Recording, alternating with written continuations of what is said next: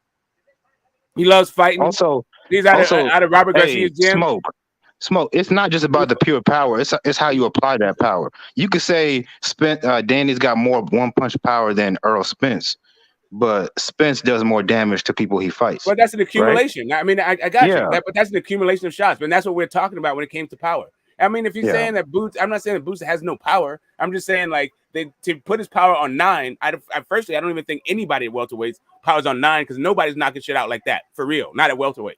But to say that he even has the most power at welterweight, I think he is up there with the guys. But I don't know that he has more power than them. I wouldn't say that Danny has more power than Boots, but I think they're about the same. I think they're about the same with Bud. I think he hits harder than Danny. Danny really should be at 140. That nigga hadn't been the same since he's been at 140. Just like Boots talking about going to 154.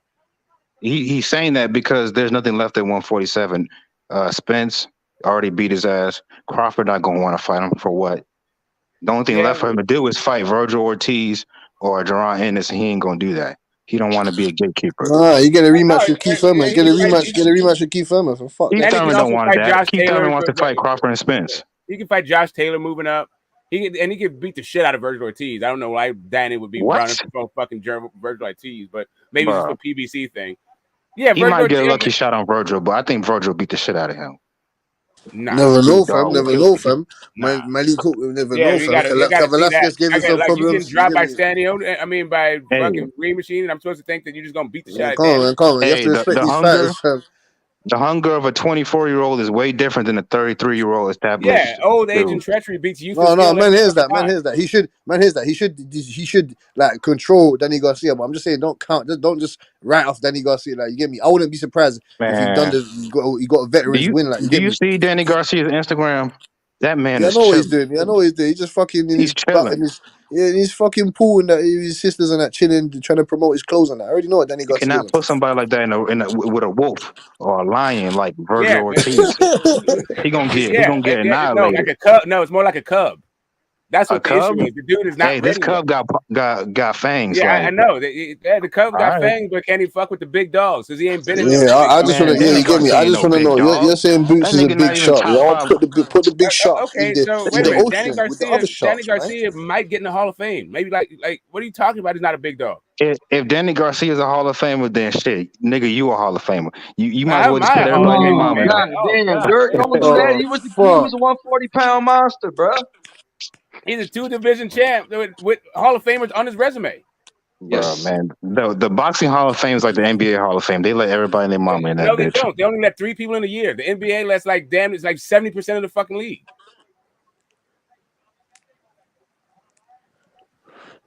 My bad. Come on, Dirk, man. Doc, don't be a modest. Dork Nowitzki. Dork. You're talking nonsense, mate. To defend that. No, I don't know, bro. You talking like Boots is Gohan, Goku's son or something. You're talking like Boots is Gohan or something, like he's gonna fucking fuck up. Yo, hold up, Boots is the future, bro. He's the real deal. I'm sick of hearing people say, go on. You explain now. You explain now. Back, go ahead, Cali. Come in, drop the Philly power. Hey, YB just dropped this video with Devin Haney. YB just dropped this video with Devin Haney. Y'all go hit the like button on that video, man. Leave a comment on it. I'll do that. Hey, that's what's up. I'm about to watch that video. It's the show. I just wanted to stop in and see that. Hey, YB, I heard a story.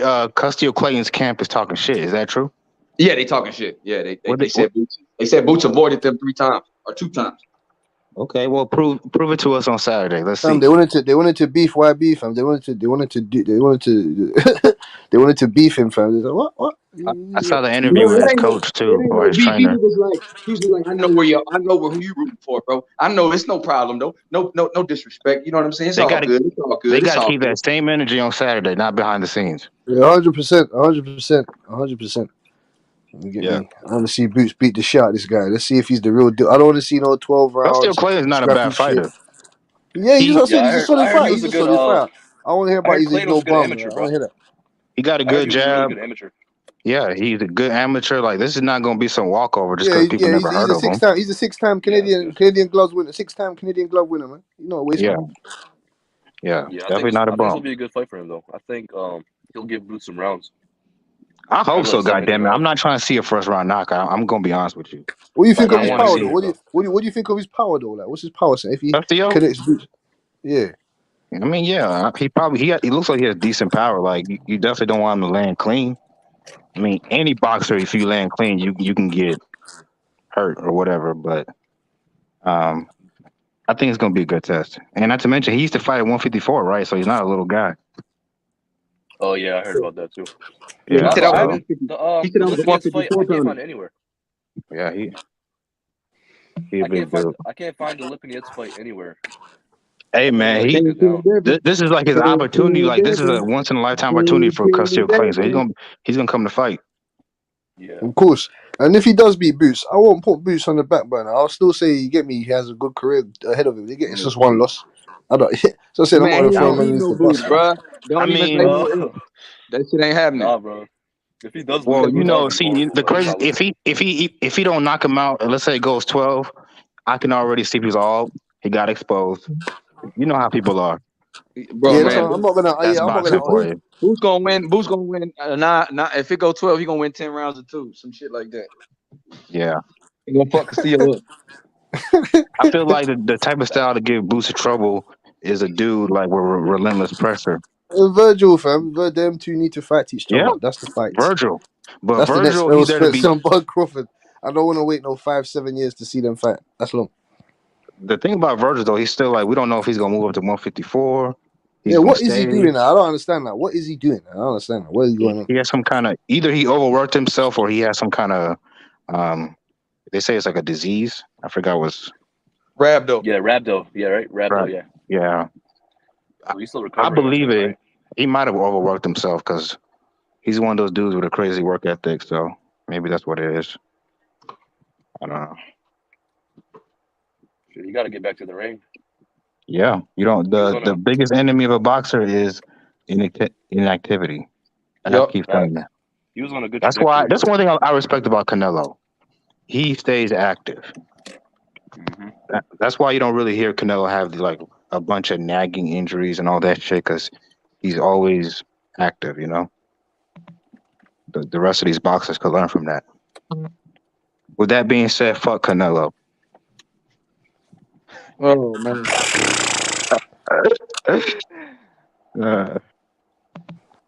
Yeah, I try to tell you guys, but you don't want to listen. And you know, Rachel had to come in and break it down. Like that shit. I ain't writing no film. Like, that shit is not even about no fucking being active and shit. That dude out there bullshitting for real.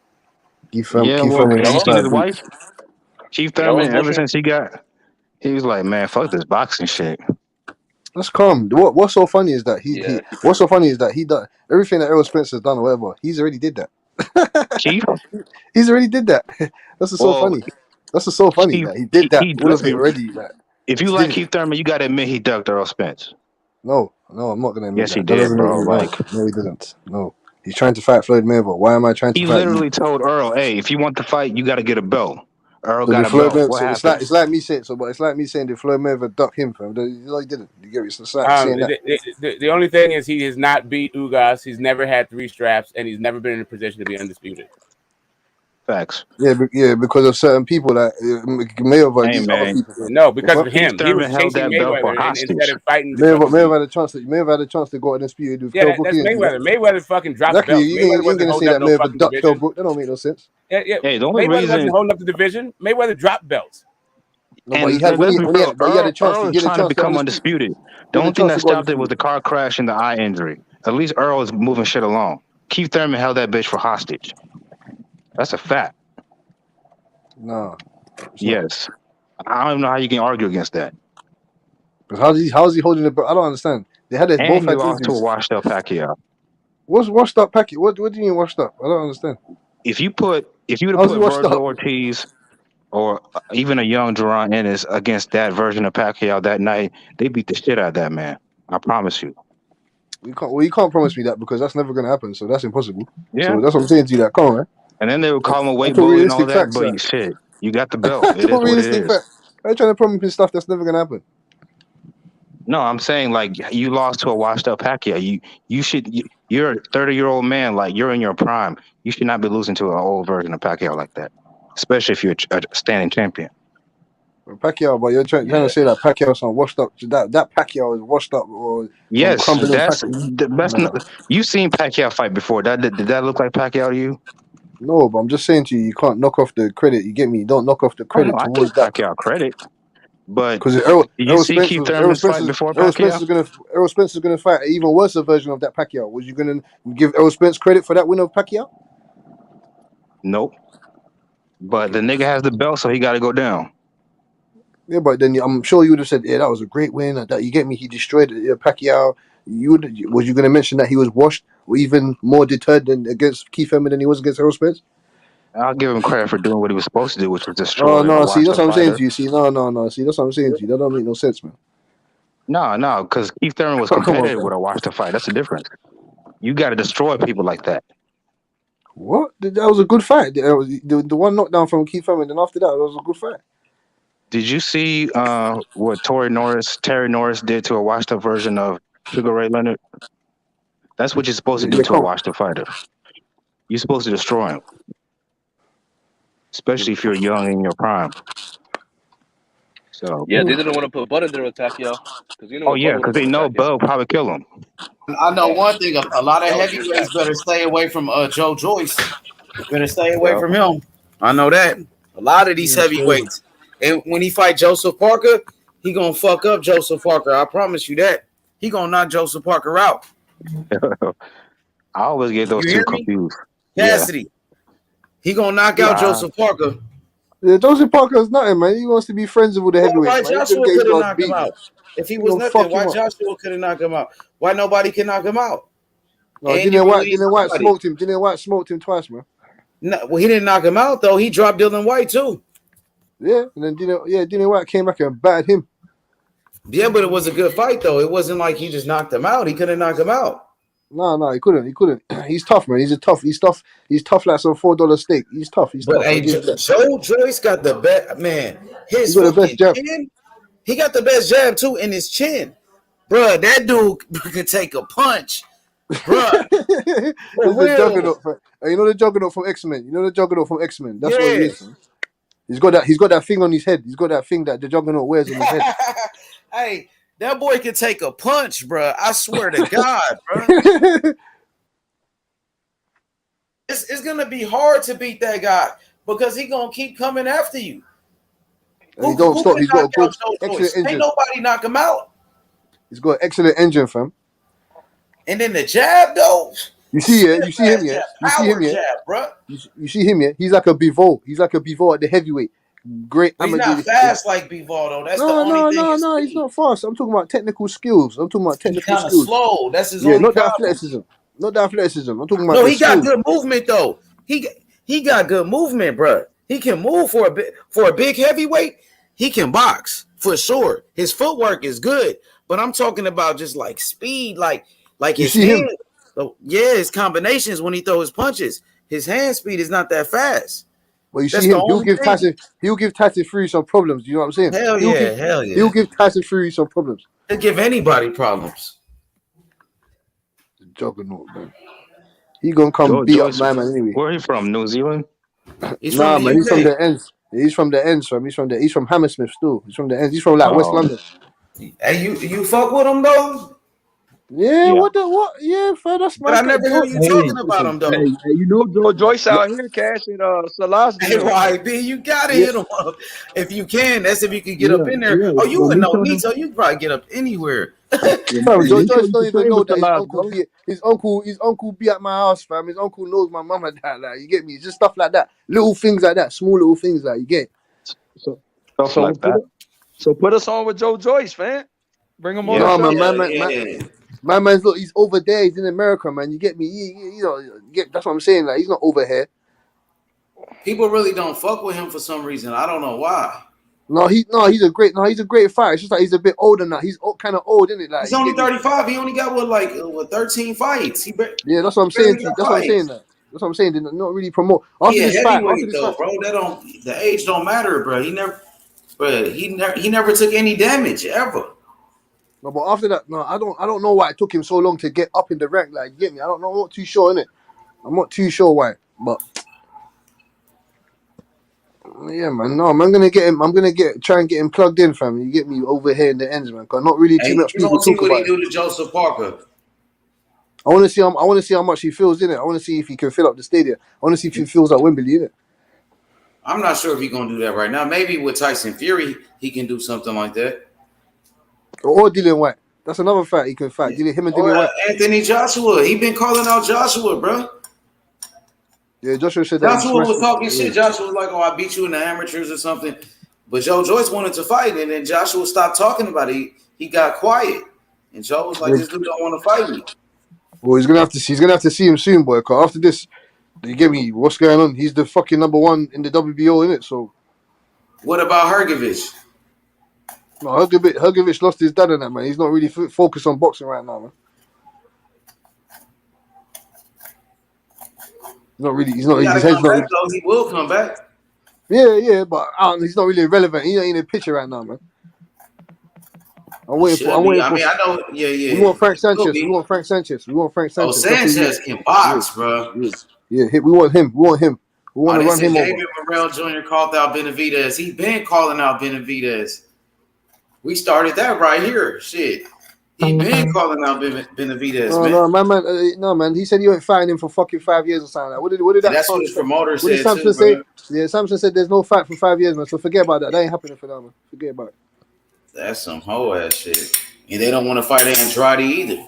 All he want to do is wait on Canelo or wait on Charlo, and Charlo ain't gonna even fight you. He just want to go back and forth with Charlo on some internet shit. They not gonna fight each other. Who you talking about? 8?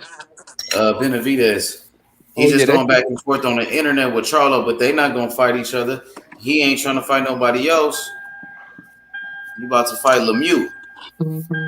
He want to fight Canelo though, and Canelo ain't gonna fight him. They building up Benavidez though. The PBC niggas they feel like they got a future star in Benavidez. They talk about Benavidez on ESPN now on First Station. El Bandera, isn't it? They was saying Canelo need to fight him. Stephen A. Smith was saying that shit. Did he say anything about? He ain't say nothing about Charlo, did he?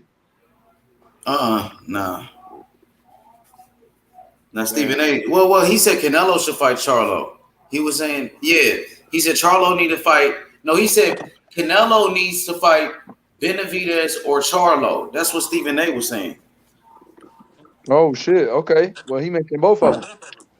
Mm-hmm. Oh shit. Should have fucking took that PBC deal. That's what he should have fucking did. I know. Stephen A. is banned as Bob Arum. What? I told you, guys. Alone, bro.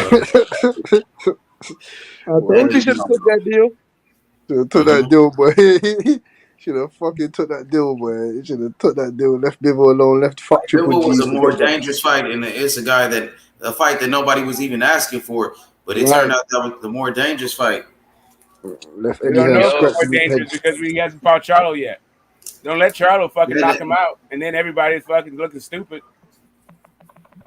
And I don't think Charlo defense is like Bivol though. Bivol defense is Charlo. Yeah, I don't think there's a lot of things that's not like Bivol. I'm just saying, if I didn't expect the power to knock him out. Now that I know Canelo is fucking out here capping, like throwing Ryan Garcia under the bus, but really he ain't fucking training like he needs to be, and he's out in the club fucking drinking.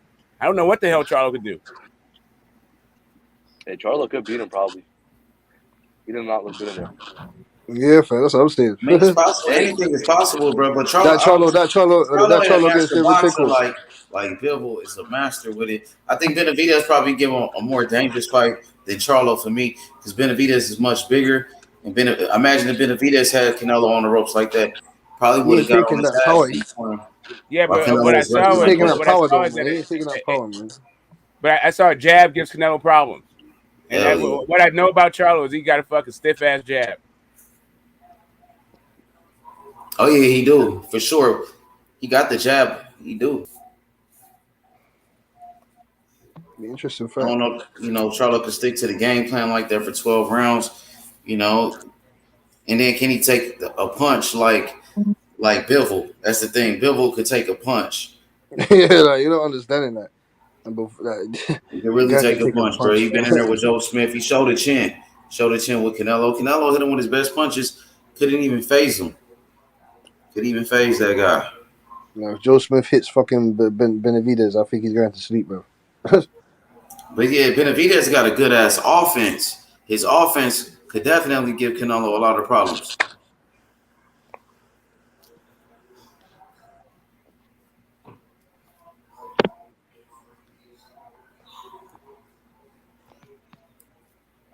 That's facts, though. H Money.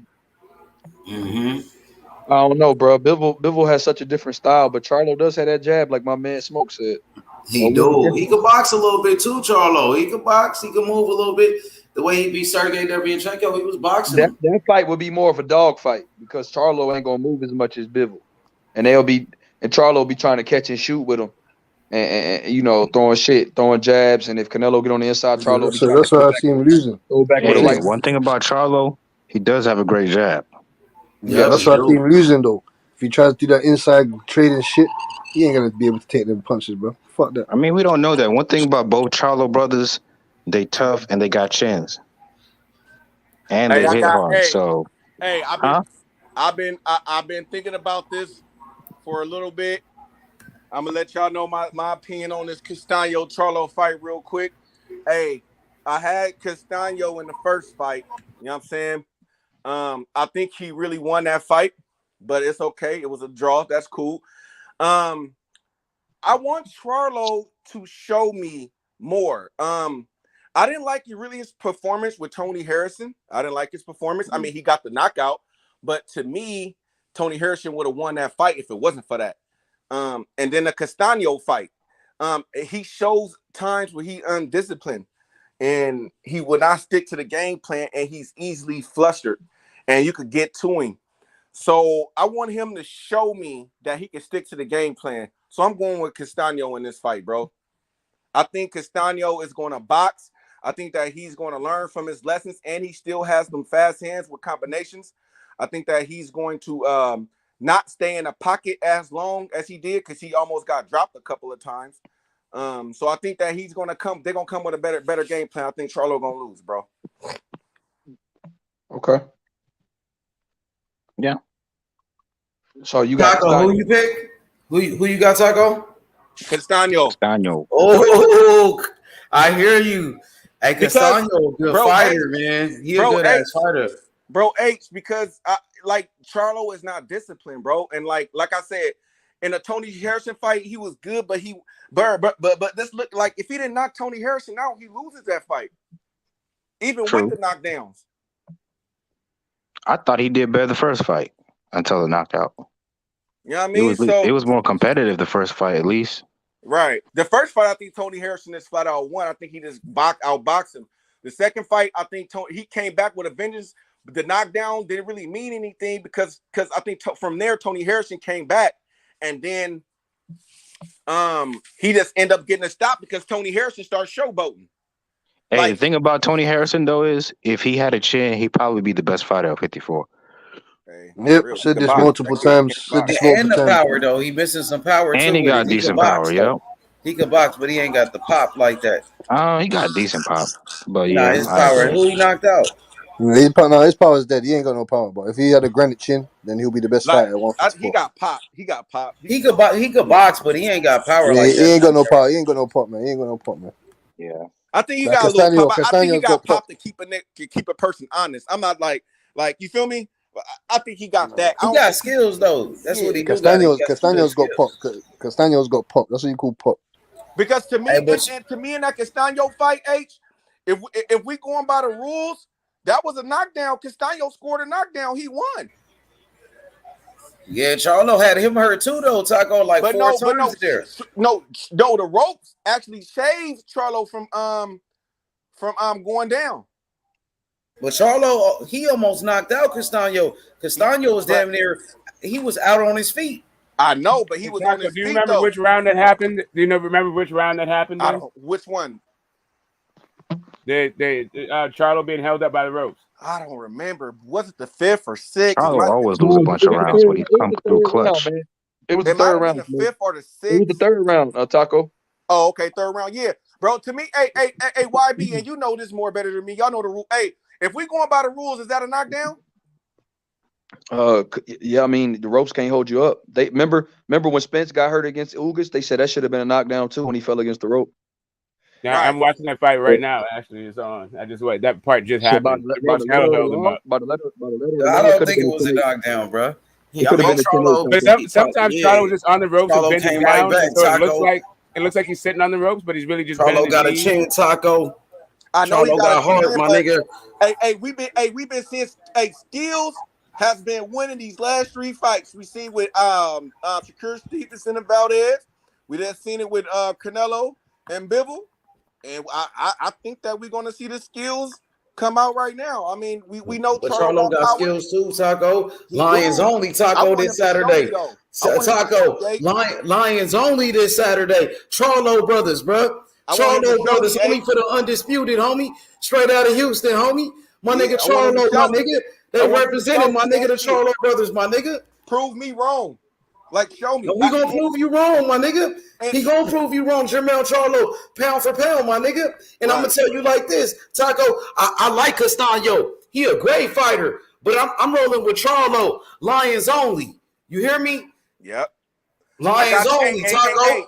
And this wasn't easy for me, bro. I swear this wasn't easy for me, bro. I'm like, man, the Charlo some real niggas. They some real niggas, bro. I can't go against my niggas from Houston. You know, they got some real niggas out there. James Prince, Pimp C, Scarface, all of them. I know, but shit, this is boxing. TYMYB. Some real niggas and my niggas Bang out there. Hey, and y'all see, and y'all see how we are not biased on this panel, man. You feel me? I'm African American and I'm going for fucking Castano. I've been going for fucking Canelo. Bro, there's no race or anything about us on this panel, bro. YB, BH, H Money, and anybody else who y'all know that really fuck with us, bro. Bro, I like boxers, bro. I don't dig into that race shit. I don't care about if he's from across the pond, nigga. If you could fight, you could fight, bro. Hey, Taco, your boy Castano got when your boy BH got Castano by stoppage, as you just seen. Oh my God. Oh, you know what that means. Let's go. He got Charlo that gonna Bivol win. pick. He picked Bivol, so he feeling good. He about to know me. Hey, BH one of them like Uncle I'm changing my pick. Fuck that. Hey, they locking and reloading H Money, bro. They restock and reload when they get a win, bro. They start going crazy, saying some crazy shit. He for sure. That was a big win, though. That was a big ass win. That nigga said by Taco, my boy, man. Most of the fighters are picking Charlo though, from what I've seen in the predictions. Warriors, Talk. I already know you watching the game. Yeah, it's the first half. I'm about to get ready to get back into it. I just wanted to come on. Warriors, Taco. Yeah, bro. I think that Boston game went down to the wire, man. That shit was over. It's like 10-15 or something like that. Hey, Taco, you know what, man? If Morant was healthy, it'll be a different type of series. And I gotta tell you, Jordan Poole, man, that was a dirty play on Morant, bro. That was dirty. Everybody know it was. They tried to take that dirty. Yeah, man. Hold up. We that got was a one dirty ass foul, bro. We got an Oakland greats kid out of this fucking series. Gary Payton Jr., right? Gary Payton second, not in this fucking series because the bullshit play on. If you're gonna call it both ways. We're not taking L. You take one of ours out, we're taking one of yours out. Yeah, we have to take get one him of ours back. out. We're taking one of ours. You don't come to our town and let We have to get him back. you out your damn. You must be out of your cotton picking mind. Hey, listen, that boy John Morant, the next Kobe, my nigga. Yeah, whatever. You don't have to prove that next season. You don't have to prove that next season. Guess what? Y'all had to injure. You don't have to prove that next season. Y'all got to play dirty like the Detroit. Now y'all going home. Now y'all listen. You take out one of yours. Injuring take out one of ours. We're taking out your guy. Now y'all like Isaiah Thomas. Take out one of ours. Pistons now. Now your general's gone. Gary Payton, nigga. So we have to return the favor. Exactly. We put bounties on guys. What the fuck? Hey, but H, man, one thing about Morant that I think that he should do, he should start working on his pose game and his shot, bro. Because man, like we know what happens when these guys is this athletic. You feel me? Like I just wanted him to get a shot, bro. So he don't got have a shot, nigga. He gave y'all 47 points. I'm talking about a consistent because going to that basket, he is so super athletic. You know who you almost remind me of? A Derrick Rose, bro. And I do not want to see him going through that shit, bro. Nah, man. Derrick He's like Rose. Kobe. He's Derrick like Kobe, Rose. bro. Hold on. Man, there's a name that doesn't get mentioned Don't play much. nothing like Kobe. H. Hold on. Nah, he's like Kobe. Hold No, on. he Hey, not. people forget about Derrick Rose, Yes, though. he is like Kobe. Hold on. People No, forget he's about like Derrick Iverson. Rose. I've been telling niggas about Morant when y'all was saying he wasn't shit. Hey, Derrick Rose. That's Derrick Iverson. Rose won an MVP in his third year over LeBron and Kobe and hella other niggas, bro. Dwight Howard.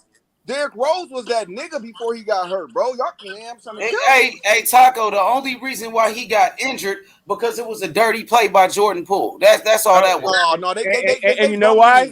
And you know why that happened? Because you rolled up into the Babe messing with Gary Payton's kid. Okay, it happens. Wrong move. Absolutely the wrong move. Taco, Curry. We already know about Curry. We already know about Klay Thompson. The Warriors, they gonna win it all. They about to win a championship. Hey, I'm scared of Boston. I ain't gonna even lie, bro. I'm scared of Boston. Nah, hell nah. Bucks, like really. As long as you got Curry on your team, Boston down 3-2 now, bro, because the Bucks just came back and won. Top. Oh, got this nigga. Let's go. Yeah. Debo about to pay me my bands, bro. All right, hey, y'all get back to boxing, man. Y'all get back to boxing, man. I get back on later. If my niggas, if we lose, I ain't gonna be too mad. So I'll come back on later. Hey, Taco. I was at game 4. I was at game 4 the other day. That was lit. Yeah, that was it. When Morant didn't play, you missed out on Morant because somebody injured him. Nah, I caught Draymond. I caught that defensive play, like running all around the court. I saw what I needed to see. I saw Curry. I saw Clay get off the bench, 1 touch, 3-pointer, no dribble. I saw Otto Porter light him up. I saw we had a pool party. Teardrop, left-handed teardrop. Hey, what's up with my boy Wiseman though from Memphis? James Wiseman, he's still injured. Smoke, y'all had a pool party. Smoke. Teardrop. Exactly. Yeah, we had a pool party. Then Jordan Poole showed up, baby. Telling y'all what it is, bro. What's up with my boy James Wiseman from Memphis? Hey, Kingpin Smoke was at the game like a boss. Playoff seats. Yeah. Kingpin Smoke was at the game, bro. He saw it live. That's what I'm telling you. It was fun. And it's my first time at the new arena. I'm going back for the next series too. You gonna be back in for the Western Conference Finals? Oh, of course. Right there, you'll see me. You'll see me right there behind the, you know. Let's see if you don't win. Let's see if you don't beat them. Let's see if you don't beat them. Oh man, Phoenix and Golden State, bro. Oh my God, I can't wait for that. There you go. I see Devin Hold on. You have to think about fucking Memphis. Yeah, no, Memphis season has like 1 half to go. Yeah, Steven Adams is not going to do it for you. Like, yeah, Marfan syndrome, that's not going to help you right now. You need some shooters. Giannis Antetokounmpo is going to win. Where's Debo, man? You're going to owe me some bands as well, fam. Owe me some bands from Bucks. Cutting shoe, you know. Giannis Antetokounmpo, the Nigerian monster. Yeah, that's the team I'm afraid of. They're big. They're big as fuck, and they can shoot. Yeah, fam. We don't want to see Giannis in that, man. Holiday, Middleton, Grayson Allen, Connaughton, all them monsters. We're playing cool, but we're playing a lot of hero ball. I don't like it. We pass, but people are like pass the rock like it's a hot potato. Nobody really want it. Like, bro, anyway, ain't nobody gonna beat them, bro. The Warriors, they got the best team in the game. No, Giannis Antetokounmpo. I'm about to sacrifice my voice. I know that. Giannis Antetokounmpo, man. He's not better than Curry. Giannis can be stopped, bro. He can't shoot. We know he can't shoot. He can shoot. Nah, not like that. No, obviously not like that. But Not Curry like can't play. that. Curry No, can't play. he can't shoot it Curry like can't that. play no defense. Curry But can't play no Draymond defense. Green will get up on him though. He would. Draymond For sure. Green. And my boy James Wiseman, straight out of Memphis. My boy Wiseman out of Memphis gonna give it to you now. Steph Curry can't play no defense like Giannis though. Yeah, he got defense for sure. Yo, what's up, my boy Historian? What's good? So you said Charlo gonna get knocked out? Yeah, what you think? I mean, Castano won that fight, and that should have been a damn knockdown in the first fight. But regardless of whether it was a knockdown or not, they robbed him on the scorecards, bro. I mean, that was 7-5 all the way. I don't see how. Look, they both hurt each other, but I don't see how. Like, I don't see how guys like in general. 'Cause I see a lot of people in general are picking Castano or Charlo to just easily just walk over Castano. I don't see how. And if he won the first fight, what makes me think that he couldn't win the second fight? So that's how I'm looking at it.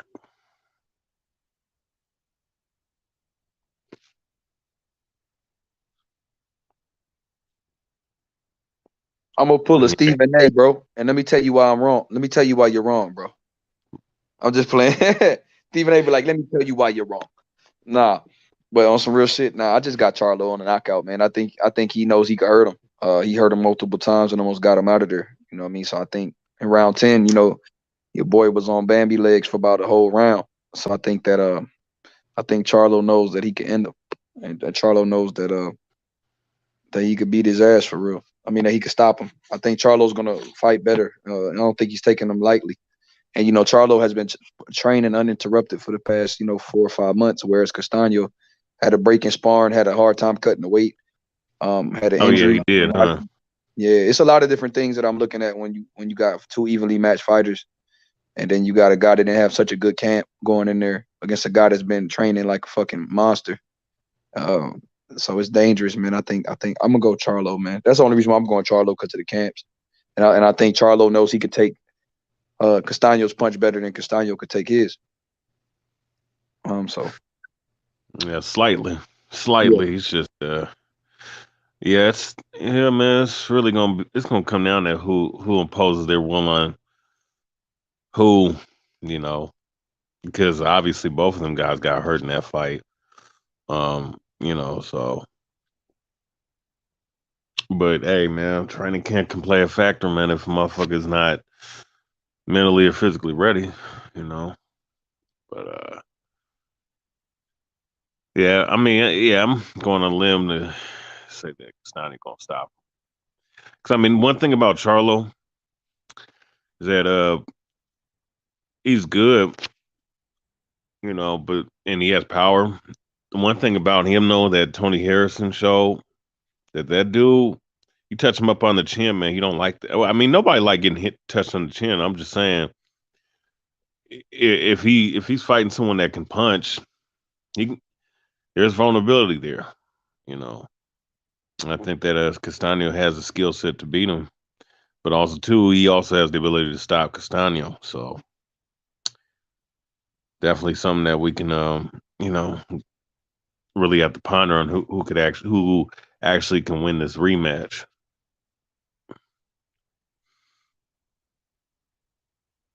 What, you know what the odds are for that, fam?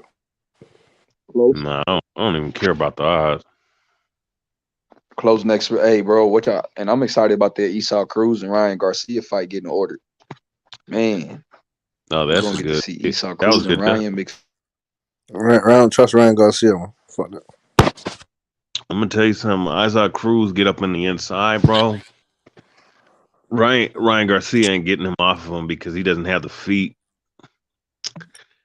And I don't be honest with you. I mean, he has fast hands. He has good punching power, and he has a left hook to the body that's pretty good. But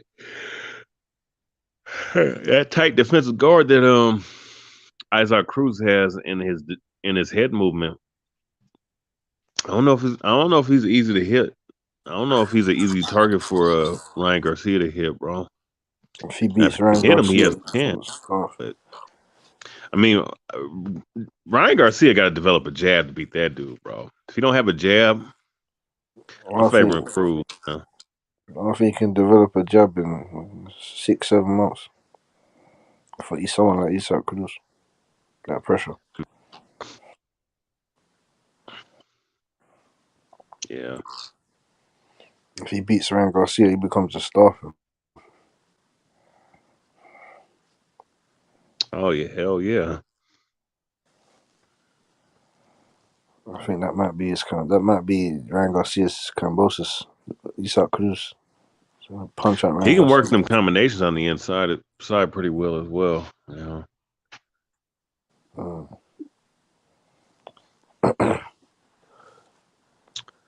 Isaac Cruz. It should be a 135, isn't it? Hmm? It should be a 135. Yeah, it should be 135. Because he weighed 140 his last one. 139.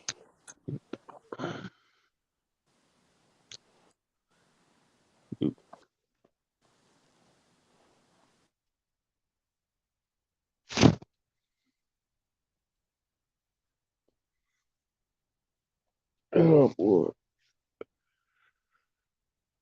I'll just hopping off for a quick second to say that though. I got some shit to do, bro. Peace. No more historian.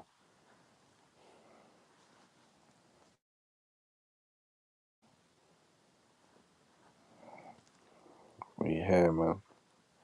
Hit that like button. Cassidy, what's up with your boy, man? Because I be listening to you, man. You be telling me about some fighters that you be watching, fighters that you like. Now you mentioned to me Christian Mbili, right? This guy looks like he's a big puncher. He looked like he got power, bro. He looked like he a knockout artist. This dude, he's explosive, bro. So tell me what you know about Christian Mbili.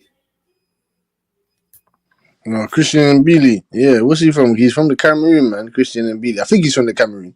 I'm not too sure, fam. Man, what you know about this guy? You've been talking about him. You've been telling me. You said you want to see Morrell probably fight this dude. Yeah, I want to see him. I want to see him rocking, man. He's got good power, man. He's got good power, fam. He's got like 20 knockouts or something, man. Like, yeah, if he's got like 20 knockouts in 20 fights or something, like that, he's got good power, man. He's got a good Olympic background and that, fam. You get me? He's a good boxer, fam. He stepped up in this competition, fam. He went 10 rounds with Ronald Ellis. I watched that fight. He went 10 rounds with Ronald Ellis. I watched that fight. Then he stepped up in competition. He fucking punched that Momadi guy out. He punched him out the way, fam. That Momadi. I think Namjad Momadi.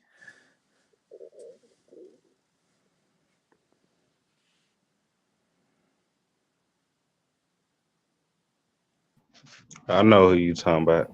Yeah, that motherfucker hit hard though. Yeah, that motherfucker hit hard, bro. I've been seeing his knockouts. Been some devastating knockouts, nigga. You might know about Namjad Momadi. He stepped up in the competition in his last fight, innit? I've seen that is? Some next French boxer, innit? Some next French guy, man. Cause look, me and Smoke last night, we was just breaking down the biggest punchers in the sport. I gotta put Mbili in there, man.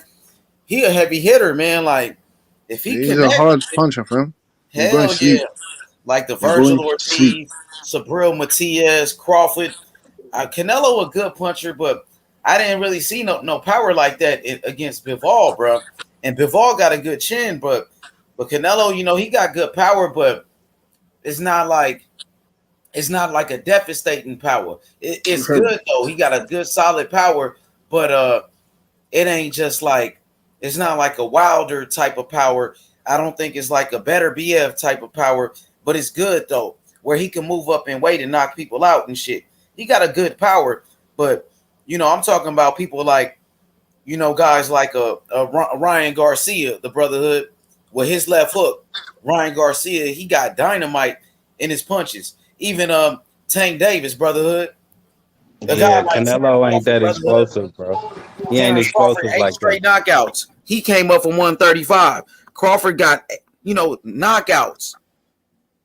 He knocking motherfuckers out who never been knocked out before. Terrence Crawford. So he gotta be on the list. I think Nakatilia, he just knocked out Burchell. He fought Shakur Stevenson. He looked like a big puncher. For real. I think Triple G, D the Truth was good. I think Triple G got real power. You know what I mean? I think, of course, Deontay Wilder in a way. You know what I mean? Tank Davis. What y'all think about these? What about Tio?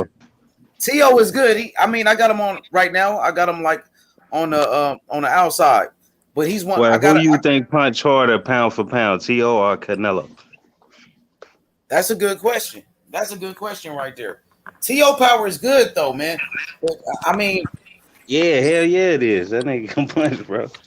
A lot of people don't like Tio, but Tio can punch. I get the Tio.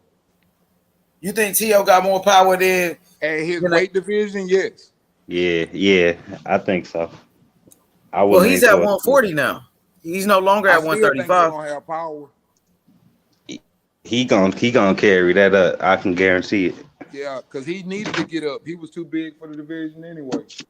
Well, we gotta see it though, because his last two fights at 135, he didn't get a knockout. He dropped Kambosos, you know what I mean, but he wasn't able to finish him. He couldn't drop Loma, you know what I mean, but but Lomo didn't want to get in that He heat kept either. Lomo running though. Exactly. Lomo didn't want that heat. What about Kambosos? Oh, Kambosos was running. What about his Nakatani fight? He broke Nakatani's face, Kambosos was fighting real careful, bro. Nakatani was too. He didn't give a fuck, bro. I thought when he fought Kambosos, he came out with the wrong game plan, and he didn't get the knockout in the first round. He talking about he gonna knock him out in the first round, and he threw all his punches out in the first round, and he got caught. So he was really messed up mentally. I think he was hurting Kambosos though in that first round, bro. Kambosos was scared to death, bro. Yes, then he got was. comfortable. Yep, you're right, bro.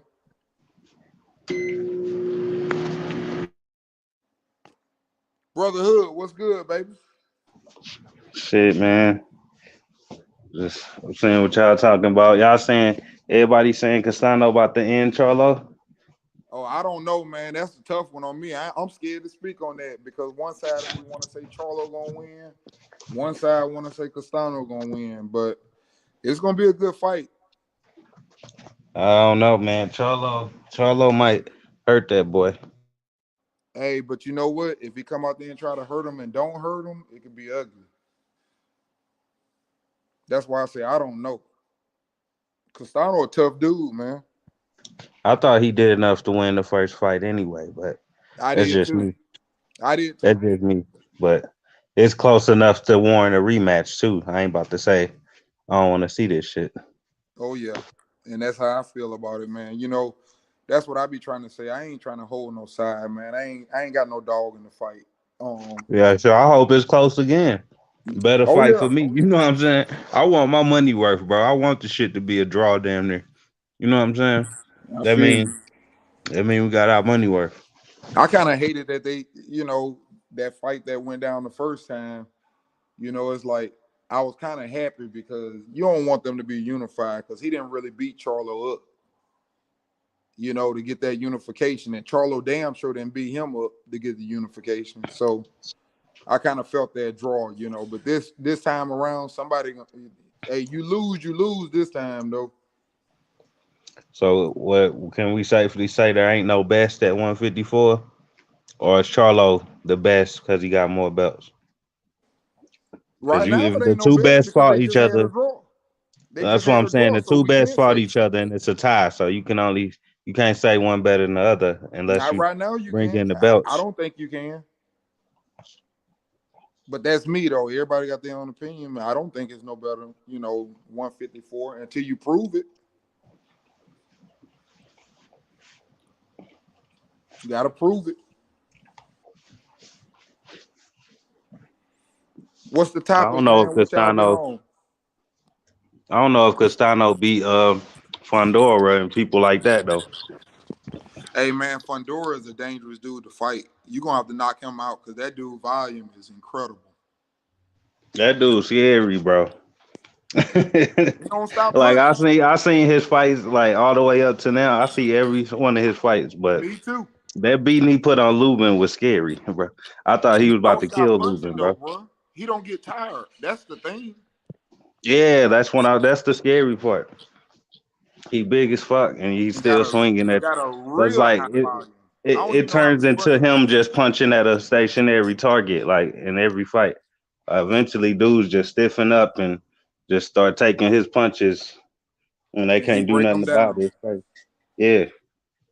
Yeah, I like him, man. I can't lie, man. He's a good fighter too. But it's gonna be interesting to see him in there with somebody like, you know, it would be interesting to see him in there with Charlo. I wonder how he would take. I want to see him versus. I want to see him and Harrison because one day on the same card. That's what I'm just saying. That's what they building up because they was on the same card. The winner of them two fights, you know. I don't think that's. It was Harrison versus Garcia, and Fundora versus Lubin. So maybe the two winners were supposed to fight each other. I don't think Harrison got a chance against him. I'm gonna be honest. I think he do. Nah, He the one. He the one that's actually gonna box like you supposed to do. You know what I'm saying? But can you box somebody longer than you? Harrison pretty tall himself though. Like, and Jamonte Clark did it. I think Tony Harrison could. But Fundora got better since then. Since that fight with Jamonte Clark, he's still learning how to use his height and shit. I bet money on that fight that he gonna get Harrison up out of there. I bet anybody. I'm letting you know right now on the panel. Ain't Tony Harrison Fundora nice, bro. He's getting better too. Well, Harrison taller than I don't know Charlo. what he'll do with Castano and Charlo, but if he fight Harrison, I promise you, I bet money on that fight. The styles ain't gonna be good because Fundora gonna bring that heat to him, and Harrison got two problems: his chin, and he gets tired. That's two bad problems for me. I can't bet on him.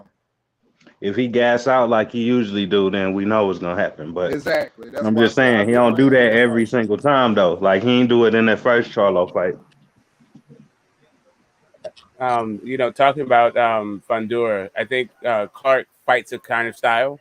Like he was also tall as shit, but he also fights a style that's gonna give Fundora problems. I believe it's just that there's not a whole lot of 154 pounders that fight that way. That use lateral movement and the outside apron in that fashion. But if you did, you'd have a ton of success because Fundora with his long ass fucking legs got to reset before he throws all his fucking punches with any kind of like intentions on it. You think Harrison could beat Fundora, Smoke? Nah, Harrison's a little bit too flat. Like he's nice with his defense and all, but he's a stationary guy. Who was you saying that would give Fundora problems? No, I was talking about a style, not a person. Yeah, right. It's like the guys, like all the guys at 154, especially the top guys, are all basically stationary. They're all like kind of right there for you. So like Fundora should have a feel like he should be fine.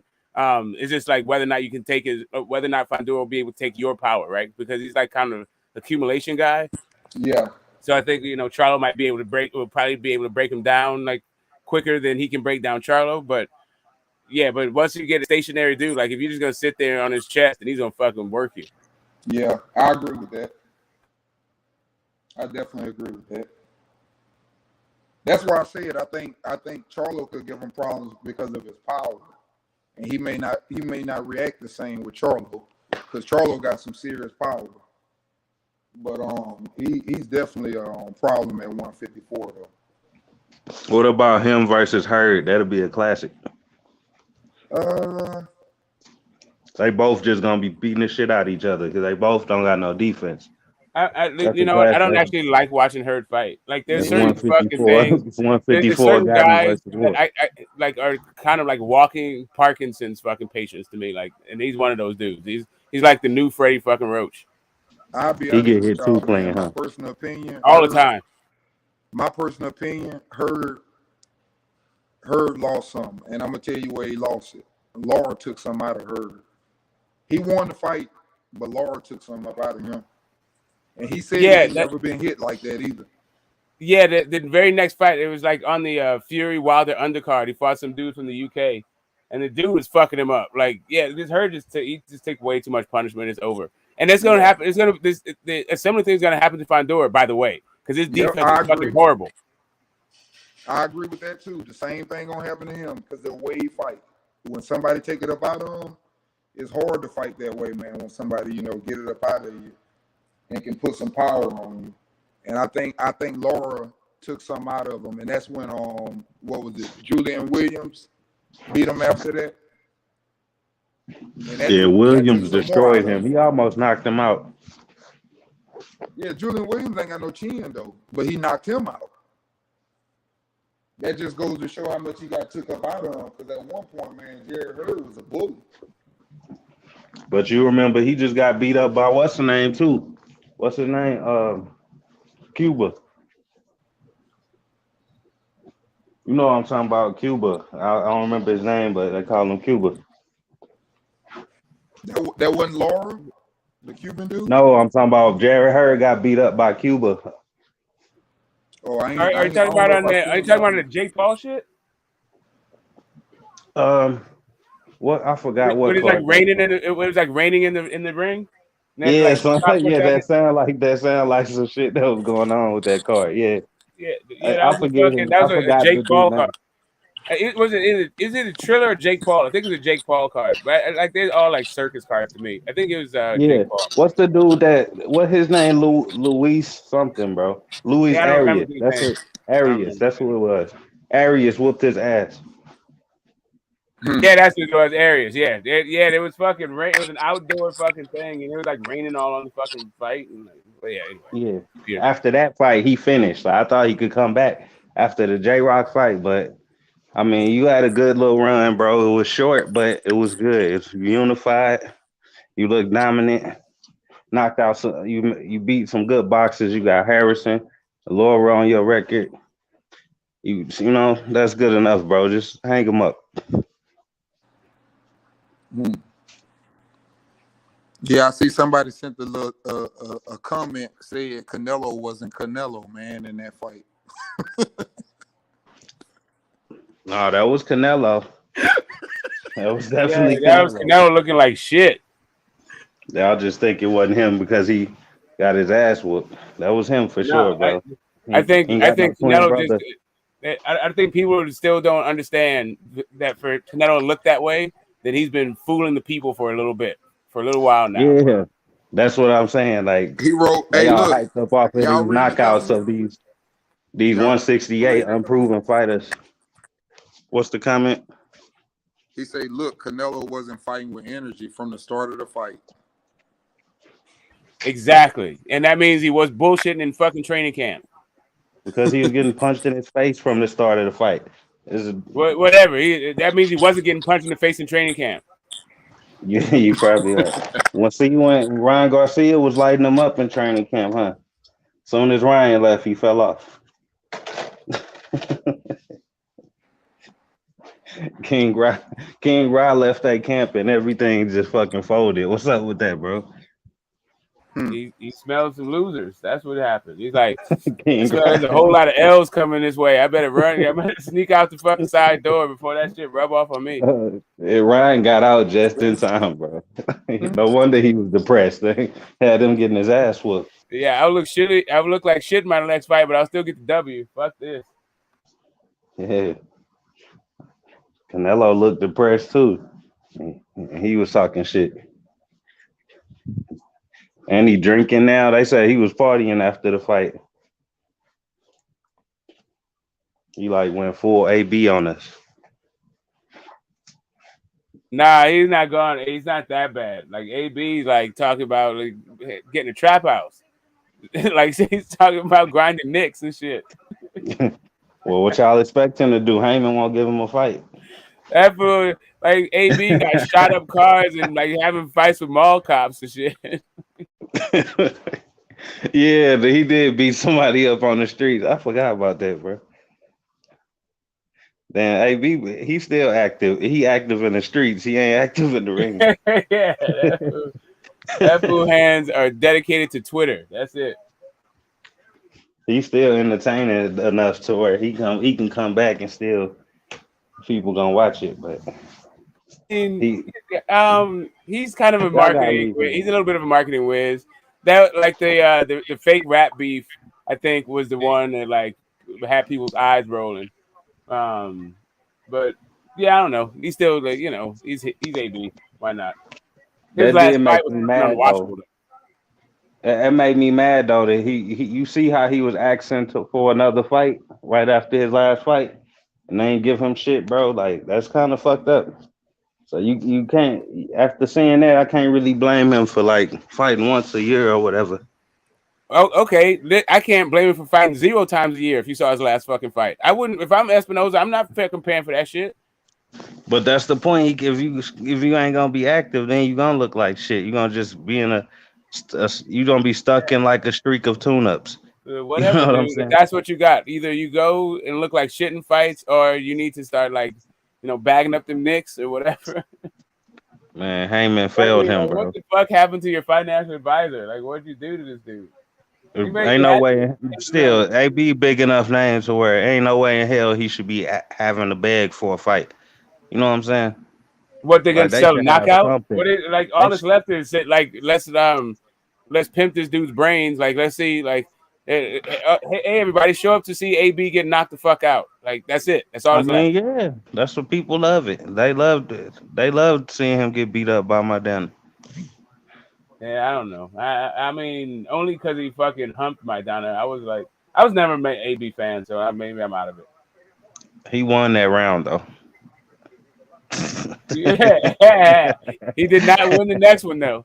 The next one, he pissed off a grown ass man. Like, man, you play out here playing these little kid games.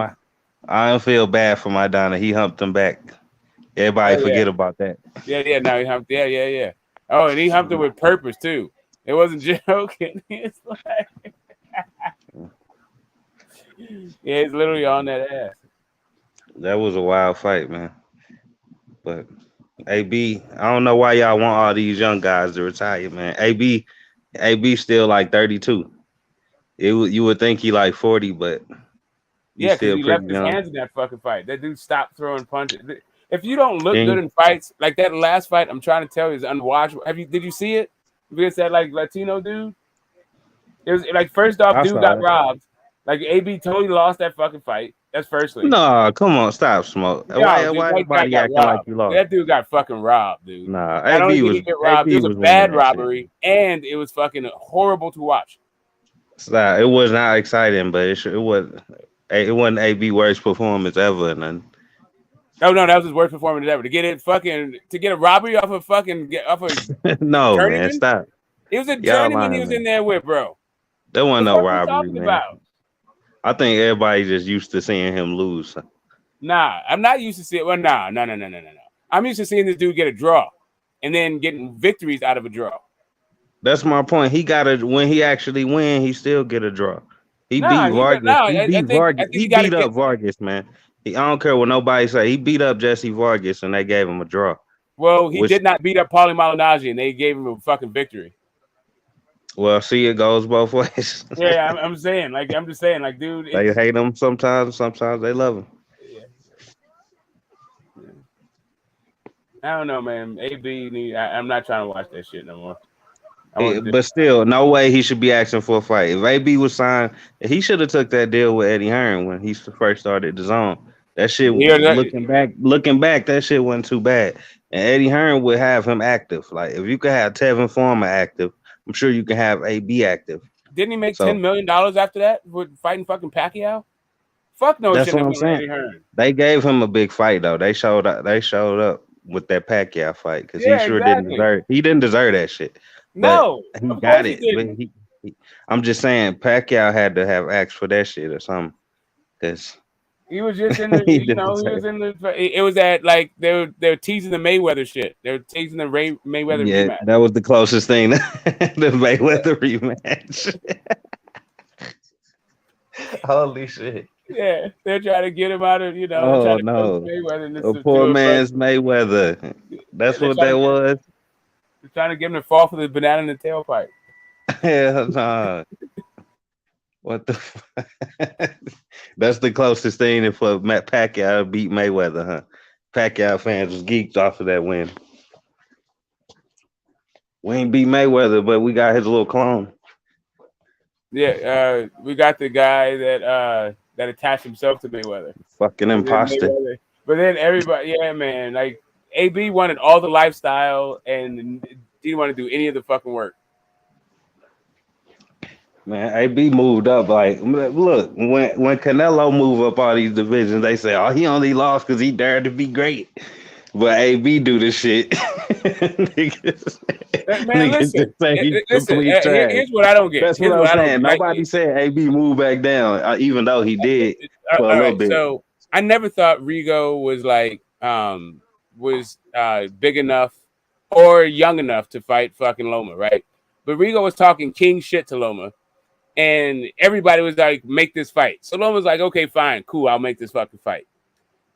And then he showed up and looked like straight shit, like shit the bed. Didn't do shit, didn't do anything in the fucking fight. And then he slunk off. Sure, he had an injured hand. Okay, fine. Man, like Canelo moves up. This dude looks like straight shit in the fight. And everyone is like, yeah, he was just like trying to, just bit off more than he could chew. Shit like that. Like, bro, like it's cool. Yes, you bit off more than you could chew, but you didn't even fucking show up to fight. After wasting all of our fucking time talking about like how you're gonna do this and do that, you're gonna fight better beef afterwards after you clear up your fucking contract. Instead of doing all that dumb shit, why not fucking be dedicated to the fight fucking in front of you and don't show up looking like fucking shit? Do something in the fight. That's all I'm saying. I'm like, let's keep the same Canelo was standard. suspect. Look, I knew he was suspect at that weight when he was saying, y'all just want me to go to 175 to lose. Nobody told you to go to 175. Literally, nobody asked you to go to 175. That was the funny part to me. Like, nobody asked you to go there. We was asking you to fight smaller guys, but y'all wanted to try to fool the fans, acting like you fighting bigger, tougher guys, and you actually fighting big, weak motherfuckers. You know what I'm saying? Big, useless motherfuckers. So y'all wanted to push that narrative, and we've been asking you to fight middleweights damn near for the past 5 years. But crying about us wanting him to move to 175. Yeah. Yeah, like he was crying like we was begging him to fight Turbiev just to see him lose. No, we asked that shit because you moved up there, you know, and made it a conversation by moving up, and nobody asked you to move up. That shit is crazy. You want to see the boxing scene article, bro? Look it up. Y'all just want me to move to 175 so y'all can see me lose. He was crying like a little bitch. He knew he was gonna lose, I guess. Nobody asked. Have you guys ever seen the Jon Favreau movie where he plays Rocky Marciano? Nah. What the fuck? I've never heard of this movie. I'm just like flipping through the shit and I just came across it. Like they got Jon Favreau in it. What the man? How did this dude get fucking famous? I don't even get What the fuck? What is it called, bro? Rocky Marciano. Hell no. Yeah. It's the one, huh? Hell no. I gotta watch that, bro. I love watching a little cheap boxing movie every now and then. Yeah, man. I'm looking for the King shit, but I can't find it. Wasn't it a Showtime documentary? I'm about to play some fight. I'm about to play some fight night, y'all. Yeah. Why y'all be playing that fight night still? Yeah. Tommy Temper and putting up personalities. Yeah. My video game playing days are over. My boys like broke my fucking thumb. Not like literally, but like playing fucking games with them, trying to bond with them. I still be on the 2K though. You know, I gotta play with Curry. You know what I mean? Yeah, I play like 1 or 2 games now. I gotta play with Curry, you feel me? And Morant, you know, Ja Morant, the next Kobe. You know what I'm saying? Come on now. And I still fuck with the NFL though, the Madden. Still gotta fuck with the Madden all day. But I just beat up Canelo on that fight night with Bivol, bro. That's how the rematch gonna go. That's if he take the rematch. Yeah, well, yeah, I forgot he said he ain't going back up there. The Bivol better not go down to him though, man. That's fucking stupid. Like you already got played and like you wasn't the champion, and then you gonna still go by his demands and shit after you beat him. Oh wait a minute, Canelo said no more 175 for me. You gave it up. That's what I seen being reported, but I've heard other things. I'm gonna stick to that though, because that's what I heard first. Yeah, take your little ass back down there. Where you don't Go have to to 160. train Go to 160, bro. You can be a rancher. Now that's a bad look though, man. You talk all that shit. Oh, I already conquered 168. I don't need to fight there no more. Y'all don't tell me what to do. Now you trying to go back to 168? Nah, fuck that. Stay your ass right there at 175 and fight Bivol. That's what you on the Brotherhood plan? Get your ass beat to the middle of the division. Work your way up. Get your fucking $100 million ass whooped like 12 times in a row. No, I want the middleweights to beat his ass back up to 175. That's what I want. Y'all got it backwards. They gonna beat his ass and he gonna go back up. He's like, shit, I was better off getting my ass beat by Bivol again. Wow, what man? Listen, if he ain't safe. Look, Canelo ain't safe nowhere no more. Fanboys done turned on him. Hey, Canelo ain't safe. I'm talking about fanboys turned on him now. He got Charlo at 160, Andre at 168. He got fucking Turbiev at 175. He ain't got nowhere to hide. And he got Bivol that'll chase him anywhere, apparently. Canelo fucked up bad, bro. He pissed a lot of people off. Triple G not still for taking the wants fight, but for showing up unfucking paired. And you talking about you're a fucking ATG face of boxing, and you out there fucking chilling, slacking on the fucking training camps. Like what the eating fuck? beef jerky and shit, bro. Yeah, Like, man, that's the worst fucking performance since fucking Andy Ruiz, your other fucking stablemate that came in to his fucking thing unprepared. What the fuck? Ruiz did better than that in the second AJ fight. At least Ruiz, man, Ruiz did better than that. I think he didn't. No, he didn't. No, he didn't. No, he didn't. Canelo didn't even hurt Bivol. He wanted to stay at 175 so he could party and do what he wanted to do. He ain't got to worry about making 168. 175. Yeah, for real. Exactly. You know? Exactly. Yeah, he ate his way I out. just said this, fam. What the fuck he did in the fucking show after he got his face punched? He didn't want to train hard like he usually do. So he wanted to fight at 175. Yeah, fam, he got amped, fam. He got gassed. They stuffed all the belts up his ass, fam. Say, yeah. He got amped. Eddie and also filling his head up as well. Yeah, that's what I'm saying to you, fam. He got excited. Eddie Hearn kissing his ass too. Yeah, Eddie Hearn kissing his. Eddie Hearn fed him to his fighter, so Eddie Hearn don't give a fuck because now Bivol is a star, and that's his fighter. Eddie Hearn's scratching his head. Eddie Hearn's scratching his head now though, because he knows he got. Fuck, man, fuck. He fed him to his fighter, bro. He paid Canelo all that money so his fighter could beat him. Oh, that's the worst thing. Eddie Hearn goes home the winner. He's the winner. Yeah, he walked away with the winner. Bivol, that's his fighter. But he's more. But what's so funny is that he's more close to Canelo Alvarez, so that's why it hurts even more. He just been fanboying for him. A lot of people been fanboying for him too. So it is what it is. All that shit coming to an end, bro. Yeah, I'm happy he got smoked, man. Now it's time to open up the fucking division. Open up all these guys' eyes that they need to fight each other now. You get me? Canelo Alvarez gave up another loss, man. Fuck that. He lost. Let's move on. You get me? Everyone can fight each other now, hopefully. Benavidez, Andrade, fuck it. You lot can't beat it. Like, it's over now. Like, you get me? He's holding. They said Memphis up by 20. Memphis winning by 20, Smoke. Damn, look like y'all got to come back. What the fuck Triple G about to do? That's what I want to know. He should be unifying the division. That's what he should be doing. After that Shulecki fight. But he ain't. We all know he ain't said he is. None of that shit, bro. Like, ain't nobody got no pressure on Triple G. He can do whatever the fuck he want for some reason. But everybody else got to unify and all this stuff. And exactly. He just unified with a paper champ, though. He picked the worst champ in the division that just got elevated to fucking. He got elevated. He went out there to Japan to fight him. I don't care. I'd rather see him fight. It's true still. I want to see money to go do that bullshit to go fight that. I'd rather see him fight Munguia over Murata. Murata is fucking. But I want to know why didn't they go duck down Murata though? You get me? Why didn't Charlo and Andrade? All these Murata wasn't trying to fight them. Murata wasn't trying to fight nobody like that, bro. He was trying to fight Triple G for some money. Yeah, Murata he went straight to Triple G when he got elevated. So then that's what I'm saying to you. Triple G now needs to go fight fucking Charlo. That's the next fight now. That's it. Triple G ain't trying. He ain't Castano, trying to fight Charlo, Terence Blanco for L Spence. Charlo just offered him like $25 million last year, didn't he? Triple G don't fight Charlo. I'm gonna get mad. That's what I'm saying. I'm gonna get mad. No, Charlo gave him an offer last year. Everybody forgot about it. Yeah, that Canelo fight is off the table. So when Canelo make an offer, nobody forget about it, bro. Niggas bring it up 4 years later and shit. But Triple G get a pass. Exactly. I'm tired of that motherfucker, man. Yeah. So what's gonna happen? Selecki's gonna beat Charlo, then he's gonna go fight Selecki for the belt. No, he ain't gonna beat Charlo.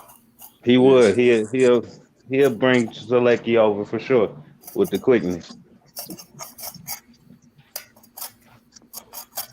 That's the next fact. After Charlo gonna knock him the fuck out though. I want to see Andrade get up in the mix, bro. I don't know how that's gonna happen. The next fight should be unification for Charlo and Triple G. Nah, next fight should be Who fighting for the WBO vacant belt? That's what I want to know. Oh, what? Oh, yeah, what? Hold on. Okay, Andre it is. vacated. That ain't vacant, man. What?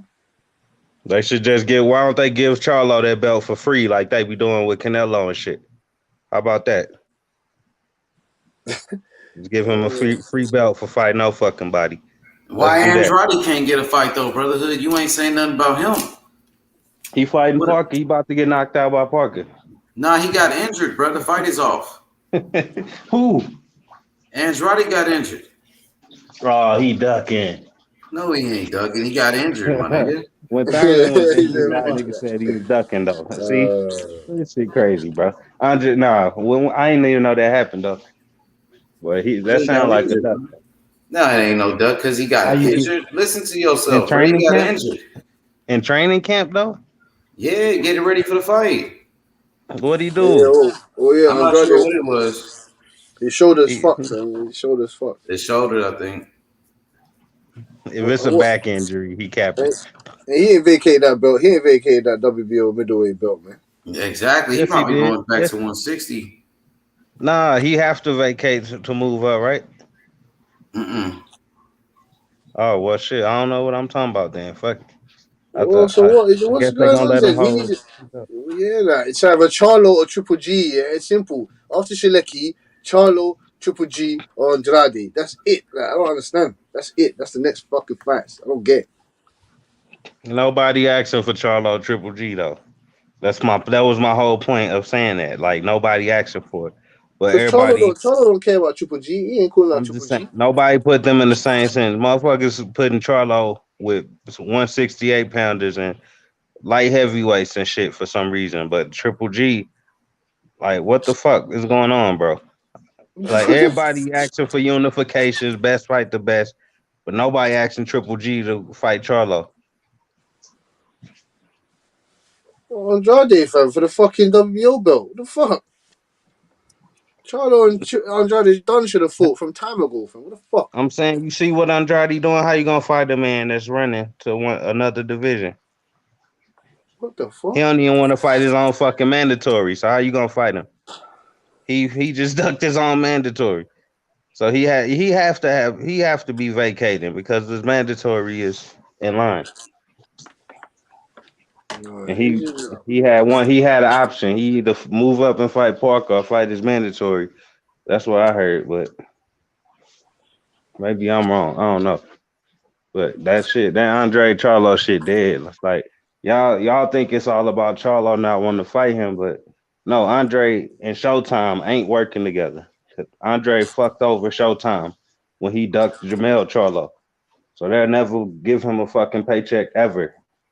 And who does Charlo fight for? Jermell Charlo? Showtime. That's the problem. It ain't about nobody wanting to fight each other. Andre the fucking idiot and pulled out the fight a week before the fight. Now I want to do business with him. Well, I can't blame him. Well, I think was it Akmadali? Yeah, not Akmadali, man. What's his name? Diggum and Zanabek gonna be for the WBO belt. You know, I think Andrade is gonna that belt's S.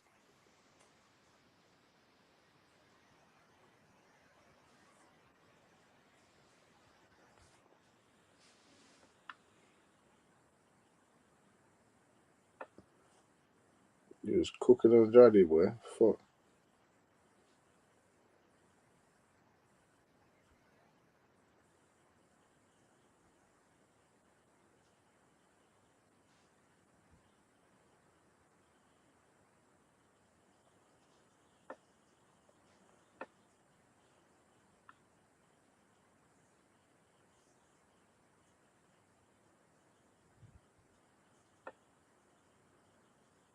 Yo.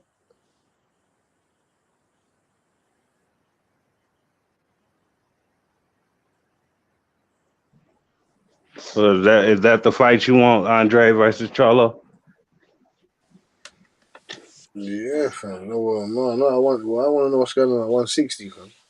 He's got the WBO belt 160, but it seems like he's vacating it, and then that Zanabek and that Diggum gonna fight for the fucking belt, innit? Yeah. I don't see who he gonna fight at 168. Even like if he beat Parker, like who next? Somebody we don't want to fucking see. You know what I'm saying? 160 and 168 trash, man. It's not trash. It's just that they're not fighting each other. That's what it is. No, it ain't that. It ain't that. It shouldn't be trash. Just because the top 3 or 4 guys ain't fighting each other, don't mean every fight should be a fucking mismatch. That mean the division ain't deep. You know what I'm saying? The division is deep though. There's bare fighters there though. Who? I can name you 10 fighters that are in Like each. people acting like I can name you 10 10 fighters in each division.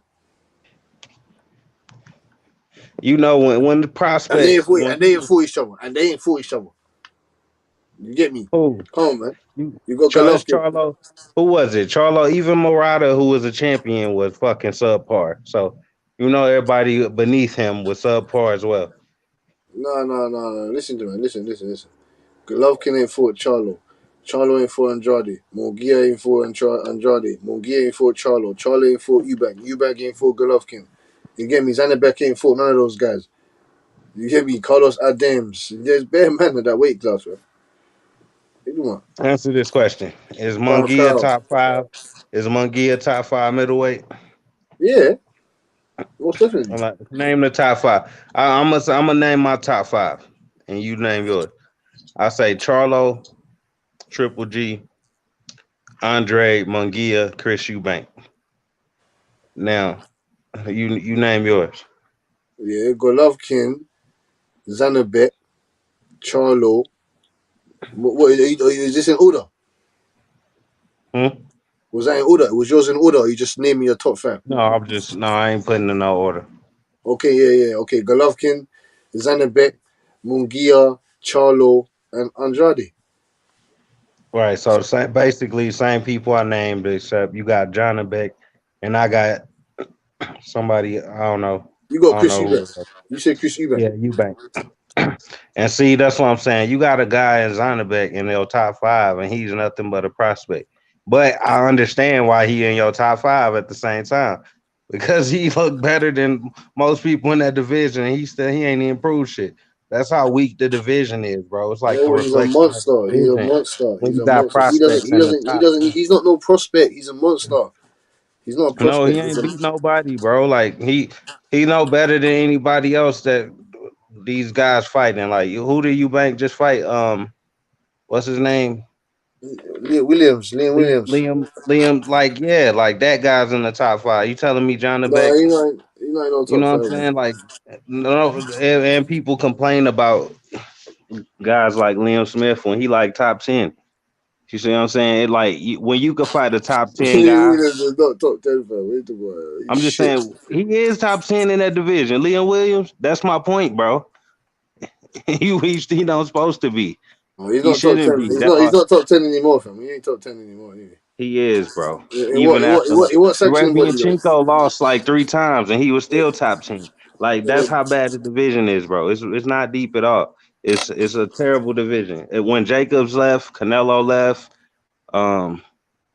There's a few people that left and made it boring, and Canelo didn't fucking unify, or he didn't go for undisputed, and that killed it. Like it's just bad, bro. So what weight class is exciting for you then? Don't tell me 135. No. See, that's what I knew you was gonna say that. That's what I'm saying to you. That's 147. That weight division is not. That weight division is just as exciting as the fucking 160. They got the same amount of fighters. No, it's way deeper. You got guys that's actually live dogs, and you got dudes that's live dogs that's outside of the top 10. That's like who? Richard Coleman's got 4 losses. Richard Coleman got 4 losses. He's in the top 10. You just said like who? I will give you names. I watch boxing, bro. I can give you names. I can give you names. Go on. I'm just saying, you got guys that's Fortuna's got 3 losses. He's in the top 10. I'm about to name Fortuna, Diaz. You got fucking They got multiple losses. They got multiple losses, like you said. You got Linares, Ryan Garcia, Cruz. You got guys that like make the division fucking fun that ain't in the top 5 or top 10 or whatever. What? Like, you know what I'm What? saying? Wait, Outside hold of on, the hold top on. 10 Brother and Boxing. I middleweight, I talk. can't Hey, name brother you Boxing. Brother nobody I Boxing. know Hey, brother Boxing. that I anybody talk want to facts. see. I talk facts, man. What you just said right there doesn't make any sense. You said you got guys like How? Deverenchenko that got 4 losses that are in the top 10. I just said to you that what Fortuna and Richard Comey have got more than 3 to 4 losses, and you're But telling me that that's they're in the my top. point. They're in the top 10.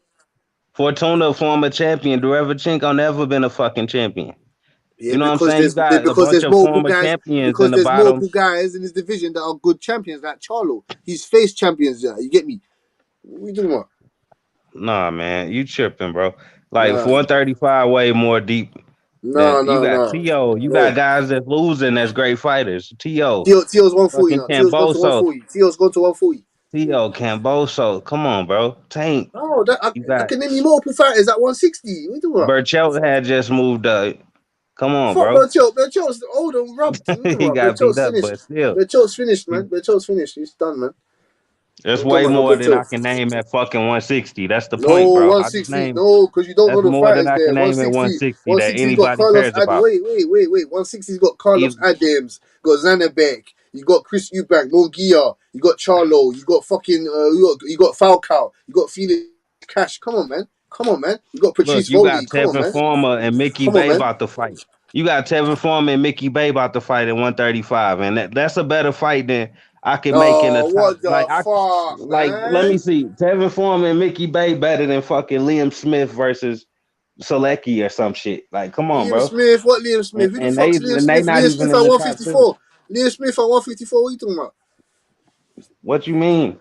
No, What I Liam mean Smith? Liam Williams, bro. I mean, I'm talking about the middleweight guy. Oh, I'm fuck saying, Liam bro, like Williams. He's fuck Liam you're Williams. not getting the point. Tevin Foreman and Mickey Bay not even like they barely top 25 at 135, and that's a better fucking fight than I can make with 2 top 10 guys at middleweight. That's my whole point. Oh my Yeah, god. yeah, So bro. so so that fight. So So that fight's you better than gonna watch this Munguia. Foreman in So this that fight's Bay better fight, than or you gonna watch Liam Munguia Williams and versus? Zanabek. That fight is better than Munguia and Zanabek. Is that what you're gonna tell me? Did you watch Eubank versus Williams? Oh come on, man. You say The see. hey brother. So Look. Even Tevin Foreman and Mickey Bay, Zanabek they and went to Munguia they is not going to better than Dubai. They Farmer going to and fucking Dubai, bro. You Mickey Bay. and Liam Williams can't go to Dubai like Tevin Foreman them. What are you talking about? Come Liam on. Williams. Liam Williams is a fucking shit guy. He's shit. They That's going to one guy. Dubai, He's bro. shit. He's Chris shit. Eubank What about he Richard Comey dream then? of So going to what about Comey? Dubai. Do you think I want to see fucking Richard Comey against Lomachenko? Do you think I want to fucking see Yeah, that? you want to see Comey. No. I Comey want to see just that shit. fucking. That's my point. Comey just fucking. He was the main event in one of his fights, bro. Like you think Liam Williams, one of them gonna be a main event anytime soon? Like, but if if they the A side, if you think Liam Williams the A side like Comey was, Most Comey definitely not. still in meaningful fights. I'm just saying. What is he even top 10, bro? Yeah. You just giving me more names to fucking tell you that 135 deeper than that weak No, ass it's not, 160 fam. It's division. not as deep as 160 you think, trash. G. It's not. It's top heavy. It's not as deep as you think. When Tank It's deeper Davis, than when 160. Tank Davis, Devin Haney, those guys leave the division, you're fucked. No, it ain't. Do much. It's the same. I just gave you the same amount of fighters. You can't. You I still can name got you guys 10 coming up. fighters for 160, and you can name me 10 fighters for 135. I can't name you 10 guys at 160. That's the problem here. I can name you 10 guys for 160. Legit guys. And they all named Liam. No, they're not all named fucking. They're not all named fucking Richard fucking Comey. They're not all named Fortuna. Fucking Jojo Diaz. He's shit, fam. He needs to dust out. Go hang up the fucking gloves, man. He's shit. What's the other Bro, brother's name, fam? What name me about? I asked you to name me top 5 middleweights, right? Now name me the bottom 5 of the top 10.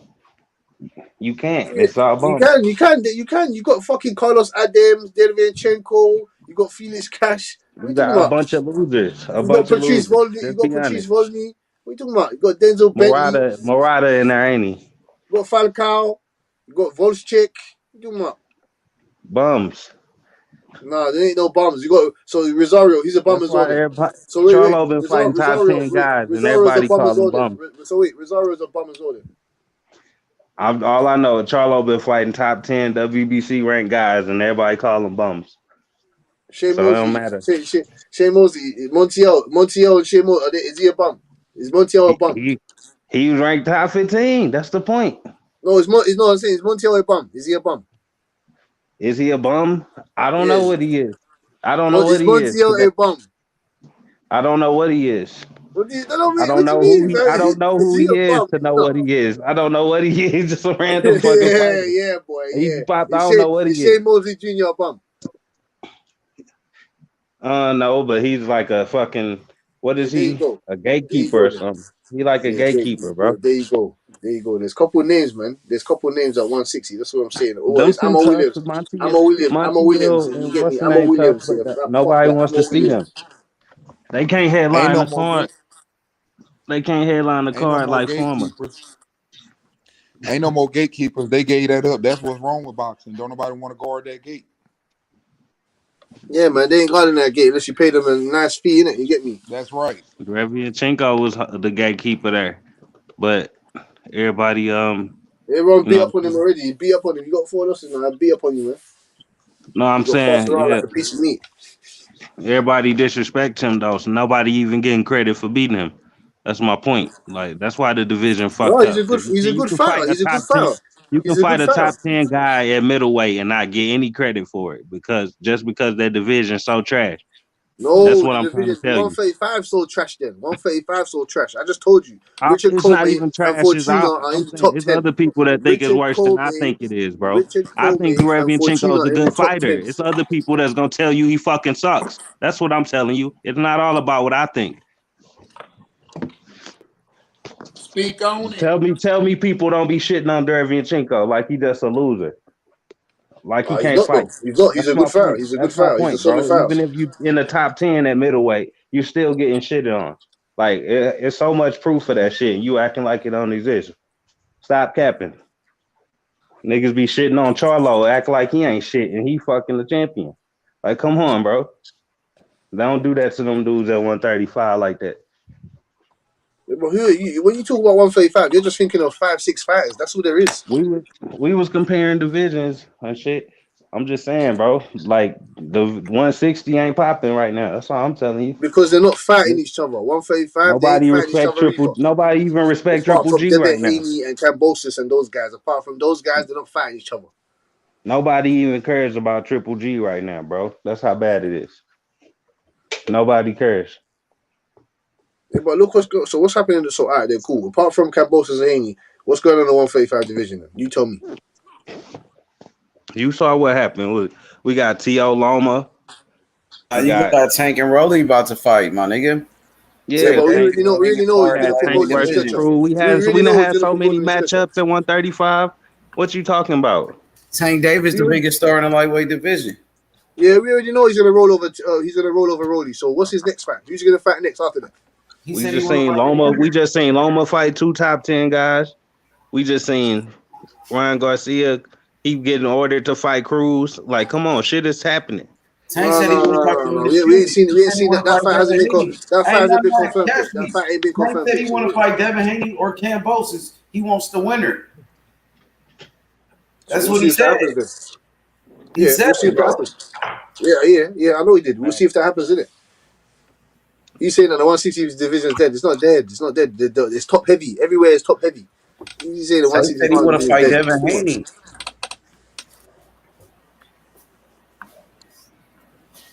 I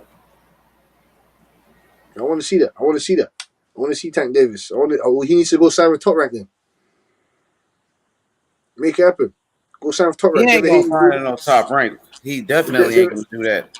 Devin Haney also said that it's easy to make these fights though. He said it's easy. Come and sign. Yeah, because he signed the Top Rank. Just because he did it don't mean Devin Haney gonna do it. I mean, just because Devin Haney do it don't mean Tank gonna sign with them. He got a different situation. A lot of people said Devin Haney took a bad deal in. You know what I mean? And he don't care. He about to fight for undisputed. Yeah, he don't care. Exactly. We don't care. We don't care what. No they deals care are though. His team, they care. He needs to not care. Nothing's a bad deal unless you fucking do what you do with it. You get me? It's like a draft pick. Tank is a big ticket seller. It's like a draft pick, fam. And we don't know if the draft pick is going to be good or bad unless you do it. You see what you do with the player, fam. You think he's going to leave Mayweather? No, I don't think I think Mayweather will be his advisor, innit? I think you see Canelo. What happened when he left Oscar? They fucked him up. They fed him to the wolves. Once you leave Oscar, they threw Canelo to the wolves. Oscar was saving him. Tank, Floyd been saving Tank though. They gonna throw him to the wolves. Yeah, that's calm, fam. That wolf, he's a wolf as well. Let him go beef the wolf, Sam.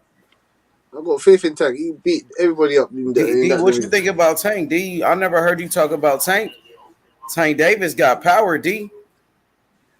Tank Davis all action. He on mute. Yeah, Tank Davis, man, I can't wait for his fight, bro. I ain't gonna lie. Even if it's with Rolly, I still can't wait for that. Yo, Hyphy, what's good? That's you, Hyphy? That's you, my boy? Wagwan. For sure. Hey, Hyphy, man, what you think about this fight with Tank and Rolly? You know what? I think now Tank, he might get motivated as far as just like his frustrations with the whole Mayweather promo team. I think he might take out that anger on Rolly.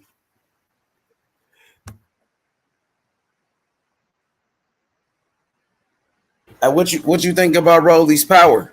I heard Rolly is a big puncher. Yeah, I keep on even like as far as sparring and stuff, I always hear that. So I do believe he got power. I hear his power in both hands. Some do believe that. But you see, like, it's a huge difference when it comes to, like, just the skill. It's a huge gap in skill. And it's not going to really matter if he got power if he can't hit anything. And I just think, because Tank, he is frustrated, upset about, the situation. I think he's really going to try to punish him. It's going to be like he's taking out his frustration with Floyd on Rolly, and it's going to be pretty bad for him. Yeah, I think at the beginning of the fight, he's going to respect Rolly because Rolly is a little bigger than him, longer arms. And the thing about Rolly is kind of like what you said about his power. He's going to throw every damn thing with as much power as he can throw. He already said, I'm going to knock him out. And the thing about that is, when you're messing with a good boxer, if you throw all your power at the beginning of a fight, that's my personal opinion what happened to Canelo.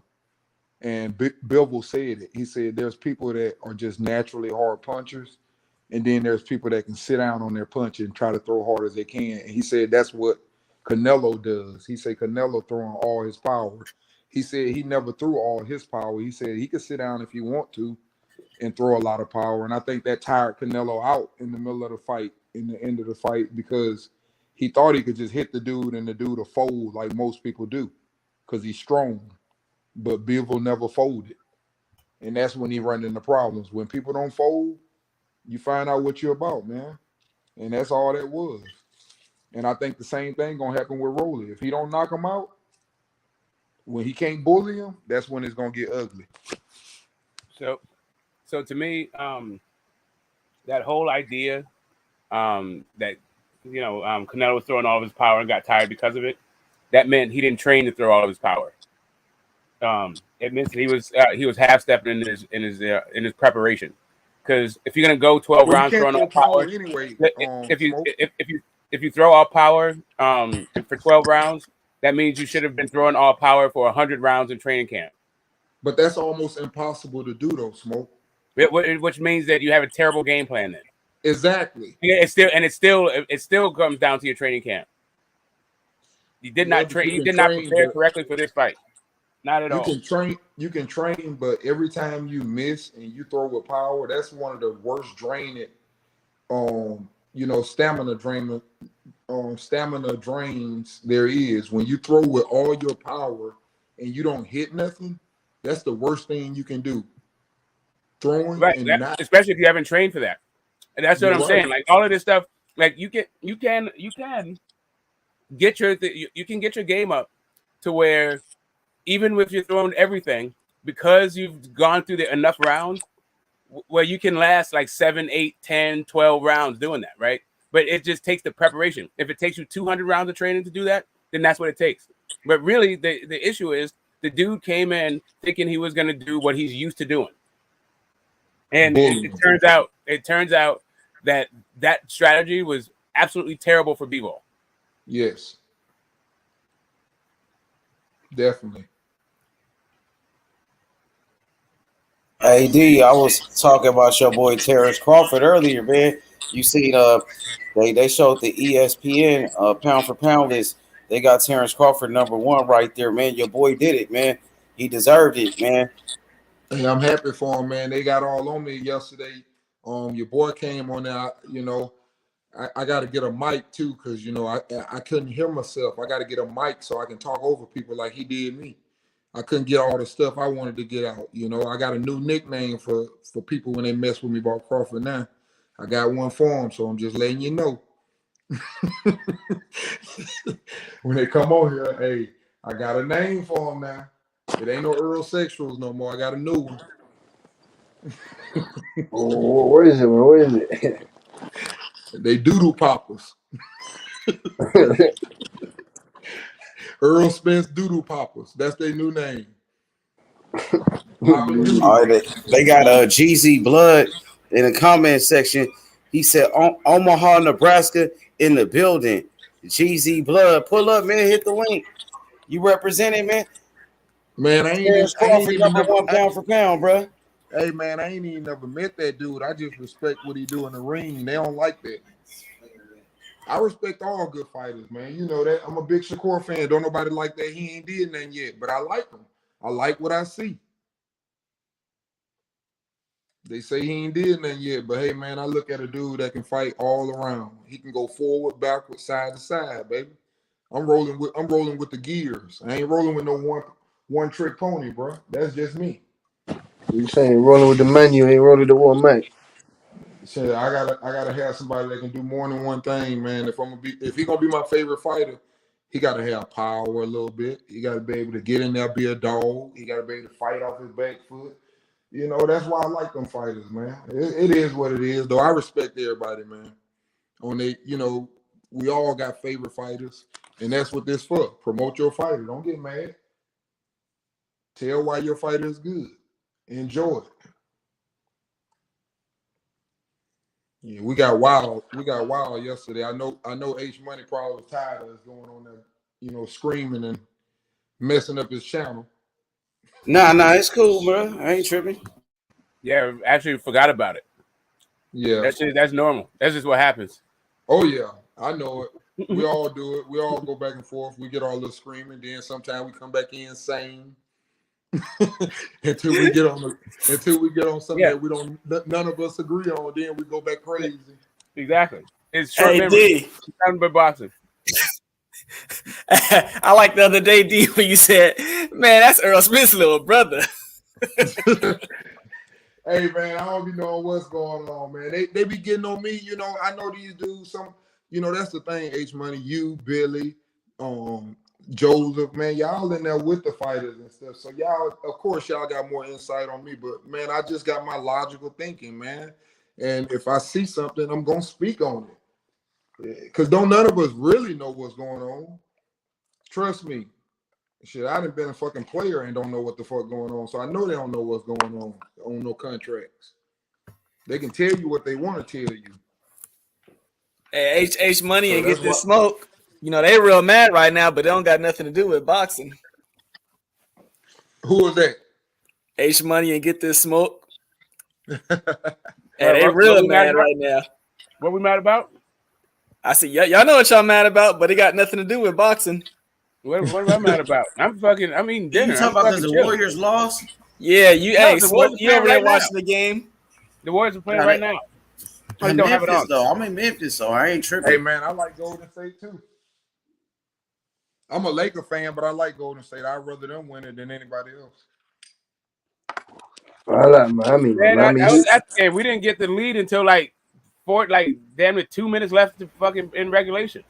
They better hope Morant don't come back. If Morant come back, they really fucking For real. Yeah, we down 33 now. 33. What are they Is doing? Morant is playing or no? He didn't play today. Nah, he ain't playing. Nah, but he they out. down, but Golden State down 33. What are they Golden doing? State just took this game off. They bullshitting. What are they doing to you, fam? What is Desmond But Bain? they gonna put him away at home though. You know they try to stretch the series out anyway. Hey, Yeah, it's a Desmond money Bain thing. kicking ass.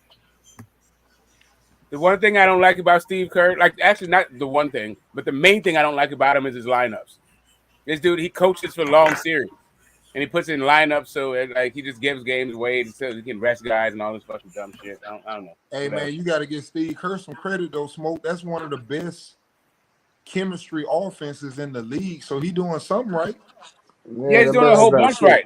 I just got like how many rings? Got like 5 I just rings. feel like he over relies on that 5-guard fucking offense, and he has crazy ass fucking lineups. But other than that, I love the guy. Smoke, you from Oakland too, right? Yep. Yeah, that's good, man. Y'all doing the thing down there. Mm-hmm. Ain't no H Money. Y'all ain't no E40 fans. I'm an E40 fan. Yeah. Wait, we fans E40, Mac Dre, Jacker. Yes, sir. No. Mac Mall. Yes, sir. Mac Mall, Doobie. Too Short. Blow the whistle on him. I fucks with the West Coast on that music. I love my West Coast music. Hey, I'm gonna take you a little bit back though. Get this Smoke. Totally insane. One more time.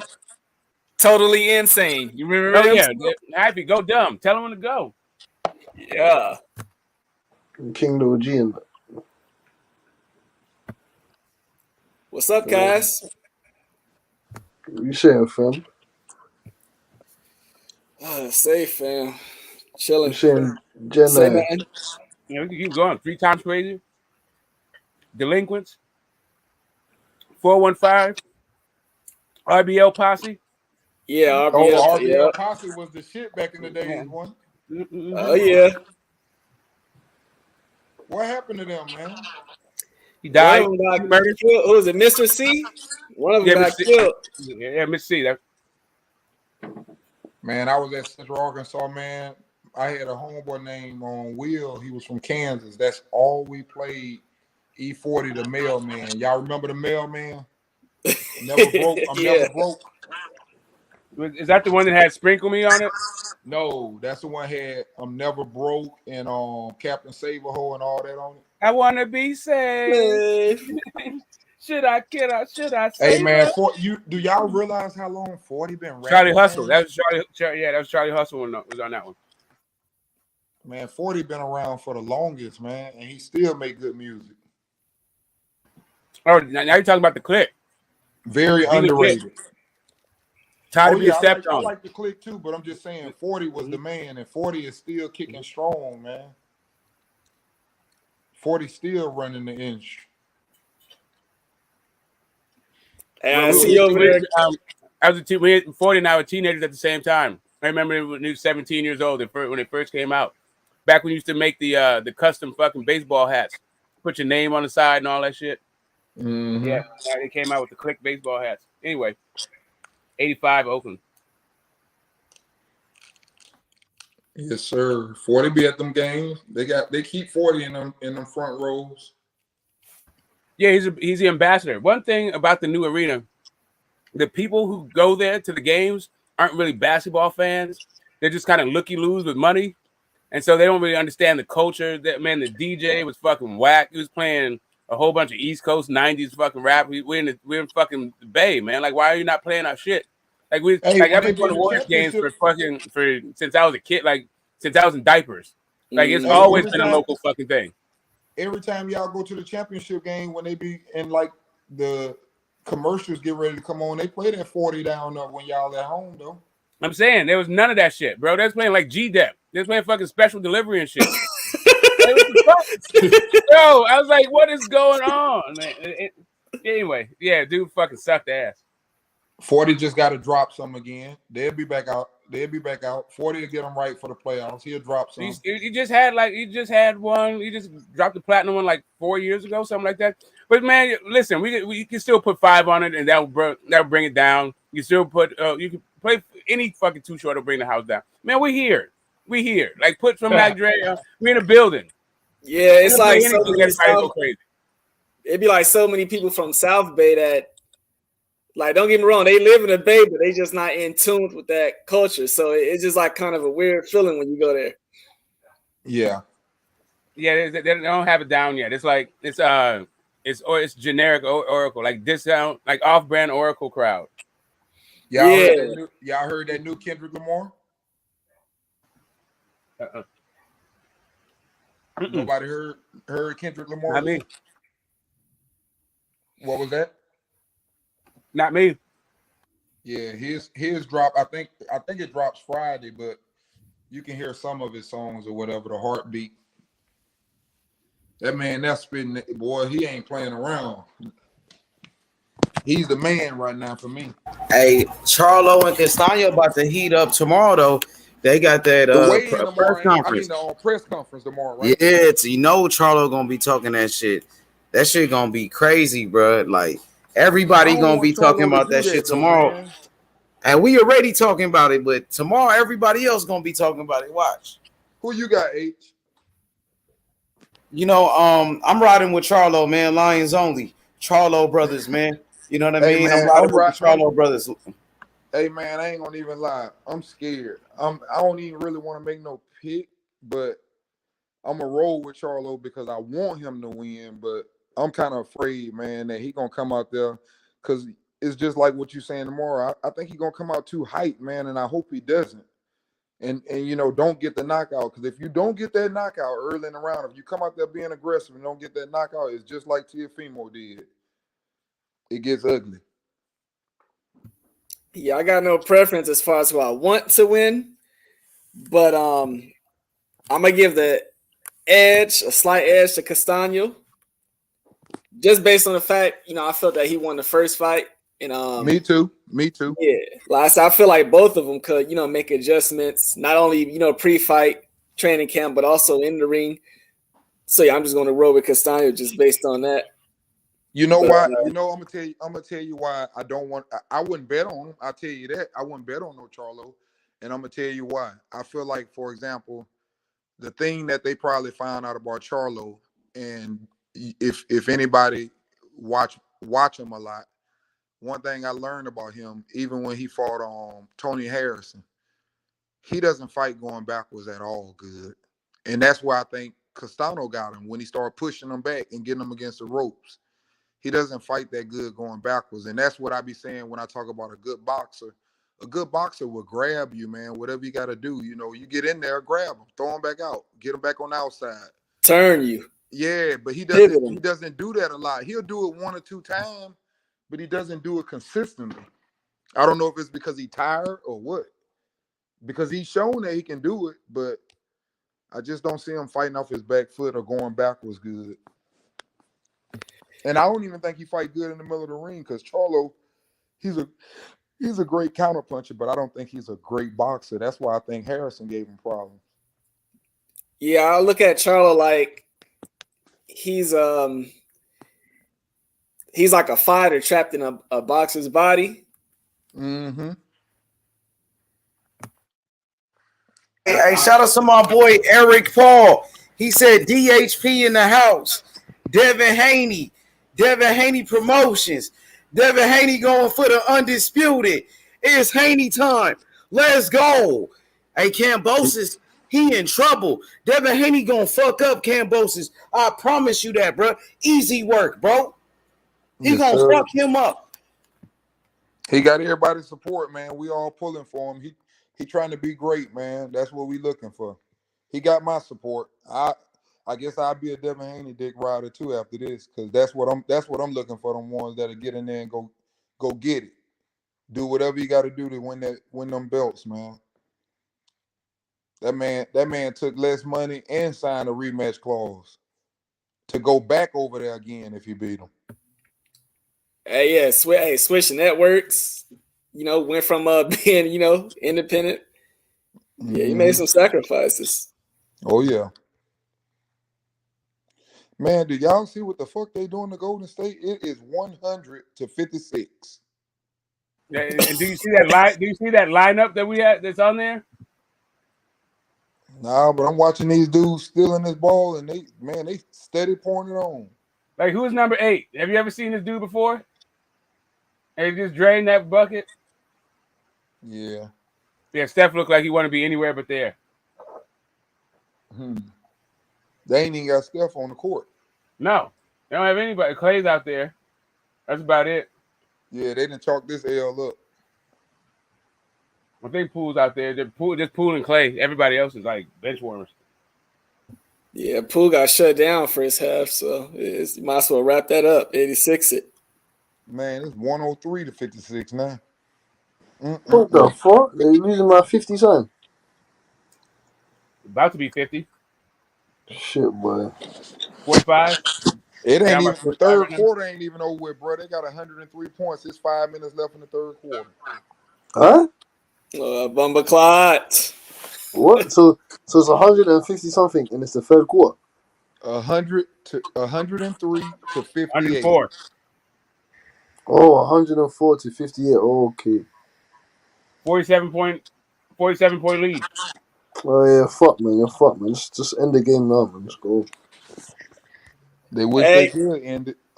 Hey, Taco won't be coming in here tonight. Taco, you know, shit. Yeah, you know, it's Memphis.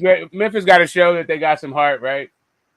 You can't just like get closed out on the first day back home. Yeah, but they dangerous. You don't want to get them third stringers. Hey, Smoke, you don't want to get them then, though. They're a dangerous team. Hey, so let me ask y'all, do y'all think Ennis could possibly steal the show Saturday with a great performance over Clayton? I think he's going to beat the shit out of Clayton. Me too. I don't know Clayton, but yeah, me free. I think it's a fuck too much. That's a question, Hyphy. I think he does have the ability to steal the show with a great knockout. We know that Jerron Ennis is one of the most exciting fighters in boxing with his speed and his punching power. You know what I mean? He has the ability. So if he get a great knockout, you never know. He might can do it. Yeah, I think he can. Great switch here as well. Hey, this what the dude's knockouts are crazy, man, to be honest. In the Charlo fight, I think it's going 12 rounds. I think it's going to be a great fight. Of course, it's for undisputed, but people want to see knockouts. And Jerron Ennis, he's one of the biggest punchers in boxing. Boots Ennis, bro. This kid is like Sugar Ray Leonard, man. Oh, the motto for Memphis is this Memphis game, right? It ain't ducking, no smoke. Come on, man. We're about to fuck you guys up. Stop playing. Really? That's your thing? I mean, the way he do it is like he's almost like a Vince Carter type of guy. He's like a highlight film, you know, the Jerron Ennis, the things that he do. Yeah, Jerron Ennis special, man. He definitely special. Yeah, man. I want to see. Yeah, it's like still clear. It's like he been winning all these fights based off just, you know, his athleticism. I want to see him have at least one fight where he got to, you know, use some skill behind it.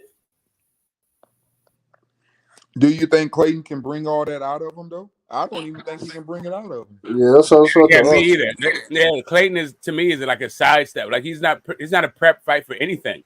Like the way Clayton fights, he doesn't fight like Bud. He doesn't fight like Spence. He doesn't fight like Stanley. You know, like it's just like Clayton is actually a good boxer, but I just don't think he got the power to keep Enos off of him. That's why I say I don't know if he's gonna have to, you know, do everything what we want to see in a fighter. We want to see him challenge and all that.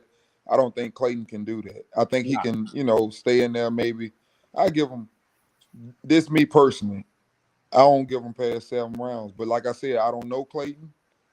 I just seen a little couple of highlights. He can box. He's a good boxer, but I ain't seen no power. Nothing that's gonna keep Enos from breaking him. That's the problem. Yeah, I don't see the power. I don't see the work rate. I think he's probably too muscular for the fucking division. I feel like he's gonna get tired. And there's a whole bunch of stuff about Clayton. It's just kind of like, But they seem supremely confident. They're like, Boo's been ducking us. So, hey, and you know what, Smoke? That's what I be talking about.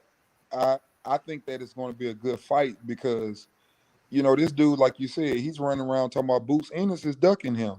So that's a person who, in their mind, really thinks, you know, I got something for him. He's scared of me. I can beat him. So I think you're going to really get a fight with him. But I just think once he get up in there with him, it ain't going to be what he think it is. Yeah, he's going to have to open up. I mean, he has like a real good jab, but Mandem is going to have to open up more besides the jab. If he do that, then yeah, for sure, it'd be a test for Ennis, and you know that'd be his best chance of winning. And trust me, where they fighting at, that crowd, they are not patient when it comes to lack of action. In the first round, they'll boo your ass if it's a lack of action. Where they fighting at? Carson. Stuff. It's basically like 20 minutes away from LA. Okay. Yeah. StubHub Center. Okay. On your way to Long Beach from LA, it's like kind of west side, up 405. Yep. Exactly. Yeah, man, I'm ready to see that press conference too to see how they going, you know, the body language. Cause they ain't seen each other face to face in a minute, and like you say, Charlo is hyped, man. Charlo doing a lot of talking. Charlo pissed. Charlo say he faked the injury. He held him up. He could have been did the rematch. Charlo ready to go, man. I want to see that body language tomorrow, how they looking.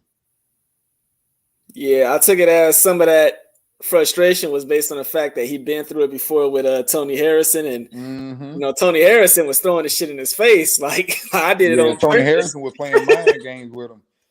Tony just laughed at him and shit. You know, he played mind games with him. Yeah, like Tony know how to antagonize him, and Jermell, he fought for that shit every time.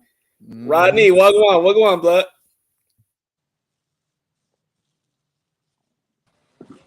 Yeah, I don't know, man. Like the dude is like, the Charlo. Like I feel like Maul is like calming down a little bit, but I feel like Mel is fucking arrogant and conceited, and I don't know. I feel like he's gonna show up. I feel like he's gonna go hunting for a fucking knockout, telegraphing that shit, and it's gonna look like Austin Trout Part 2. Oh, that was a terrible performance. That was another one that showed you he's not a good boxer at all. That's what I'm saying. His boxing, you know, is not incredible, man. He's still a good fighter. Now, don't get me wrong. I think he struggles with good boxers. Doesn't mean that he can't beat them because he's so damn talented and athletic. But no, it's just that he believes his own press. If he just like sat down, focused, and boxed, I think he would have got Austin Trout out of there, and I think he could probably get Castano out of there if he wasn't so like, oh, this dude's ducking me, and you know, he's like trying to cycle off or something, or I don't know what the hell was on his mind. Oh, he couldn't make weight. I would love to see Charlo just pat with that jab and just throw some serious power behind it, and then after he move to the side a couple of times, you know, just show that he can do it consistently and stick with it, and not after, you know, so many rounds just lose it and say, okay, that's enough. I'm finna just fucking you know, take you out. I want to see him fight a whole fight, you know, with the right mindset, sticking to the game plan. That's what I want to see him do. Because I already know the man can fight. But if he stick to his game plan, he's a dangerous dude. Yeah, exactly. That's it. Just settle down. Like, know how to be intense. Like focused and constructive fucking intensity. Not just like hype for no fucking reason, burning off energy but off the wrong shit. Yep. It's a 12-round fight. You got to balance it out. I think that's what Sean Porter did so good, man. Sean Porter, he shows you that he really got it. Sean Porter tell you he ain't got to be better than you. He just got to be better than you on that night to win rounds. Like Errol like super subdued, like for a guy that works that hard. And then Mel is on the fucking other end of the spectrum.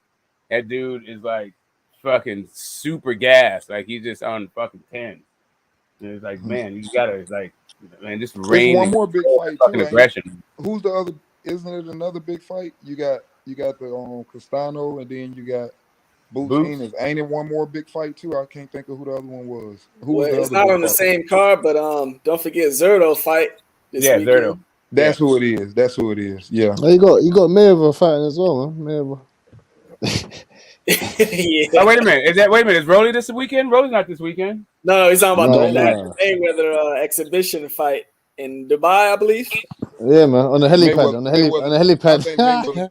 Not watching no fucking with fucking them Charlos, exposition, man. bro. Mayweather be doing that shit on purpose. I don't give a fuck if it was Roy Jones. Not watching no exposition. Yeah, fam, it's on a helipad, fam. It's on a helipad. I don't give a fuck if that shit was in LA, bro. Not watching no exposition, fool. Nah, Fuck. Mayweather was fighting in LA. You watch it, man. It's coming on at like some weird time, like 3 a.m. Tickets cost 150 bags. Hey, Butch, you heard what Craig Richards said? He said, nigga, he don't smoke Buatsi, nigga. He meant to say that, but he knows he ain't doing that. Boatsy on 30. Well, Boatsy on, what was he on that? 9, 10, 11 knockout streak. Man. They put Boatsy in there to eat up Craig Richards. That nigga Craig Richards said Buatsi ain't never seen an opponent like Bivol, and I've been in the ring with Bivol. Fam, but Craig Richards, they asked him about the Zolto smoke. He didn't want none of that smoke. He's like, I don't know about Zolto. He's not got a belt, but I don't know that. Was promised to fight Canelo after this. So what? Canelo was going to fight one of them two after. Are you mad? Man, Hey, listen, they don't give a fuck what's going on with Canelo's life. They're like, nah, bro, I got that Canelo fight. Canelo got one leg. Fuck that. Canelo has got no arms to still fight the boy. Hey, man, I'm going to go out on a limb and say this, man. Canelo next fight is Triple G, and that's it. Nah, I don't think so, man. After he fight Triple G, I see him, for example, telling y'all he going to have surgery on his arm or his shoulder or some shit, and then another year and a half later, the biggest fight in boxing going to be him versus Jake Paul, and then he going to do the celebrity thing the rest of his career. Wow. What a way to go out. Out like a sucker. So you telling me no John Ryder?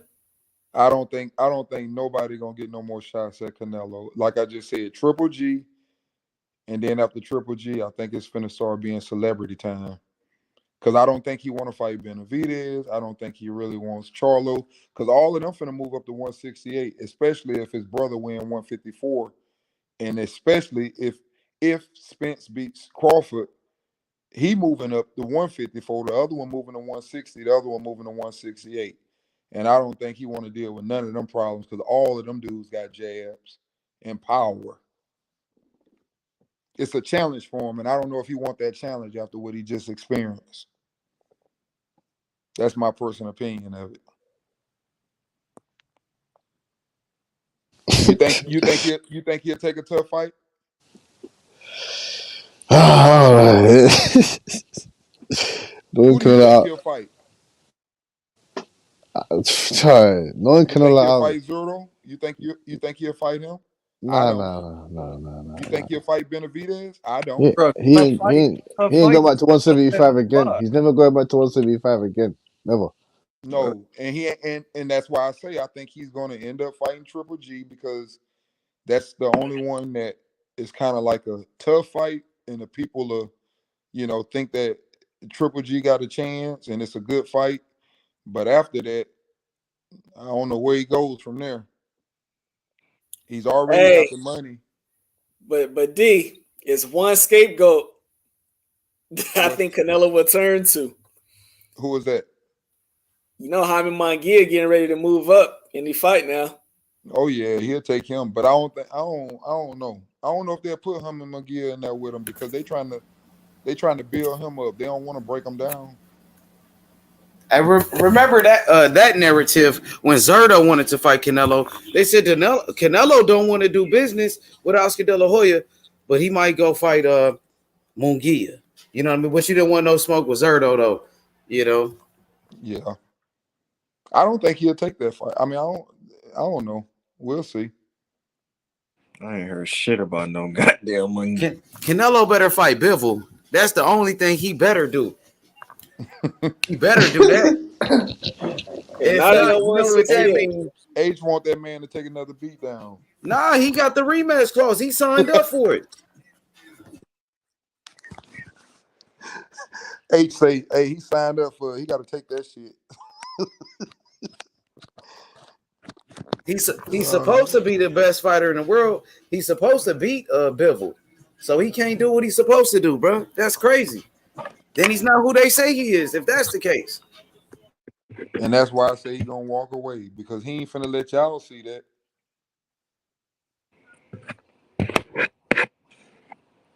Yeah, that man in a tough spot. He put himself in that position. I think he'll rematch Bivol again, but just not now. Innit? That's what I think personally. I don't think he want no parts of Bivol. No, I think he does. He just doesn't. He just knows that this guy is a problem, and I can't defeat him. That's what he knows. I think he know that the shit gonna be worse next time. Because hey, so let me ask y'all then. When you look at the fight, here's what you got to think about. What can Canelo do that he didn't do to win the fight? And I don't see nothing. Because that's who he is. The way he fought, that's who he is. He definitely better not try to box him.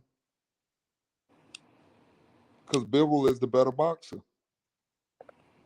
So what can he really do? I can tell you a whole bunch of things Bivol can do to make it easier, but I can't tell you nothing that Canelo can do besides what? Punch harder? Try punching a little harder than you did last time. Ain't shit else you can do. Yeah, I didn't even want to, I didn't even want to spoil the party, but off that performance, it was a lot of stuff Bivol could have did a lot better if you ask me. I mean, he still showed that he fight like an amateur. That's what I said. I can see a whole bunch far of things. From the A+ performance. I can see a whole bunch of things Bivol can do better, but I just don't see a whole bunch of things Canelo can do better. Hell, Bivol gonna probably look at that tape. For one, Canelo can get in a better shape. He can get in way better shape than that. I think he was tired though because of that mental pressure. Somebody standing in your face and you can't hurt him, and keeping that jab on you. I think that was a mental tired. He got tired from the mental. When you take so much jabs, fam, obviously. Exactly. Obviously, I don't know if he's used to hitting you and he can get a break. Bivol don't give him that goddamn break. That's why I say I don't know what he can do. And I don't know if any of you've been in the ring before or whatnot, but when you take a certain amount of jabs from your back starts to hurt. Like, you get me, the top of your neck starts to crimp. Yeah, that's not your neck. Your neck tighten up. Yeah, your neck tightens up and that. You feel me, fam? If you take too many stern jabs for the whole night, especially from a big, strong 175 pounder. What's up, DJ? Well, go on. Man, the Zone and PBC got a chance to save boxing if they smart, man. If they smart. This is what they could do, right? I'm going to tell you who going to save boxing. Who's that? Boxer coming to save boxing. I feel you, man. Listen, they could send Benavidez over there to fight Canelo as part of that 3-fight deal. They can send him to the Zone, and PBC could tell the Zone, hey, send us Triple G so we can make that Charlo fight. Yeah, it would be good. You know what I mean? Let's go ahead and have a little give and take right here, because that would be a huge fight. I've been saying this for about a year now. Look, Canelo, David Benavidez, Arizona Cardinal Stadium, Cinco de Mayo weekend next year. Let's make it happen. Or we can make it happen at the end of this year. I don't think the Zone can make Triple G do a damn thing. Right? It'd be too much like the right thing. That never happened in Arizona.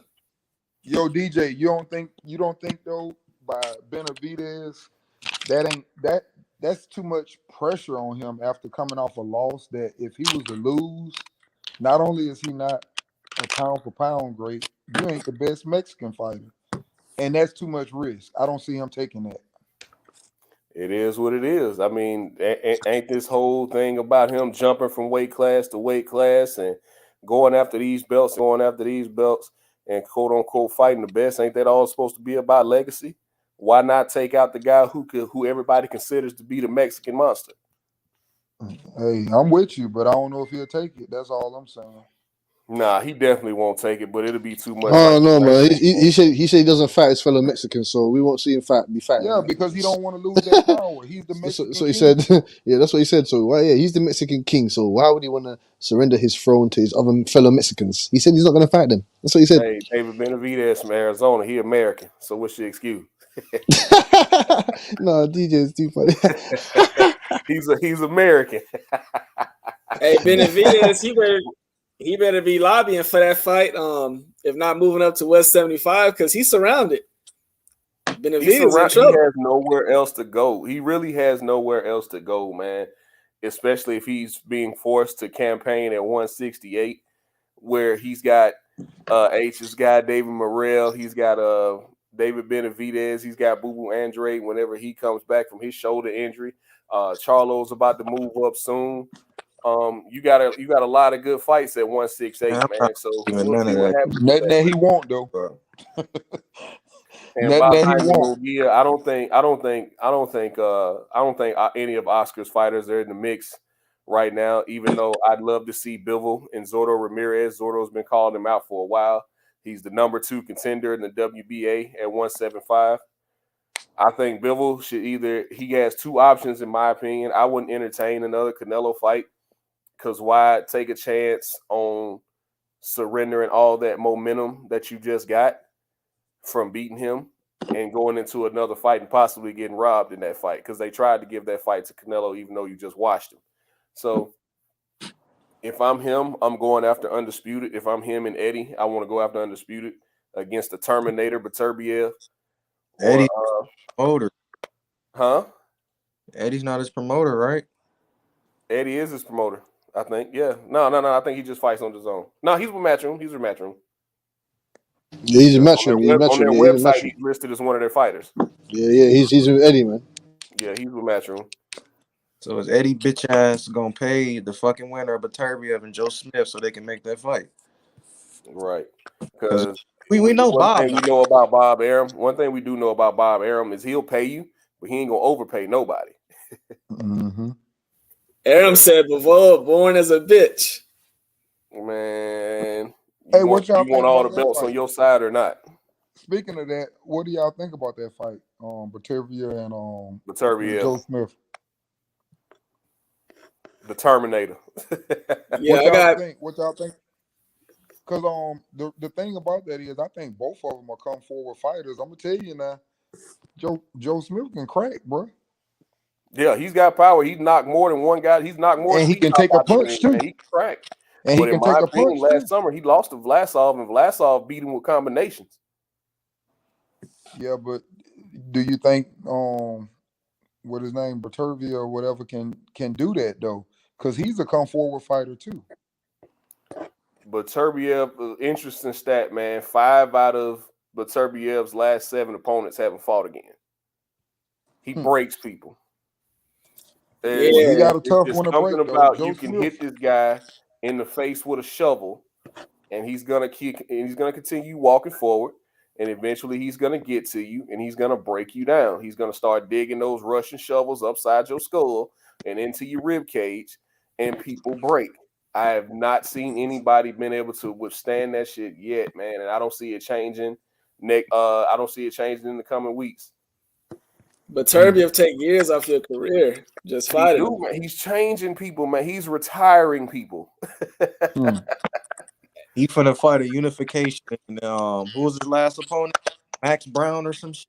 Marcus Brown. Marcus Brown. Yeah, he broke Marcus Brown down. 1,000-mile stare. Some people say staring off the space. I call it the 1,000-mile stare.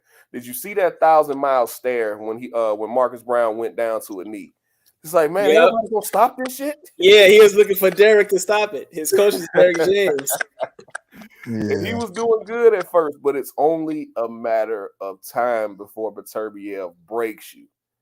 Even when they clashed heads and he split him open with the headbutt, you know, I think he was looking forward to people stopping it. Then he was like, man, if I can just keep jabbing it, you know, they'll stop it. Man, that up, man. He's gonna get inside of you and pause, and you know he's just gonna break you down from the inside, man. His technique ain't necessarily the best. He ain't got the best boxing skill, but what he does well. Dominate the way you dominate. And he walks forward. He walks people down. That's why Bivol's gonna beat him, because he's not got the best skills. That's what I'm trying to explain to you. And I like how he just how he handled the cut, because he had a real bad cut too. But he fought like, if anything, it's like the cut kind of motivated him. It reminded me of an Edwin Valero kind of. It's like how he got motivated by it. Yeah, because that made him want to get him up out of or there. the Marvin Hagler shit. Like, I gotta finish this fight before they call it. Yep, that's exactly what it looked like in that last fight against Marcus Brown. That's nothing as well, man. They're used to that shit, man. Nah, man. That cuts a scratch. That was a little scratch. And watch Marcus Brown don't got to sit down for like a couple years. Very interesting. I think those are the best two fights for Bivol right now. Either Eddie can stay on his side and try to deal with Oscar and Zordo Ramirez, or he can go try to deal with Bob and try to get this undisputed fight going. Those are Bivol's best options. I wouldn't entertain another fight with Canelo. Now let me ask you this, Butch. You think Eddie will try to make a fight between Buatsi and Bivol?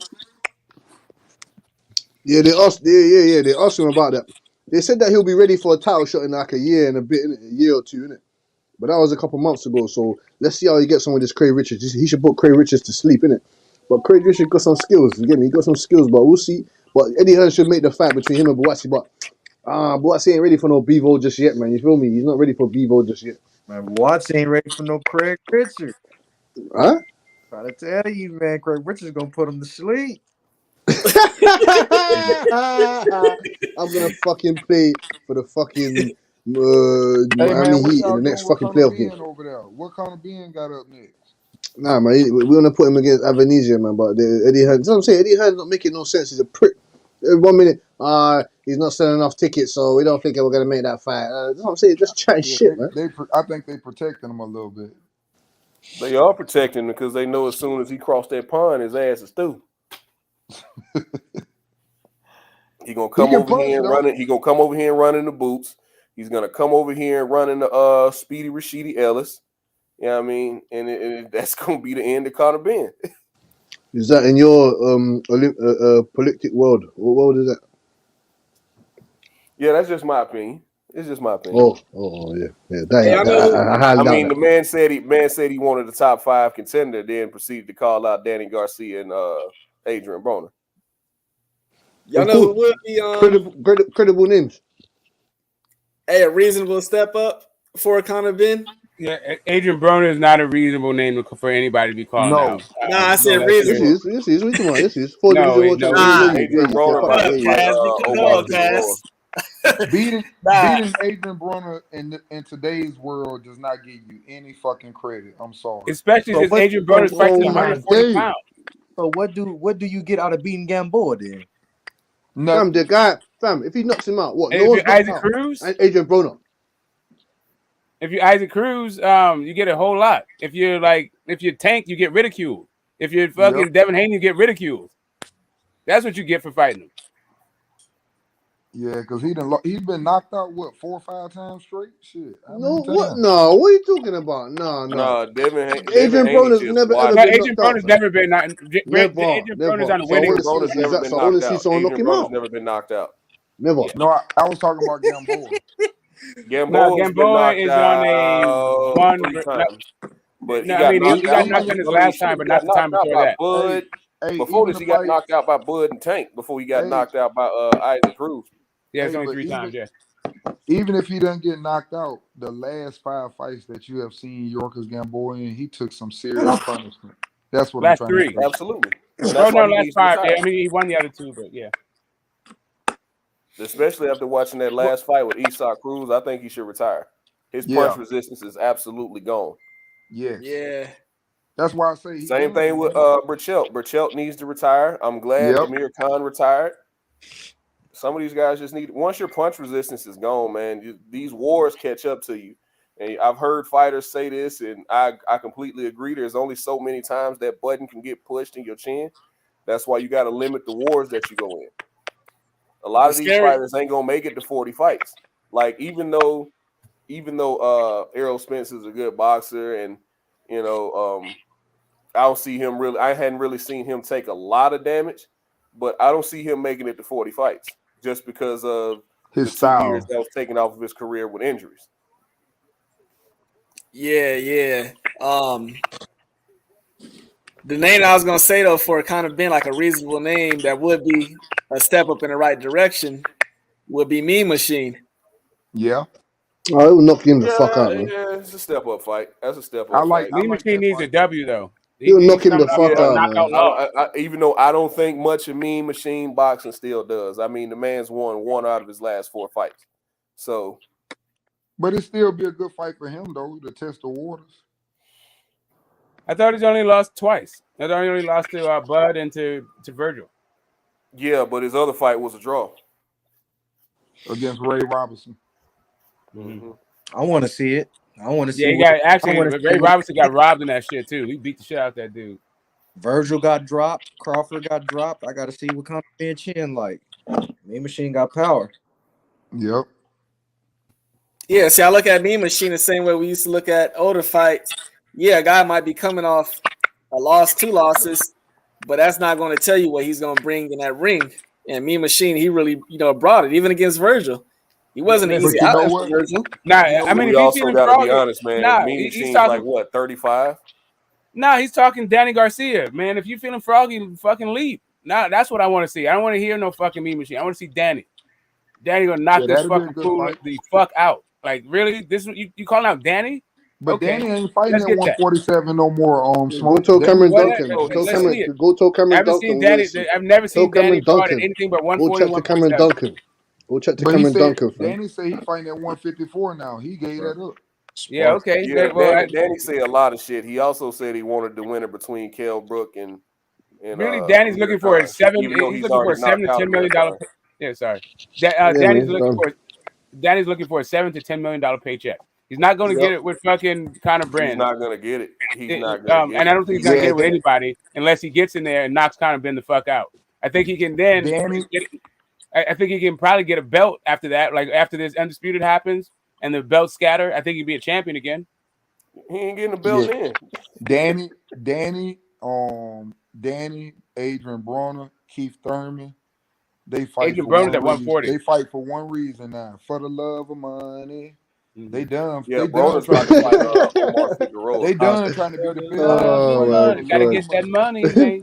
Gotta get that money. Smoke. I disagree. I think they. Yeah, I disagree. About that. I think on which one? Who ain't fighting for the love of money? Which one? Conor Benn is a big name in the UK. I think they get a big payday with Conor Benn in the UK. Yeah, I mean, you could probably get I think you get it to a couple, $3-4 million tops, but like just line them up, man. We'll knock them down. 7, Just line them up, man. We'll knock them down, man. Line them up, man. We'll do the same thing we done to Van Herden, man. We'll bang them out. I hear you. It sounds good on paper, but fuck, dude. I mean, it sounds good to say, but it does. It does. like Danny Garcia. I like the attitude. I totally like the attitude. Now I got to see it happen. Now go in there and pay Danny Garcia and get Danny Garcia over to your motherfucking house. Danny Garcia don't want the smoke. First, I'm saying to you, get the smoke. You don't want the smoke. Danny Garcia don't give a fuck about no smoke. He cares about the paycheck. Pay that dude, and he will show up to your fucking spot. No. See, you ain't paying you that much to get your not pride fighting. This is not like, I just call a dude out. We ain't paying you that much to get knocked the fuck out, Danny, man. Get out of it, we talk about a multi-division fucking champion that only lost to Sean Porter, Keith Thurman, and Errol Spence. And he was putting fucking hands on Errol Spence too. Like, and putting hands on all those dudes. He didn't show up like Canelo and get fucking washed. He was putting hands on Errol Spence. Hell yeah, he's putting hands on Errol Spence.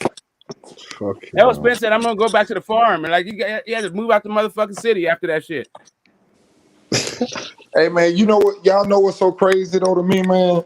I think right now with all the fighters that we have, if they all just chose to fight, man, they can put boxing in the best state it's ever been. And fucking I don't get it, man. I don't get it. It's so many great fights out there at every fucking division, bro, and we can't get them. We can't get them. Like, what do we have to do? What do we have to do? What? Go to their house? Like, that's what I'm saying. What do we have to do, man? I don't understand. There's so what? Like what? I don't get it. Like, Benavidez, Charlo wants to fight. Like, Charlo, Benavidez wants to fight you. You want to fight him? Yes or no? Yes or no? That's what man wants to know. That yes or no? I don't get it. That nigga scared, bro. I don't fucking understand, brother. You're rocking in the crowd and do this bullshit. Go and fucking make the fight happen. Errol Spence and Bud.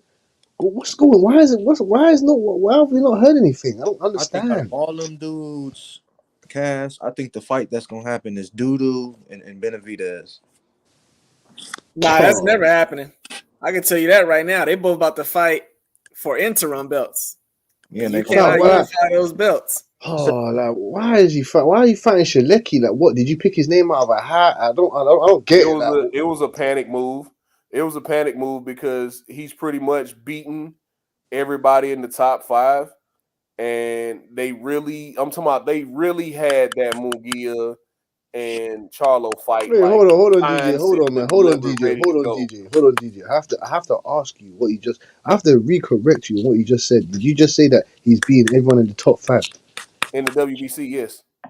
In his sanctioning body, he's beaten pretty much the top 5 in his sanctioning body in the WBC. No, I'm talking about in the division. You haven't faced nobody, man. Not one guy. And that's why I said his sanctioning body. When I say the top 5, I meant in his sanctioning body. I'm sorry. Oh, you scared? Yeah, you scared me, bro. I was thinking, Oh yeah. Well, I mean, shit. Triple G won't fight him, and he got this fucking shit with Andrade where he wouldn't fight Andrade. So Exactly. So it's everyone's fault. It's all their fucking faults. Triple G don't want to fight him. Andrade and Charlo can't fight each other for some fucking reason. I don't get it. I don't understand. Can't and won't pretty much mean the same thing. He won't fight. Yeah. I don't understand that. I don't get it, man. Don't you want to rock each other or what? What is this? I don't get it, man. That's what I'm saying. It's pissing me off. Like, Right. I don't get it, man. If you allegedly, cost me some money, I'm gonna want to beat your ass for that. Talking about there's no real niggas in Rhode Island. What are you talking about, brother? Just fight the guy, man. And see, that's what we're missing in boxing, what you just said. You know, back in the days, man, you sit up and you say somebody fucking sorry, they ain't fought nobody. They be like, oh, yeah, I'll take that free money. He ain't Facts. shit. I beat his ass. Where's the Daniel Cormier attitude when he was like, I wanted the easiest fight in the division. I wanted to fight Ryan Bader. Ryan Bader at the time was his number 1 contender. It's like, I told them I wanted to fight you. They gave me another fight. I told them I wanted to fight you. That's the thing I can't figure out, man. If Andre was so sweet, why can't he get a fight? That's not some question these guys. They were talking about that yesterday, and I said that to them. I said, they were talking about Andrade, Duck, Charlo, and this. And I'm like, man, come on, man. Y'all keep saying the man ain't fighting nobody, but he can't get no fucking fight. I think a lot of people the biggest one that really, I think, escapes people is a lot of people don't bring up when Billy Joe Saunders tested positive before they were supposed to fight, and he lost that fight. Facts. Nobody really brings that up enough for me when they start talking about how many champions has he beaten. Well, every time look, man, I remember that. I remember that. But yeah, Billy Joe I'm sorry. I remember that. I remember that. Yeah, man. And so I'm sorry. That's not champions has he that ain't good enough. That's not good enough. Okay, Billy Joe Saunders tested positive. All right, cool. So go and fucking call out someone else. That's it. He did. He called out Triple G, and Triple G didn't want to fight. They said he called out Triple G. Fuck that. Fuck Canelo. Fuck Triple G. So that's a champion who he could have unified with. But why are these guys not fit? Why are these guys? Listen. At a certain point, these guys Eddie Hearns, right? Yeah, but why are these guys not thinking realistically though? It's Eddie Hearn. Now, has Boo Boo done some shit in his career where he could have moved different? Absolutely. But goddamn, I mean, you can't make these other champions fight you. You know, I'm gonna say this too. Calling out Canelo, I gotta give Canelo some respect. Calling out Canelo don't mean shit, cause Canelo the money man. Everybody called out Floyd too. Well, shit. Why are you calling him out? Why are you calling out the guy? Why are you calling out this man? The man is not going to fight you. I didn't even bring up Canelo because Canelo had all the other belts. If I'm Andrade, I'm hot because Canelo had all 3 fucking belts. And instead of fighting him for undisputed, this dude like bullshitted with his paperwork and then left the division. Yeah, but you're nothing apparently, like, so just go fight someone else, man. I ain't got time for Canelo. Yeah, I mean, but here's the thing. That's what I'm saying. Like, why? It's easy to say. It's easy to say, but guys, one guy, like here's the thing. Fight some other guys. So literally, nobody is trying to fight. Nobody's trying to fight Andre. Nobody. And you got to look, and I look at this too, right? So like, what the fuck was I going to say? Oh yeah. So everybody's saying go fight somebody else or pick somebody else. You can't just wait on these guys. No. Well, if he steadily picked apart Devrinchenko or Chris Eubank or what's my other guy's name? Who everybody brought up, Lara. Everybody was like, well, Charlo and Triple G and Canelo had already beat them. You just beat in 8 seconds. They was already watched. The narrative would change. Hey, you know who a fighter? You can't say that. How can you say that though? Bro, I've seen the narratives change. I've seen the narratives in boxing change all the time, man. You know who would be a good fight for him, and he'll fight him, but he ain't gonna fight him though. Who you just said? Laura fight any motherfucking body. Yep. But he don't want to get in there with Laura. I promise you. But then he's asking 3 million. He's asking for 3 million this much to fight this guy quickly. How much money? I'm just allegedly hearing that he's a bad businessman. I'm hearing that he's a bad businessman. And then I agree with you. He needs to take other said fights he had to stay active. Anything else, just to stay active. But that narrative will still be out there. Well, what champions has he beaten? Oh, he beat Devrinchenko after Triple G and Charlo's already beaten. Or that Canelo Alvarez shit. Lara got 4 fucking losses or some shit like that. That Canelo Alvarez shit is dumb anyway. Will change, man. But the Canelo Alvarez thing's dumb now. It's dumb now anyway. Because if he does wants to get that fight and beat him, niggas say, Biv will beat him already anyway. So it don't matter, man. Hey DJ, yeah, what's up? Let me add on 2 more. So y'all know when Golovkin, when Canelo tested positive, Andre said we could put it in contract too. I'll fight you orthodox just to get that fight. Golovkin and his manager said, nah, we won't be fighting Andre. And then also Jaime Munguia has been ranked, where he ranked at in the WBO. And behind the scenes, Andre team, they was asking the WBO to force the mandatory. Absolutely. So that's 2 more guys on the list. Yeah, they don't want to fight. And this is when they was trying to push, after Jaime Munguia beat what's his name? Gabriel Rosado. They was trying to push that Jaime Munguia and fucking Triple G shit. But Triple G had already signed on to fight Murata when he could have, if it was all about unifying the division, he could have fought Andre when he had the opportunity. Because this is when people don't remember when the zone was putting the pressure on Triple G, like, we not paying you no more to fight mandatories. We paying you all this money. We're not paying you no more to fight fucking mandatories. We need big fights. We paying you all this money. We need big fights. Yep. Pound for pound, Sports Entertainment says fight David Morrell. Let me tell you something, bro. They ain't getting in there with him. It's too low of a reward, and it's way too much risk. They ain't fucking with him yet. Ain't nobody running to fight no David Morrell. I promise you. No time soon. I promise you, he ain't getting no title shots. At least not this year. Maybe Morrell next year. Morrell asleep, Berlanga. Yeah, he can fight, man. They ain't gonna fight that boy. Oh yeah. He will bang Berlanga's face off. He'll punch his whole head into his shoulders. No, none of them want him. Berlanga, he'll knock him out. He'll knock out. He will knock the whole shit out of Berlanga. Knock the whole shit. To see who they match Berlanga up with next for his junior. He's fighting some next bum, man. Some Ecuadorian guy, man. Yeah. Okay. Another one they moving careful. So a top 10 guy can't get a top 10 opponent. Nah. No, he can. No. DC's last performance. He ain't putting him in the no top 10 guys. No top 5. DC's last performance. He couldn't even get rid of Steve Rose. Steve Rose. He got a lot to work on. Golovkin banged that guy there in fucking 4 rounds. At some point, you know what I'm saying? This is what MMA does, right? At some point, you can't go backwards until you started losing. So, are you that guy? I don't have 40 fights to figure out whether or not you that guy. Stop giving these guys 30 and 40 fights to try to figure out if they that guy. Hey, it's too soon. We're not gonna step him up. No, he's what is Berlanga? 20-0, something like that. 19, 20-0. It's time to get this shit moving. But that's the new boxing thing. Fight, it might have just been a style matchup. Might have been a bad style matchup for you. But you won. Man, So now you can't go backwards. We're not gonna keep fighting fucking club fighters because we don't think you. No, get better. Hey, and see, this train ain't stopping. We about to keep it moving. Either you gonna get better, or you gonna get your ass beat. Hey, and check this out. Everybody got mad, and I was one of them. I ain't gonna lie. I didn't like it either when they threw Lomachenko #1 pound for pound. But the thing is, they ain't wait on nobody. They threw that motherfucker right in there with 2-0. Man, let's fight for a belt.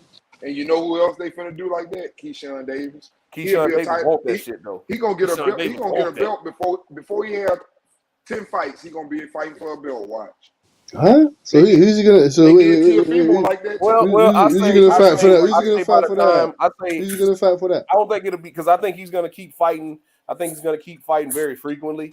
You know what I mean? I think he's still gonna be fighting at least 4 and 5 times a year. So he's gonna rack up some wins. I say by the time anywhere between 12 and 15-0, he'll get his first title shot. Mm-hmm. Hey, but ain't that true though? You got to realize, you got to give Bob a little credit though. Bob threw Teofimo in there early. Teofimo had 12 fights with belts and shit. So he throwing him in there early over there. 15-0. I think he was 15-0 before he got his first title shot. But I'm saying they ain't wait till they get fucking 25 and 30-0 and shit before they fight somebody. Right. But those guys are not gonna have the belts when them guys get the shots. That's what I'm saying. There's not gonna be any Richard Coleman's holding the belts when them guys get title shots. Who are they gonna beat to get these titles? Those are all just in-house fights. Like, whenever your number comes up, that's when your number comes up. Right. And Belonga's fighting some guy called what I'm Angulo. saying is, even if it's on the same side, I don't care if PBC stays on PBC side. It's still some good fighters at every division. That's just like, for example, you got, and I know they independent like Devin Haney and stuff, but still, you can make those fights to Devin Haney, Ryan. Man, look at all that shit they got over there. Devin Haney, Ryan Garcia. All these dudes are capable of fighting each other. Lomachenko, Isaac Cruz, Ryan Garcia, Devin Haney, Tank, Kambosos. Man, there's so many fights over there, man. Come on. How can you not fight each other? For Belonga, for his June fight, it's like, okay, you got past Steve Rose, who's a former title contender at a weight. He's fighting Angulo, whoever the fuck that is. You know who would have been a good fight for him for this June fight? Uskatiki. That would have been a good fight. Yeah. No. Don't put him in there. Uskatiki might hurt that, man. No, Uskatiki will finish him. When boxing does that cheating ass nigga, fool. He had to cheat because he was finna get his ass folded by Benavidez. Hey, this is what I'm trying to explain to you. They need to build Balaga. His money. It's not about, throw him in there. Yes, throw him in there with those guys. But they need to build him up. He's an asset. Don't you understand? He's an investment. They've invested money into him. So they need to make sure that they get the money back. The same with what fucking Craig Richards said. They've invested money into Buatsi, Balanga, all these guys, fam. They're just going to chuck them out to these guys. And when they start losing, no one's going to want to watch them anymore. You get me? That's what I'm trying to explain to you. It's not that easy to just go and forward them onto the line. That's tough. It's not. We ain't gonna want to watch it because they lost. It's because we just now finally getting the proof that what we already thought they was hella overrated. Right, but somebody who somebody else they're gonna do that with, bro, and rightfully so, because you can clearly see he's green as a blade of grass, and that's Nico.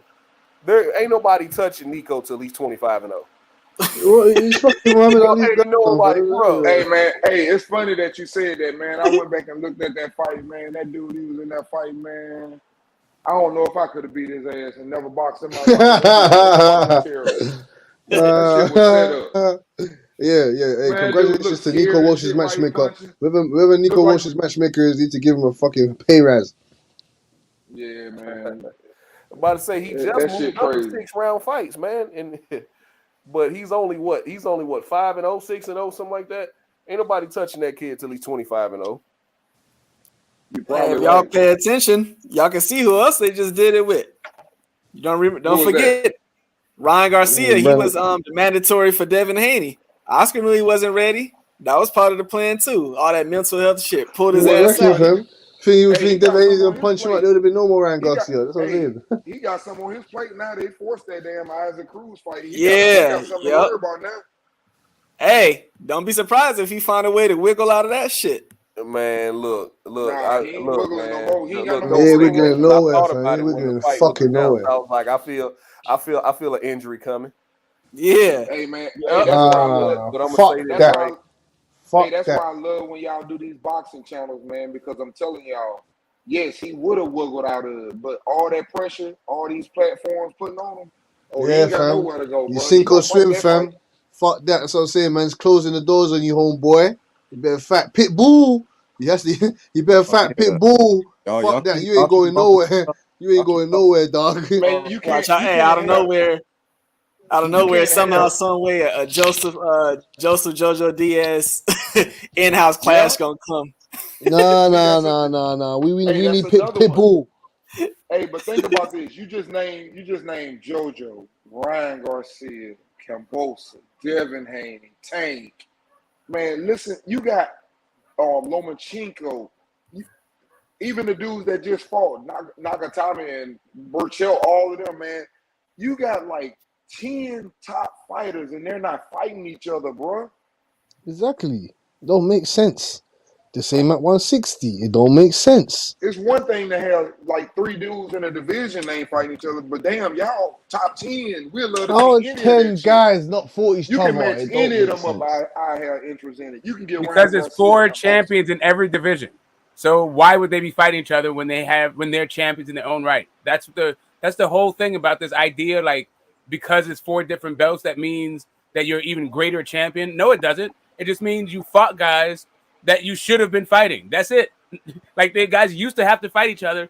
Now that they have so many belts, you don't have to fight each other.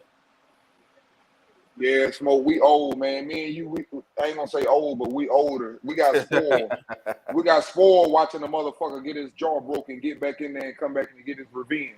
Yeah, you used to know who was the best once they got to the championship Hey level. Because they fam, fought each other on the way up. Hey fam, that's what I was saying, fam. It must have been live for you, man, back in the day, fam, to be watching them mad fights, Oh fam. man, them Everyone's motherfuckers fought. nose ducking, none of this bullshit. For Wasn't us none of now, that. I'm in trying to tell you, bro. man's day, is shit, Man, fam. Look, we can't I was even literally get Errol Spence and Bud, fam. What the fuck? I don't get No, it. you're not, Butch. I was flipping through the channels one day, and I happened to come across Nigel Benn and Gerald McClellan about to fight. That shit was just on TV. You know, Look at that. like Look at Evander that. Holyfield, Dwight Muhammad Qawi on TV, right?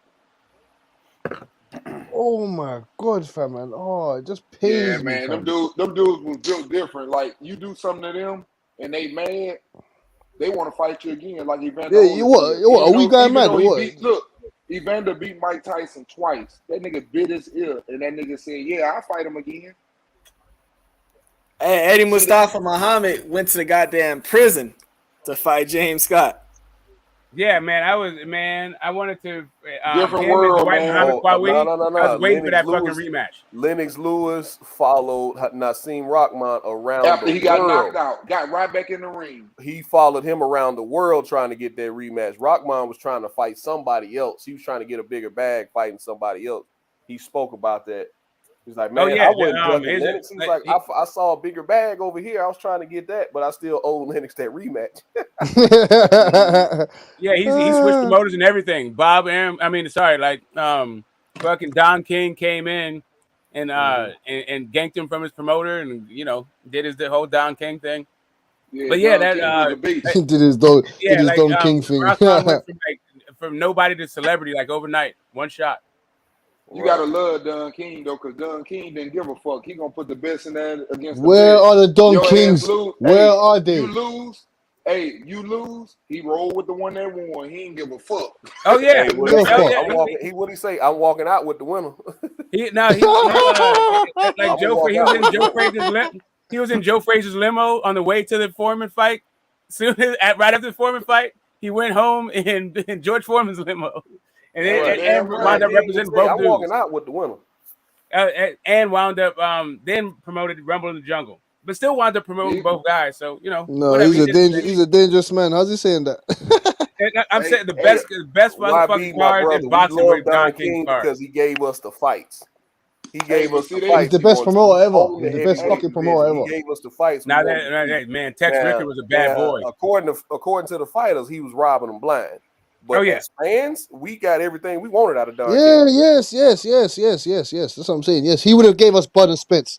He would have gave us Bud and Spence right now. Oh shit, he would have gave it to us right now. And another thing about no wasting time. About Dunn ain't give a damn. Like if his fighters was fighting, Dunn gonna be standing right behind their ass when they doing the press conference, waving that little American flag. He ain't give a fuck. He gonna be waving that little American flag. Belonga and Caleb Truax. I like that fight. That's another fight, bro. Caleb Truax, I never want to see that dude fight again. I never wanted to see him fight. I didn't want to see him fight James DeGale. I have no idea how this dude has been milking that fucking James DeGale win this hard for this fucking long. Dude is trash. Who was that? Who you talking about? Fucking Caleb Truax. Caleb Truax is shit. He hadn't fought since Caleb Plant beat him last January, bro. Caleb Truax, Anthony Durrell. I don't like Caleb I ain't Truax. seen It's him style of fight in a fight, long man. time. He lost to somebody though, didn't he? Last fight I saw everybody. Was when He lost to everybody. He's been He was losing, supposed man. to be- He's been he- losing. he- He's been losing, man. He had a Saddam Ali moment where James DeGale was supposed to retire off his ass, but he wound up beating James DeGale, so they had a rematch. And since that had to be like 4 years ago. And my man keeps getting fight after fight after fight off that shit because he's like a former champion now. He's a DMT, man. Love, Yeah. bro. He going out like Ishe Smith, one of them types. Ishe Smith is a former champion. Ishe Smith's a former world champion. Yeah, people still mention him like they're mentioning him like he's a good fight. Like that dude, Ashley Theophane. Like, get the fuck out of here, man. Ishe Smith is a former world champion. Ishe Hey, Smith. if he got that champion on his name, believe me, them young boys finna get him. They love that. They love putting that on their resume. Hey, look at how Bermern Vern went out. Yeah, he's still going out. He's a highlight Severn reel was a for fucking bulldozer. hire. No, he was a bulldog though. He was a bulldozer. No one forget. Yeah, no one remembers back that. when- Man. yeah. Before Wilder, he was a bulldog. Nah. No, I had him beating Vitali. Yeah, they bumped that. They bumped him. They bumped I him. had him walking through Vitali and fucking Vitali up.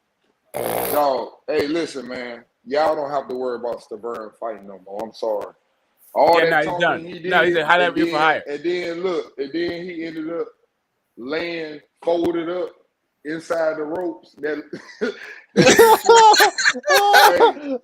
Just that He said he was picture by folded itself. inside the Hey, ropes. let me tell you something. I'm not a doctor, but just that picture, seeing yourself folded over like that against the ropes and him beating you like that, that's mental, bro. He ain't fighting no more. No, he got knocked. He's been knocked out 3 Joe more Joyce. times. Yeah, you missing. Yeah. You missing a few different knockouts. He's a knockout. He's a highlight reel for hire right now. Him, Carlos Takam. He said he's coming back though. He said shout out to Stavern though, man. He said he's coming back. He said he's coming back. Yeah, he missed Brian that man. Jennings. Yeah, Carlos I ain't Takam, heard of Brian him fighting in a Jennings, long time either. and your boy Derek Ward Chisora. He talks a good one. He's going to sleep.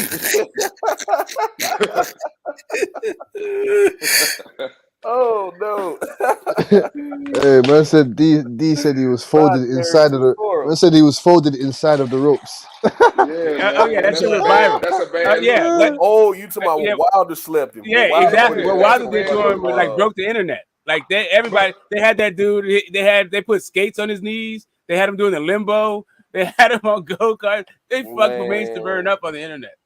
Yeah, man, that was a bad look, bro. Oh yeah. Y'all talking about when Wilder beat the fur off his ass? Yeah, man. Beat the fur off his head. Because he was so frustrated. Hey, it's not the knockout.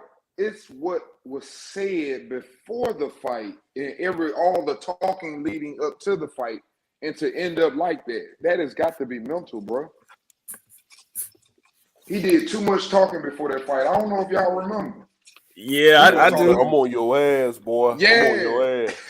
Wilder just sitting there shaking his head the whole time, like, okay, I got you. Okay. Yeah. He said, I'm gonna be on your ass. And then the next thing you know, that motherfucker folded up between the ropes. Hey, y'all just mentioned Don King, but don't forget, Don King dropped his ass after that fight. Yep. Hey, and to be honest, hey, that's when people really started recognizing Deontay Wilder too.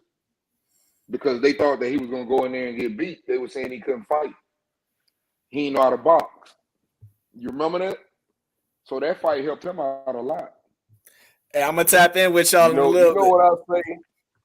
You know what I Say say? no So more a lot of happy, people say fam. Deontay Wilder couldn't box. Maybe he could, maybe he couldn't, but he beat a lot of motherfuckers. He beat a lot of motherfuckers who could. Oh yeah, he beat a lot of guys who could box. That's what I say. Like I say, man, that boxing thing, man. You know, it's like they say, it's more mental than anything. If you can fight, you're a fighter, man. Your style might match up good against somebody. It may not match up good against somebody, but it's all about the styles of fighting. So they all fighters for a reason. And Isak Cruz thing. That's just they've just ordered the fight. They had nothing been signed, right? I think they ordered it and nothing been signed though. I think it's okay. Yeah, nothing's been signed, but they're talking like they're leaning towards something being signed. Like, you get me? It seems like it's 80% done. You get me? That? Yeah, it's almost like they ordered it that fight, you know, needs to happen or whatever. So when Like, you do all that shit, I'm gonna say this shit, right? It's for something. We gonna see what Ryan really got, man. Yeah. This fight should, I think Ryan gonna shock if y'all, he man. disengages with his chin straight in the air like he does. He lost money on, man. He lost money on. I'm glad y'all believe in Isaac Cruz. So when Ryan sparked this little midget, y'all better give him all his fucking gonna knock credit. him out. We say you're not a fan of Pitbull on me, fam. You're not a fan of Pitbull. He ain't got no neck, man. You can't knock out a dude with no Ryan neck. gonna knock this midget out. And when he No, do, man. Pitbull all the way, man. Hey, listen. Hey, Rodney, have you been to Victorville? I have. That's not far from where my dad is. There. Yeah, me too. I've been at that. I was at Adelante. I had a warehouse out there. Fucking you know Atalanto at Smoke? Yeah. Like I said, I had a warehouse out there. I used to go out there fucking every week to get to fill my orders.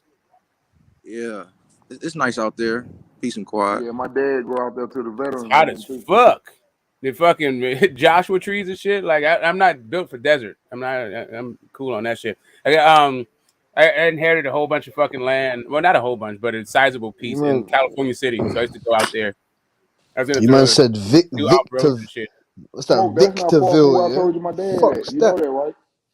Hey, I think Cruz is tailor made for Ryan, y'all. Why'd you say that? Why'd you say that? He can't get caught though. But Ryan, Nigga, him trying to walk Ryan down is what Ryan wants him to do. Ryan is originally a counter puncher. Yep. He gonna counter the shit out of his with them wild open hooks. He's gonna catch his ass. No, not defending how he is. Yeah, he better keep that chin tuck. He ain't got no jab. He ain't got no jab. I ain't gonna lie, DJ. I don't even know if Cruz can reach his chin, nigga. It's a big size. He got a good defense, man. That shit is sneaky, bro. He got a good defense. He ain't numbered another little Mike Tyson. You got a good you got to have your mind right against Isaac Cruz because he's coming. You better have your mind right because you might lose. We gonna find out. We damn sure gonna find out a lot about Ryan in this fight because his ass gonna be backpedaling. That's a tough fight. You think it's going decision or knockout? Decision or what? What are you saying? To me, boxing is the same as football. 90% mental, 10% physical. If Ryan mental is right, he's gonna win the fight.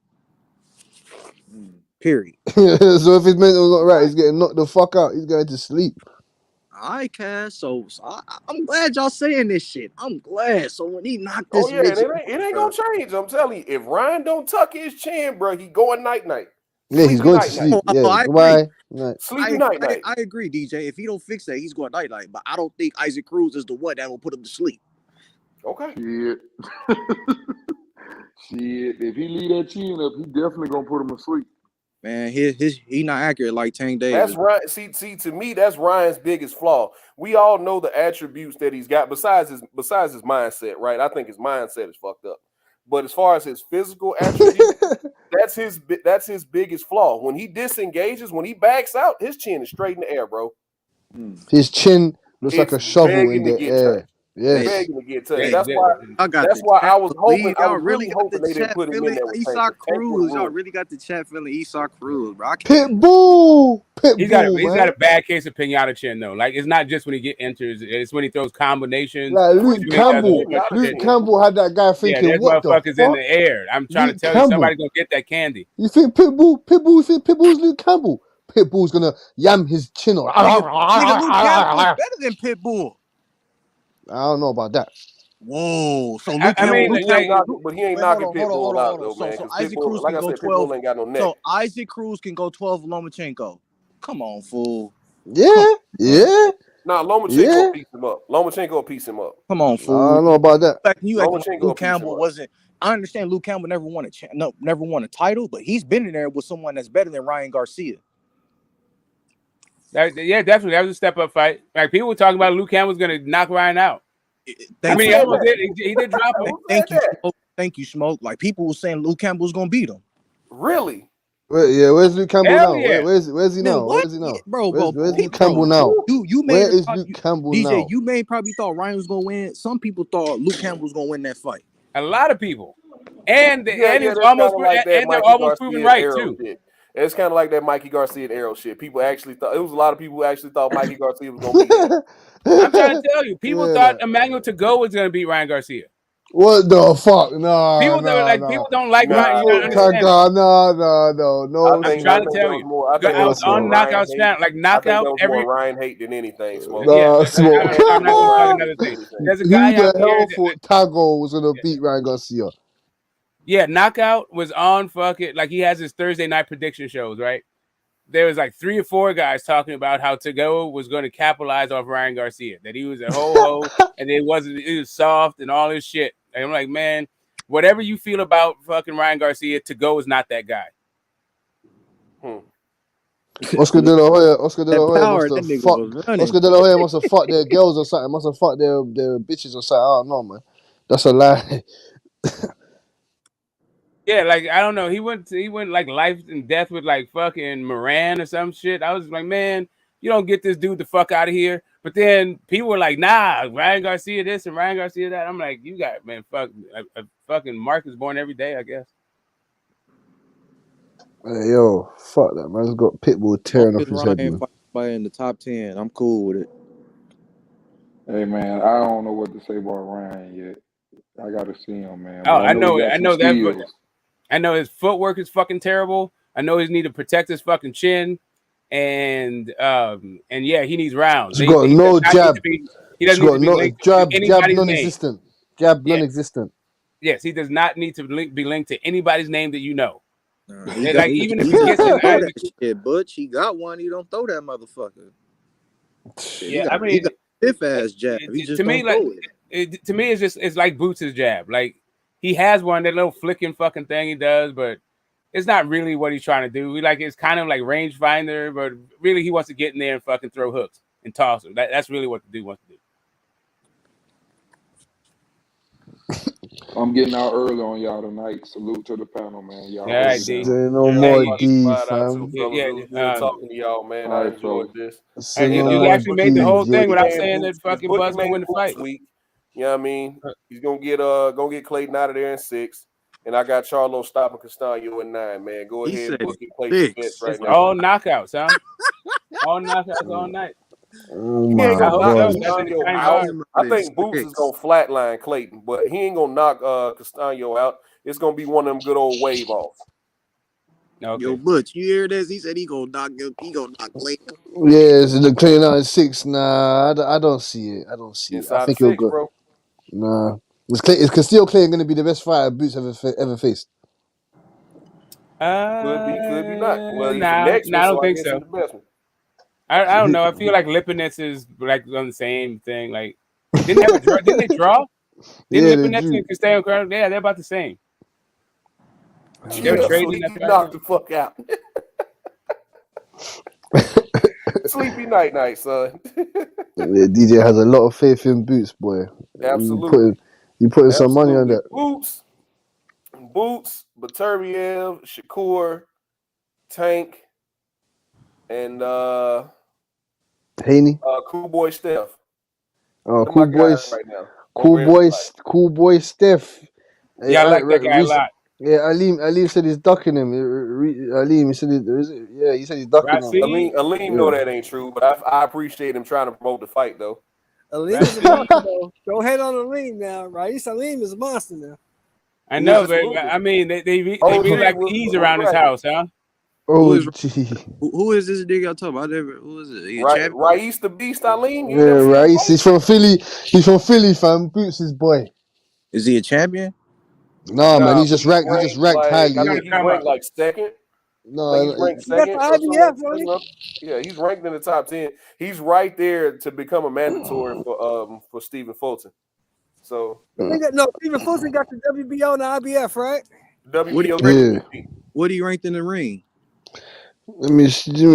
What's this? Let me see. I can look it up real quick. Hold on. I think Rais Aleem got the IBF. Check that out. Nah, because MJ got the other 2 belts. Oh, MJ whatever that Aleem. MJ got the other 2 belts. Let's see. Super bantamweight. Let's go down. He's ranked number 9, isn't it? He's ranked number 9 in the WBC. Is he ranked? He's ranked number 6 in the ring. He ranked number 6 in the ring. Yeah. Right. He's ranked number 10. Right, number 10 in the WBO. Let me see. And 10 in the WBO. You can see the punch that fucking that closed Ugas' eye, that broke his socket. It's like in the 7th round, beginning 7th round. Yeah, the uppercut and the hook, that left uppercut. Yeah, that shit that dropped Porter. Coming up, don't he? Yeah, he's got a fight coming up. He's got a fight coming up next. Who's that? Rais Aleem. Yeah, he's got a fight coming up. Against Planeta. Planeta. No, DJ, how old is Cool Boy Steph. Don't he got a fight coming? Yeah, he's got a fight June 4th. Him and David Morrell on the same card. They fight. Aleem's 30. He's 31. He's 31. Yeah. Yeah. What the fuck? So how the fuck is bro? How y'all saying these niggas is that and these niggas is old? That's not really old. It's old, but it's not old. You're in a prime minute. It's not old. Nigga, he's 31. That ain't old, man. Bivol's 31, fam. That ain't old, man. He's still got another 5 years. 31. Yeah, that ain't old. That's not old. Bivol been a champion already, though. Bivol is defending his belt multiple times. I got you. Has this dude you're talking about ever been a champion? Do it. I mean, you got to beat somebody to become a champion one time. Yeah, literally. Yeah. So he wants Cool Boy Steph. Yeah, he wants to smoke, man. He wants to smoke DJ, now. He been a pro for 7+ years and never got a title shot. It's hard out here, man. It's hard out here, Rodney, man. It's like saying it's like NFL, fam. Been in the NFL for 20 years. You ain't gone to the Super Bowl once. Who are we talking about? Rais Aleem. Oh, yeah. It generally takes like 10 years before you get a title. It's hard out here, Rodney. Kambosos. It took Kambosos 10 years. 10 years, Kambosos. It takes most guys 10 years. And like 10 years. That's a pretty good average, right? Like you can get it in 7. The only guys that really get fast track like that are like the Olympians. The Olympians are the only ones that get fast track. Yeah, so you tell me a man goes top rank 17, 18, he don't get a title shot till he's 27, 28. But that's why Top Rank keeps those belts in house, so they can like allure the fucking blue chip Olympians there to like they can move up the ranks real fast, and they have a whole bunch of fighters over there, the champs, right? That's why you got like guys with 20 fights, 22 fights already, like 2 division fucking unified champs and shit. Yeah, see that's the thing, man. Top Rank will make big fights, but if Bob Arum don't see no way where he can make a good bit of money off of it, he's not going to deal with it. Really, I'm making no fight, fam. This man been in business 50, 60 years, bro. He went to Harvard. He get that. He went to Harvard. He used to be a lawyer. He knows what he's doing. Yeah, he was one of them white collar SEC lawyers before he got into the boxing business, bro. He's not a dumb man. So if he can't, you don't see no way where he's gonna benefit. Exponentially make some green bucks. I mean, shit. Look at what he did with the welterweights that he had for a long time. Welterweights and junior welterweights that he had for a long time. How many fucking times did Bradley and Marquez fight? How many times did Bradley and Pacquiao fight? Bro, mean, he came into the how many business. times did Marquez and Pacquiao fight? Like he He kept getting robbed. Fights. So that Bob Arum came into the business, representing Muhammad Ali's request, and his first order of business was trying to get them to marinate the Rumble in the Jungle.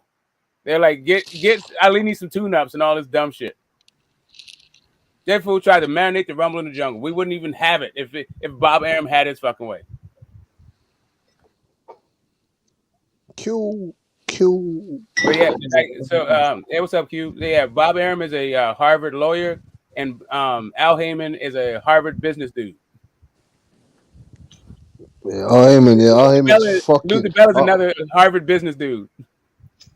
What, they all went to Harvard in that? Lee DiBella. I didn't even know that. Hey, so when Taylor vacate these belts, what's gonna happen?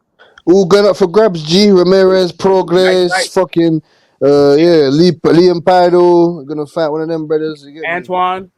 Yeah, Antoine Guy Russell, Sabu Matias, gonna fight for the IBF, shit like that. Will there be cross promotion fights for the belts? I don't think there'll be cross promotion. I don't think. I mean, I think that maybe some Top Rank. I don't know who's on. Yeah, Pro Bellum top rank. Yeah, fam. Yeah, like I feel like those fights are more likely to happen than like. I don't. You know what? I don't even know who's ranked where. Right. So like the WBO, I feel like is gonna go to the Top Rank or the Matchroom. And then WBC, I'm not sure who's up there. I feel like that's where Antoine is and Matias. Nah, that's Top Rank. That's where Jose Zepeda ranked the highest. Him, Regis, I want to say, Ring Magazine. Regis ranked number 1. Ring Magazine. No, we're talking about the sanctioning bodies. We're talking just the belts, the IBF, the WBC. Yeah, that's why I say it's Zepeda at the WBC. Yeah, but who else? Regis said like number 1 for shit. No, I mean it's the number 1 and number 2. I'm thinking, right? Or maybe I guess one. So for the WBC, Jose Zepeda is ranked number 1. Ramirez is ranked number 2. Okay, cool. And then that's WBC, and then IBF.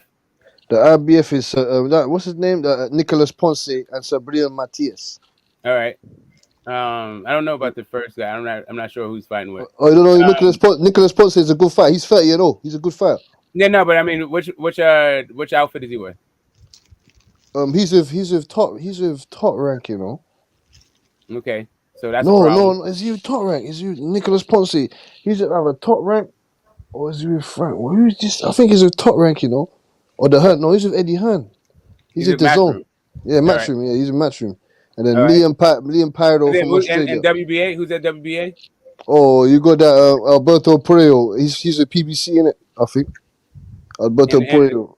And then who's number 2? Barrioso. Mario Barrios? No, Ishmael Barroso. Oh, I don't know that guy. Yeah, Ishmael Barroso. And then WBO is who? Liam Paido and Ramirez. Yeah, I ain't hear no Regis. You ain't ranked top 2 in none of them? No, Regis is number 3, man. In WBC, he's number 3, innit? And IBF is number 4. No, sorry, number 5. And then WBO, he's number 6. So he's top 5 in all the he's top 5 in all the sanctioning bodies. Except for the one he's number 6 in. Yeah. But he's I fucking lied. Yeah, I fucking lied. He's up there though. He's ranked number 1 in the ring though. And that's Lou DiBella. Lou DiBella can fly. Lou DiBella can flip around. So he's in a pretty good position. I don't know. He's in a good position. Yeah, he's in it. Imagine he's in it. Jack Catterall. Where's Jack Catterall? Jack Catterall is ranked number 4 in the WBC. He's ranked number 3 in the WBO. He's ranked number 6 in the fucking IBF. And he's ranked number 4 in the ring. Yeah, but he should get a title shot. I feel like they make that Jack Catterall kind of thing. Wait a minute, is Jack Catterall with Matchroom? Is he with? No, he's a Pro Bellum. He's a Pro Bellum now. He's a Pro Bellum, all right. So they'll make that Regis is Pro Bellum. So they make that fight. Regis and Jack Catterall. Regis and but that's gonna be a top rank fight. then, because Pro Bellum doesn't have a network. Okay, so that'll be a top rank fight as well. Okay. Shit, sound like Top Rank will have 3 of the belts. Yep, top rank, boy. I mean, they got one. Yeah, it seems like. I mean, all I heard was Matias. That's the only PBC fight I heard in position. Where Gary Russell? Gary Russell, boy, where is he ranked, man? Gary Russell is ranked number 10 in the WBA. That's it? No, he's ranked number 7 in the WBC. Yeah, that's about right. Two more fights, he should be there. Yeah, 2 more fights, championship time, man. Do y'all think if Victor Postol were active, they would have ranked him up higher? Nah, he just got knocked the fuck out. He's active. He just lost. He lost 3 weeks ago, something like that. Within the last month. Or around the last month, somewhere around there. There's a bullshit stop it, but he got his ass whooped. You got his ass whooped, bro. Man, that nigga Liam ain't getting no goddamn title shot. I don't know who that nigga is. Who is this other nigga? Liam Pyro, the Australian guy, man. You like fuck out of here. He not Damn. Uh-oh. He's not getting no fucking title. You got Ugashev. Ugashev's alright as well. Ugashev. You got what's his name? This Japanese brother, Harakoya. DJ Shea is like dropping the fucking the 2 real fast. Big money gets laundered through garbage fighters and champs. I mean, he's not getting no fucking title shot neither, dog. Who is? Let me see. Liam Pyro's ranked number 1, man. He should get a title shot. I'll put it like this: if they get title shots, it's gonna be against a name, and it is because they want him to get beat. They ain't fought no fucking body, dog. No, but they fought people in his country. Like, you know how it is. That's what I was saying to you. If you break down how they get these rankings and that, they have to fight these guys in the area. Like, you get me? Look at Sandor Martin. Get the fuck out of here, man.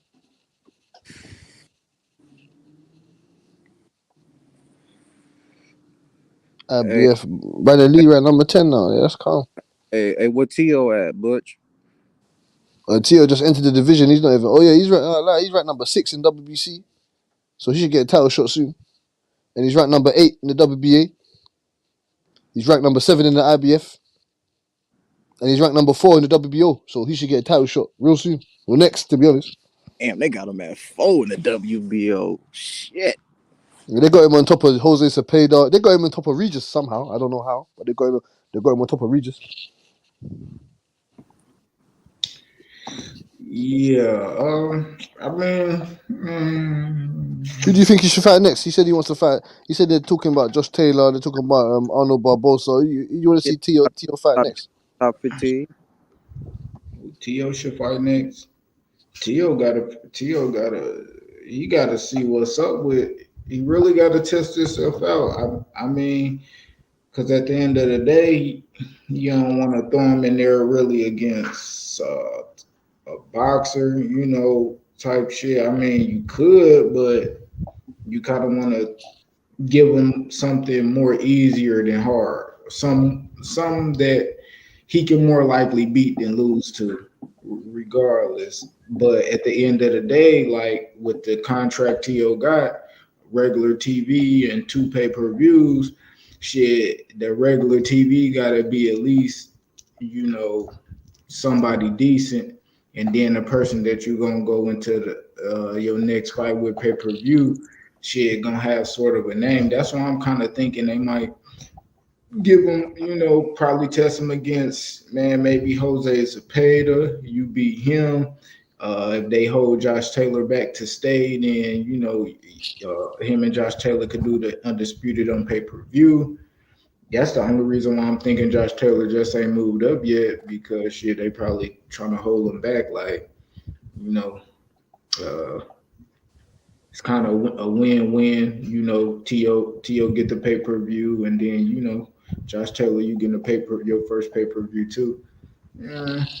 So, but they still got other fighters. They got the Barbosas and people like that. You probably could finesse them, not have them so mad, put them on the undercard. But I don't know, bro.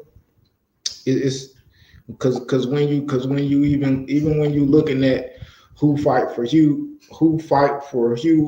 as far as the promotion, you got to look at the business as far as like they got to do what's best for everybody. You know, you don't want to kind of bring this 135 motherfucker who just lost getting ahead of you. Yeah, yeah. You be like, what the fuck? You know what I Huh? mean? Yeah, like if I'm like Barboza and Tio ain't never fought at 140 and you go straight up to a title shot or some shit like that. Like, man, the fuck you doing with my career? It sounds like that's the guy you really, you know what I mean? So shit, I don't know. I just got to see what the fuck they throwing, see what they gonna throw at us. You know, that's shit. That's their $1 million decision they gotta make because they spending their bread. I'm just gonna watch it out. You know, I got ESPN Plus. So I'm good. That's calm, man. And did you give your prediction on Castano and Charlo? Keith? Bro, I done gave my shit.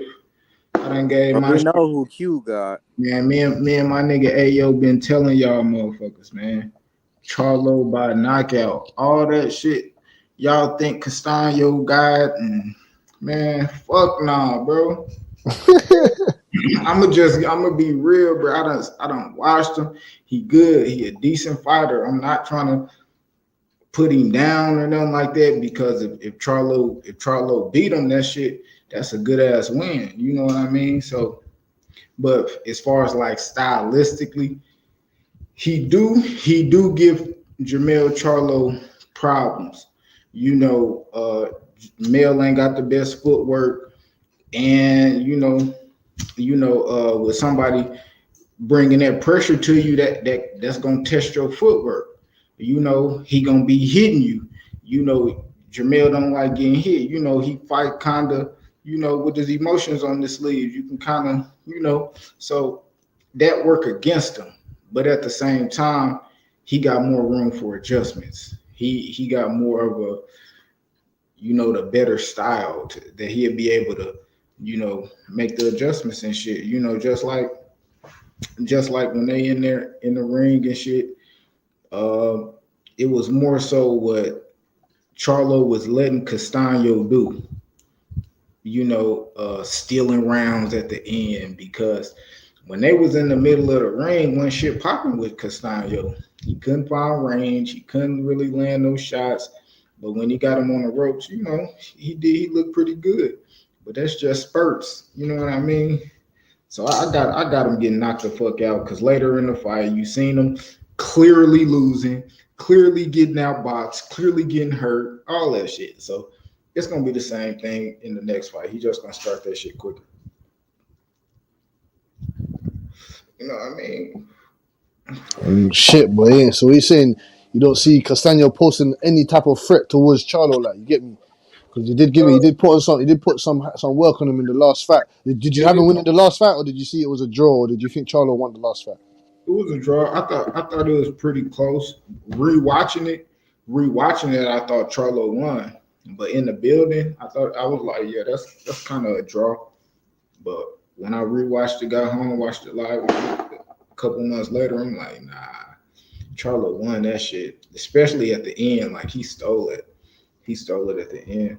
He really took them rounds as far as the 10th, 11th, 12th.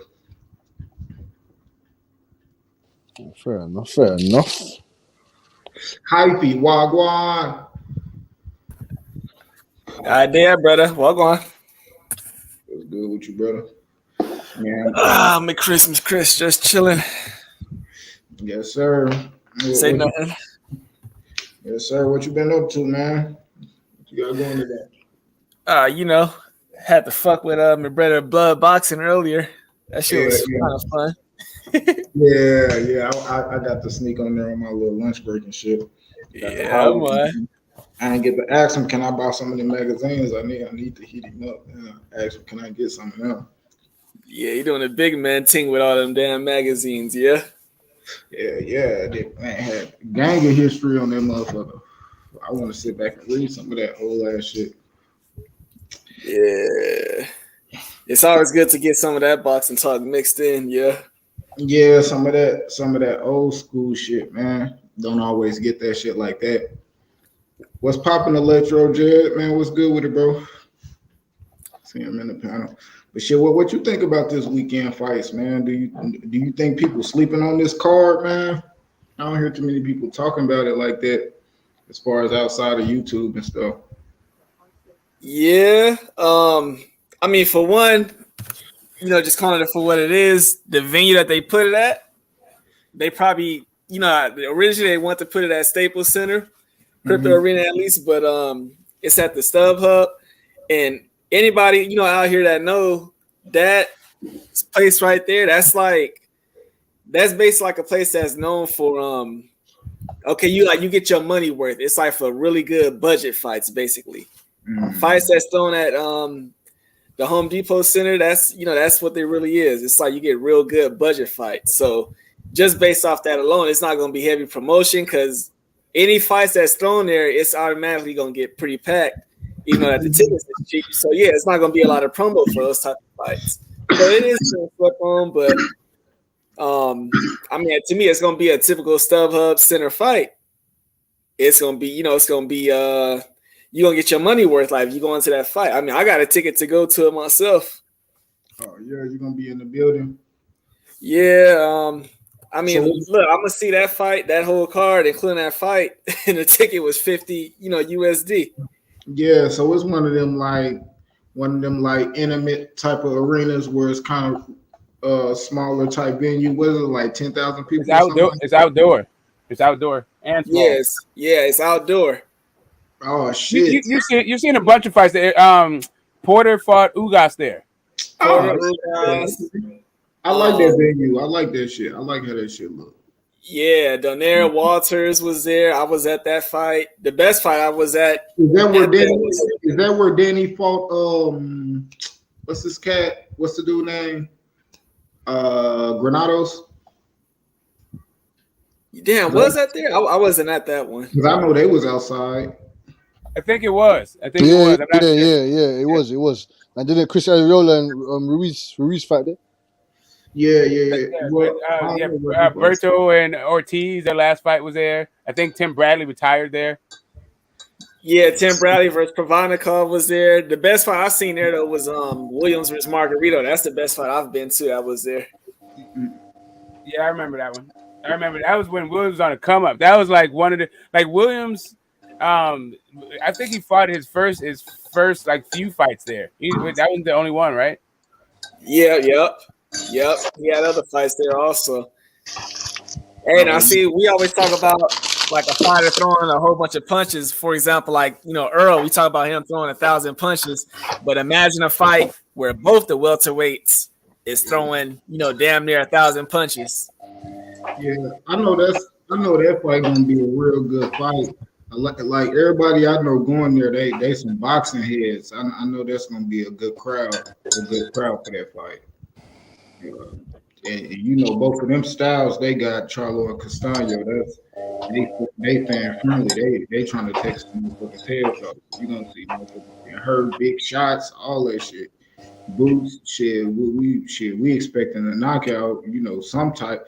We gonna see if it's not a Boots knockout. It's everybody gonna be surprised. If Boots go 12, that's what it's gonna be like. What the fuck? I wonder how people reaction to be if Boots go 12. I don't think he will. I got him knocking him out, but if they go 12, I wonder how people gonna react. Hey, well, I was saying earlier, Q, that crowd, even though they didn't pay much money for them tickets compared to other places, they are very impatient. Now, mind you, this is where Rigondeaux fought Casemiro at, so you can imagine how that place was on fire. Yeah. But yeah, they very impatient. Like the first round is supposed to be a fill-out round. Usually, they would move out the first round if it ain't no action. Yeah, they really see that shit off real. Yeah, I think they styles they gonna pop that. Yeah, they gonna do that shit off. I think that shit. I don't know. To me, I think it'll be better for Castano. He gotta be patient. He gotta kind of let it come to him, because Charlo gonna box. You know, I think Charlo gonna come out really trying to fill out that jab, and somebody gonna have to take the lead on this dance. Somebody gonna have to start going to that body and start trying to impose their will over the next person. Because if it's tit for tat, if it's tit for tat, I think it's gonna be another fight that's gonna be hard to score. You know, so this shit. You know, I'm. Hey, Mel got to get the knockout. I don't think he got to because I think if they go to the cards, I think Mel will win on the cards still.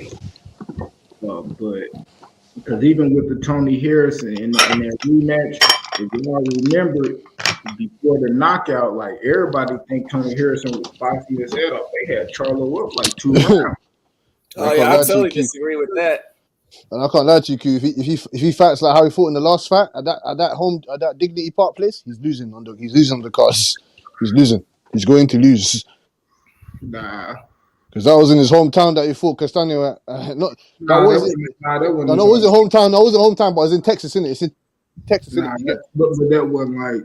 I mean, it was a pro Charlo crowd, you could say, but still, like Castano. I mean, he kind of still rounds, but bro, like I said, I mean, he just fight like the last 30 seconds. He not all the way fighting from 3 all the way down. He wasn't fighting like that. He wasn't fighting like that in the first fight.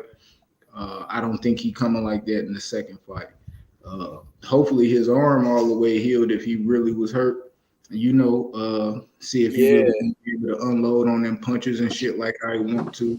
You know, hit as hard as he want to, or if he might re-injure it in the fight.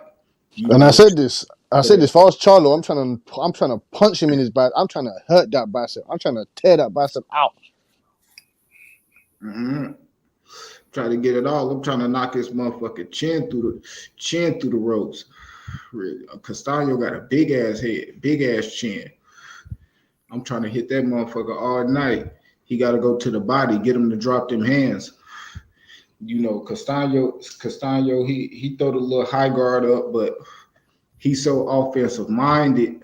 And his style is so much punch when his opponent punching that he don't really hit his defense is his offense. Yeah. Right about that. His defense is his offense. Yeah, right about that. Yeah, I want to see some feints from Charlo. I want to see some feints. You get me? I want to see some. Yeah, man. I need to see some feints. I need to see some different angles of the punch. I need to see different punch selections. I don't want to see some long flailing and wailing hooks and all that stuff that he was doing before, man. He gonna throw him if he give him the bite on the feint, and that's the thing. Male not the most patient either. He not the most patient, but he do got a little rhythm with his shit. He do got good timing. You know, even like shit, like he called Lubin rushing in. You know what I mean? He called what's his name? Damn, I forget, old boy. He knocked his ass out standing up and shit. Yeah, I forgot his name. What's that guy's name, man? John? No, the other guy, man. I think it was Julian Jackson's son, was it? Yeah, Charles. What's that? What's his name? Charles something. Yeah, that's what I'm talking about. He knocked Julian Jackson's son out, standing up, boom, boom. He caught him just standing there being a little too still, you know, throwing a little jab. Timed him, came over the top, mopped his motherfucking ass. So it's like, and that's how Castano is. He kind of got that male punch when you punch. He kind of, I can't say a counter puncher, but you know he got good timing with this shit. I think Charlo gonna knock him out though, definitely. Yeah, I think Charlo. And at a fight he had, bro, running like around the whole ring, man. He could have. If Charlo was patient, bro, I really believe he would have put him down. He would have put him down, definitely, bro. But Charlo be rushing, you know, he ain't got no. So I'm saying to you, no patience. He wants to rush his food. He wants to that's how you get indigestion, G, in the ring. You get indigestion in the fucking ring. That's a fact. He ain't got no type of patience, bro. He like a lion. That nigga force feed himself. Choking him. But sometimes you can't force that shit because your shit clipped. For real. Yeah, see, but that's where he kind of that's where Castano actually made Charlo not be so impatient when Charlo hurt him sometimes. Like because Castano recovered pretty quick, and when Charlo noticed that he recovered, he slowed down. He don't even put. He'll kind of and that give Castano time to get his shit back off, or at least throw punches, lunge in, and do what he do.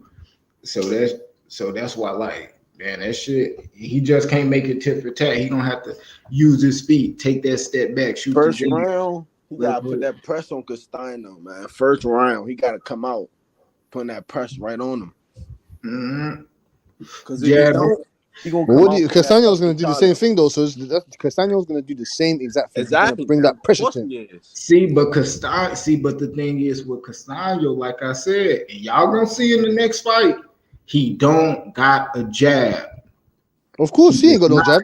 He can't find the distance. He can't find the distance. That's why he just lunge in, woo, and start wailing. And he right there in front of you. Charlo, if he stay off the ropes in the middle of the ring, and when he jabbing, make sure Castano don't hit. Move his head, take his head off that center line.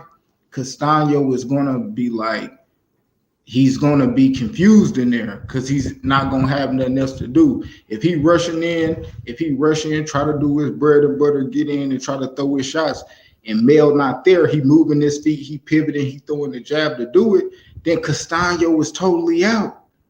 And he dare to get knocked out because he got nothing else outside of that. And I'm telling y'all, he got nothing else outside of it. But this is why skills do. Yes, this is why skills are highly efficient, fam. Because someone like Shakur Stevenson, for example, like to me, Valdez and Castano, they got the same sort of like style. Like, you feel me? Like like Shakur Stevenson. If like that's what I'm saying. Even these older fighters, they can take a couple pages out from the younger fighters' books. Like, you feel me? Charlo should go sit down and look and watch how he decapitated Valdez and dispatched of him, took all of his weapons away from him. You feel me? Because if he takes Castano's weapons away, which is the pressure, and like you said, Q, you get me, stay off the ropes, use that jab all night, stick that in his face. Because he's 5'11", he's almost 6 foot. Castano's 5'7" with a 67-inch reach. You should beat this guy out to the jab all night. Yep. No boy. Fuck. Yeah, he's small as hell for the weight class, bro. It should be easy work. We should see. I think the mistakes that was made in the first fight was more so on Charlo's side. I think he gonna come back and make those adjustments, and in the fight gonna look totally. It ain't gonna look how the first fight was. Who do you think's faster though? Q, man, Lucia, all the rest of the panel. Who do you think's faster? I think Castano's got more speed than Charlo. But Charlo's better athlete. Yeah, Castano might got more. Don't lie, Castano. Yeah, he got more speed, bro. But I think Charlo got more power. Yeah, Castano. Yeah, Charlo do got. I think Charlo got more power. Castano do got faster hands. He do got the speed. He got the speed advantage. And who do you think's got the better footwork? Castano for sure. Yeah, Castano. Shit, boy, it's ticking 2 boxes. Got no type of footwork for real, bro. That's 2-0, boy. So 2-1 actually. So you said power for Charlo. I'm gonna get a footwork. To Charlo. I don't think Castano don't got that. He don't got it. Did you see the fight against Lara? No, I take that back. It's probably about the same. As far as what I seen in the last fight, it's about the same. It's about the same. Because Charlo, how Charlo used his speed and how Castano used his speed is 2 different ways. So matching them up against each other, like, yeah, I say it's about the same because even if you go back to the fight, like it was like tit for tat. Sometimes Charlo was able to take advantage and not be on the ropes, and then Castano would get him on the ropes sometime. It was kind of even. So, yeah, but I ain't mad if you gave Castano the edge because shit, he closed it a lot. Charlo did have to fight a lot off them ropes. He was on it for a majority of the fight. Damn near. Let me throw a question in there. Who got the mental edge? Just about to ask that, boy. Damn. Read your mind in it. Well, I don't. It's so easy to get underneath Charlo's skin, though, man. That's what I don't understand. But I Brian was about to Castano, say that, bro. It is. It's so. I could blow at this guy, whistle at him. He's gonna get underneath his skin. Yeah. I could brush my teeth in front of him. He's gonna get underneath his skin. I could offer this man a sandwich. It will get underneath his skin. Hey, I heard Jermell once killed a man for sneezing in his sleep. I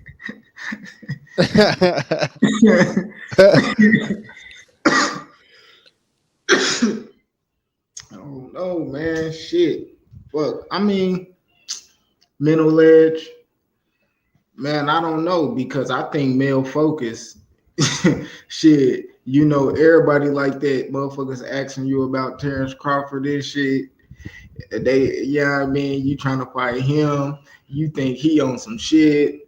He faking an injury and all. Oh yeah, that's another thing, boy. Q boy, that's another thing. My man said that they asked him about Terrence Crawford, and he said that Terrence Crawford's not fighting none of the competition that he's been fighting. He said that they're ESPN. He said ESPN they're fighting some low competition guys over there, man. You need to worry about Spence. That's what he said. I mean, Charlo and Spence, shit, did fight better competition than him. I'll be honest, but that still don't mean nothing about what I think about the outcome of the fights. But yeah, they did fight better competition. But you know, whatever. Okay, you know, I'll give them that for sure. Shit, I think Charlo fought better competition even more than Spence. Me personally, you know. Of course. There's no fucking going around about that. Of course. So yeah, I mean, he won line, but when Bud get over there, then we'll see. You know, God, like this guy fought Tony Harrison twice. He fought fucking Castano twice. The fuck? Fought fucking what do you fight? Fought my man as well, Rosario. Who else he fought? Rosario, Olas, Austin Trout and shit. Yeah, fam. He fought a couple monsters around there. Yeah. Fuck that. Yeah, fuck that. He's definitely his resume is definitely better than Errol Spence's. I don't give a shit. Destroyed. He punched out Jorge Cota. Yeah. He knocked out Lubin, Charles Hatley. He got down there, man. Fuck that. Monty Rosian. Yeah, man. Yeah. Fuck that, man. Yeah, he showed knocking shit. Gabe Rosado, and Gabe Rosado was still a bit of Gabe Rosado. Like, yeah, shit. He exposed the game plan to Gabe Rosado. Shit. Oh yeah. You could say he showed the game plan. You get me? Yeah, the blueprint. Yeah. Body, nigga. Okay. No, man. Hey, Lions only, man. Fuck that, man. Lions only. I like Jermell Charlo, man. You get me? He's on the smoke. He's the real Iron Man. You feel me? I don't know what his brother's on though. That's what I'm saying to you. Too, bro. He got a lot of hate. Yeah. He got a lot of hate. And I don't know why he's not on people's many. I don't know why he's not on many people's pound for pound list. Because if he wins this Saturday, he's on the pound for pound list. He definitely on my pound for pound list. No arguments. No argument whatsoever. Top 5 pound for pound. No argument. No argument, bro. They can't argue that. I fuck with that. I fuck with that assessment right there. Passion for beauty. She said, or whoever. She said, I think if Charlo makes adjustment and shows patience, it means more opportunities for the busy Castano. Charlo got to be consistent in his game plan, willing to fire back intelligently. Can't call. Yeah. Yeah, man. He has to listen to Ronnie Shields, man. You get me? He has to listen to his corner, keep his game plan in check. Derek James. Derek James. Sorry, yeah, my bad. Derek James. He has to listen to Derek James. You feel me? Stick to the game plan because Derek James is a very, very good disciplined coach, man. He ain't gonna be doing what Eddie Reynoso's doing. Oh yeah, use your experience. What the fuck you talking about, man? He's gonna give him a game plan. Stick to the blueprint. We know what Castano likes to do. We know his weaknesses. We know his pros and his cons. You get me? So that's why I like Derek James as a trainer as well. I don't want to hear anyone talk about Derek James. To me, he's a great trainer. You feel me? He's got many great trainers. Yeah, man. Fuck that. Eddie Reynoso, man. You said he's better than what? Eddie Reynoso. Derek James? Yeah. Yeah. Right now. Yeah. Eddie Reynoso's hurt. He's got 3 big L's in a row. 3 fat L's.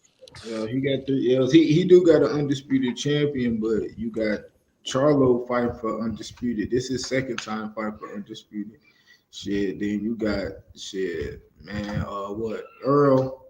Man, he done unified so many times. Shit, Charlo done unified multiple times. Like, you know what I mean? I ain't gonna lie. I gotta give him that. But He got this Canelo, young dude, this other up and coming Frank Martin. yeah. He nice. Yeah, we gonna see how he come along and shit. How we get moved this year, Yeah, I like Frank Martin, boy. Hey, I like Frank Martin, boy. He's one of my favorite fighters, Frank Martin. That guy is a monster. Yeah, I don't care. He's got good skills, man. He got some good skills, man. he definitely do. I don't care. I want to see someone stop him in it. Someone stop and knock him out. Mm-hmm. Shit, we gotta see, man. Put him in there, Ryan Garcia. He will fucking kill Ryan Garcia. He is smoke Ryan Garcia. That's why, man. Oh, So I you said, think Big so? Bull will smoke yeah, Ryan Frank Martin will destroy Ryan Garcia. Shit, we gotta see. I mean, I don't know. I seen Frank Martin get hurt before. So have I, but I've seen him. Hey, I've seen him truck it. Ryan Garcia hit hard, bro. All right, if Ryan Garcia uses reach, but if he get touched, he down. Yeah, he you done. can't. Ryan do leave himself there for that, that left hand, left hooks, straight left. Like you know what, Q, give me that. You know what is with me. Just give me a guy that has decent power and a granite chin over a guy that's got magnificent power but a paper like an okay chin. Fuck that. Give me the guy with and a real decent power. defense. Yeah, and I think, but then again, Ryan, he kind of. I mean, I still got to see his ass. Ryan do look like some shit, but at the same time, he still know how to do certain things. So the same little awkward shit he do. That's like natural Billy. That's not natural Billy. That's God given ability. Sometimes that shit working your advantage. I mean, but a lot of that shit taught. Like that left hook he been hitting motherfuckers with. He learned that. He was taught that. Like that's that Canelo shit. He wasn't doing that shit before he got with Eddie Bernal. It's certain things he just got to work at it. So with him, it's things he got to go to the drawing board and work on. Obviously, he ain't worked on learning how to cut off the ring or none of that shit like that. You got to go back. Guzman got to let him know, boy, you got to learn. Teach him how to do that shit. Man, Guzman, he a good trainer. So yeah, if we see it, I know he see it. So go back, we'll see. He got Isaac Cruz coming up. So we find out what date that is. Shit, we gonna see. But at the end, You think that fight's gonna happen, Q? It better happen. I like that shit. Man, that shit better happen. He already promoting that shit, putting it on his Instagram, ESPN, posting it. Like, come on, they can't do this shit for no reason, bro. You know what I'm saying? Like, Easton Cruz posting this shit. So yeah, they can do it for no reason, but they do it to promote Ryan Garcia and to promote Cruz. That shit. Hey, trust me, that fact, fight bro. definitely happened though. Trust me, bro. Who you lot got? Like Pitbull, Ryan Garcia. You lot got? I don't know, bro. You said there to get? You got man. Ryan Garcia or Pitbull. I got Pitbull in it. I got Pitbull, but if Ryan Garcia uses reach and don't let him hit him, he gonna be good, bro. No, he's gonna let Pitbull hit him. He's gonna let Luke Campbell hit him. He's gonna let Pitbull hit. That's a fact though. I'm talking about if he hit him flush, he going down. That's for a fact. I'm betting with Isaac Cruz. I know he's gonna be the underdog too. Esau ain't got that one punch pop like that. Shit. I don't know. He got fast hands. I don't know about that, bro. Shit. If he hit you on the right spot, you should even take one and even try to let him hit him a little bit, bro. I know. I seen it. I mean, I seen him fight. I seen him fight live. I mean, but I just ain't seen him just rock a motherfucker one hit and send their ass. I mean, he put on the Bambi legs, Gamboa and shit. That's what I'm saying. but and then he had some TKO stoppages type shit. You know, Nah, his power ain't nothing special. If you ask me, I like his power, bro. I think he got enough power to stop Ryan. But I told Cass earlier, somehow, some way, Ryan gonna find a way to wiggle out that bitch. Yeah, that's what I'm more so thinking. Like, I mean, he could get beat, but like I'm saying, like Eastside Cruz, man, you could jab that motherfucker. And Ryan, he got. I don't think so, Q, man. That guy's got some peekaboo movement. Like, you get me? You can't just jab that motherfucker, man. He's 5'3", boy. I seen Tank beat that boy like on some This is a new revived shit. You know, this is a new revived Cruz though. This is a new revived Cruz. Cruz added more to his box. He's defined his skill. This is what I say. You know, Kambosos, Tank. Gamboa since goddamn Tank, and I seen Tank. And he looking. So Tank ain't beat that boy with a whole jab in the late rounds. Ooh, yeah, he did. He did in the late rounds.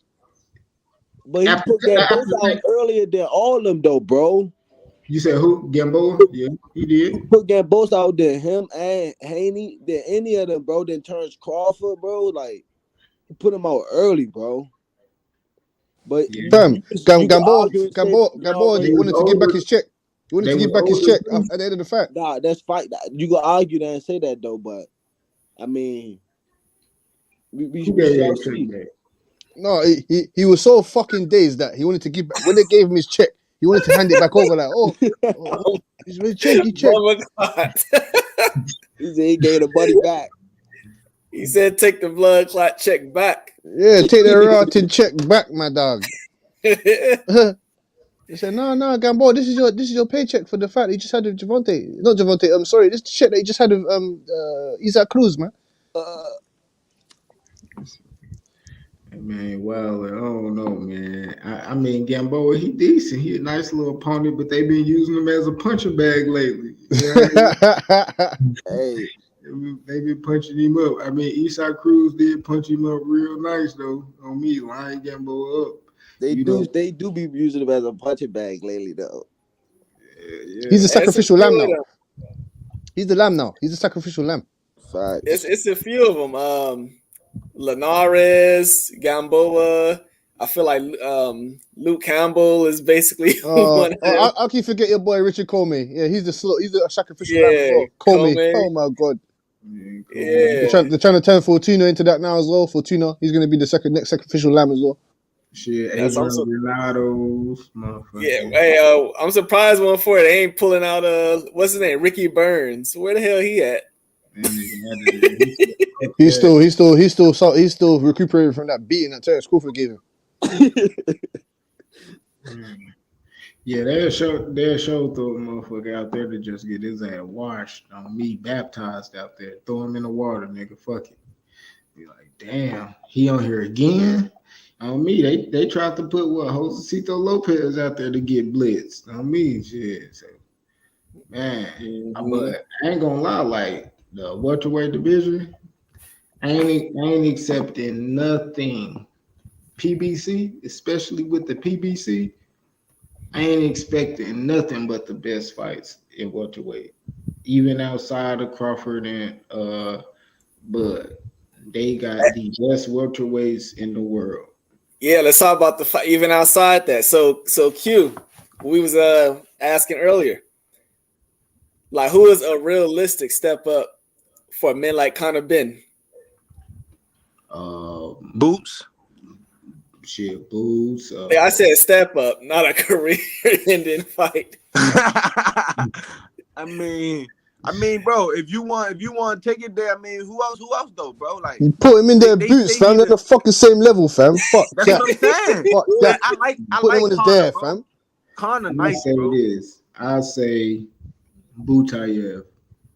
Exactly, Butayev. Give him Butayev.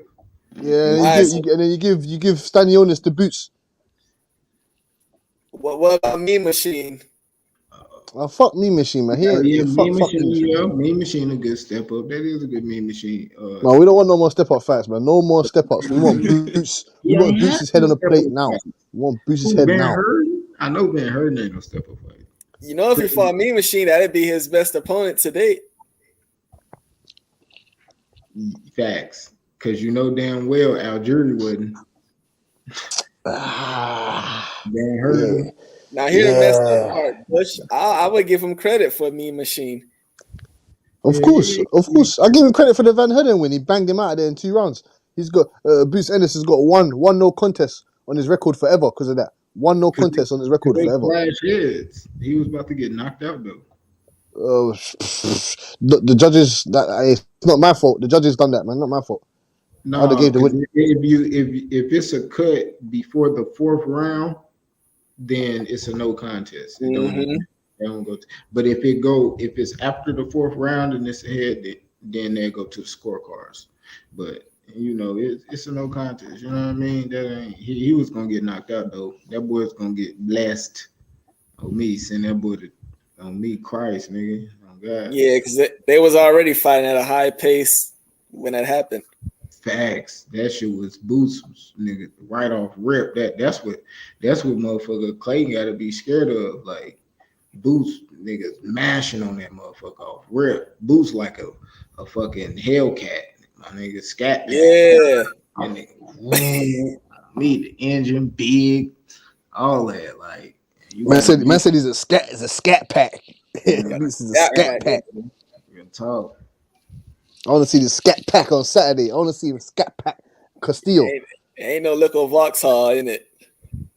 Hell no. More to see him scat pack Castillo. That's what I want to see. Yeah, Castillo coming for a fight. I like that though. I like that shit a lot for the simple fact that that's what I've been saying. I want Boost. Like I've been seeing Boost going here beating all these motherfuckers up for damn near 4 years now, bro. You know what I mean? Boots been beating these motherfuckers ass, easy work, like knockouts. Crazy. Yeah, like when am I gonna see one fight that's gonna give him when is he gonna have a 50-50 fight? That's what I want to know.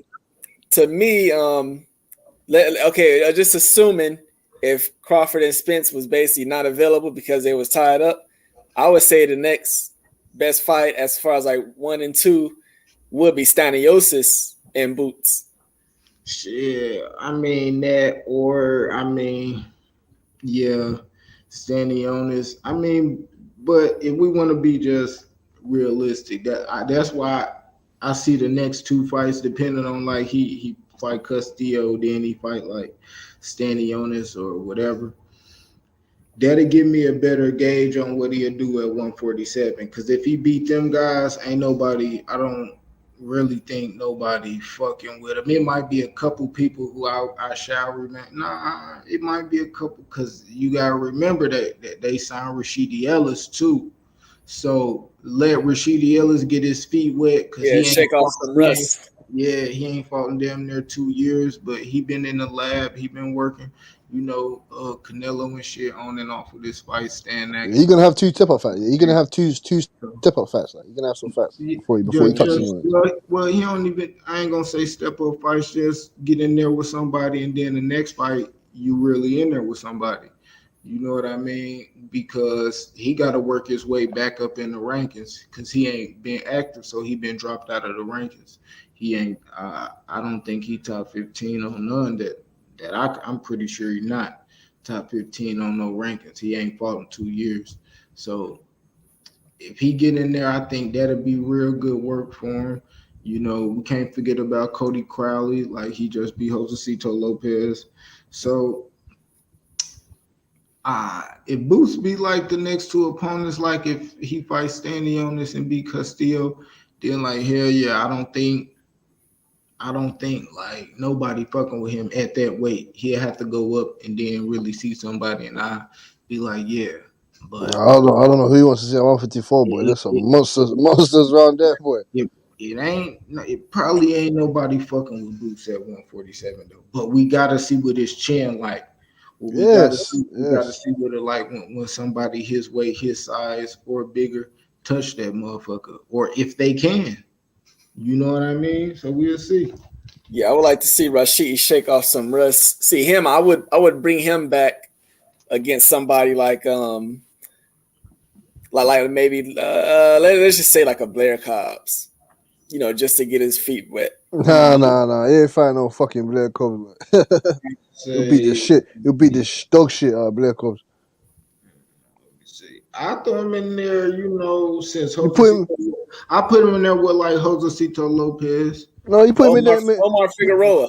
No, you put him in there. McKinson can get some work. I put him in there with Barrios.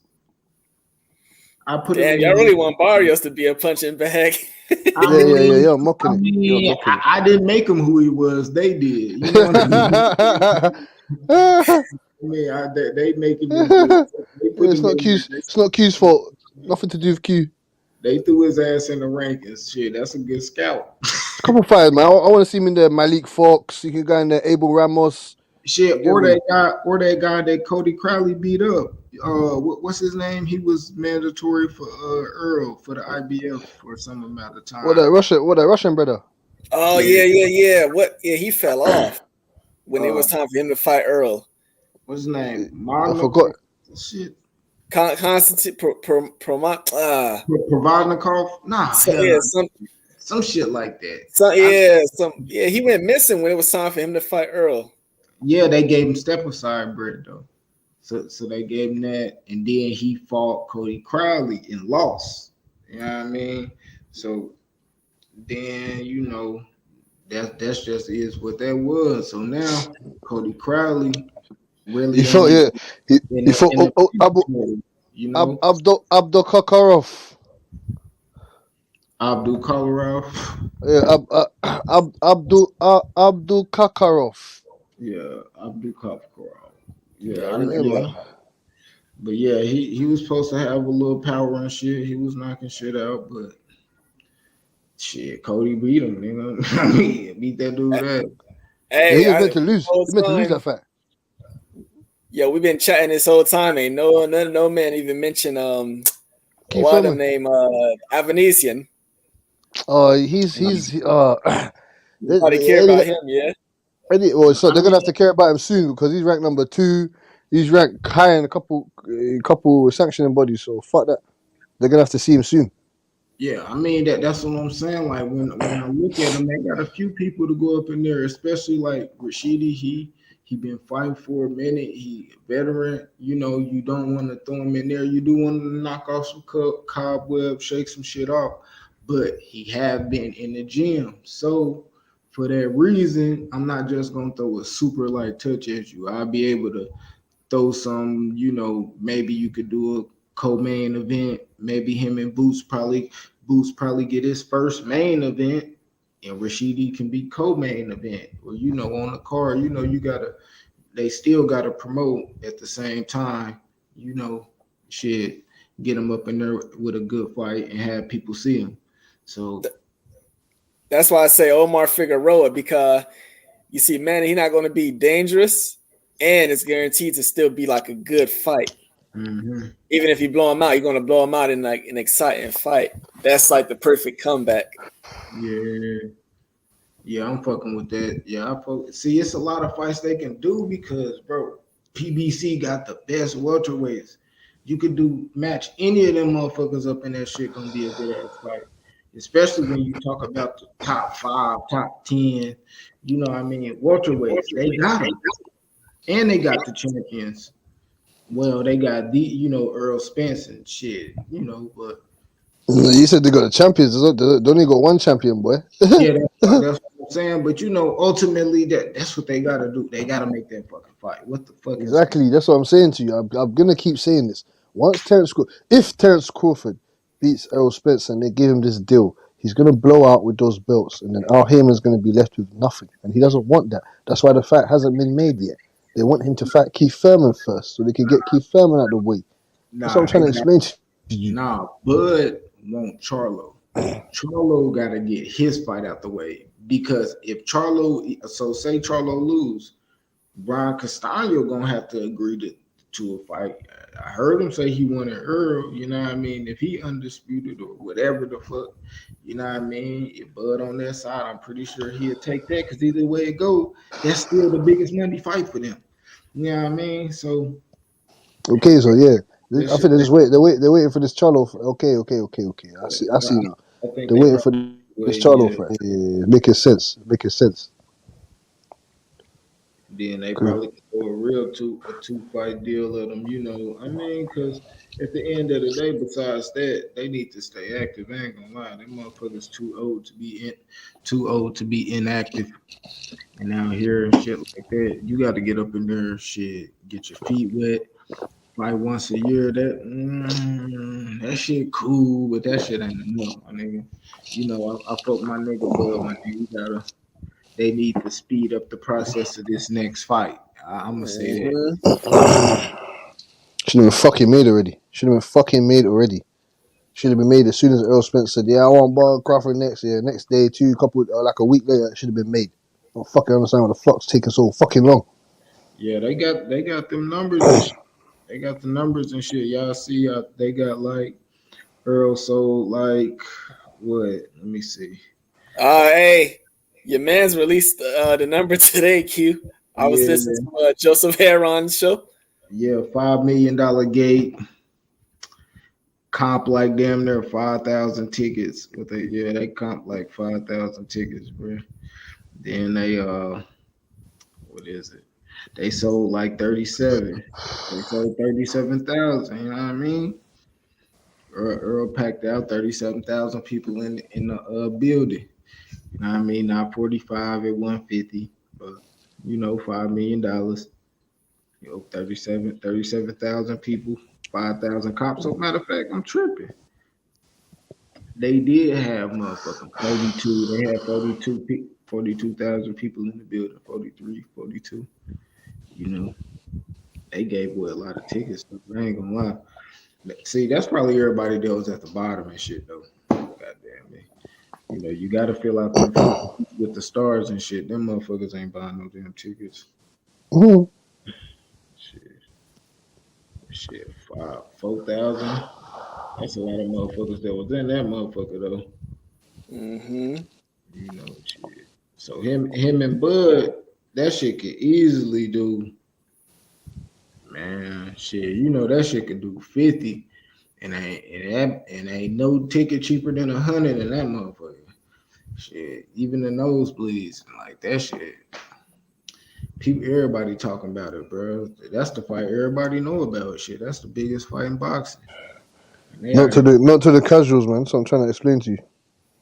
Yeah, man, the casuals talking about that shit, bro. Nah, that's what I'm saying to you. The casuals, nah, that's what I'm saying to you. Yeah, the casuals at my ends. That's what them light is on. Earl Spence and Bud. You see. Yeah, the casuals over here, they don't even fucking know who those guys are. And they know Tank, but I don't even know. I ain't been hearing nobody talking about that Tank fight, dude. The fuck is Rolly? Because you definitely who is Rolly? Rolly? Who the fuck is that? Who's this guy fighting? Who is a fucking waste man?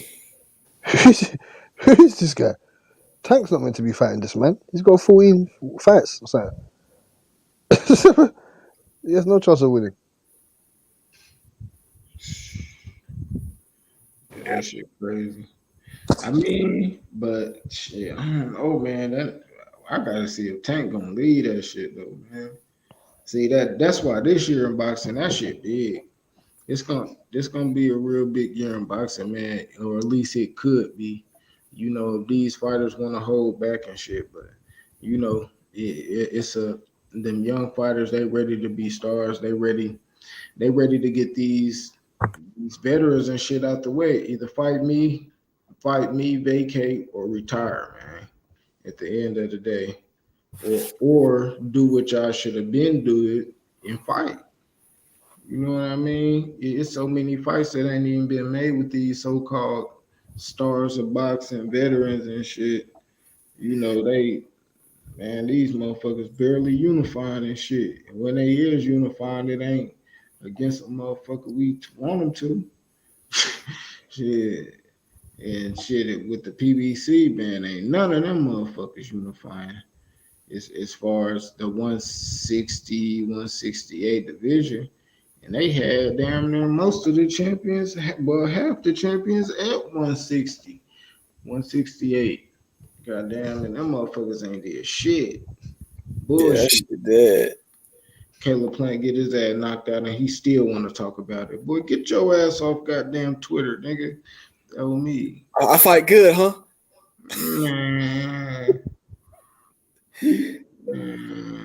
I would never support Caleb Plant, like ever, just for that. Yeah, I ain't gonna lie, man. Caleb Plant got to show me some bad dude bullshit. Yeah, like you're a fucking groupie in there. Bro, he was wild, bro. Yeah, fam. He's a man, fam. Like he went to suck my man's batty hole, fam. What the fuck, fam? Asking my man, oh my good fan, what the fuck are you talking about? Big Hap. He ain't got no type of dog in him. Nothing. You got some cats in there, fam. You ain't got no fucking dog, bro. Stupidness is that come to ask my man. Oh yeah, my great fight, good fight, huh? Shut up, man. Shut your ass up. Yeah, he asked for an autograph after the fight and shit, huh? Can you sign my glove? Can you over there trying to swap gloves with Canelo? Would they be swapping jerseys and shit? Yeah. This nigga trying to swap gloves. You want the same glove this nigga knocked you out with. He invite Canelo to his wedding and shit. Yeah, this the glove. This the left glove of Canelo. This the one he knocked me out with. This nigga wildin', dog. Canelo, man. Shit. Canelo gonna bounce back. He just need to go to 168. That 175 shit, that shit for the birds, my boy. Yeah, that shit dead. That shit dead, homeboy. that shit dead. Yeah, man. Only heavy hitters up there. Man, y'all want Canelo to get knocked to oblivion, goddamn me. That He might as well come out now, man. Just tell us that he ain't going back to 175 to face, man. It's not happening. It's a myth. Yeah, just gave it a couple days to think about it. Yeah, it's a myth, man. I ain't going to 175 again. Hey, come on, tell us that. Canelo ain't got to say shit. He just can pop up at 168. What's understood ain't got to be explained, my nigga. Nigga, we know what the fuck going on, my nigga. Real cartoon with you, nigga. We do something. You gonna have to do, man. No, if he goes and fights Triple G, I'm quitting now. That's a wait. I don't even know what to call him. I'm gonna call him a waste man for now if he does that. He gonna have to do it. He gonna have to do it for the fan base. He got to make the fan base happy, go in there and get a knockout so everybody can say he the shit again. You know what I mean? And then he gonna jab. Y'all gonna be Canelo gonna be jabbing and shit. Y'all gonna love that shit. You know what I mean? Fighting on the back foot. Y'all remember? Okay. They gonna be right back on Canelo. Gonna be like, yeah, them niggas gonna be right back on my dick. Facts. About 2-3 fights. Y'all gonna love that nigga by December. Canelo versus John Ryder. Man, I'm telling you, well, whatever the zone got for him, my nigga, line him up, OB. I'm gonna bash that motherfucker. For real. Ain't no Bibble smoke, my nigga. A light heavyweight. What? That nigga, man, I'm a middleweight. That nigga about to go 68. Man, probably get ready to retire, bro. I mean, but I ain't gonna lie. Canelo? Canelo the type of guy to give you the fights. I ain't gonna lie, like I think he'll fight Charlo, and I think he'll fight Benavidez. Shit. I ain't gonna cap. I think like Canelo, he not. I ain't gonna lie, he ain't really. I mean, I don't think none of the motherfuckers that people want Canelo to fight fucking with Bibble. So just because Bibble beat Canelo, that don't mean to me that they can beat Canelo. Shit, they don't even fight like Bivol. No, you right though. So we'll see, man. I think Canelo, man, he got hella fights. He got the type of record to retire. You know what I mean? So I ain't gonna lie, like Canelo doing this thing. He definitely got a record to the top, bro. And his fans still gonna love him, bro. You know what I'm saying? I mean right now though. Huh? I mean, I don't think he could like retire right now. I mean, like I know. I'm talking about, but he did a lot, bro. He did a lot, bro. Way more than these other niggas. They barely got 30. Do they got 35 fights? Do any of these guys that we want Canelo to fight got 35 fights? Do they got 30? I know, man. I think Charlo almost right there. Charlo got about 30, right? Let me see. Yeah, they all like around like 30. He got 32. He got 32 fights. 32 fights. 22 knockouts. What about David Benavidez? How many fights he got? He got 20. I think he got 25 fights. Yeah. The only person who kind of up there with the fights is Gilberto. He damn near they got 50 fights. He got 43 fights. 43 fucking fights. Did Bivol have even 20 fights? I don't even think Bivol had. Yeah, 19 fights. He got 20 fights. That was his 20th fight.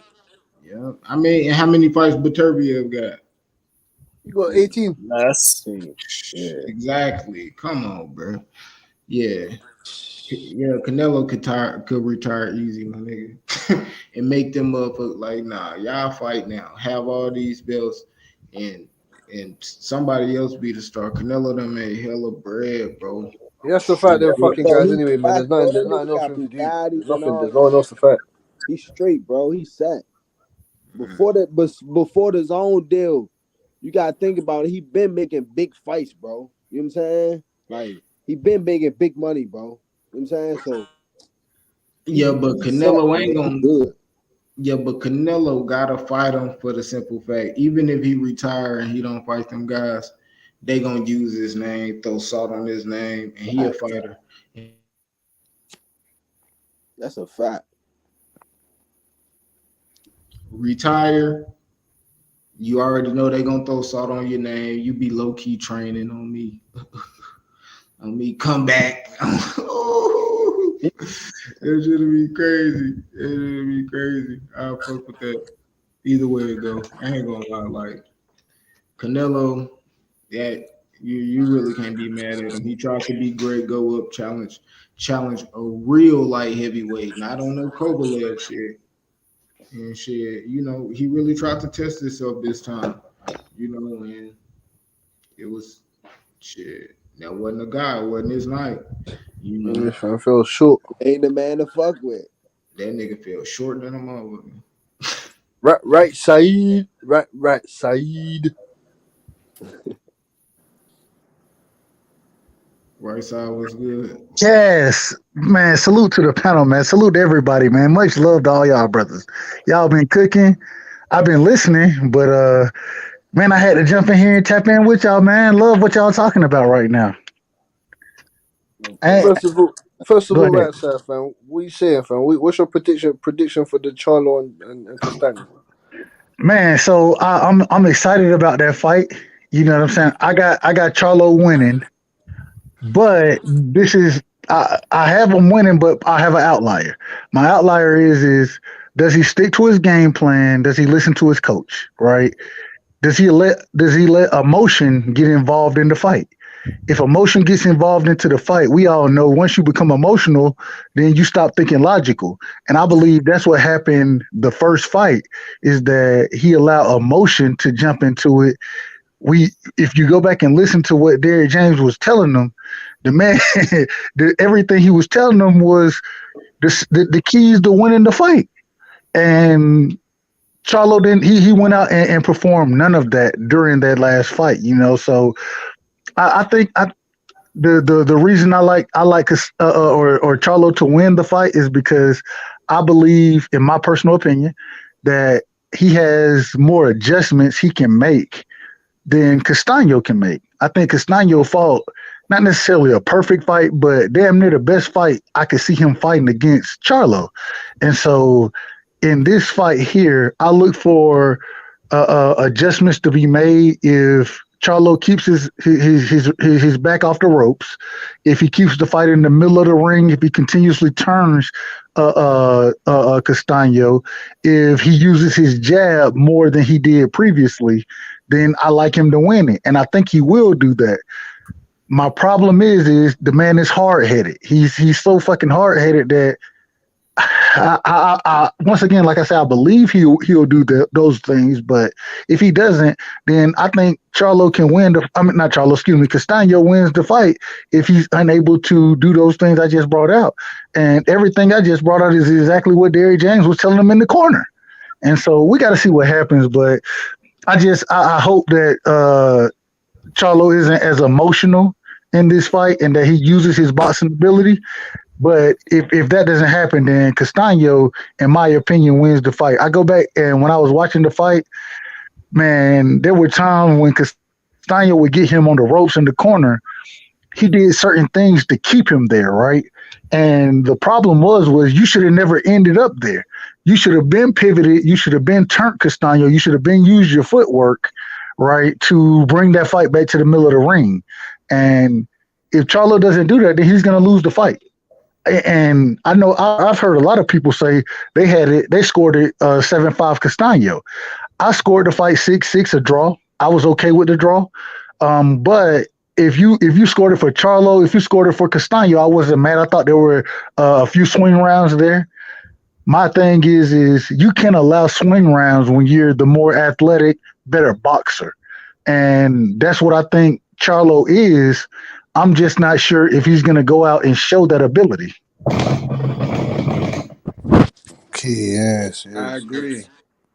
Yes. Thanks, bro. The other thing I'll say about it is when you do end up getting emotional about it, when I watched Castano, and I've watched that fight probably 3 or 4 times now.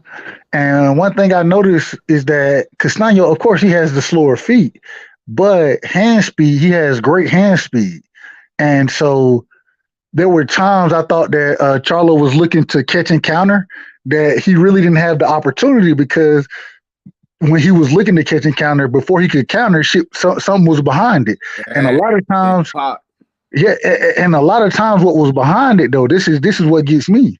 What was behind it, you might have that right hand come, but then you also had the jab come. The way Castano used the jab, it was very interesting because it wasn't always a pop. It wasn't necessarily to pop the head back or a power jab, anything like that. But it wasn't used as a rangefinder. It was used more to control where Charlo was gonna go.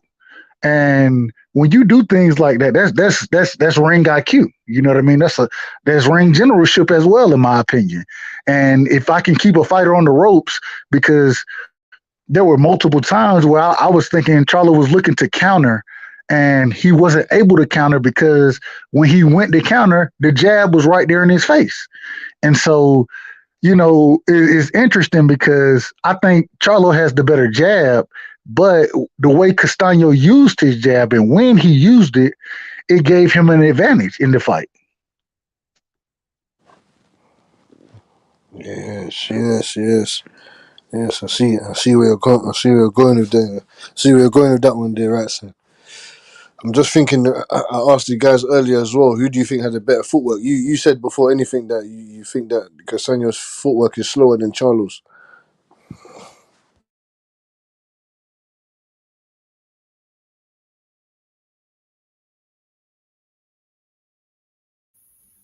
Well, yeah, I think even though Castano has a slower foot speed, like the overall footwork is still better. That's how I feel, at least. Yeah, that's a fact, bro. His hand speed better too, bro. Definitely. Yeah, the hand speed, the footwork, the ring. I think the ring IQ as well. But it's hard. That's what I'm saying to you. But Charlo's got the more power, the iron chin. He's a better athlete. You get me? He's got the better bodies on his resume. You get me? It's hard, man. This is a 50-50 fight. If Castano comes in top tip shape, I don't think he will because his bicep was fucked. And it's going to be a hard output for. I want to see how Charlo handles this output. Like the right side said, take your back off the ropes. The same thing with what Q said. Take it. Don't make sure your back ain't on them ropes. And pivot. Use your footwork. Use your athleticism. You give me reset back into the middle of the ring. Make Castano Right. work for his food. But Use his jab. even if you're not able to use the footwork, right? That's okay. If you aren't comfortable turning and using your footwork to make the fight or to put the fight back in the middle of the ring, then use other things. If you need to when the fight becomes at a range you're not comfortable at, clinch. You know what I mean? That's a part of boxing. Let the ref set the distance accordingly. You know what I'm saying? Let the ref move it back to the middle of the ring. And man, it seemed like Charlo wanted to fight him more than he wanted to box him.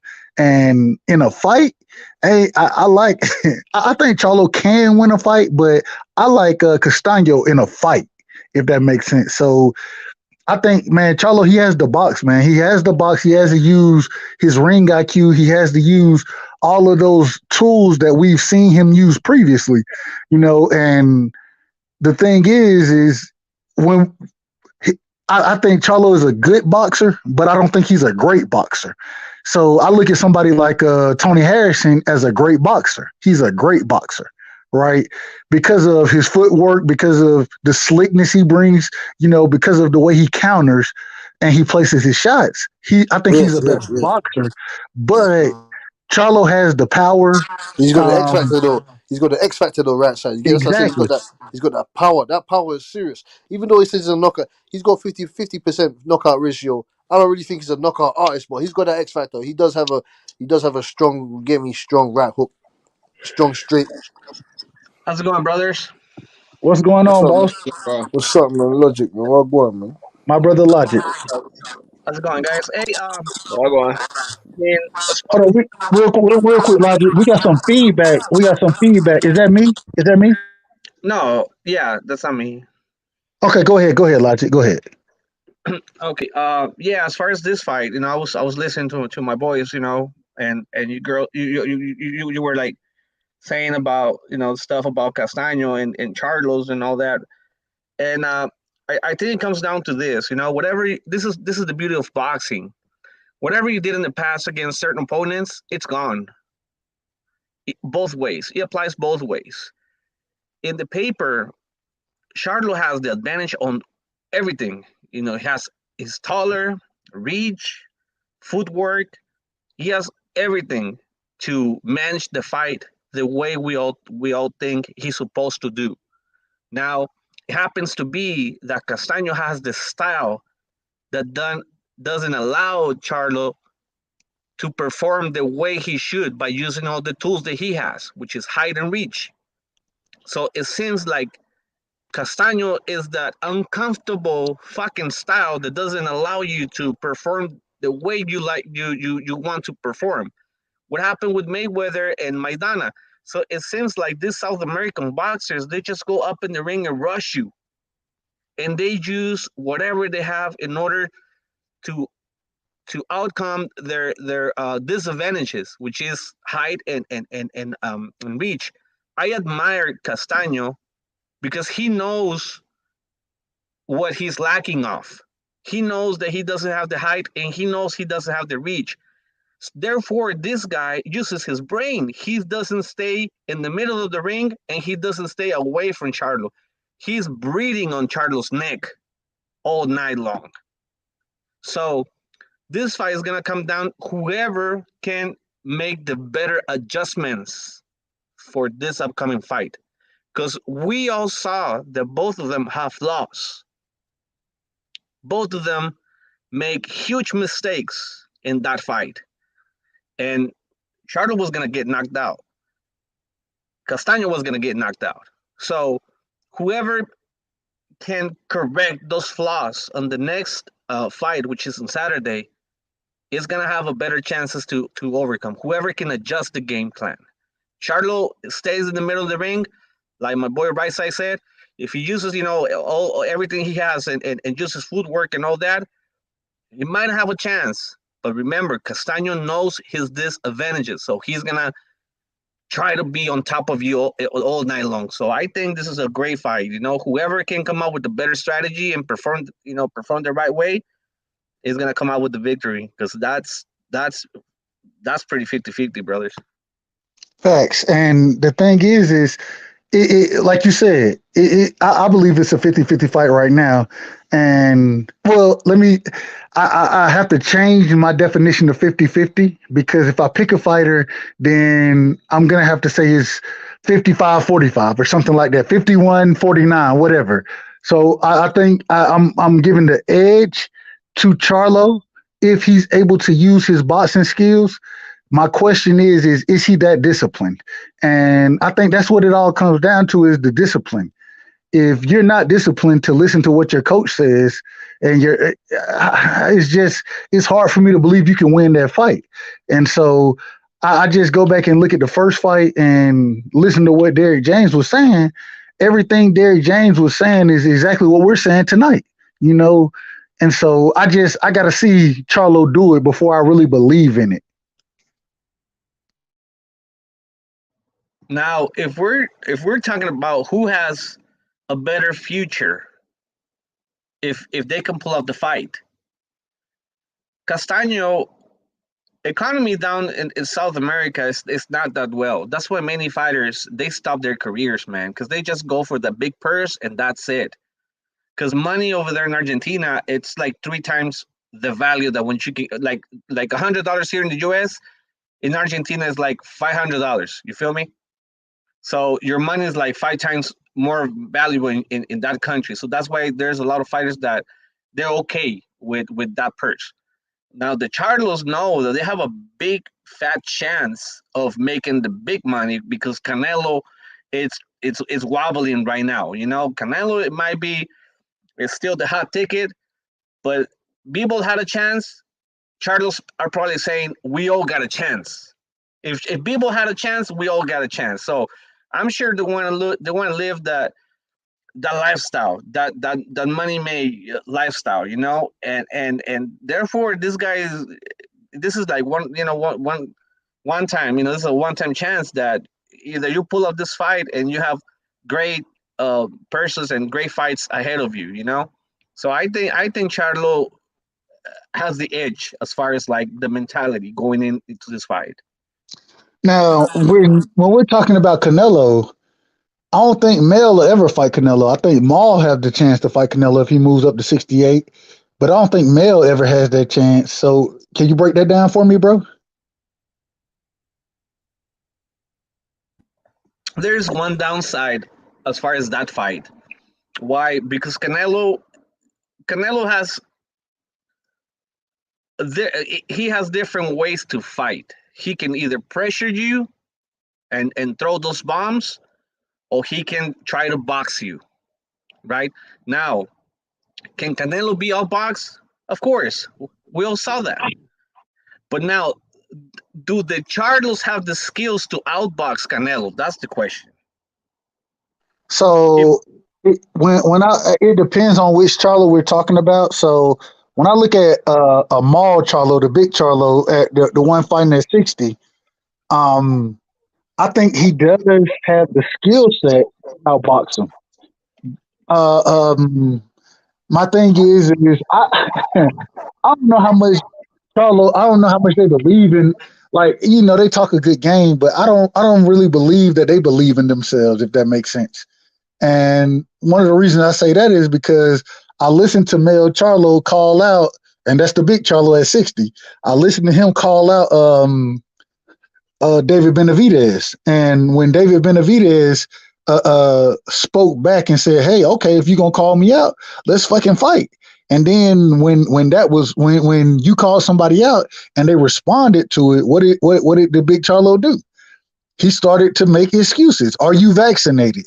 You're too young. You know what I'm saying? It was way too many excuses that I started to see come up. And so I don't know how much they believe in themselves, bro, because any fighter I've ever seen that truly believes in their skill set and what they do, they don't duck the smoke. You know what I mean? They don't duck the smoke. They want all that smoke. And when they call somebody out, if somebody responds to it, then they go try to fight them. And that ain't so far So right side. I think there's a difference when a guy calls out a dude with a belt and then the guy loses his belt, right? Like the guy lost his belt, so then like there was no more reason to fight him, right? It's kind of like That's not true though, Smoke. That's not true. that is true. It's totally true. Can I tell you why I disagree with you? Yeah, go ahead. Oh, always. The reason I disagree is because regardless if Benavidez lost the belt, kept the belt, whatever, you know what I'm saying? The fight that Charlo is fighting now, it's not for a belt.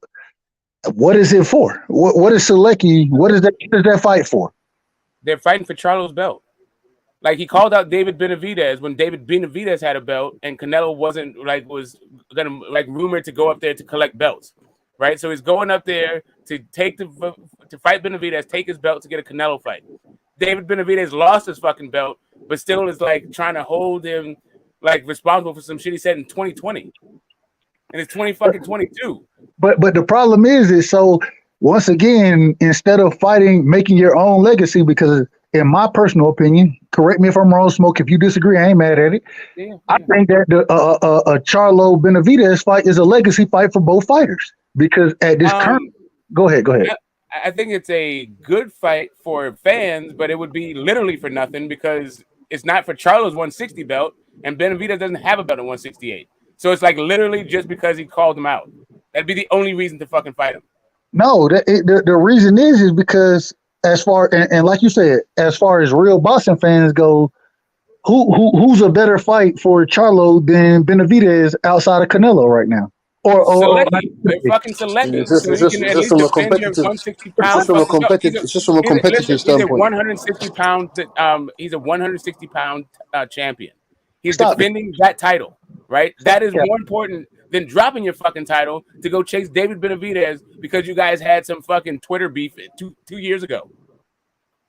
So Selecki is a bigger legacy fight than Benavidez is what you're saying. Yeah, it is way more. It is way more important to your legacy. A title defense. Hold on a second. It is way more important to your legacy to have a title defense than it is to fight a former champion in a weight class you don't even compete in. Well, what I'm gonna say to that, only thing I'll say is if Canelo was there, you want to compete in the weight class, but if Canelo's not there, you don't want to compete in that weight class. I disagree with that. At the end of it, because I think you're overlooking the fact that Canelo is the undisputed champion. So if you went up there to fight Canelo, you'd be going up there. Then that is a legacy fight to fight for undisputed at that weight class. It's totally different to fight David Benavidez for fucking nothing, other than like pride. So the only I think. I'm sorry, guys. The only legacy fight at 68 is Canelo Alvarez. Is what you telling me, Smoke? That's for Charlo. Like Charlo's already a champion. Like it may be for like somebody who's like on the way, like David Morrell. Sure, like yeah, you should be up there like seeking that fight. You're not a champion, never been a champion, and you're in that division. Like why in the hell should Charlo like drop his belt to go fuck around with these dudes that don't have a fucking belt for what? Okay, let me jump into this, guys. Go ahead. I think Mo Charlo, I think he has open road to create a legacy of his own, because that 160-pound division is full of smoke. He doesn't need anybody. He has everything that a boxer might need in his weight division, because that weight division it's full of smoke. It's like another welterweight. It's full of stars. It's like full of good fights, and I think Mo has a lot of things to prove, a lot of fights to prove himself. He easily have like 3 fat ass paychecks in that division. You can call it Munguia, you can call it Lara, Andrade. I mean, shit. He can definitely make a name of his own and then leave the division. Exactly. And move up. Yeah, he can fight like 6. Yeah, he's got like 6 or 7 fights he could have at welterweight. Like he'd be there for like 3 years. He can unify there. Like we can make an entire fucking name for himself. Like why do you need to go to 168? He's a champion. Just give him 3 fights, brother, at 160. I'm not saying. Listen, he's 32 years old. He can stay there until he's 35. There's nothing at 160. Like nothing. There's no reason to go to 168 if you're not fighting. If you're not fighting for championships, why go to 168? You're already a champ at 160. Like, this unify and all that stuff at 160. Because this is what happens, Smoke. If he stays in 160 and at least cleans 2-3 guys from that division. Then you can move up in 168 and try to get the undisputed. I don't know if Canelo's still going to be undisputed at 168, but that fight, Charlo against Canelo, for a fat ass paycheck, Charlo will never make the fucking paycheck, even fighting all the guys at 160, brother. Well, of a Canelo, sure. I mean, not of a Canelo paycheck, but that's just the Canelo sweepstakes. But he can get those same kind of checks that he would fight that he would get off of fighting Caleb Plant or David Benavidez or Callum Now Smith. remember this, Smoke. Remember this. Charlo's name on Canelo's background is been hearing for a long time now. Yeah, but I mean, I'm just saying that Canelo has a bunch of people that he can he can ignore the Charlo challenge, right? He doesn't need to fight Charlo. He's got a ton of shit he's got going on. I mean, PBC wants to make that Charlo fight, but maybe Canelo doesn't fight him, right? Like maybe Canelo fucking retires or whoever the fuck. The point is, there's no point in going to 168 for like former champions. Like if you're gonna go to 168, at least fight for a title. That's why he was talking shit in the first place. But we all know how the Charlos work, man. They have big mouths. I don't. How can I say it? I'm not discrediting them. You know, they're good boxers. They're like super athletes, brother. I mean, they're talented and they're champs or whatever you want to call it. But they have a big mouth, bro. They've been calling everybody out in the fucking media, bro. So we all know that, you know, they can probably bring smoke and go back and forth with words against Benavidez or whoever the heck, you know, we might say. But what is true is that Charlo has to prove himself in that 160 division. At least he has at least 2-3 fights, good paycheck fights, you know, and then he can create his own name. And there's gonna be no way around if he moves up in weight, like Terence Crawford. I think you guys are missing. I think you're missing a huge point. There's more money at 160 than there is at 168. But you have the biggest star in 168, brother. Yeah, but that's only one guy. But I'm just saying that's only one guy. I'm talking about an entire division. You have Canelo at 168, and outside of Canelo, there's no reason to go to 168. There's no way Canelo is gonna avoid that fight. He can't. He just did. He literally just did. I know, but Smoke, we gotta know something, brother. Canelo has to prove, because ego. This guy has an ego problem, bro. Yeah, now he does. Yeah, now he does to me. But this is I believe that too. So but I'm just saying that he can't. Like, listen, like Canelo is going to have other offers. $45 million for fucking Charlo. If you're gonna I doubt very seriously. Like, I don't know what he got for B-Ball. I'm assuming it's not $45. $45 million from what I'm looking at, right? And like I'm saying, like you know, like D mentions, we don't know anything about these guys' contracts. All we know is what they tell us in the papers, and really the papers are saying that the dude got $15 million guaranteed for this fight. I'm saying 45. If you're gonna drop $30 million to not fight Charlo, chances are you can find a whole bunch of reasons to not fight Charlo. But who else is gonna be left at 168 for him? Who else? That can be a who the hell knows? Okay, so let me ask you this. When was the last? I have not been able to pick a Canelo fighter who's going to fight next since Daniel Jacobs, right? Like I have no their whole thing, I mean at 168 it was lined up for him, right? So we already knew that he was going to fight these guys, but before that, it was kind of it's sort of been catch as catch can for Canelo. I never knew he was going to fight Rocky Fielding. I never thought he'd fight Rocky Fielding. I didn't think he'd fight Kovalev. I don't know why the fuck he fought Bivol. Why do you think it happened? Remember, De La Hoya was managing Canelo for a long time, and we know De La Hoya takes care of his business, brother. He's never. That's what we were talking about the other night. We say much respect for Eddie Hearn that he's been putting everybody against everybody. He doesn't give a fuck about any O's. He just puts you against whoever he thinks is a good fight, and fuck him. You know, whoever loses, I'm okay with it. Now De La Hoya works totally different way. De La Hoya protects his business. He's going to protect Canelo against whoever he thinks is going to beat the shit out of him. Now, De La Hoya is a boxer. He's a 5-time weight division, champ and all that. He knows the games, the tricks, the do's and don'ts.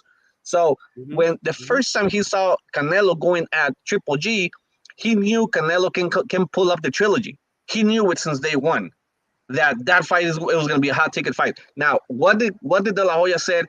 I don't know if it was this morning or yesterday in the morning. He said, "Oh no, Canelo's more than welcome to come with me, to come over with the Golden Boy again. We're waiting for him to make the decision because we got that Triple G fight coming up next, and Canelo is gonna sell a lot of tickets for that fight." So, what we were saying, Triple G is done, brother. If Triple G would be 4 or 5 years ago, fuck it, let's roll, let's do it. But we know how De La Hoya. Smoke and mirrors, bro. He protects. All I'm saying is there's not. All I'm saying is like really when it comes down to it, and I agree with everything you're saying about like Canelo being able to like be a way better like steward of a fighter's career than Eddie Hearn, right? Eddie Hearn, he gives you some good fights, whether or not they're promoted well. That's a different story. I feel like he understands the UK audience way better than he understands the American audience. Like even from this last card, if you're from the United States, you're like this card fucking sucks. But if you're from the UK, most people are talking about how great the fucking card is. And I'm not saying anything to you with Cass or anybody else, right? I'm just saying like this as a general rule of thumb. My point being, like the Charlo staying at middleweight, as long as he can make 160, he's not struggling for the weight, there's no fucking real reason for him to move up for anybody who's not a champion at 168. Because the glamour division is actually 160, not 168. He's already a champion there. That's like, true. I agree. Triple G is on his way out, right? Like, you can't either avoid the other champions or stay a champion that much. Like Triple G's on his way out, and that's like those belts are going to either that fight either going to come Charlo's way, or those belts will become vacant, and he can fight the new champion, right? Like he can make his legacy and never move up. Actually, like for the rest of his career, he could stay at 160, and he'd be a fine fucking career. If he fought for another like 5-6 years, had another dozen fights at 160, he'd probably be like the longest reigning fucking champion 160 since Bernard Hopkins. You capping for the Charlos, bro. No, I'm talking about I'm not even capping for the Charlos. I'm just telling you how fucking boxing works. There's no reason for this dude to move up. It is reason. There's a lot of reason.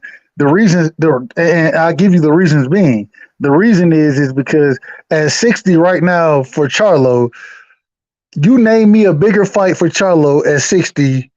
That fight that's bigger than David Benavidez. That fight that's bigger than Demetrius.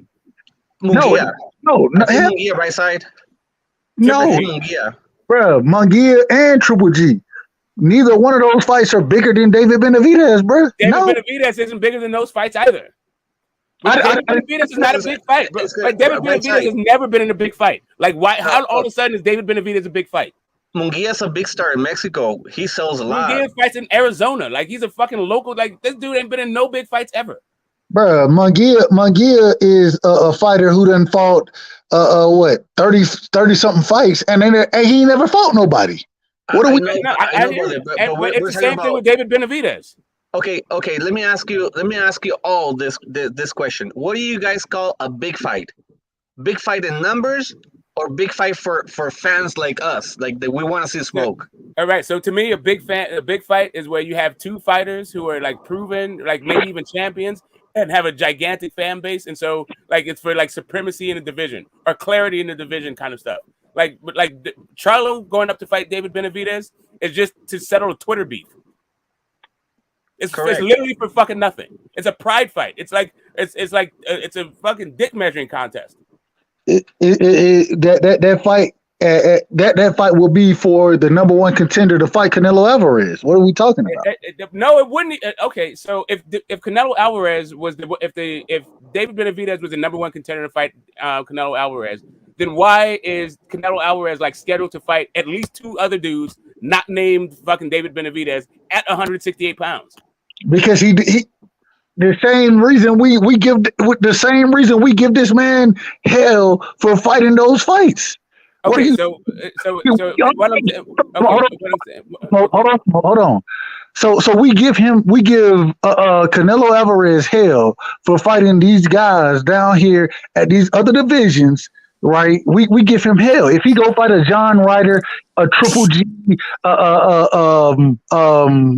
my boy? It's Castano. Yeah, that's what he's doing. I'm saying that's what he's doing. You realize Canelo just passed on both of these dudes, right? Let's talk about people over talking people. I'm sorry, Rice. Go ahead, bro. All I'm saying is that the same way we give him hell for not fighting these fights at the what we would say quote unquote big fights, we wouldn't say Selecki is a big fight, but David Benavidez is a much bigger fight than Selecki. That's what I'm saying. So he needs to go fight those fights and then put himself in the mandatory position at 68 to fight Canelo Alvarez. That's what I'm saying, bro. What are we talking about? Okay, so right side, you do realize that Canelo Alvarez just turned down a contract to fight both of them. To fight not only David Benavidez, but also Charlo. There is no scenario just because Charlo fights Benavidez, that doesn't make Canelo do a damn thing. He already fought let me finish. He already fought his WBC mandatory in Yildirim. They're not about to fight. They're not about to all of a sudden like order a Canelo versus fucking the winner of Charlo versus Benavidez. But that's not what I'm saying. That's not what I'm saying. What I'm saying is if these two guys fight each other, the winner in the fans' opinion, the individuals who talking this boxing shit every day, like you Smoke, me and you, we on panels all the time with each other. Facts. So at the end of the day, if he goes and fights the winner of that or the winner between Charlo and Benavidez, that's gonna be the fight that we're gonna say Triple G needs to make happen. No, people are saying that already. That doesn't make Triple G fucking have to fight you. No, like, Triple G should retire.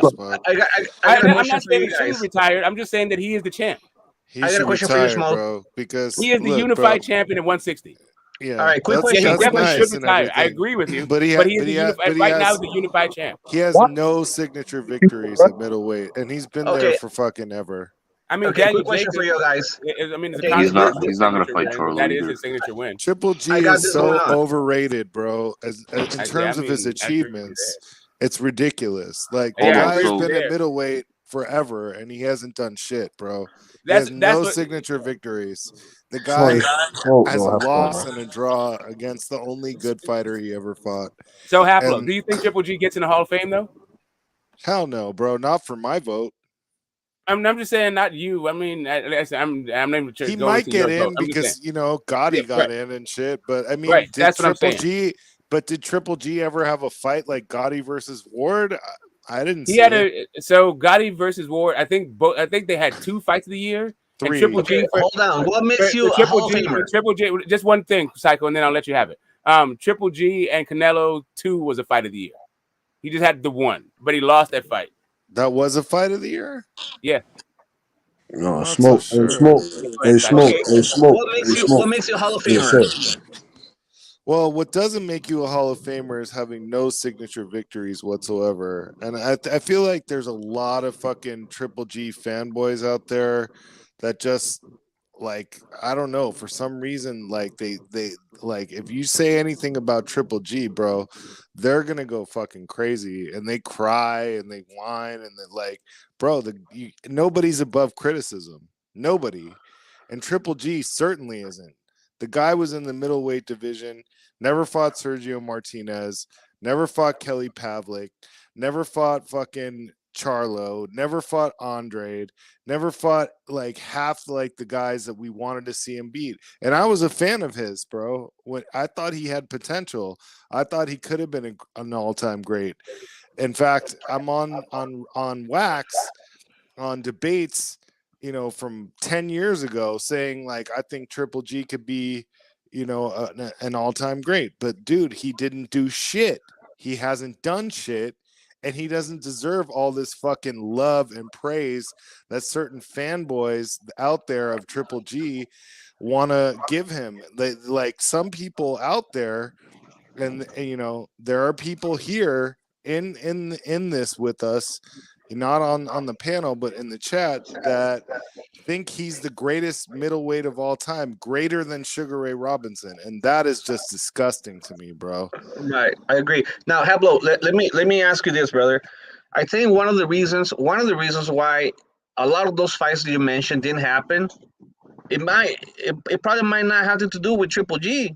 It probably might have been a lot of hands in the business now. How come we got like all this? We can speculate on that as fans. Exactly. We can speculate on that, got. but the fact is the fights didn't happen.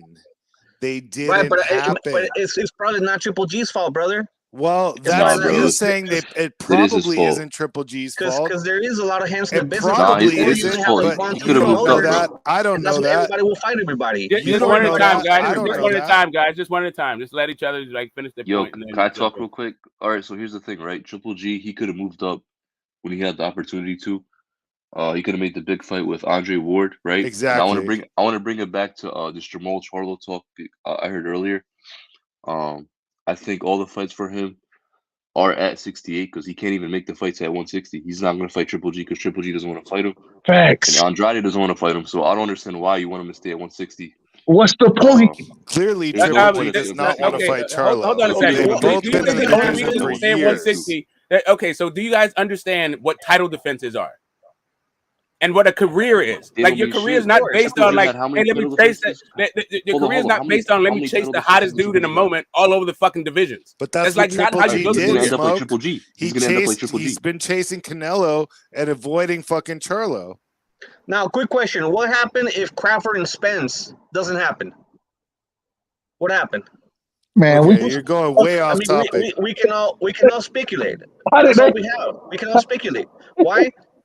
I mean, You're bringing that out of nowhere. We I mean, talked that to death. Right now we're talking about I Triple think G sucking. No, but at the end of the day, it's the same thing with different names. It's the same thing, different names. Yeah, but A right lot of now the we're fights talking don't about happen Triple G because sucking. fighters, Well, because it's a fighters little bit don't different. agree. It's a little bit different because I think Bud is like at the end of his career, right? I feel like he's got like a couple 3 years left to fight, and I think Spence doesn't have very long in division because I think he's outgrown it.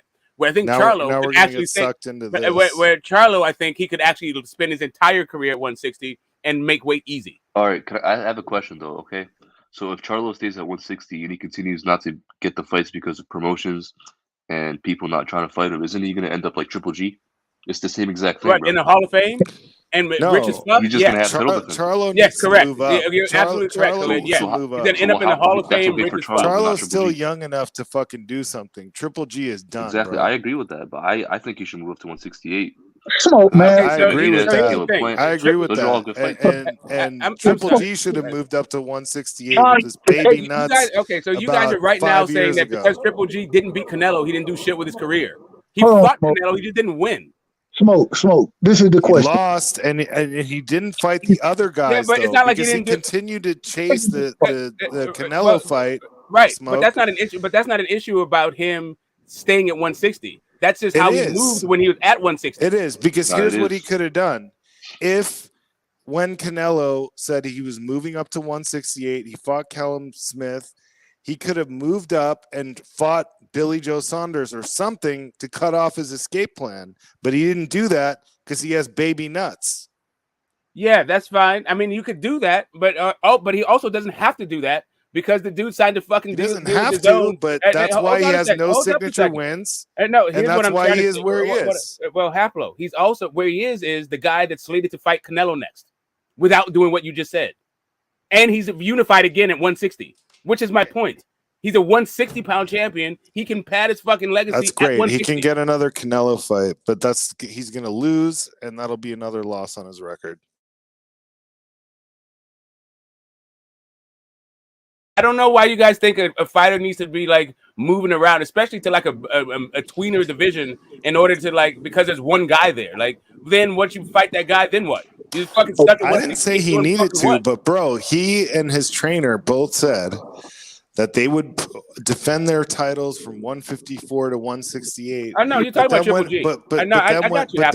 But then when Andre Ward said, "I'll fight you," he said, "No, I'm not going to fight Andre Ward." He ducked all the best competition, bro. The guy had baby nuts. I mean, I hear you, and I understand the Andre Ward fight. Like, Andre Ward was a champion at 168, right? And he was tough, and his trainer was talking shit. So he called him out, and Triple G was like, "No, Ward is too much." And then has never moved up to 168 again, and had really good fights and a whole bunch of paper fucking fights, and also unified again at 160. He's had a really good career at 160. Sure, there's been holes in it. He hasn't had the No ATG signature career. victories. No, he hasn't had the ATG career because of what you just said. Bivol in 20 fights has a signature victory over Canelo. Well, I mean, he fought him twice. People say that he just got robbed of him. Like I don't feel But that see, way. listen, I'm yo, just saying at least here's the issue he with got the fight. Is the Charlo. point. All right, here's the issue with Charlo though. The problem with Charlo is he can't even unify because Who they don't says want he to fight can't him. unify? Do you know when? Do you He's been realize at that? 160 for how long, bro? And they Okay, don't want to fight him. okay. I Do you don't blame him realize for that? it, but he can't Do do it you because realize of Triple this G? fighters. Triple G doesn't want to fight him. Yeah, Khalid. I Triple know he G has doesn't want been to at fight him. So why is 160. he still there? So Triple G has been at 160 his entire life. He did not unify until he was older than fucking Charlo. Like Charlo still got 2 more years. Let me ask you Yeah, this, I Smoke. Before he's blame like even Charlo. hits I Triple don't G's blame like him. unification spin. Smoke. He can still fight like 4 more fucking times. Like is Triple G an all-time middleweight top 10 of all time? No, of course not. He's not even top 50. There you go. That's what I'm saying. I'm not saying Yeah, he's not I know good. what you're saying. You're talking about Triple G. I'm just Yeah, talking about he's not Charlo. top 50. He's fam. not good. He is- He's fuck good, that. but Fuck he that. ain't no top 10 middleweight. Not No, top I 10 don't think he's middleweight, top. but he's top 50 Yeah. middleweight. I don't know what you're talking about, Smoke. Fam. No, Definitely top 50. Yes, okay, yes, yes. you don't get You top can't 50. name, yeah, 25. Smoke. You don't I'm get gonna top state, 50. you know me, Smoke. I like to state 25-ish. facts. Okay, There's no but like way you that you gotta can name me understand, 49 middleweights guys. that are better than Triple G. You can't Butch, name me 49 middleweights that are better than Butch, Triple I G. can. I promise you, I No, can. But you just gone. understand this. Understand this, Butch. Middleweight is one of the original 8 divisions. It goes back over No, 100 years. middleweight is the oldest division. Like, Middleweight of is course the I can. oldest division. Yeah, of course I can name 50 It's guys in the history of middleweight division better than fucking Triple G because his Bruh, signature win is Danny Jacobs. bruh. You can't overtalk everybody. Let Cass finish, bruh. You overtalking niggas. No, I wasn't done speaking, bro. Bro, you asked this man a question. This is like the I Twilight didn't Zone. ask him a question. Smoke is defending Haplo and I Triple was talking, G. and then Butch came in and said, you can't name 50 heavyweights. He asked me, Haplo asked me, would I have him as a top 10? And I said I wouldn't have him top 50. Butch said, yeah, you can't name 50. And now I'm telling him, yeah, middleweight division is old as shit. Of course I can. Bro, Smoke, it's 6 people on the panel. We heard it. I'm not being long-winded. I'm like, just because you can't follow the conversation doesn't mean I just find it funny, right side, that Smoke is the one defending Triple G. That's not, like, bro. Bro, you won't even let me finish before you start over talking me, bro. All I'm saying is earlier today, you said this. You said, let's respect everybody and let them get their shit off. You said that earlier today, bro. Cass was just rocking and you cut the nigga off, bro. Like, let the man finish. Right That's all. side. You are just right mistaken, side. bro. You're a little bit of the pot calling Yes, the kettle you're black there. mistaken. You are mistaken You right cut now. people off a lot. Correct. So And not only that, and like if I both of cut you someone guys are off and they tell me guilty. I'm cutting them off, I say I'm sorry, and then I let them continue. But right now, Haplo asked me a question. I was answering Haplo's question, and Butch interrupted me. And now you're telling me to let him finish when he was the one interrupting me. Hey, yo, I apologize, Smoke. My bad, Haplo.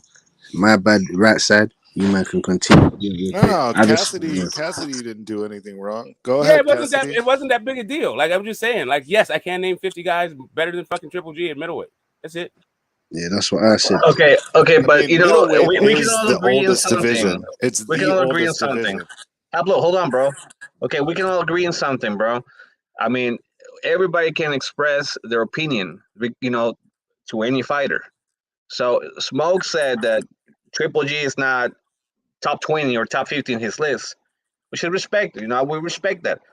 Whether he fought Andrew Ward or Kovalev or he didn't fight none of those guys before or whatever, for whatever that reason might be, we don't know. We can speculate. We can say this because of this or because of that. But Martinez. whatever it was, the guy had so many title defense all by knockout. And I'm assuming if he has title defense, he fought against ranked top contenders. He probably didn't fight the guy that you guys wanted him to fight, but he at least knocked somebody else that was in the top 10 at least. And it's hard to have like so many title defense all by knockout. And this guy went in a freaking knockout spree, bro. He knocked out like, I don't know, just go and look at his record. Probably had like 9, 10, 12 title defense all by knockout. It's not easy to do in professional boxing. I'm sorry about that, brothers. Yeah, but none of those were against like top 10 opponents. Those guys were like, okay, they were good. I give him credit for what he did.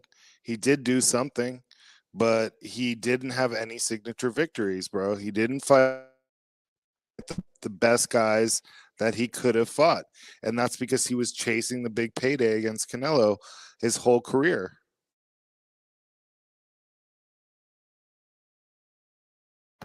Yeah. Yeah, Triple G and that fucking WBA regular motherfucking title defenses. Like this is like stuff like this drives me up a wall. Like for real. Like I'm not even like not only watching this guy, but the PR around him. Like they're like they build up this whole thing about how everybody's ducking Triple G, right? Meanwhile, like right now, the reason why all these guys aren't fighting anyone is because Triple G is ducking his fucking ass off, right? But nobody's saying shit about it. They just feel like, yeah, like Triple G should get it ready. Like they're literally telling Charlo to go fight some dude at 168 for fucking nothing because he said something 2 years ago. Like that's it. Like he's supposed to like uproot his whole fucking career based on like, oh, I was talking shit when you had a belt. No, I agree that Charlo should stay at 160 because he has plenty of competition there and he can create a legacy there. I totally agree with that. I'm okay with that. I mean, does he have to move up and wait to 168? Unless if he gets offered to a bigger fight for bigger money with a bigger name, then we can, But I mean, he can stay at 160. There's plenty of smoke there, bro.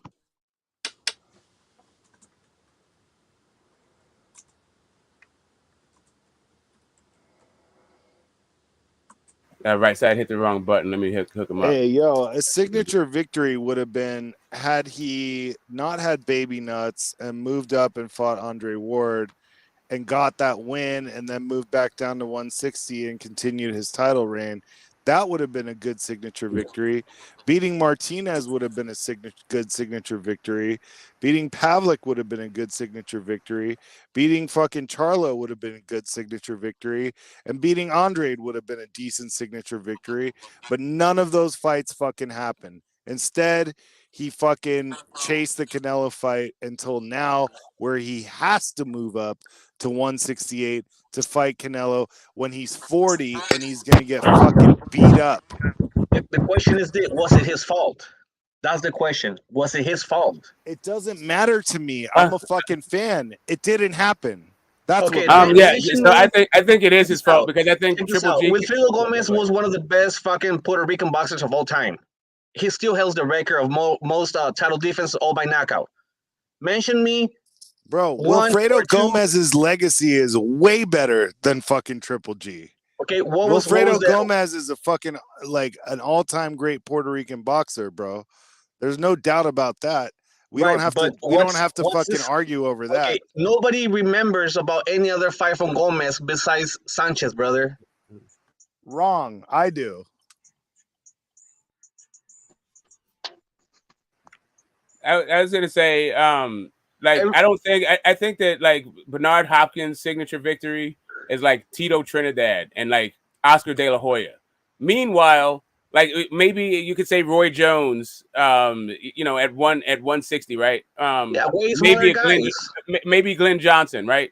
So, but the guy was there for fucking 10 years. Kelly Pavlik, fucking. But that wasn't at 160 though. He fought Kevin Pavlik at fucking.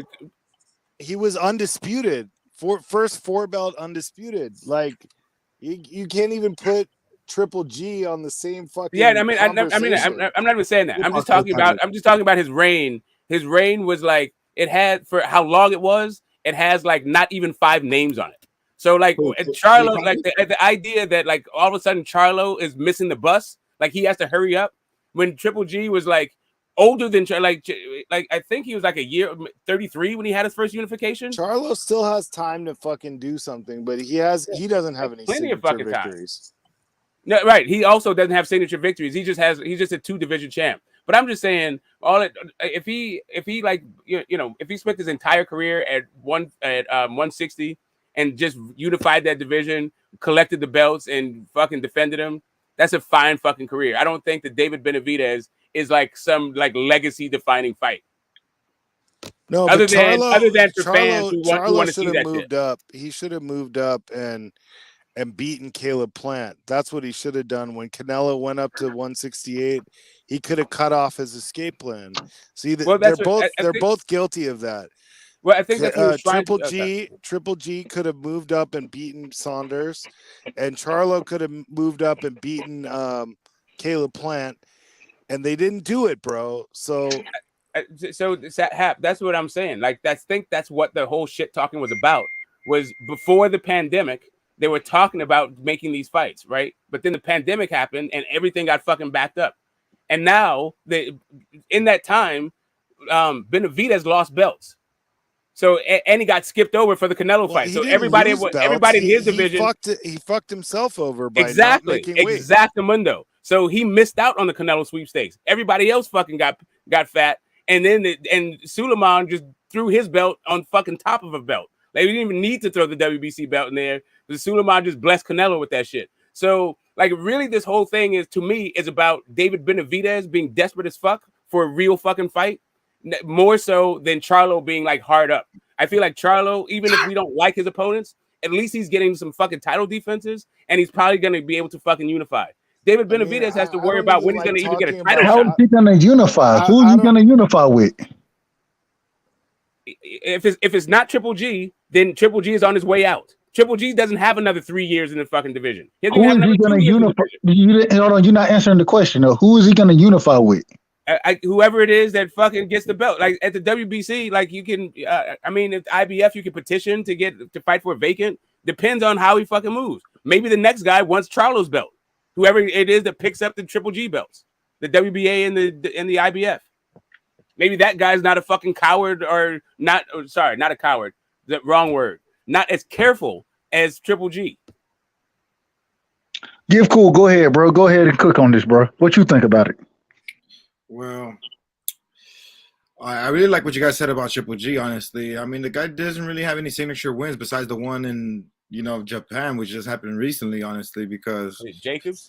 That is not a signature victory. I say bro. Jacobs is. I think Jacobs is his best. Jacobs is closer, but I wouldn't put that as a signature victory. But he's saying Murata is the signature for Triple G, right? In Japan, in the situation that they were in, you know what I mean? And I mean, Murata got a gold medal. It's probably his best victory thus far. Are you guys, Bivol beating fucking honestly, Canelo Daniel is a Jacobs, signature victory.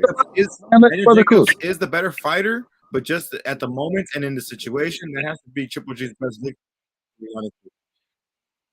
That's kind of sad, though, isn't it?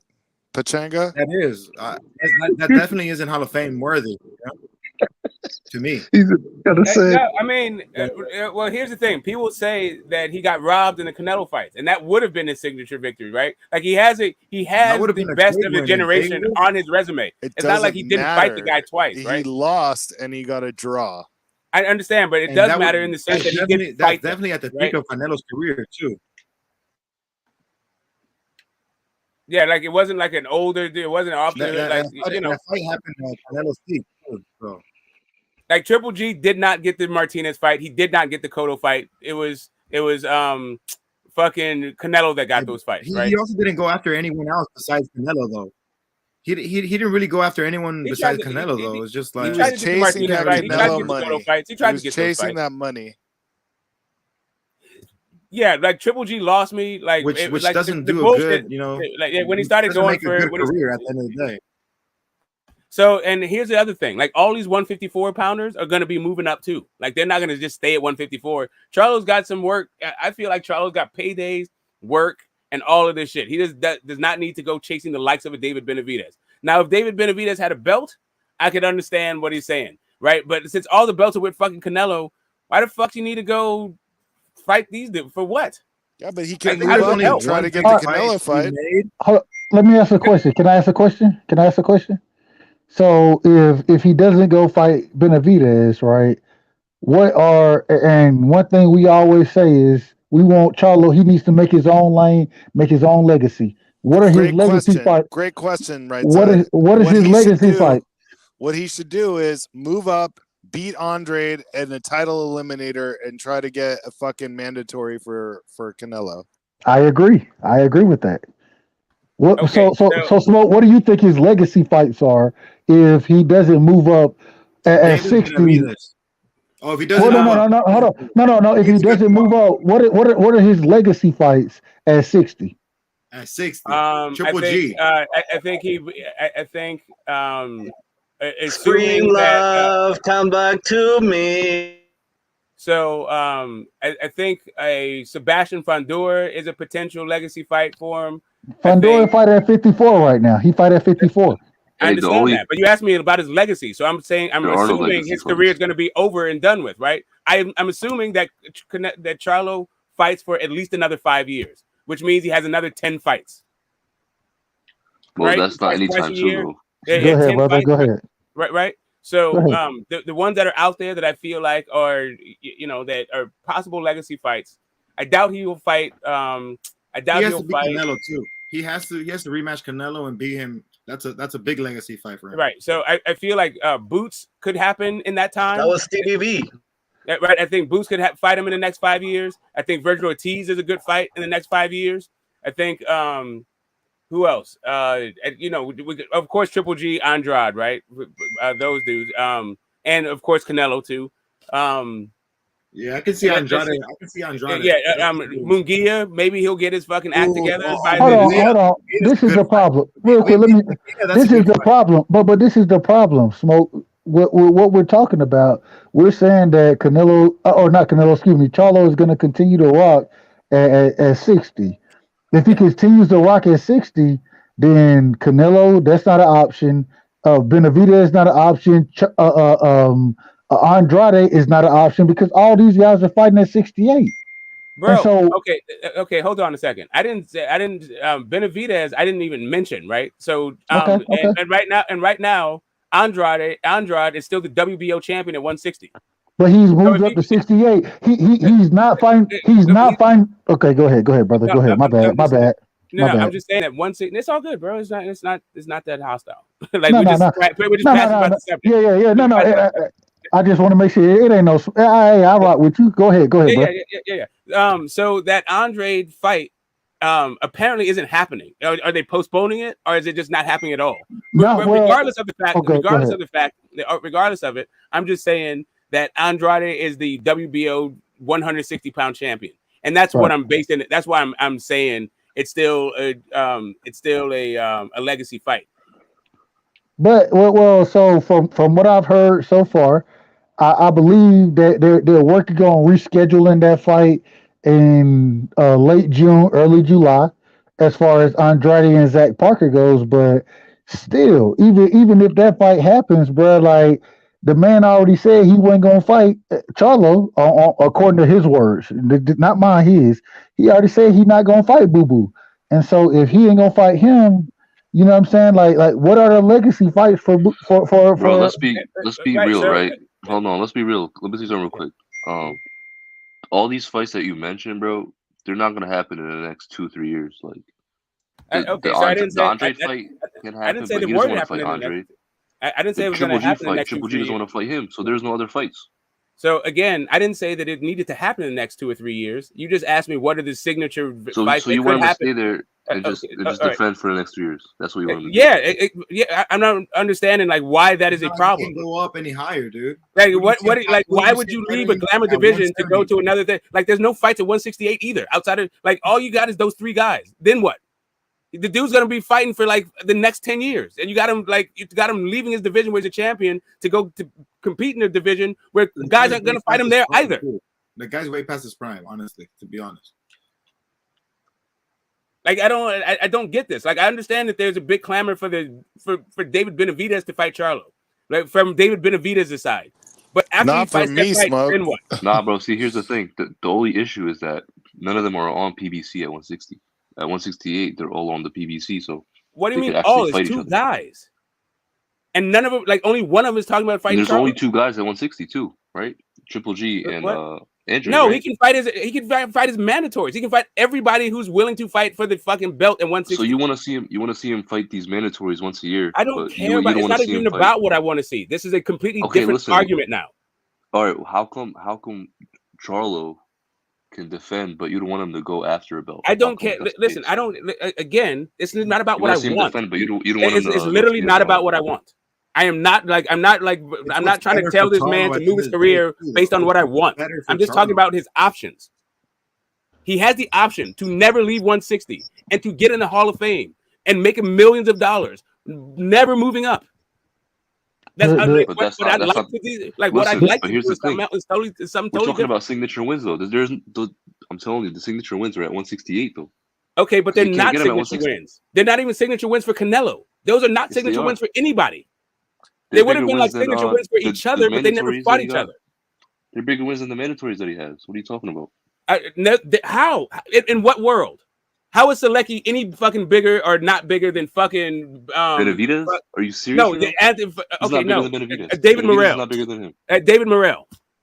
But we didn't bring up David Morrell. Well, you have him moving to 168. Now you're capping 168. Charlo, bro. Okay, hold up a second. Like you had, for some reason, you guys are not. Let me be very clear. Maybe I'm yelling and all this shit, and it's like the cortisone is building up. Good, What bro. I'm saying is, what I'm saying Hold on. to you Did you say that? Hold on, real quick. So did you say the cortisone is building yeah, up? that's what I'm saying. Yeah, man, the adrenaline goes, and there's a chemical reaction. Go ahead. Yeah, Hey, there it is. All go right. ahead, bro. Go ahead. Go ahead. Let's woo-saw, right? Let's rub the ears. We're talking about divisions, Yeah, right? yeah. In the Go ahead. 160-pound division, right now, he is a champion. You got one guy who may be leaving the division, or he may be a champion. That one guy you don't really like, right? You'd rather not fight this dude for whatever reasons. You say it's because of your brother, cool. But like you right side just pointed out, that dude might be out of the division. So that clears up one belt. The next fucking champion may not be, you may not have an issue with that dude. And that next guy may want to get your belt because he thinks you're fucking an easy touch. Or like that's part of his career plan. He would like to unify. The same thing is true with Triple G. Triple G is he has the other two belts. That dude also is not very long for the division. So without leaving the division, he can keep fighting guys at 160. If you go to 168, you're saying that he should leave that to fight one or maybe two guys. And like that is supposed to two guys, and neither one of these guys have belts and won't even lead to a fucking title fight. But at the end of the day, I'm not disagreeing with you, Smoke. I'm not disagreeing. As boxing fans, when we're looking at it, we can sit here and the same way we call Canelo out as far as saying he should be fighting these guys, right? We do. It's the same thing with Charlo. It's not that we're just saying the same exact. I'm keeping the same standard. If I'm gonna, I feel like sorry. Go ahead. You're not done. No, go ahead. Go ahead. No, I'm saying all right. So for the standard with Charlo, right? The standard with Canelo was like being undisputed in 160, right? Like that's what the fucking thing was. Like Andrade, it was a style difference, and he said he was going to become undisputed at 160, and the guy was right there. Like here's a style that everyone says gives you fucking trouble. Here's your challenge. It's all the it's for all the marbles at middleweight. So then he didn't fight him. Right? That's why we called him out on that. Right. So that was a stakes thing, right? That was and also his own word and all this other stuff. And what I'm saying to you is the stakes are missing from from moving up and fighting Benavidez in Plant. There's nothing up there other than fight fans think that these are better fights. And I don't disagree with them. I think that these are better fights. I think they would actually be a better product. But that doesn't mean that all of a sudden this is like legacy fights for him. Like nobody really thinks that Michael Grant versus Lennox Lewis was a legacy fight for Lennox Lewis. But it was him talking shit, like him shutting down this whole narrative that this other dude was better than Lennox Lewis, right? It's just shit talking fights. So this is the thing though. If he moves up and does fight a Benavidez, right, is putting himself in position for the Canelo Alvarez fight. And in my personal opinion, I think that after the loss to Bivol, Canelo needs to come down and reign, quote unquote, reign as a champion. You know what I'm saying? Defend his undisputed at 68. And so what I'm saying is that if the Charlo Benavidez fight happens, then I don't know of anybody who would say that Canelo doesn't need to fight the winner of that.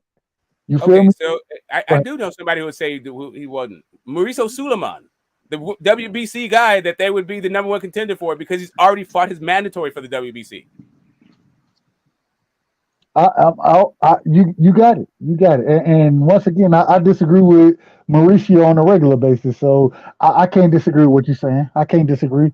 I'm just saying, hold on, bro. At the end of the day, these fighters, if they all want to fight Canelo for their payday, right, then put yourself in position by fighting the other guys. That's all I'm saying. Fight the other guys and then put yourself in position for a Canelo Alvarez fight because you look at that fight as the big payday, not you, the fighters. They look at it as the big payday. So put yourself in position.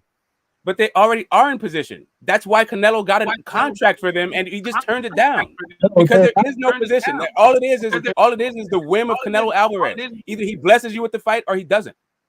But there are ways, Smoke, of trapping him in. That's the point. Okay, when is it? Okay, so when has Canelo been trapped? The only fight I've seen this trapped into. He could have trapped him in by moving up and beating Caleb Plant before Canelo got to Caleb Plant. Right, okay, but that would have trapped him in. But again, that just would have been Canelo on his own path because what Canelo wanted to do. It still wouldn't be trapping Canelo. Yes, it would, because Canelo wanted to be the undisputed at 68. Correct. That is his desire. That's not a trap. Right, that's his desire. So you trap him in by going up and getting the belt. Well, Haplo, I don't disagree. I don't disagree with you that he had an opportunity to fight the guy, but I'm just saying that they were trying to do that, and fucking COVID happened, and the dude lost his belt. But you can't blame COVID because Canelo did that during COVID. No, you don't understand what I'm saying to you. Okay, David Benavidez, they were talking about having this fight. The entire boxing realm fucking shut down. I'm not talking about Benavidez. I'm talking about I'm talking about Charlo going up and fighting Plant. They're both PBC. Right, you're not understanding. The fight that that same thing that was supposed to happen, they were just doing it with David Benavidez. And then David Benavidez lost the belt. So when Canelo fought for that but WBC what about belt, Plant though? Right, because Plant was on his own deal. Plant had fights lined up. The fight was supposed to be between Charlo and Benavidez. That's still what the argument is about. Charlo and Benavidez. That's not my argument. Yeah, I mean, I'm just saying, like they were setting up what you're talking about with the Benavidez fight. The problem is, fucking Benavidez lost the belt on the fucking scales, and so when Canelo fought for it, it was for vacant.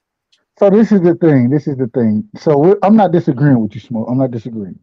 What I'm saying is this: when I look at these fighters, right, they've all been calling Canelo's name. They want to fight Canelo Alvarez, right? And what just happened with Bivol is forcing Canelo. Okay, he's not going to be able to campaign at 75 like that. He can't do that. He has to come back down to 68. And so now what we need to see, the same way that we want to see Andrade move up and fight at 68. We want to see Benavidez. We're looking for Charlo to move up to fight at 68. At the end of the day, when we're saying cut it off, what we're saying is man, we need as many of these guys that we're looking for him to fight to move to 68 and put themselves in position to fight Canelo Alvarez. The reason being is because Canelo, he is at this current moment, even with this loss, the man, in my personal opinion, I got him as 7 or 8 on my pound for pound list, but that's neither here nor there. But he's still a big name, the name of boxing.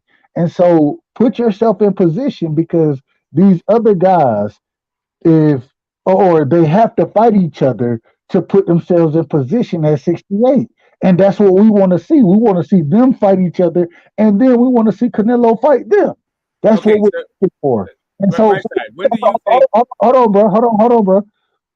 So at the end of the day, we're not saying that this is these are the game changing fights. What we're saying is at this current moment in time, as of today, these are legacy fights, because these are who fans of the sport of boxing, the individuals who are on this panel, in the chat, you know what I'm saying? These are who we look at as the best fighters. So that's what we want to see. We're not saying that, okay, if Canelo, if he can fight a mandatory, if he fight his IBF mandatory, right?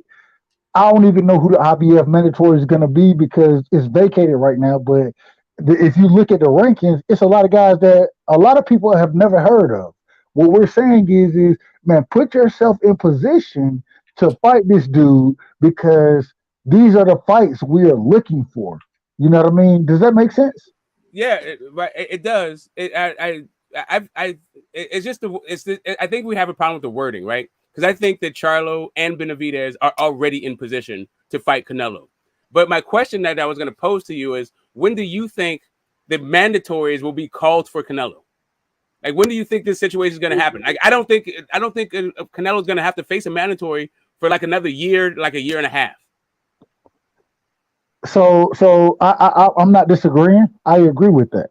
I don't think Canelo, especially with how with the deal he signed after this fight that he just lost to Bivol, we know that he at least has the Triple G fight coming up with possibly another fight after that. You know what I mean? So that's why I'm saying these guys need to fight each other now because at some point in time, Canelo has to come back down and be the 68 champion.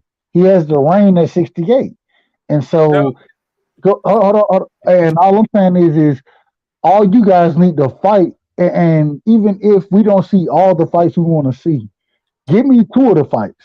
You know what I mean? Give me two of them. And really, to be quite honest with you, it's only really three names out there for Canelo that the fans are clamoring for. It's Charlo, it's Benavidez, it's Andrade. You know what I'm saying? So y'all clean that shit up and let Canelo fight two of them. You know, but at the end of the day, let's put ourselves in position to be that fight at 68. That's all I'm saying. That's all I'm saying. Put yourself in position there. So to me, so here's really what the deal is, and this is where the disconnect is for me as a fan, right? Like, if you were going to do all this shit just to fight Canelo, and not actually for the title at 168, then you might be wasting your fucking time because you can do all this shit, and then all Canelo does is like drop the belt and then fucking retire, and then you look like a fucking idiot fighting in the division that you don't fucking even want to. There's no strategic advantage for being in that division, and your only reason for being there is fucking Canelo. Not only that, you don't even need to be in the division in order to get the fight. You don't look like an idiot, though. The reason you don't look like an idiot is because even if Canelo dropped the belts, then you become a champion at another division. You know what I'm saying? So yeah, but I mean, like, if you're gonna, I guess, man. Like, listen, if I'm gonna just sit around and babysit a motherfucking belt, I'd rather babysit a middleweight belt, not a super middleweight belt. That's just me. No, I understand it. I understand how you look at the glamour divisions, and I'm not disagreeing with you as far as middleweight being the glamour division. All I'm saying is right now, the best fights for us to see as fans go. You know what I'm saying? We want to see people fight Canelo. The reason we want to see that is because Canelo is the cash cow, and until he just lost his fight. You know what I'm saying? And even with him losing this fight, if Bivol ain't coming down, Canelo is still looked at as a pound for pound great. You know what I mean? So put yourself in position to fight the pound for pound great, and that's more or that gives you that clout that you're looking for if you can get that fight and can win that fight. And even a lot of these fights that I want to see, I have Canelo winning a lot of these fights, in my personal opinion. But I want to see the fight. I'm with you. Like, I feel like, so I was a lot more confident until Canelo showed up to the party looking like shit, looking like, like last year, like he did the walk of shame. Like, I don't know. I'm not quite sure what's going on with Canelo. If the guy's still dedicated to the sport, then cool. Yeah, I got him beating these guys. But yeah, if he's like, 1 foot in retirement, then yeah, those are dangerous fights for him. But like I was saying, I feel like these guys are already in position because it's Canelo who's the champ, and all of these fights are going to be voluntaries. So just kind of like. But how can you be in position if you? Hey, my phone's about to die. I'm gonna jump up. Go ahead. Okay. How can you be in position if you still campaigning at 60 and the man is reigning at 68? You can't be in position for it. Yeah, of course you can, because the sanctioning bodies will allow that fucking fight to happen. No, that's not how it works all the time, though. I mean, no, I'm saying, like, the sanctioning body, like, as long as Carlos Mendoza, fucking Mauricio Suleiman, I can't remember, like, the other fucking two dude, like, listen to this. Yeah, as long as those guys sanction the fucking fight, and they will, because he's a champion, and as long as, like, the networks will pay for it, they will, because he's a headliner. You're in position. But this is the thing, and I was on Knockout Boxing. You know Knockout. Yeah. I was on there earlier today, and we were kind of chopping this up.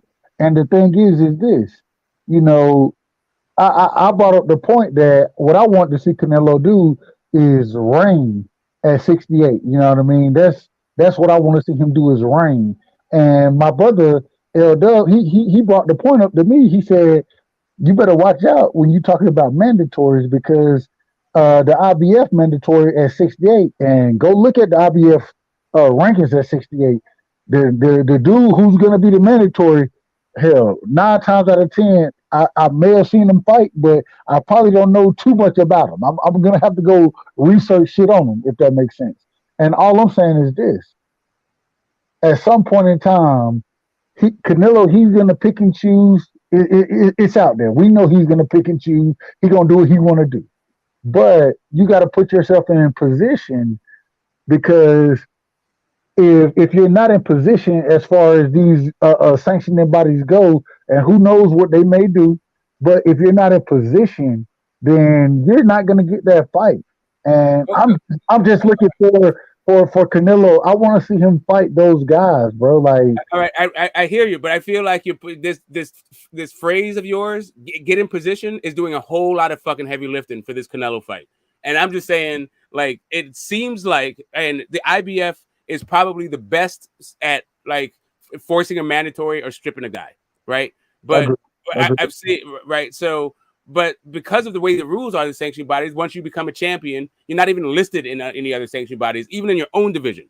So what he'd have to do is maybe petition the IBF to fight for a mandatory spot while maintaining his WBC belt, and then wait for that fight to be mandated would be the quick way to go. But but Charlo specifically went the mandatory route already, and he didn't get a fight. So, like, for me, I feel like it was not with the IBF. It wasn't with the IBF. It was with the WBC. And so they franchise. That's right. what That's what I'm saying. That's my point. Is that they created shit in order to fucking devalue the mandatory. And so, like, this idea that, like, if I am Charlo, right, like, that's what I would make sure that I am not jeopardizing my 160 pound belt just so I can, like, compete in the division that I don't want to be in to get a Canelo fight. I might as well fucking figure out how to fight that IBF guy for his spot while you retain your WBC championship. That's something I try to figure out. Can I give you an example of what I'm talking about? This is just an example. So I was talking to my brother the other day, and he was saying how he reached out to O'Shaquie Foster, and O'Shaquie Foster right now is, I believe, and please don't crucify me if I'm wrong about these. I ain't looking it up right now, so don't crucify me on it. But I believe he's the WBA mandatory, but he had an opportunity to fight another guy to become the He was already the WBA mandatory to fight Shakur Stevenson, and then he had another fight that he could have taken to become the IBF mandatory. So you're putting yourself in position when you're taking those fights. That's what I'm saying is that with Canelo being undisputed at 68, some type of way, these other fighters, y'all need to fight each other to put yourself in position for those big fights with Canelo Alvarez that we're clamoring for. That's all I'm saying. Right. I'm just saying that. O'Shaquie Foster is ranked number 1 as well. He's ranked number 1 in the WBC. Yeah, I mean, it's like O'Shaquie Foster is also not a champion in his own right. Like, what the thing is, you're telling a champion to uproot his entire fucking career to fight other fucking dudes in the hopes that Canelo won't drop a belt.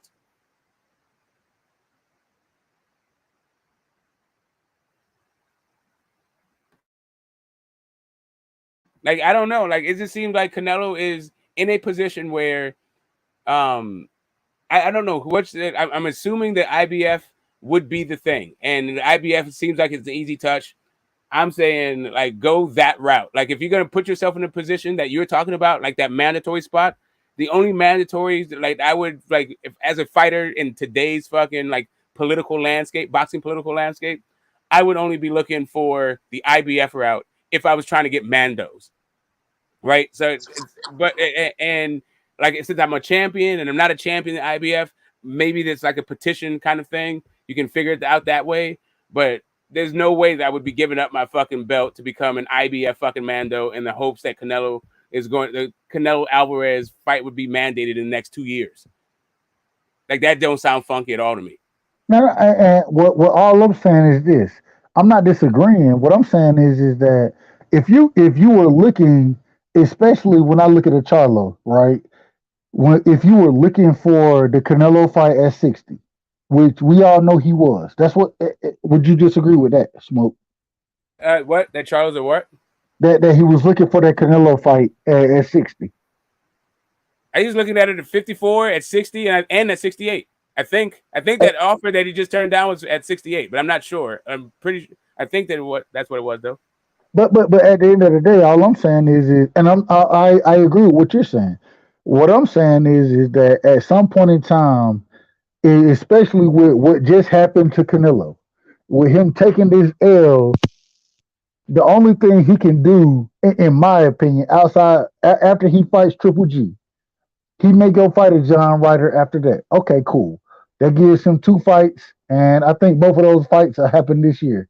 As of next year, then he's going to have to start reigning and defending his undisputed title at 68.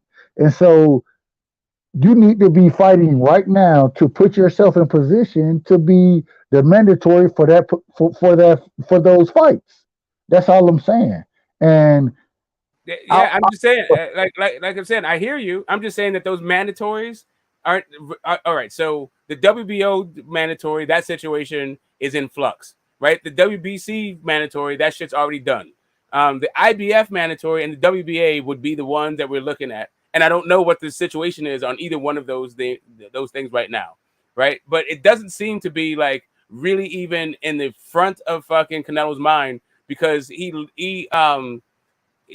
is taking fights, like in his next 3 fights, he signed a 3-fight deal that didn't include any fucking mandatories, right? Like I don't know what's supposed to happen after that. Maybe next year, 2023, Mandos will come up, but it could be 24. It could be 2024. But the thing he was able to do that because he wasn't one division. We got. What you said? The sound got really bad for some reason. Go ahead. Say again. What I'm saying is we weren't when in this past year we weren't able to see those mandatories because he was moving in between weight classes. You know what I'm saying? And so now that he's moved up to 75, lost that 75, right now the only thing he can do is, well, it's not the only thing he can do, but the smart thing for him to do is to reign and defend at 68. And so all I'm saying is put yourself, y'all need to fight each other to put yourselves in position. I got that. I know you're assuming that Canelo Alvarez is just going to sit there 168, and at some point mandatories are going to get called, and you should be in prime position when that moment gets called. When what I'm saying to you is Charlo doesn't need to do all that shit because he's already a name in his own right. He already has a network in his own right. He can already give you like top dollar. So as a certain point, if Canelo wants to fucking fight you, you don't need to jump through all of these fucking hoops.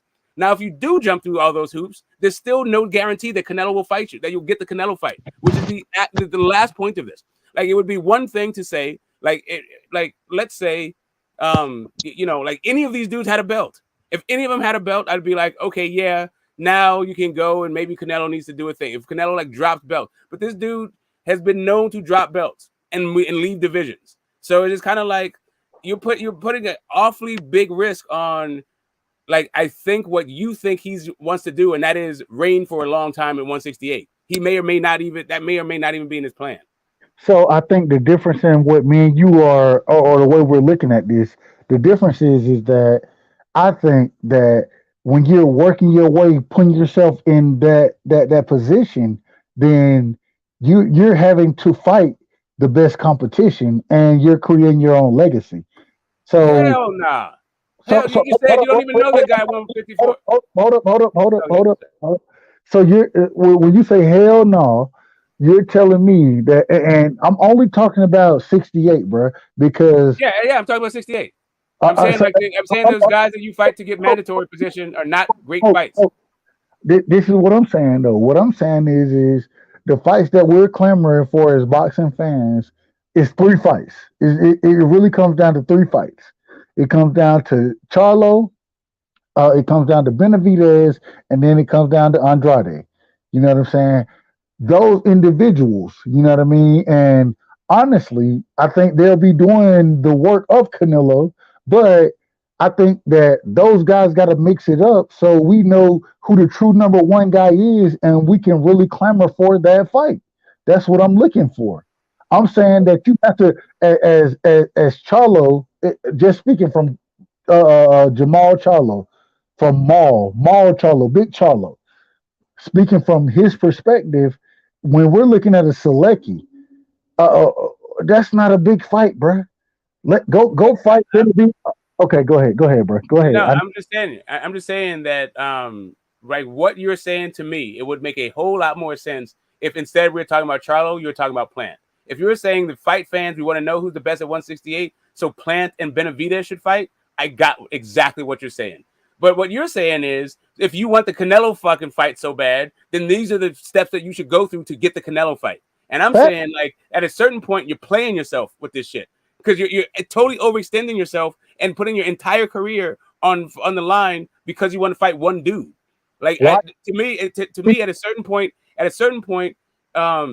you might want to take maybe take a step back and not be in such a fucking rush, especially with a guy who's a bit of a prima donna and has a whole bunch of fucking options, right? And has a history of like dropping fucking belts and shit. Okay, hold on, Smoke. Hold on. Sorry, guys. I'm sorry, guys. One last thing, bro. One last thing. And Smoke. Come on, hey, brothers. I let you talk for half an hour. My brother Stevie B left the panel because they didn't allow him to talk or anything. Go ahead, Psycho. You got it. Floor is yours. This is what it is, brother. This is what it is. Okay, I feel what you're saying, Smoke. I mean, I respect everybody's opinion, but let me put this straight, bro. When you're the face of boxing, whether we like it or not, all the organizations, federations, whatever you want to call it, they want to have exposure, so they want to be up there. We see how sometimes Mauricio Sulaiman fights against Mendoza or fights against Valcárcel up in the ring when Canelo wins a fight. Just look a little bit behind Canelo's back, and you're gonna see them like smiling at each other, not liking each other. You know what I mean? Like very, very diplomatic, but but not liking each other. Why? Because they want to have their belt exposed. Sometimes you can see in their own freaking bosses, moving the belts, trying to fight to see who puts the belt around the waist of Canelo. So with that being said, yes, Canelo's gonna say who the fuck he wants to fight and who's not. He's not gonna want to fight or whatever. Now, if the IBF, WBA, and all those organizations still stay with Canelo, it's because they don't have enough power to say, Canelo, you know what? Fuck you. You don't wanna how do you say it? Defend your IBF title, so I'm gonna drop it and take it away from you and put it vacate the title to see probably Charlo against whoever and wins the title. No, they still taking the dirty route, bro. They still taking that prostitute kind of route, having those fucking belts around Canelo waist and decide Canelo what he wants to do. Now, the loss against B-Ball, it changed everything in the whole fucking game, bro. Because it wasn't on the plan that Canelo was going to lose the fight. With now knowing that Canelo's going to have to move from 175 back down to 168, the whole game changes, bro. There's not going to be many corners where Canelo can go. So I'm crossing my fingers they don't bring fucking Triple G again, so that way Canelo would have no more options but to fight the top-ranked guys in 168. You feel me? So if we take Triple G, hopefully Triple G can get a fight soon with whoever. I don't care, bro. I care less. That's gonna leave Canelo with not many options to choose at 168, and that's what I want. I'm crossing fingers, bro, so Triple G can go different route, different ways. I wish can go to Munguia and Triple G and leave Canelo alone, so Canelo can just go back to the other guys. You know what I mean? Because there's not gonna be any way around, bro. I mean, Canelo eventually is gonna have to fight him. Hey, logic. Yeah. I just feel like Oh, hold on, Smoke. Let Cass rock. Cass, what you got? All right, go ahead, Smoke. My bad. Yeah, I was gonna say that I don't know how long this guy has, right? Like I don't know how long he has left in the sport. Who? Canelo. Okay. Canelo. I feel like he could fight at least 10 more fights. Like I feel like that. Think so too. But I don't know if he's dedicated and if he wants to fight 10 more fights. And I think some of this is predicated on that, right? But I feel like there's a lot of uncertainty at 168 that those guys can like fight each other out without like mentioning Charlo, right? But beyond all of that, I feel like the most money that Canelo has out there is probably that PBC deal, which is still like kind of on the table. Assuming he doesn't lose those 168 belts in his matchroom deal, he should probably be able to fight either Charlo or Benavidez or Errol Spence at 168 in like next year. Now, if I'm Charlo, bro, this is another point that I wanted to make, Smoke. If I'm Charlo, man, the smartest thing Charlo can ever do is look for that fight. I mean, for the sport, it'll be great if Charlo can clean the whole fucking division. Make 2, 3, 4 title defenses and then go after Canelo. That'll be awesome, bro. Then he can earn his fucking fat ass paycheck. Now, why would you want to see Charlo fighting like this John Lyons for like fucking like $10 million or $7 million, 3 fights, where you can get $21 million in 3 fights, where you can get like freaking 35 fighting Canelo in just 1 fight. You feel me? So at the same time, we gonna have to respect, the decision of the fighter. If he wants to go for the big purse, bro, sacrificing, all the fights that we want to see. I mean, fuck it, man. If I'm the fighter, I'm still gonna go for the big purse. I mean, I don't care what people's gonna say. It's my career, it's my bills, it's my mortgage. It's what I gotta do, what I gotta pay. You know what I mean? Facts. And I agree with that. The problem I have is that and everything you just said, I agree with.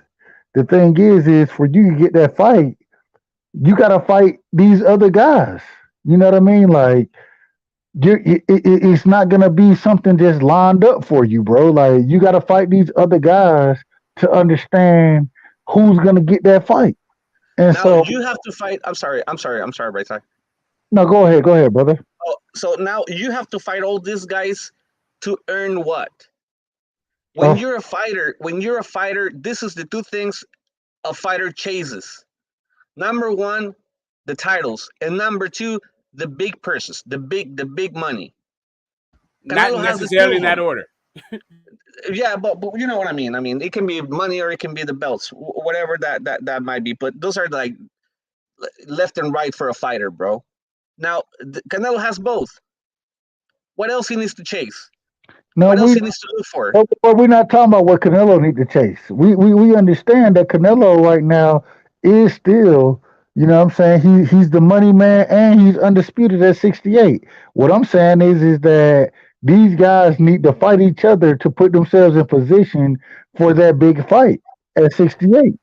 Exactly. Yeah. And Canelo said it. Canelo said that he's not close to fight Benavidez or Charlo, but he said, you know what? They want to fight me. Let them fight each other. And what I said earlier, since he lost to Bebo, he's gonna stay 168. So he's not gonna have any way around. He's gonna have to. That shit is gonna have to happen. Right. So now the question becomes, who else is trying to pay him $100 million fucking dollars, $100+ million to fight at 168? I don't disagree with that, and I said this earlier. Once again, on Knockout, go look it up. Go look at me, Smoke. In my opinion, the question was how does this change, what Canelo does? And I said it don't change too much. The reason being is because it comes down to promotional brands, right? It comes down to what these promotional companies are going to offer for the fights. My thing is that we know that the zone, whatever you want to call them, they don't have the big fights over there. The big fights for Canelo are with the PBC right now. It is what it is. Yeah, And that's what I'm saying. That's what I'm saying. They've already put themselves in position. Like they got, he has a $100 million plus dollar contract in his back pocket.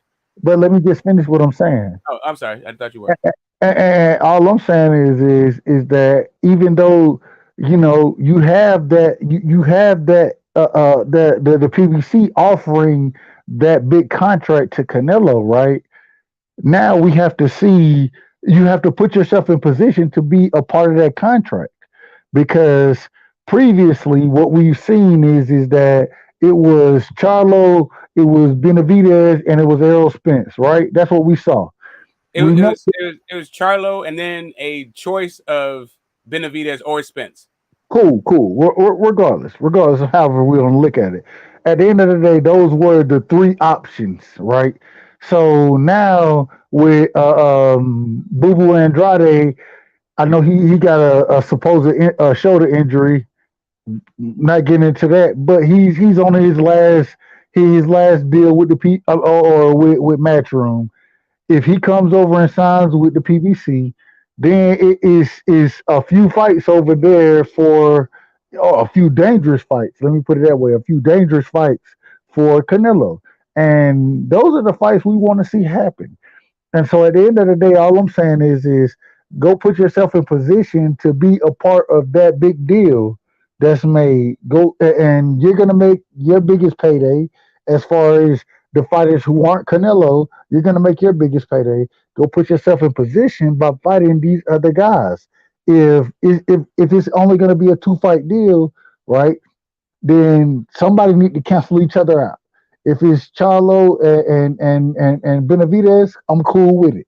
If it's Benavidez and Andrade, I'm cool with it. If it's Charlo and Andrade, I'm cool with it. I just want to see those fights happen, because what we're looking for in the sport as fans, we're just looking for the best. We're looking for to see who's the best at that weight class, regardless of what Canelo Alvarez is doing.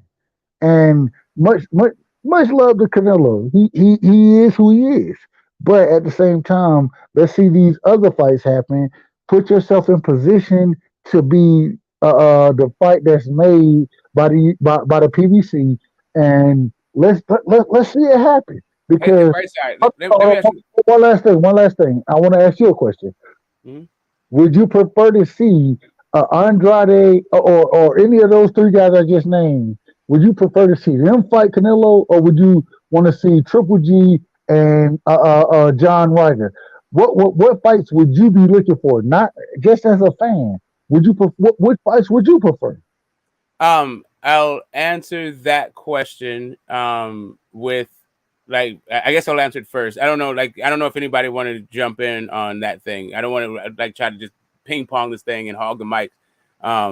Just with me and right side. If you guys have something to say, jump in.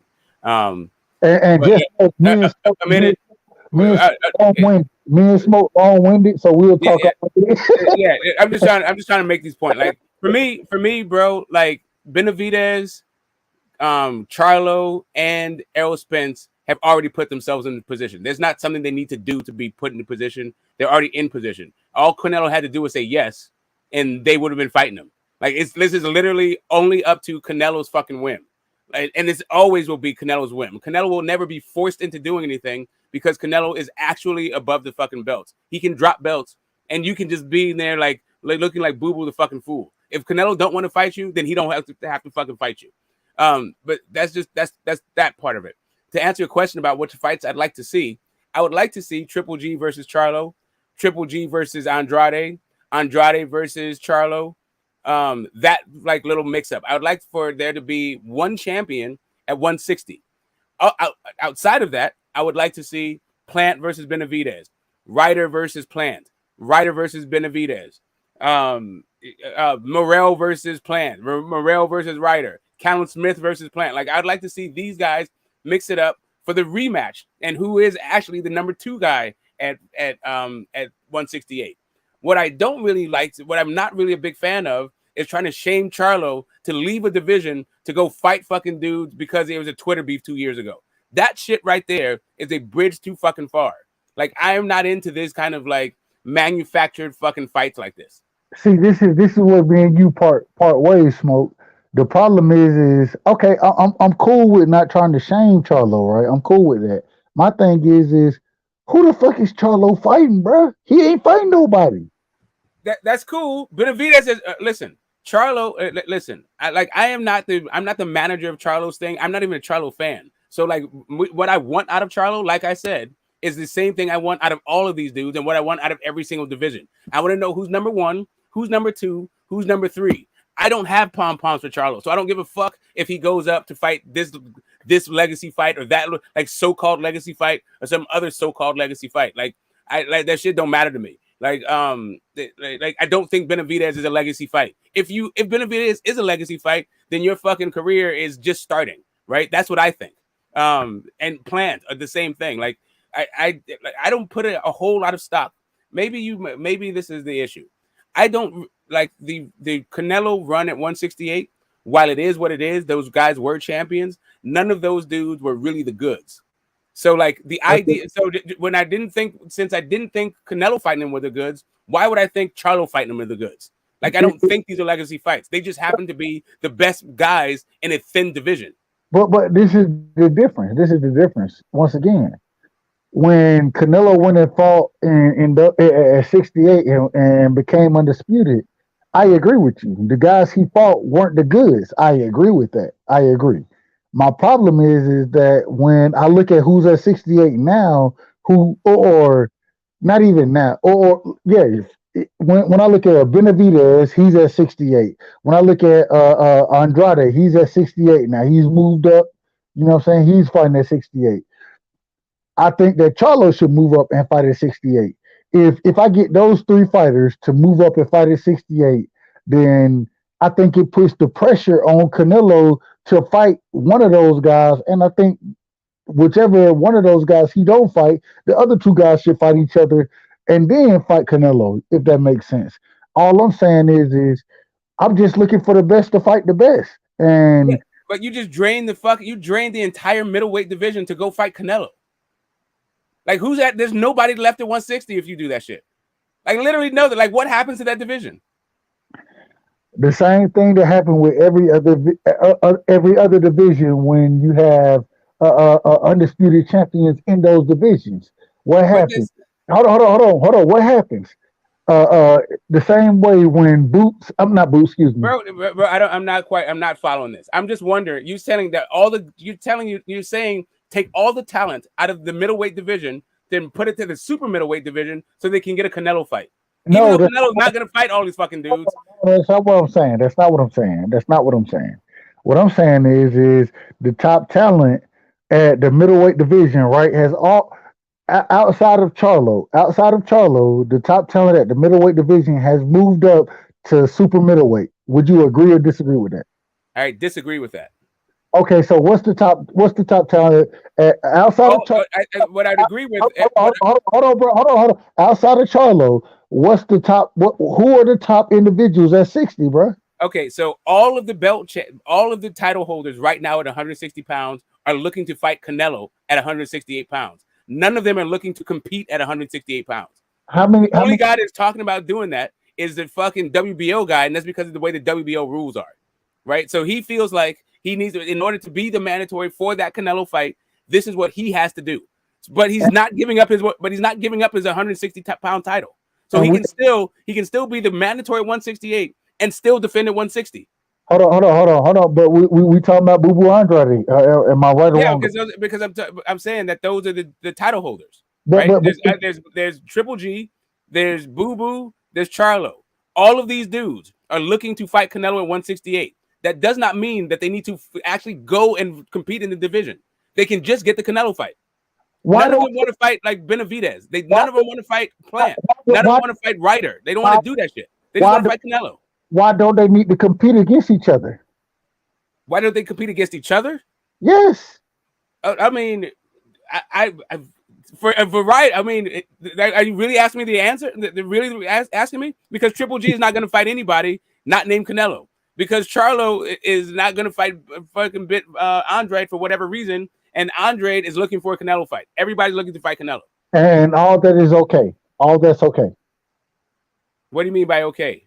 What I'm saying is that once again, like I said before, they all need to fight each other as well as trying to fight Canelo. That's all I'm saying. Oh, I mean, listen, I would love it. I'm just saying that it does not. Okay, so I think that we are on the same page. Okay, I think check this out, guys. Okay, go ahead. Canelo's not gonna sit down and wait to see whatever the plans, the 160, 168, whatever can come up with. Canelo has to fight, bro, and that guy more than anybody has the rush to fucking shake that loss off his shoulders. He wants to get it done ASAP.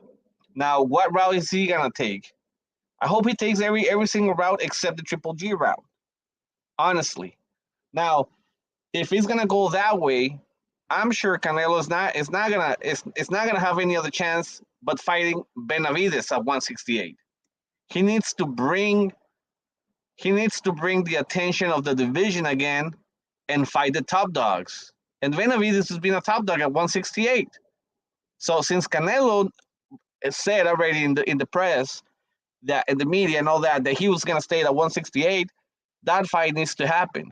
So that Triple G shit, it should be gone. I mean, hopefully De La Hoya is not on the mix, and hopefully Canelo goes in a different direction than De La Hoya. Because De La Hoya, if De La Hoya makes the September 16 fight with Canelo, he's gonna bring Triple G. He already said it.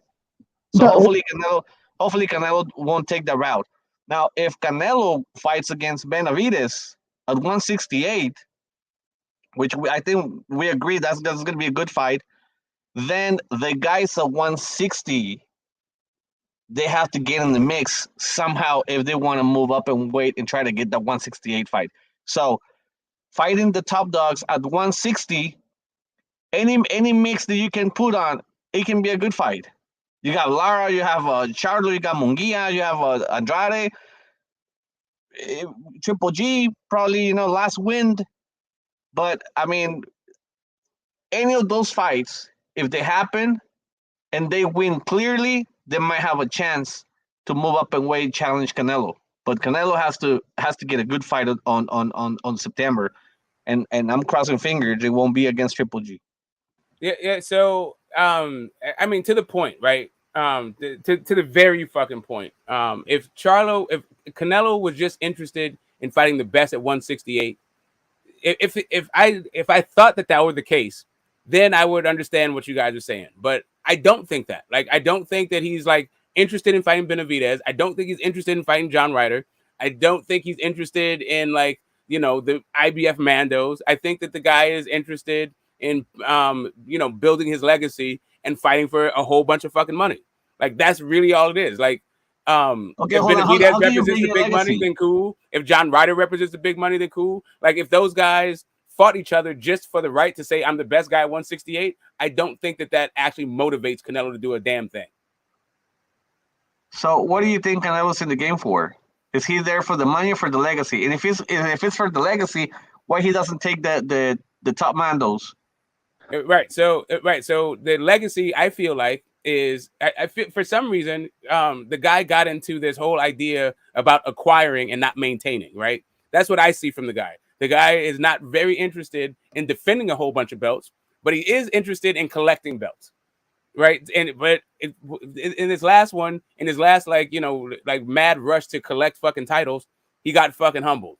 So I don't know what that's going to look like. I don't know what this mentality, what that does to him. Like, I feel like people think that all of a sudden he was like only interested in the best. But to me, I feel like the reason why he went to 168 in the first place was because he's not particularly interested in the best. He's interested in like fucking the fights that he can win and make a bunch of money doing it. And like padding his legacy, while like I say padding his legacy, but it's a little bit tongue in cheek, like adding to his legacy. So can he add anything to his legacy at 168?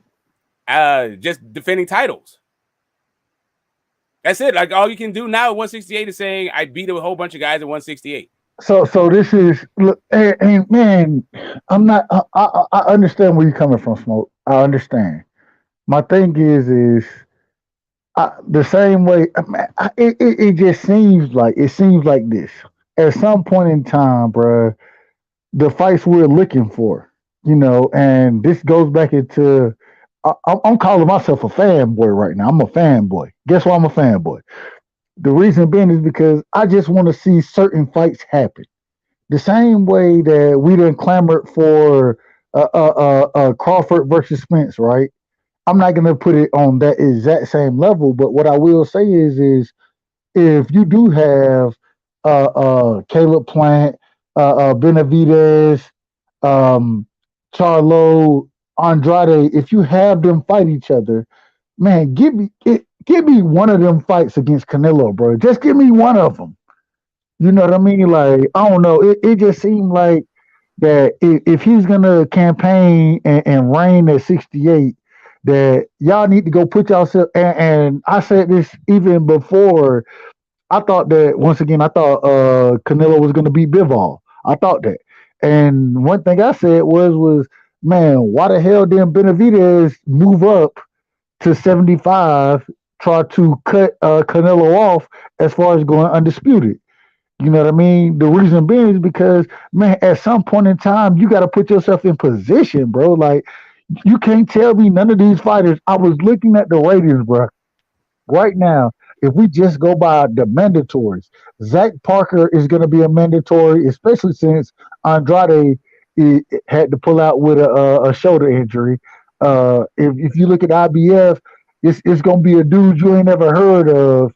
Well, y'all probably done heard of him. I don't know who it's going to be, but you got some no names that's going to end up being moved up into IBF to fight Canelo.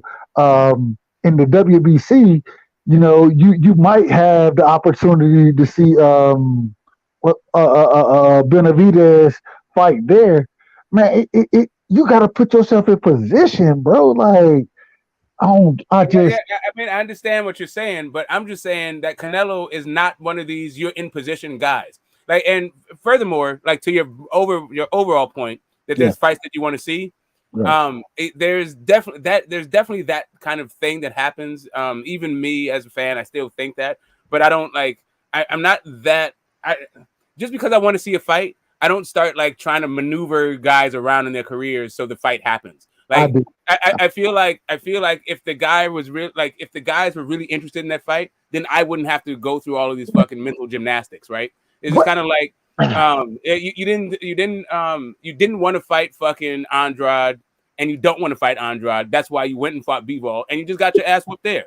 As a fight fan, I still watch I watch you get your ass whooped, and I'm glad, right? So it's like, no, it's not the fight that I was clamoring for, but I still got a great fight out of it. And I feel like the same way when I saw AJ fight Ruiz, when I saw Wilder fight Fury. Like, yeah, sure, that's not the fights I wanted, but I still got great fights out of them. And you wind up getting your ass whooped because, like, whatever. Like, I feel like there's some justice in the world. Like, I can take like some sort of like perverse sort of pleasure out of the fact that you guys, this is what you get for not giving me the fight I want to see. Like, karma's biting you in the ass, or it just really could be that, like, as fight fans, we just, enjoy good fights when we get them. When all the cards fall and these guys want to fight each other while they're in their prime for all the stakes, when that fucking happens, then that actually like soothes my fight thing, my fight, my fight fan thing. But maybe I'm like a little bit jaded and cynical, and I just appreciate a good fucking fight when I can find it out of like skilled combatants. Like, I never wanted the B-Wall fight, but I'm kind of glad it happened. I just wish that fucking Canelo didn't look like so much shit in it. Go ahead, Logic. My bad. Oh, yeah. I mean, I was going to say the Andrade fight against Canelo is not going to happen. Why? It's style. I mean, that fight is going to be boring as hell, bro. Canelo goes forward. Canelo goes and trying to knock you out. Andrade is going to be fucking running around the ring for 12 rounds if you want. And we... As a boxing fans, we hate those type of fights, bro. We hate those type of fights. When a boxer chases another boxer, through the fucking 12, for 12 rounds, bro. It's just, I mean, I hate those type of fights, bro. I'm sorry. Now, Bebo, yeah, outboxed Canelo, but he stood in front of him. He trade shots. So I appreciate fights like that. Yeah, you're a boxer, but yeah, for moments, I mean, you stayed in front of him and then fucking trade shots, and that's what we like. That's what we want to see. By being a boxer doesn't mean you have to be riding the bicycle and fucking for 12 rounds in the ring. And we hate those type of fights, bro. Why? Because we know, like what we're talking about during the whole week. Some of us, Mexicans, we don't have fucking amateur background. I mean, sometimes, we don't know how to fight a fighter that walks or runs, through the ring for 12 rounds, and we get outboxed. And neither one of us, shine through the night. I mean, yeah, you might beat me by points, but you look horrible. And that's why Canelo told him, you know what? You just fight horrible, bro. But this is the problem. So, and I'm moving back to this point that you just made, but I want to make a point first. My thing is when I look at Devin Haney and Shakur Stevenson, right? I think that's gonna be the ultimate chess match in the ring. I'm very interested. I don't think it's gonna be the most exciting fight, but I'm very interested as a boxing fan. I'm one of the guys who, if you ask anybody on the panel, I choose boxers over punchers any day. The reason being is because I love the sweet science, bro. I love an individual who can manipulate the ring, who can use that skill set. I don't think that's boring. You know what I mean? And so when I look at a Shakur Stevenson versus a Devin Haney, I think that's a boring fight to a lot of people. But to me, it's a very exciting fight because it's going to be a true chess match. And so I say that to say this: when I look at Andrade, yeah, you say he's gonna run around the ring, but no, the man is using the sweet science, but like it's the sweet science at his greatest, bro. He's not just standing there trading and rock'em sock'em. No, he's using boxing skills and I don't know, man. Like that's very exciting to me. It may be a boring fight to the casual fan, but I love that fight. I'm excited to watch those type of fights. But I mean, I respect your opinion, right side, but that don't sell. So here's the thing. So that is a common refrain, right? So that's what Floyd's career like totally debunked. Was that like kind of there's a cultural conflict. I feel like within boxing about like pressure fighters versus like lateral movement guys, or to put like a sort of a cultural fucking term, I'm sorry to put an ethnic term on it, like the Black American fighter versus the Mexican style, right? Like those two things. This is the way that they've been like selling fights for a long time, and people say it doesn't sell, but they keep fucking buying it. No, hold on, Smoke. Hold on. Just go back in history, bro, and check. Okay, I don't want to put this on the table, bro, but if you want, I mean, let's go just for the love of the sport, bro. Mention good fights between Black American fighters against Mexicans. What type of fights there were? I mean, when you got Julio Cesar Chavez in there, they've been fucking pretty goddamn good. Meldrick Taylor, right? Yeah, Meldrick Taylor, Chavez, Sweet Pea Chavez. I can say Meldrick Taylor Chavez was like probably the top 3 fights between a Mexican and you also Roger Mayweather was in there doing his thing. Right now, what did Meldrick Taylor did to Chavez? He was outboxing him, but at the same time, he stood in his ground, bro. He stood in front of Chavez and trade shots. Yeah, but he wanted to leave it clear that those. I'm sorry. Let me just make my point. This guy has probably the biggest balls I ever seen in boxing, bro. Why? Because he could easily fucking ride a bicycle all night and would have taken the decision, bro. Because he was beating the shit out of Chavez, bro. I think Chavez was winning like 2 rounds or 3 rounds out of the fucking to like the 12th round.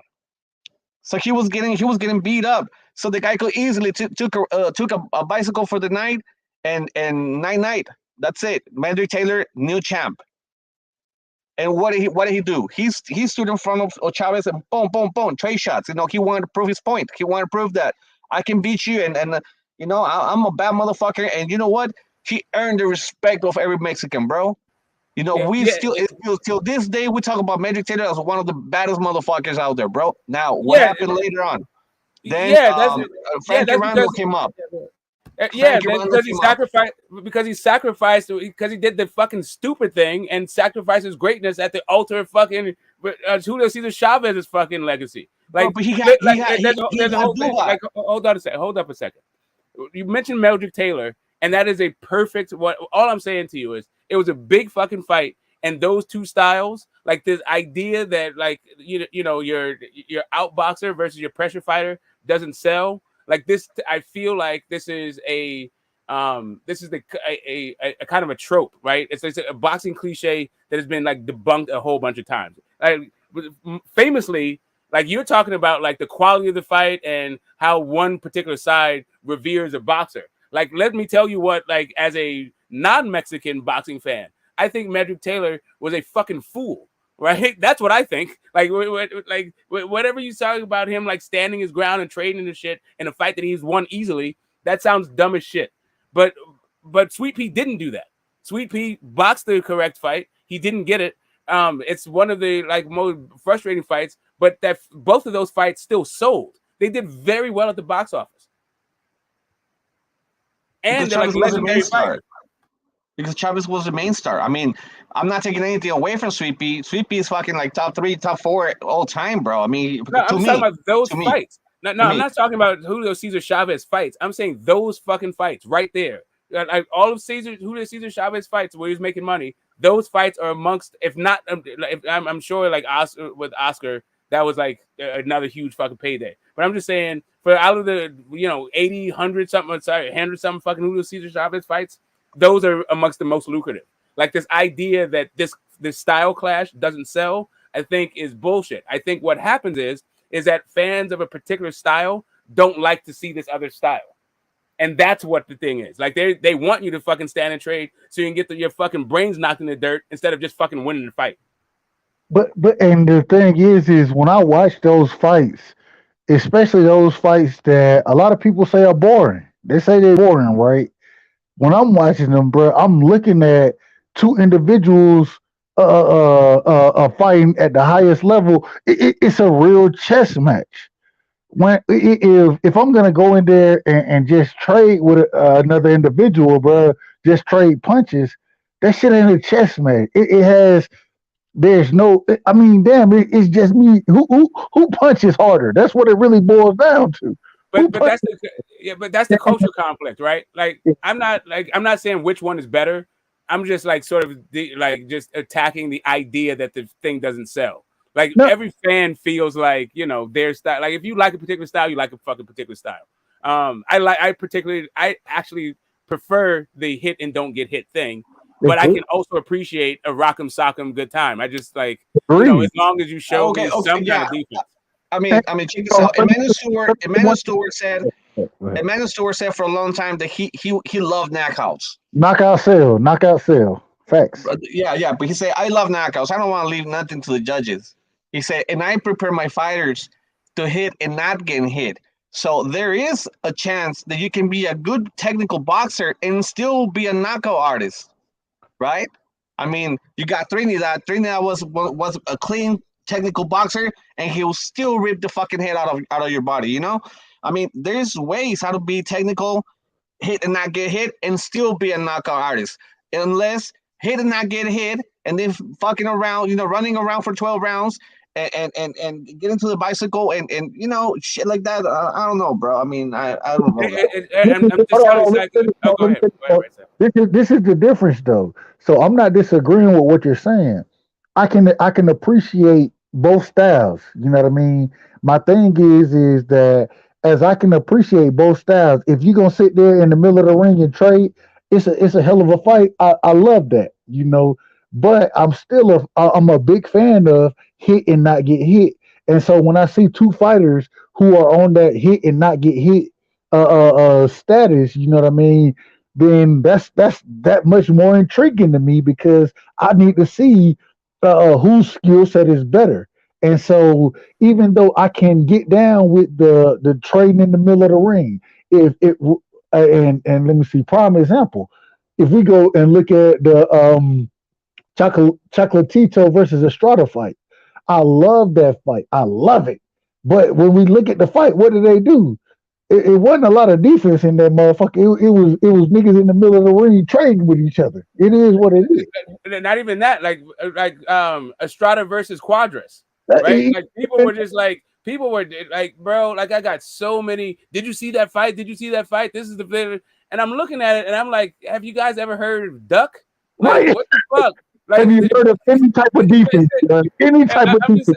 I'm just saying that's just me, right? And that's the cultural thing. It's where we come from as boxing fans. Like the Black American, the African American experience, right? We came to boxing from the battle royales, where you had one arm tied behind your back in a blindfold, and you had to like last man stand and shit. And it was like fight to the death, or it was like guys around the ring with billy clubs. So if you're on the ropes, you get your fucking ankles whacked by billy club. Like our style of fighting was crafted from our experience in the sport, and that's what you see. And it's the same thing happens in the Mexican style, right? The way that you guys fight is the way that boxing happens in your particular culture. So when these two, Bro, but check this out. Check this out, Smoke. Check this out. Yeah, go ahead. Two of the best Mexican trainers ever. They don't train brawlers, bro. Hold on, who are we talking about? They usually don't have. Who are we talking about as far as? No, I mean, I got you. I got you. I'm just speaking generally speaking. I'm not saying that there's not exceptions to every rule. I'm just saying like a general fucking thing about. And I just wanted to finish my point about the cultural clash and how it is like a classic thing for the boxer and the puncher to meet up in boxing, regardless of like this ethnic thing. Right. But also the commercial success that this thing has had. And not only that, like the sort of the demographics of like who's holding up the sport like right now. Like these two styles are going to be a thing. Like it's going to make a ton of fucking money. That's all I'm trying to say. Like whether or not you think it's going to be a boring fight because Andrade is like, he's disappearing. He doesn't really want to sit down and engage. I can understand that. I don't think Andrade is that exciting of a fighter. Like I don't mind watching his fights, but I don't find him to be very exciting because I think like watching him is a little bit off-putting. Like, Floyd was way better at it, right? One last point. I'm gonna give it to you. The last kind of fight I saw that was really good in these particular style class up was a Stephen Fulton versus Brandon Figueroa fight. Like I actually appreciate shit like that. I get the style clash. Or Castano versus Charlo coming up this weekend. Yeah, and when we look at those fights, we saw individuals standing right in front of each other, and they were using the sweet science. They were slick fighters trying not to get hit, but then trading at the same time. All I'm saying is that I understand. You know what I mean? That style where we're gonna sit in the middle of the ring and trade with each other, but at the end of the day, the sweet science is hit and not get hit, bro. That's the sweet science. Right. But I mean, what I'm trying to say is like there's been a lot of stereotype.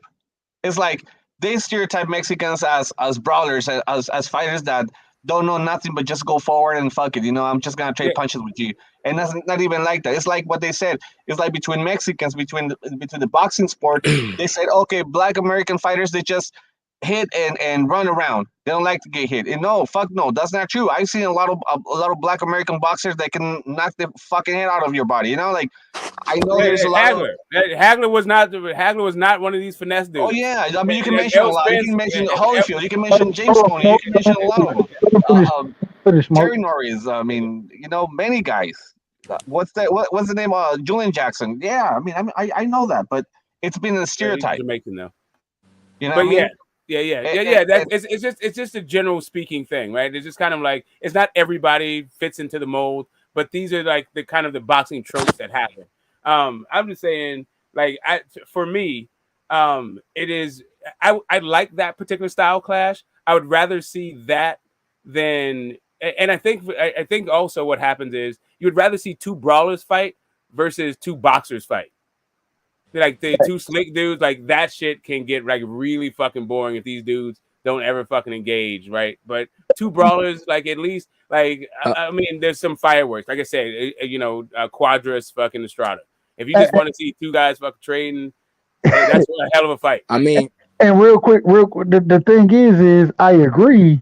It's just that that's an exciting fight, but I think that two boxers fighting, that's an exciting fight for me as well because facts. When I'm able to see the skill sets on display, the ring generalship, the ring IQ, when I'm able to see that on display, even though it may not be individuals just slugging with each other, that's very interesting to me. Go ahead. I mean, I think it's interesting too. I'm just saying that those aren't the fights that you like watch, like you rewind, right? Like you can appreciate that shit. It's just kind of like if you're gonna watch a fucking fight again, it's probably gonna be two guys that trade a whole bunch versus two guys battling for foot position. Right. And establishing the jab and shit. Like we got two members in the panel, man. Let's see what they have to say. I completely agree. Me, I love watching all type of styles, man. Shit. Honestly. I love that the perfect example for me for like what you call like Sweet Science or whatever. To me right now, it would be Shakur. He got it all. I mean, not got it all, but like distance, the way he jabs or whatever, like Sweet Science, like he got it down pat. At least that. You know what I mean? And then you got not like brawlers, because I mean I like watching brawlers, but not really. I'm more of a like Tank. You know what I mean? I like watching Tank. I like watching like those hard hitters type shit. I still love watching all type of other boxers too, though. The only downside with brawlers don't last long in the game. I would love to see Probotnikov. I would love to see him for longer than what he did, bro. He just brought like so many super fights, bro, but they didn't last too long. It was like 2-3 fights, and that was it. But that's the thing. Brawlers don't last long because they get hit. They get regularly. You know what I'm saying? And that's why I in my opinion, it's so exciting to see a fighter who can hit and not get hit. That's very exciting because you have a much better chance of lasting in the sport, and I have a chance to watch you longer than if you go in there. I look at well, I ain't gonna use Gotti, even though I ain't gonna lie, Arturo Gotti, bro, one of my favorite fighters. I love to watch him fight because it was always gonna be he gonna trade with your ass. You know what I'm saying? The problem is when you start training with motherfuckers, bro, you end up being on the wrong end of the trade, bro. It's gonna happen. You're gonna end up on the wrong end of it.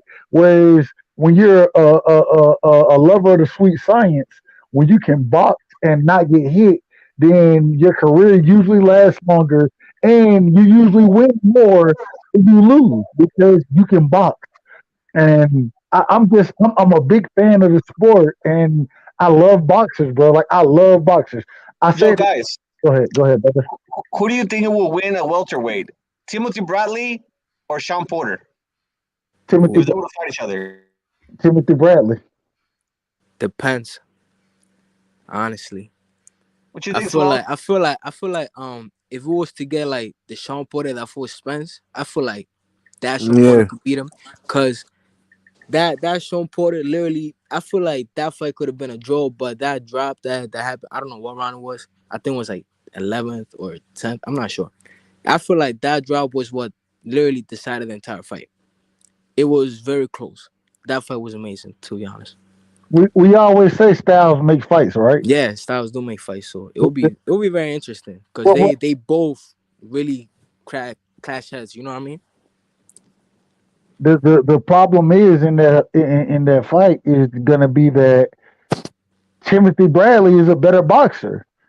You know what I mean? He's the better boxer in that fight, and Sean Porter. Sean Porter, in my opinion, I love Sean Porter. My problem is Sean Porter had very limited boxing skills. It is what it is.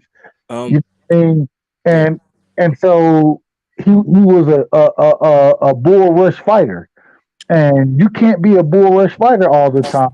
And I think Timothy Bradley would have beat. I ain't gonna say beat the shit out of him, but I think he would have won the fight 9 or 8-4, something like that. You know what I'm saying? I don't think it would have been a really close fight because Timothy Bradley is just a better boxer than Sean Porter is. Sean Porter really isn't a great boxer. He's a great athlete. You know what I mean? And he has a come forward, awkward style that makes it hard for you to fight.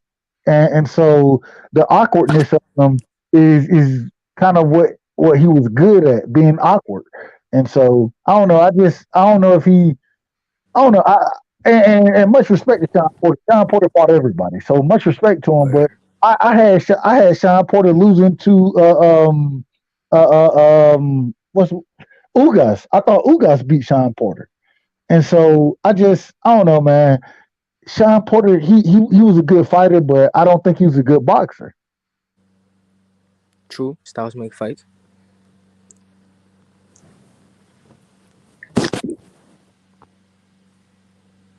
All right, so let me ask y'all this then. Let me ask this. So as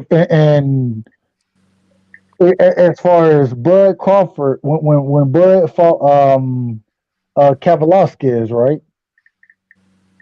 We all know Bud is the better boxer, but Bud didn't use his boxing skills in that fight as much as he needed to, right? And so he was able to get caught a lot of times, and so. How did y'all see that fight playing out? I thought that fight was closer than what it was scored, but I did have Bud winning that fight. How did y'all see Bud versus Kavaliauskas playing out? Yeah, I had a it was pretty close, to be honest. But I did still edge it out to Bud though. I agree. Just because Bud is just different, honestly, man. He can adjust, and that's the thing that not a lot of fighters can do. Like, although they might get hurt throughout some rounds or whatever, he still can adjust and like do little things that may not be like that big, but still make difference to where you can edge it out to him. You know what I mean? If Bud didn't, I believe Bud knocked him down twice in the ninth round. I think it was the ninth round. If Bud had those knockdowns, right? And in my personal opinion, I thought Bud got knocked down early in that fight.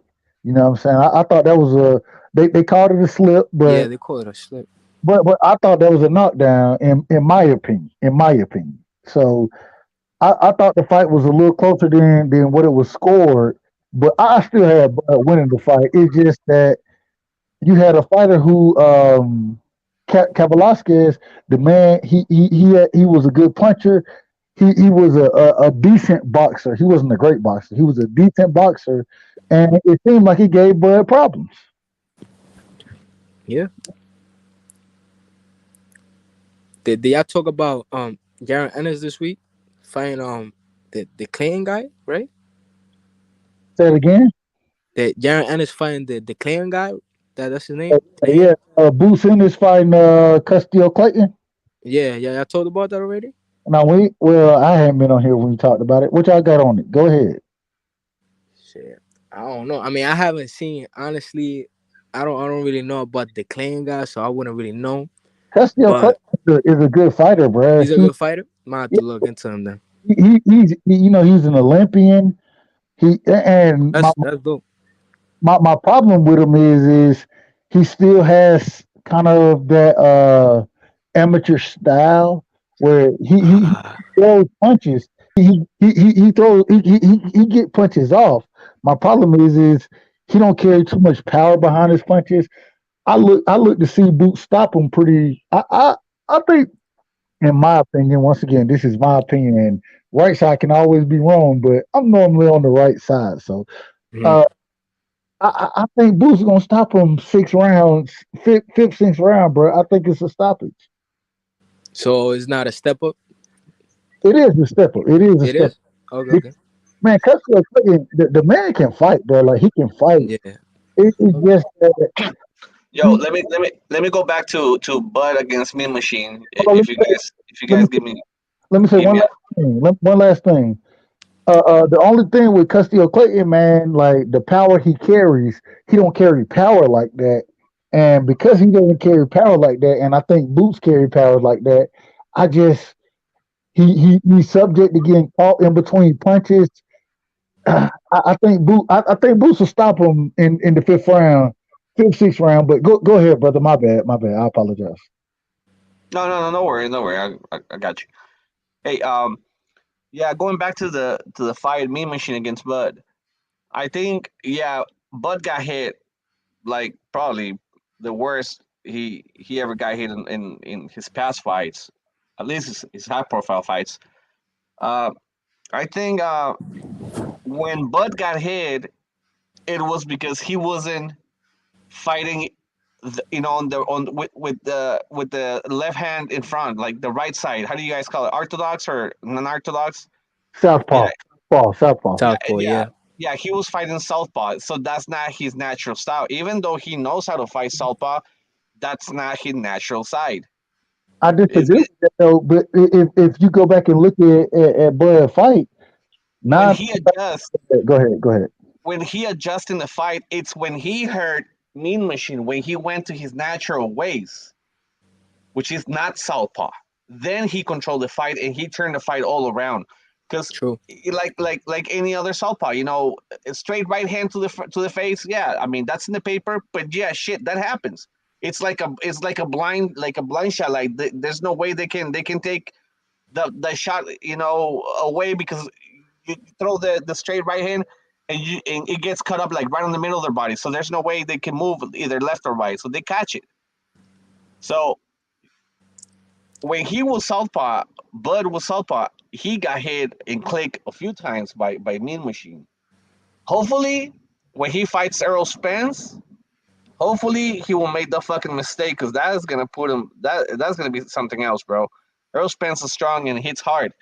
So Yeah. if he managed to be in the fight his natural ways, which is not southpaw, that can be a good fight. Now he got tested. I said like 2 nights ago, that fight is gonna go down to whoever has the better chin, because both of them are gonna get clicked. So whoever can assimilate the punch is the one that's gonna be able to pull out the fight. But this is the problem. So when in Bud's latest fights, he always, or not always, he normally comes out in the orthodox stance, and then he switches to southpaw. You know what I'm saying, during the fight. The problem is that if if he comes out in the orthodox stance, then is exactly what Spence is looking for, because that's what Spence is used to fighting. The other thing is that Spence, being a southpaw, is more used to fighting southpaws versus orthodox fighter that switches between stances. And so I think the advantage, as far as if Bud does switches and try to fight that southpaw stance, he's not used to fighting southpaws in the southpaw stance. He's not used to that. And so I think the advantage is to Spence, because that's his normal fighting style. And the problem I have is when I'm watching Bud fight, if you go back and look at the majority, or not the majority, but the last 4 or 5 fights he's had, when he switches to southpaw, is to throw the opposition off, the opponent off, and then he can start to come on and dominate the fight. And they're always orthodox fighters. If you switch to the southpaw stance against a southpaw, then the advantage isn't the same there. You know what I mean? I think that Bud has to go out and fight in an orthodox stance, which, if you look at it, he gets caught more, he gets touched more in the orthodox stance. And when he does switches, he can be more effective. But if he switches against a southpaw, it takes his advantage away. And so I don't know. I got to see how that fight play out. I don't know how it plays out yet. Yeah. What's up, Gift Cool? What's good, my man? You haven't talked in the panel, bro. Yo, what's going on? What's going on? What's going on with you guys? Tell us what you think. Tell us what you think about Bud and Spence, brother. Well, I just can't wait for them to get it done. I just can't wait to get it on paper. You know what I mean? Because we could assume all we want, but the pound for pound list came out earlier, and we saw ESPN's pound for pound list and it looks pretty accurate to me. So What was the pound? I didn't see it. What was the pound for pound list for ESPN? What was it? Gee, Bud I Crawford was remember number one. at Bud at number 1 and Monster number 2. I'm not sure what number 3 was. Who was number 2? Who? Monster. yeah. Oh, In in a way. Okay, Yeah. gotcha. Number 3 is Errol Spence. I think. I'm not sure. Yeah, I don't think Monster Inoue is the second best boxer on the planet. Just Nah, Me like neither. FYI. Literally. Hey, I got Nonito Donaire beam in a way, bro. I think, Word? yeah, I got that. Yeah, I'm feeling it. I'm feeling You that. too? I'm feeling Nonito. Yeah, I'm feeling Nonito in this wow. rematch. Interesting. Bro, Nonito, he broke the man's jaw in No, the, yeah. you know, seen like, and this is the thing. My problem with Inoue, bro, like he don't have great defense in my opinion. He don't. He He got don't- pop though. he got great pop. I agree with that. He got great pop. The problem is he don't have great defense. Yeah. And So go ahead, bro. no, it was just the thing that has me not rooting for the hometown hero is he said in the first fight he just went in there to like make it exciting to just fight, right? And he didn't really go in there with a plan or strategy, and you could actually see that, right? And even in that fight, he still by the third or fourth round like kind of had his timing down pretty good. So I don't know, like going in with a strategy now, I feel like and also the way Nonito has looked recently in his last outings, I think he and like lastly, the way that Monster leaves his chin out, like when he throws combos, I think Nonito got something for him. Man, I'm gonna tell you, it just seems I ain't disagreeing with anything Smoke just said. I agree with it. The thing is bro, like the man, he doesn't parry. He doesn't parry punches well. He don't catch punches well. A lot of his shit is catching the shit with the face, bro. Like he catch a lot of punches with his face. It is what it is. And if you catching punches with your face, bro, like you gotta have, in my opinion, you gotta have a decent defense to be a great fighter. And Yeah. I really hadn't seen that from Inoue yet. And the one thing I have seen from Inoue is he carries power, bro. He carries that power, especially in those lower weight divisions that he moved between. He's also a fast fucker. But that Maloney fight, I saw some chinks. And in the Ubali fight, I see a different kind of patient. I see a different kind of fighter in Nonito, and I'm feeling very hopeful. I'm like, I dare I say it. I feel like if I speak it, I might jinx it.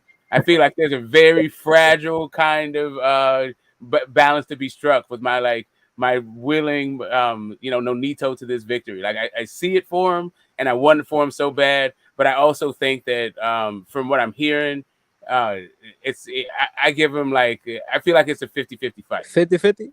I heard you guys talking about Nonito Donaire's camp earlier. You know, I thought that was some really good input on his body what is it? How the fuck do you pronounce that word?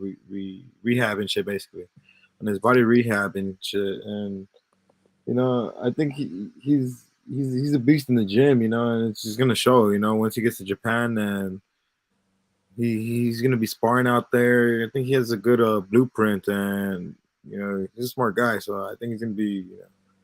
I think it's gonna be a good fight. We got to see what happens. I like the fight for Nonito.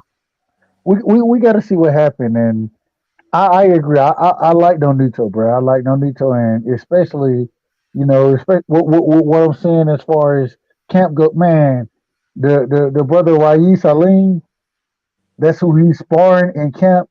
Man, I don't know if y'all watch Raiz fight, but that dude can fight, bro. Like he got hands. He got great footwork. He got hands. He got a decent chin. Man, like the dude can fight, bro. Like Raiz can fight, and I love fighters who, when at the end of the day, I can sit here and just say, even though I'm trying to break them down, I can say, bro, he can fight. If I can say that about you, I like you in the fight, bro. Like I like you in that fight, and from what I was seeing as far as training goes, Nonito, the man he's carrying more power, and Nonito, he'll jump on with us here and there. I don't know at 40 years old, but I don't know. He carries his weight very well, honestly. Man, what? He carries his weight very well, Facts. Go ahead, brother. Go ahead. And we gotta give respect. We gotta give respect to the narrative that he's fighting for legacy. He literally said that he's fighting for legacy. He wants the undisputed, and I gotta respect that. And that's what I like Nonito Donaire. That's why I give him, a good shot against, this Japanese champion who's younger than him, who's hungry, who's the favorite, who's at home fighting, and this guy's ranked pretty high up, man. To be ranked, number 2 in the power rankings is pretty. I think that's pretty accurate. I like the first 3 actually. I like. I ain't number 2. I ain't number 2, but go ahead. Honestly, it could be Earl Spence too. What's your pound for pound, bro? What's your pound for pound? Go ahead. I like the ESPNs. I just think there's some boxers that shouldn't be on there. Like I don't think Lomachenko should still be on there, and I think honestly Tyson Fury should be in 4th and Canelo should be in 5th. Just speaking, It's just from those last 2 fights, from their last fights, from their last previous fight. Right now, I think. And you see they move Bivol to number 8. Yeah, well, he should be 10 automatically. Like 10 at least. 8 is just way too high. Bivol be above Canelo right now. Nah, yeah, Bivol deserves that a spot. To me, he doesn't deserve that 8. Bro, how can he beat Canelo? Shakur number 9, and then they got Gallo number 10. Yeah, I feel like he should be. I feel like both of those dudes should be over Bivol. Okay. Yeah. Why? Hey. I be my brother. Big bro, what's up? Go ahead. I don't like Lomachenko at 7 anymore at all. I don't even think he should be on the list anymore. Yeah, I don't think Loma should be on the list, especially when you look at who they left off. Yeah. But they left off Josh Taylor, Gervonta Davis, Chocolatito, Beterbiev, Triple G. Okay, Davis is way better than Lomachenko at this point. Hey, listen. After June 6th, June 7th, my boy Devin Haney will be on that motherfucking pound for pound list. He'll be on this. That's a fact. I think Devin Haney, if he wins, he's definitely going to be at least number 10, and Estrada's going to drop after that. Because that's for sure. Yeah, I wonder what where they're going to put Nonito after he does the work on Monster. Well, number 2 guy. There you go, Smoke. There you go, Smoke. There you go, Smoke. Tell him, Smoke. Tell him Kingpin Smoke. Hey, King Jim representing Smoke. That's what you tell us. Exactly. Hey, Smoke. The King Jim family. You know what I mean? Exactly. Once you beat the number 2 guy in the world, like where does that put you? I don't even think Bivol should probably be on that list because there's other boxers that should be on this list, that aren't. I feel like anyone has a puncher's chance in that fight because a punch would change the whole fight, the trajectory of the fight, and you never know, man. Because I would like to see we've seen so many. List. Yeah. Go ahead. I would like to see Devin Haney on this list over Gallo. He'll be after Kambosos' fight. That's for sure. He's taking that fight. I don't know. He's taking that fight. was there because he beat Chocolatito, bro. Stupid to me, you know what I mean? Bivol on this list just looks kind of stupid to me. I don't know. Hold on. This is my question right here. How is Lomachenko still on the list when Lomachenko? That's what I'm saying too. When he lost to Teofimo. Teofimo got elevated to the list, and then Teofimo lost to Kambosos. How is Lomachenko still on the list over both of those fighters, bro? And how is Kambosos on this list if he beat? Yeah, he's it's a point. It's a descending point system, and everyone like right. So they put the methodology up there. But Teofimo and Kambosos also receive points, right? But like Tank isn't up there. I read the whole list of the guys who aren't up there. Real question. Hold on. Go ahead. My bad. No, go ahead. Oh, I was gonna say the pound for pound list is cool and all, but what do these fighters even get from it? They don't get nothing. No. they just get a fucking list that says you in the pound list. You don't get a trophy. You don't get nothing from it. they get the respect of Yeah, the respect, but like there's Crawford, fighters that should be on it and they're not. So it's like the pound for pound list don't really make sense when it's not accurate. So this is the these are the metrics. What it means. Let me tell you what it means. Yeah, go ahead. Because Bud Crawford has been number 2 or 3 or 4 for a long time now already. You know, and now he's number 1. Well, I've heard that Usyk has jumped Bud Crawford for number 1. So not on ESPN's list, though. See that. I don't see yeah, that. not on ESPN's list. But I was going to say the other part of this is like lost the Fury. Yeah. The ESPN writers, right? They also have votes on Hall of Fame. So this is also how they get like who that you know like there's the Boxing Writers Association. Then they also have a committee of people. And there's like a few, like the senior guy still has a vote. Like I think ESPN senior guy has a vote. Dan Raphael has a vote. So like these guys that compile these lists and like put points on this stuff, they're gonna go back and look at like every month, like every week of every month and every month of every year. How many weeks were you on the pound for pound list and all this other stuff as they tabulate like whether or not you should get like in the Hall of Fame over somebody else. I see now the pound for pound list makes sense because before it was just like I don't know, like you're getting the pound for pound list, but you don't gain nothing from it. You know what I mean? But okay, makes sense now. Hey man, I gotta say this, and then hey man, we got my boy YB on this, and he been in the camp with Nonito. So YB, talk to me, man. Tell me something good, bro. All right, YB, he done held me up. No, what you mean? Hey, hold on, I was on mute, bro. I was like, man, I was letting everybody talk. But yeah, man, tell you something good about the camp. Yeah, I walked up. I mean, I saw your boy Haney today, bro. Yeah. Hey, how Dev looking? How Dev looking camp, bro? Looking sharp, bro. He's in shape. I'm in shape like a motherfucker, boy. Hey, Bill Haney was cool as fuck too. His uncle was cool as fuck too. Everybody that was with him was family. So everybody was cool as fuck in there, man. It was cool. They was in the top ranked gym. Yeah, they planning on leaving soon, but yeah, Devin did 10 rounds of sparring today. You know, peaking. Like you don't want to peak too early, but yeah, he's Devin's good people. In tremendous shape, man. 3 different sparring partners. You know, just the kid. I mean, I have a question. So I didn't mean to cut you off, but go ahead. Finish your thought. Go ahead, Smoke. What was there anything about the top ranked gym that stood out from like the other gyms you went to? No, it's just like, you know, a whole bunch of you know, like the other gyms I went to, some the top rank has 3-4 rings, ping pong, you know, it's a lot bigger. And you could tell it's like a special custom gym, you know, for certain fighters. And you know, they got all the fighters. Like they got murals and pictures and artwork of all the fighters that, you know, Bob used to promote, like Ali, even Floyd. They got everybody in there, you know, just artwork of Marvin Hagler, everybody. You get what I'm saying? So it's just historic, you know, because, you know, you see all the fighters that he promoted and they got pictures of like all the big fights. So it's just the posters, everything. It's just, you know, it's like it's not like Gleason's or nothing in New York, but it's nostalgic. Like when you walk in there, you're like, damn. And then it's, you know, all the ESPN logos all over the wall. And, you know, you see groups of different fighters in there, you know, so Devin wasn't the only guy in there. There was other fighters in there, like top ranked guys. You know, you see all the Maybachs outside. You know, everybody in that motherfucker that's fighting, that as far as the top rank got bread. Everybody. So they balling that motherfucker. They balling in that motherfucker, bro. You see about 10, 12 Maybachs in the front. You know what I'm saying? Like everybody, even the team members got Maybachs and shit. I'm like, dang. Like, yeah, everybody balling in that motherfucker, man. Hey, YB, yeah. And the security, like you can't walk in that gym. You get what I'm saying? Like you gotta, like Bill Haney had to meet me outside and tell them to let me in, type shit. Like it's very secure. Hey, they don't let nobody in the gym. Hey, Bill showed love though, didn't he? Bill showed motherfucking love, boy. Yeah, bro.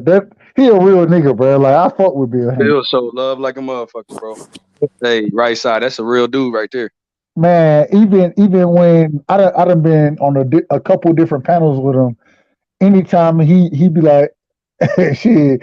Oh, this right side? Oh yeah. Right side. He always on the right side. And he on the right side because he rocking with the right team right now. It's always good to be in the Devin Haney business. I be like, hey, bro, you know I'm rocking with y'all, man. Like, hey, now let me ask this. Yeah. What did you see as far as the sparring partners? And I don't want you to get too specific, but as far as their sparring, I know you say he looked sharp, but Range, distance, the man, jab. god damn, everything. Defensively was sharp. His reflexes on point. Like his reflexes on point. Hey, That don't. he gonna beat the shit out of Kambosos, bro. I'm just telling you, he gonna beat the shit. And I'm not sleeping on Kambosos neither, but Devin he got too much skills, yo. Too many skills. He got What else stood out too to him? much for What else Kambosos. stood out to me, bro, is that motherfucker Devin is almost my size, bro. Like even Yeah. though he's in great shape, like Devin is not no little dude, bro. Yeah. He big That as motherfucker is not small, bro. Like I know he fight at lightweight, but bro, you know he's a normal sized man, bro. That boy is not no little dude, bro.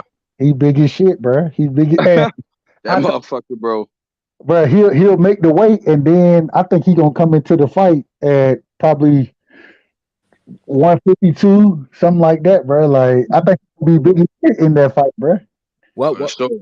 Yeah. And still be quick, still be strong. I think he's gonna be even stronger, bro. Like, man. Yeah, I don't know when they leaving. I think they might leave tomorrow. I think they might leave Friday. Your boy Dev did a drop, for me.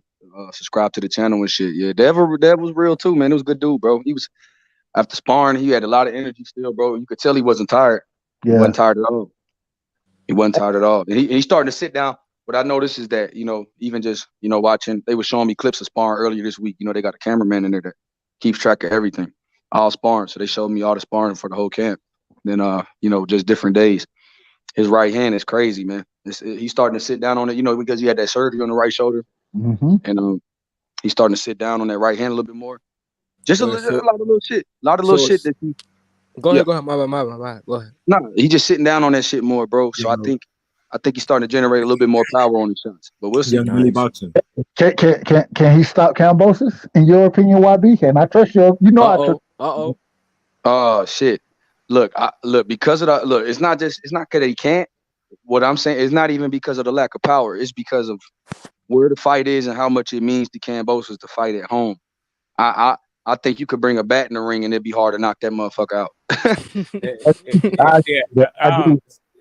So to me, like you might be confirming a suspicion that I have, and that is Devin Haney in camp shows he has power, and then he brings that to the ring, and it doesn't necessarily translate to maybe the same results that it does in camp. Right, like I would rather, like maybe if he has some respectable power, that's cool. But I hope that Devin is not thinking he's like a knockout artist the way that Charlo does, right? Yeah. I don't think they look at it that way though, bro. Like I hope not, man. I hope not, because I don't like him trading with guys. I like him I like him sticking and moving and being smart. Well, and the thing, when he trades with guys, bro, he trades with guys on the inside, and in my opinion, that's my opinion, he has a decent inside game. You know what I'm saying? But I don't like him fighting like that, and I think he resorts to fighting like that later because he wants to make shit exciting, and so the way I see it happening in this fight, bro, that jab that he has. I ain't gonna lie to you, bro. I think Dev has a top 3 jab in boxing. I think he has a top 3 jab in boxing, bro. And yeah, he's nice with it. He's nice with it. I just want him to be like flawless. I mean, I get it. He wants to make it exciting and make it vulnerable and all this. Show your vulnerabilities and your ability to go through adversity and all that shit, and give the people, what Psycho was saying. Like, he's like Melvin Taylor's a fucking god. Whether he's a goat he's a god somewhere, right? Fuck it. But I'm just like, it's just the thing that I thought when I noticed like Haney in the last couple of fights, it looked like he felt like he was a power puncher and like in spurts. And I was like, where does he get this from? Is he like in the gym cracking like that? and so now he feels like the confidence to do this, and it sounds like Yeah, in the gym he's cracking like that. He back him up like see in the gym smoke. He backing motherfuckers up with their right hand, and so I think he cracking a little bit, and I think that he got more confidence in that right hand smoke, and I think that's why he's sitting down more on his shots. And like you said, that's the suspicion that you have. It might be true, but Dev is but he's also, you know what, Smoke, he did it a lot less. Like he probably sat down. He's been sitting down on this shit a lot. But 9 rounds out of 10, he's turning the motherfucking pivoting. He's jabbing to the body, keeping his range. Yeah, it is. Shooting that right hand from a distance. He's not getting into firefights with guys, and when they get on the inside, he tie them up. He's doing smart shit. You know what I mean? So I think he's preparing for a smart fight because he knows Kambosos is going to try to do everything to make it rough and dirty if he can't get to him. You get what I mean? So he's going to tie him up, make the ref have to break him up. You know, these are little things that I'm picking up. Maybe that's probably what he's going to do. I'm not saying that's what he's going to do, but yeah. No, you don't want to give away the game plan. Don't give away right, too much. Right. But I'm glad that exactly. Thank you. He might give me fucking nightmares, man. Like you just made Smoke, me. I'm calm now. He's not doing that like that Linares shit or that JoJo shit. He's not. He's like, all right, man. I'm going to Australia, bro. I got to be damn near flawless. You get what I'm saying? He understands. Yeah, that's what I want to hear. He understands the task, bro. So YB, you know, hey, I'm the biggest Haney fan. You know that. So what do you see as far as the fight goes, and how you see Dev training right now? How you see that fight playing out? 9-3 Devin. Ooh, that's all I need. Domination. I love it. That's what I want to hear. Oh, I got a question real quick. Go ahead, bro. Dev versus Tank. Kind of interesting, I feel like. Well, what's that thing? I don't know. That's more than interesting because Devin got the skills to outbox Tank, but Tank got the skills to close the gap. It just depends. Man, that's a firefight, bro. Because 12 rounds, 12 rounds, Devin has to keep that range. If he, and now that's not knocking Devin because he's a great fighter, but Tank has underrated boxing skills too, and Tank can get on the inside and throw something. His head movement and him being so low. See, Devin is a big guy at 35, so. A lot of guys that he fights, Dev, and I think JoJo, the reason why JoJo got inside a little bit more is because JoJo is lower to the ground and, the southpaw, and Dev had to punch in a different angle, punching downward. It's different, man. It takes a little steam off your shots too. And a lot of guys are used to that. And I think with Tank, him and Tank having that history with each other, they know each other very well. So it's going to be, they sparred twice before. So it's going to be. It's going to be a lot of competition in there because they both undefeated. They both don't want to lose at all. And they both want bragging rights.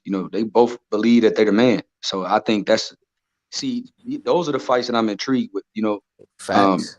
Man, like that's a hell of a fight, bro. Like, and I want to see even Devin and Shakur. That's a hell of a fight to me. Poof, that's a fucking masterclass right there, son. I'll fucking pay money to go see that shit. But and this is the thing though. This is the problem with Dev and Shakur. We were talking about this earlier. Yeah. And in my opinion, I think it's going to be, as far as casual fans go, I think it'll be a boring fight for them. But in my opinion, when I'm watching that fight, bro, I think it's going to be such a chess match. I'm very intrigued into it because of how I believe that fight plays out. I don't think there's going to be domination from either side. I just think it's going to be a hell of a chess match. And I'm so interested to see that fight play out, bro. Like, I want to see that fight. Word.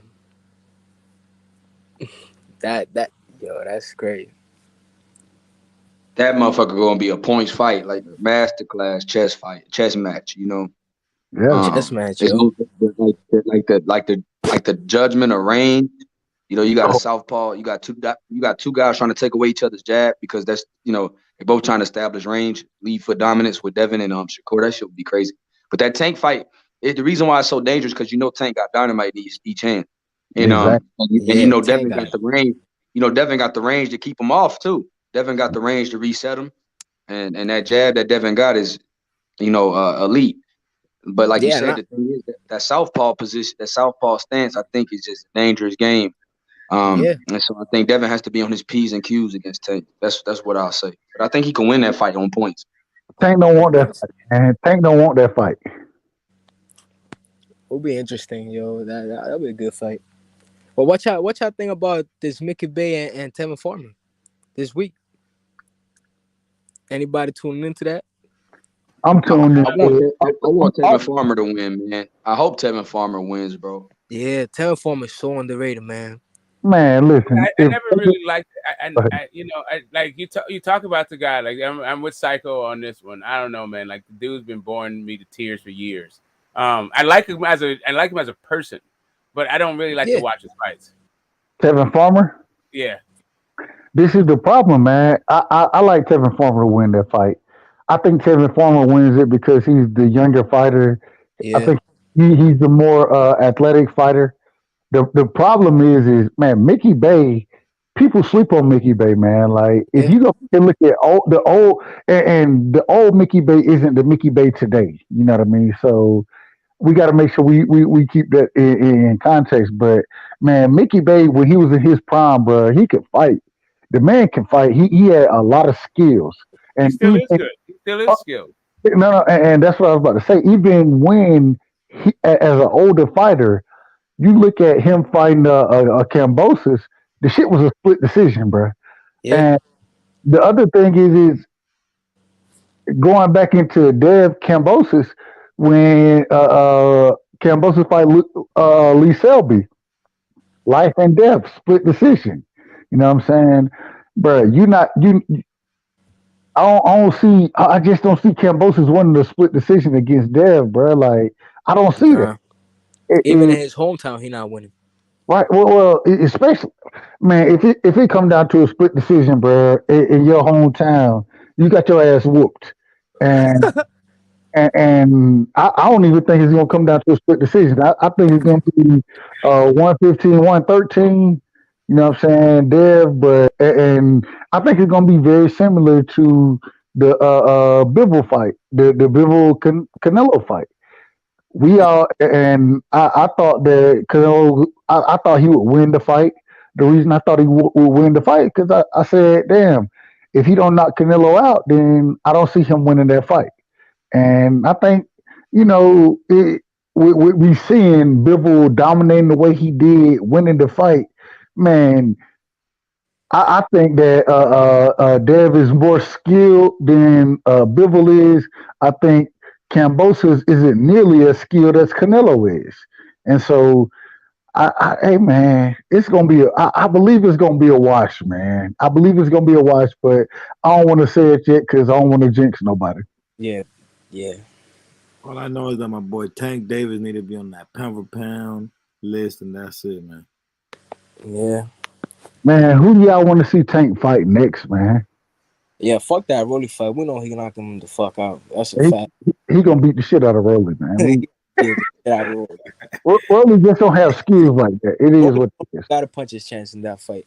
We seen Tank eat fucking shots before. Maybe Shakur Stevenson has a good chance against Tank. Hey, I have a question. Do you guys think fighting your mandatories is cherry picking? No. You have to. It's mandatory, right? Yeah, I was making sure. Make sure I'm not crazy. Hold on, smoke. When you're a champ and you beat like the number one contender, then they give you what they call the optional defense of your title, where you can pick any fighter from your top 10 rank. So most of them get to pick whoever. I will say whoever's easier for them, but that's something that is a fact. Yeah, but those are your voluntaries. I'm just saying, cherry picking your choosing your voluntary can always, and it's often, not always, but it's very often where you see the cherry picking coming into play, right? And I would say that's the only place that you really even could apply cherry picking is to a voluntary. It seems like a mandatory seems like you either fight this dude or you're gonna get stripped or you have to pay some money. Now, sometimes cherry picking ends up wrong, bro. Sometimes cherry picking it gets to be tougher. You just ask Danny Garcia when he picked Mauricio Herrera, and And I don't know. I don't remember the other guy. Yeah, definitely you can. I feel like B-Ball was a cherry pick gone wrong. If you want to be perfect, you want to be all the way funky with it. But just the idea that a mandatory could be a cherry pick seems to be a contradiction in my mind. I just wanted to make sure that like the other panelists agree that you don't cherry pick mandatories. Like mandatories are something that is ordered by the sanctioning body and by definition not a cherry pick. Because now imagine at 154 pounds, if Tim Tszyu it's the mandatory, will you think that can be considered as a cherry picker or no? Hell no. Tim Tszyu can fight, bro. If you can't cherry pick Tim Tszyu. That man, that's almost like saying cherry picking Fundora. Nah, bro, both of those dudes can fight, and at the end of the day, one of them gonna be the mandatory for Castano versus or gonna be the mandatory of Castano Charlo. So if it's Tim Tszyu, if it's Fundora, I think Tim Tszyu he'll get the opportunity first. But I like Fundora just because I think Fundora can crack a little more than Tim Tszyu can. But I want to see both of those fights. I want to see them fight. You know what I'm saying, the undisputed champion, which I think it'll be Mel. But even if it's Castano, I just want to see that. I want to see those fights happen. Hey man, yeah. Hey, I'm fanboying right now, man. I'm fanboying. Sorry, guys. YB, man, talk to me about Nonito, man. I told you I looked at. He's a dog, bro. I never seen nobody train harder, bro, in person. Not saying that they ain't people that I don't know, but man, dude, like that dude just works different, bro. He making these young boys look regular, man. He's 39 going on 40, bro. He make them young boys don't look like they not pushing themselves, man. You in Vegas, right? You in Vegas? Yeah. I'm right here in Vegas. Oh, my nigga YB out there in Vegas showing out. Hey, man, salute to you, bro, man. I know I talked about this the other night, but man, Raiz, it's a dog. This dude. I watched the fight yesterday of him. Then I went back and watched another fight today. This man, he right there where he need to be, bro. Like MJ and Stephen Fulton. But y'all better be on goddamn watch, bro, because this motherfucker can fight, bro. Like he can fight. And he don't mind trading with your ass, man. And then he in there with Nonito. I already know he getting clipped here and there with Nonito. So bruh, I like Raiz right. He could definitely take Fulton's shot, bro. I'm gonna tell you that for sure. Yeah. You know what I mean? And he's starting to apply like a pressure style. And Raiz, he already said he's really a southpaw, bro. He's really left-handed, but he fights orthodox. So one of the reason why is because he started off in karate first. Started off in different fighting disciplines. But he switched, don't he? He switches. Yeah, he goes southpaw and orthodox, bro. Yeah, he can switch. So man, his footwork is tricky, and I think he got pop. Him and Fulton would be a crazy fight. Hey, if they make that one right side, we gotta go. Hey, well, I mean, man, you finna be my rhyme partner, bro. You start. You finna be my rhyme partner. Go right side. We gotta go to that one. I don't care, bro. I just got some shit earlier today. So Bivol on Friday, you know what I'm saying? He got a little conference he gonna be having and shit. And I just got kind of plugged into that. One of my plugs, man, they ain't gonna be able to make it. They sent me the information and shit. They was like, man, fill this out right here. Just put your information in and shit. You'll be on the panel instead of me. So I might be on that shit with Bivol, bro, this coming week, bro. Oh, that's gonna be fire, bro. Shout out to you, bro. Shout out to you, right side, man. I'm just happy everybody doing their thing. Like my boy H, man, cracked 3,000 on the backup channel, bro. H Money had 7 on the first one, so he's already hit another 3 on this one, man. This was supposed to be a backup channel, but then he turned this motherfucker into a popping channel. Hell yeah. Shout out to H, man. Shout out to you, bro. Shout out to Big Smoke at the Warriors game, and I'm just happy everybody doing their thing, bro. Shout out to my boy Psycho. Be chilling with El Terrible. Be chilling with Jaime Munguia. Be chilling with the legends, bro, out there in TJ. Yeah, No Psycho, doubt. bro. Yeah, Hold up, Psycho be giving us good information about what's going on in Mexico too. Logic. Hold up. You be rocking with Munguia? Yeah. Nah, yeah, Logic be chilling with Munguia, man. With Munguia and Morales, El Terrible and them. Yeah, Margarito.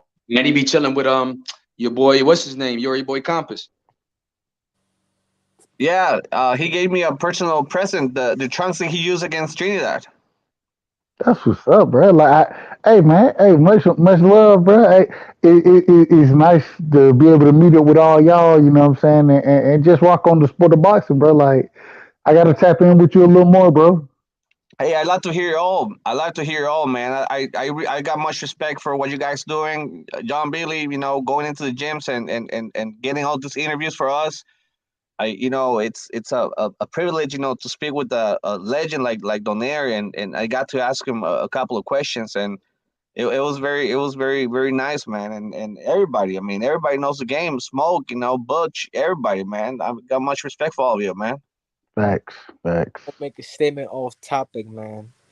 I know y'all don't know right me. back at you guys. I know y'all know me or not, but I'm an upcoming boxer, right? Oh, you box, bro? Yeah, I box. What? Yeah. 154 I'm aiming for. 152 amateurs, of course, because I'm not a pro yet, but I'm starting slowly, I got to build up, of course. Last question, real quick. How old are you, bro? If you don't mind me asking that. I'm 19 right now. Just turned 19. You from New York, ain't you, champ? Yeah, I'm from New York. Where you from? Where you from? What borough? Big Bronx. Yeah, you sound like you from the Bronx, bro. I didn't want to confuse it though, because Brooklyn, boy, they be like, why you confusing me with the Bronx, son? They be like, yo, they be like, never that. They be like, I'm from the boogie. You know what I mean? They be like, yo, I ain't from no boogie down. They be like, and in the Bronx be like, don't compare me to them Brooklyn. You know what I'm saying? They don't like that shit, bro. It's something between the Brooklyn and the Bronx. I used to get. That's so cool. When I go to New York, they be like, bro, what are you talking about? I'm never like, bro. They be like, don't ever. I'm nothing like the Bronx. The boys from, why is that, bro? What happened with Brooklyn and the Bronx, bro? What's the beef? Hey, man, I don't even know, yo. They be bugging out here. I be doing my own thing, though. I be chilling. What gym you at out there? I used to go to John's Boxing Gym. Okay. You heard it? Nah. But you know what I'm saying? Look, bro, you gonna go to that tank fight on May 28th? Shit, man, I don't got no bread, but I'm gonna watch it. Okay. Well, to say, man, you gotta go hit the Barclays, bro. Yeah. But in the future, it's staying right now. 154 champ right here. Just letting y'all know. Look, keep tap in with us, man. We gonna rock with you regardless, bro. You on the panel, bro. We gonna show you love, bro. Of course, I show y'all love, man. Y'all great.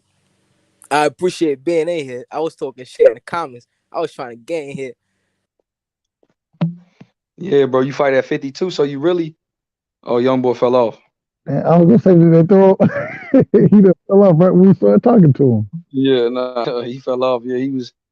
Shit, he was. So he fight at welterweight in the amateurs, 152. Hey man, so hey YB, let me. You ain't been wilding out there, have you? Nah, I've been chilling, bro. I've been all business, bro. Hey, all business, bro. I already know you've been wilding, man. All business, bro. All business, bro. YB, I've been business boxing right now, bro. Young business boxing, young busy. You feel what I'm saying? I ain't been doing shit, big bro. I ain't been doing shit. I ain't out here with the homies now. If I was out here with you, Big Smoke, if it's the Spence fight, bro, I don't know. I know we not gonna be. It ain't gonna be no goddamn. Oh man, we're gonna be running amok. Man, oh my god! Like just all you want. Here's the thing: you just don't want the police called on you in Las Vegas. That's it. You can do whatever the fuck you want, but yeah, make sure it's like in the hotel and like in the room, and let's go buck. Away from trouble. Yeah, bro, we gonna have a blessed man. Yeah. I hope this shit really happens, Smoke. I hope it really happens. Get ourselves a little sweet. We're good. I was just Smoke. You down to come, bro? You down to come? Yeah. Yeah. Yeah, Smoke going to a Western Conference Finals game, bro. The Smoke is the man, bro. You know he gonna see. And if we go to the finals, I'm going to all the fucking home games there too. Oh shit, bro! This guy is a legend, bro. You understand, bro? I never even imagined, like, bro. I'm in Vegas at the gyms. This man gonna be at the finals, bro. This shit is different. It's like Smoke is teaching me, bro. It's levels to this shit, bro. It's levels. Yeah, Smoke is like, bro. Grasshopper, bro. It's a different level for you, YB. But I still fuck with you. You know what I mean? But I'm going to every home game in the finals. Oh man, no, but you out there giving us the fucking fly on the wall at Top Rank Gym where the legends go. Like, hey, don't turn down nothing but your collar. I'm just saying, man, we're gonna be having a good time from here all the way up until we see one another in that nice suite for that fight, and then we're gonna lose our fucking voices and our minds. Hey, bro, hold on, YB. I gotta ask a question, bro. What my nigga Church out there saying, man? Did you get it? I didn't see him today, bro. I didn't see him. Oh man, Church went in the building, man. God damn. Church. I met the uncle that did that. That had that video with Tio. He really cool too. The one that ran up on Tio. Yeah. Yeah. Yeah, he good dude too. The whole family of Devins, bro. Like he's really family oriented. The whole family in there, bro. And Onito was telling stories about King's Gym, bro. I was thinking about it. Made me think about Smoke always talking about King's Gym. He was like, man, in East Oakland, it's the hood, man. He said King's Gym is like, he said I was the only he said I was the only Filipino kid in there at one time. You know what I'm saying? And I was just in there, and he said, man, I learned a lot fast. He was just telling me. Yeah, he was like, bro, he said, that's where I learned my style from, you know what I mean? Just being in King's Gym. He said, I miss it, bro. The sparring in there, the shit talk. He said the old school trainers, man, the real trainers that, taught you the basics and everything, that grew up in that era, that, talking about Ray Robinson and, Charlie Burley, all that shit, man. He said they talked about, Hank, Hammer Hank. He said, man, they talked about everybody. That's what Onito was saying about King's Gym. He said the foundation, man, he said that's still his favorite gym ever. He said it's just the foundation. Yeah, man, that was Fam Bam. One of the fighters out of there that became a trainer out of there. Got in a bunch of work with both Donaire brothers and with the dad, but not just him. Like 92 Olympic team. Help one of the trainers reward. Like I've been I would rock with that dude damn near every day for a decade. And this dude, I can't even describe to you guys how fighters really are in their day-to-day fucking lives once they are performing at a high fucking level. And my introduction to that was this dude who was a King's Gym product. And yeah, those guys, that particular stable. They taught me fucking everything I know about these fucking hand game, man. But anyway, I was already a boxing fan, so I had I had my love of the sport, but I didn't have the understanding of the intricacies of not just the business, but what to do when, how do you defend this thing, clashes of styles, what counters to throw if you see a guy do a thing. Anyway, King's Gym, man. Hey man, what's so crazy? Man, Smoke, I ain't gonna lie, bro. I fuck with you. And I argue your ass down the same way you gonna argue my ass. You gonna argue me down, bro. But no, much love to you, Smoke, man. And hey man, I love all y'all dudes, bro. It's crazy. Yeah, it's a good thing. We sometimes I get cranky and shit. I'm an old man for some shit, right? So some things I could take in stride, but I choose to scream. I don't know. It is what it is. Hopefully, you just like shit to be correct. You know what I'm saying? If somebody says something that's not absolute, you like, well, no. He didn't fight at that weight class, bro. Even if the fight was scheduled at Smoke, hey, Smoke just go correct the motherfucker if it's not right. Smoke is Smoke got OCD when it comes to making sure that shit is a fact. Now, if it's not a fact, I didn't realize I might be like fucking with you guys. I realized I might be on the spectrum. Like I can't like let like little fucking details like shit go. I'm like Hey, hold he up. said I might be on the spectrum. Hey, YB, this be the crazy thing, right? This be the crazy Hey, thing. Big Smoke. Hey, the goat smoke, bro. YB, hold on, bro. This be the crazy Smoke thing. on the spectrum. I'll be done sit here and I go to different channels and shit. I'm to different channels. When Smoke on the channel, bruh, I don't know how it happened. Anytime Smoke is on the channel, he got smoke with somebody that's on the channel, bruh. I'm like, God damn, bruh. Anytime I see Smoke, bruh, the niggas in the argument, and I'm like, man, the nigga be arguing, and the shit be so funny because he be arguing shit. He be like, man, he don't even really want to argue. He still be arguing about this shit. I'm like, man, I know Smoke don't even want this argument right now. Hey, the first time I ever heard Smoke was like when I first started getting on his boxing stuff, and it was like a Free Smoke Friday. And I just heard Smoke on the panel arguing with like he was outnumbered by like 7 people. And he was And he was brawling, he was going at him. He'd be like, but and they be calling him all type of names and shit. He'd be like, yeah, but still, let's get back to but yeah, you could I could be all of those things, but you're still wrong. But and then he even start correcting them and shit. They get mad, start cussing, and Smoke will still be kind of poised and be like, well, yeah, but still. Yeah, I think one guy call you, I don't know, Smoke. I think they call you Chappelle or something like that, right? And you're like, yeah, hold on, but I don't care. At 168 pounds, what, you start like. Yeah, like I like the trash talk, but I'm not really like the trash talk is cool. All right, like I have friends that I've had for decades, and we've been fucking killing each other. So like I've been called way worse by people that I have way more respect for. So I don't care. I've been called fucking everything. Like dudes on the internet, can we just? I'm here to talk about boxing. Like I don't even know you like that. I don't even care about it. Like come on, man. Right. Where are you from? Where you say you're from? I know White Beat's from Houston, but where you from? Oakland. Oakland, there you go. Hold up, bro. We was on Lady Shan. We was on her panel the other day, bro. Man, Smoke had all the smoke, nigga. I'm talking about everybody was coming there Smoke, nigga, and I'm like, God damn, bro. What was the topic, bro? Man, I don't even. This is a UK channel. Right. This how you know I ain't lying. You see how he jumped it? He could tell you. I was like, God damn. So it's a UK channel.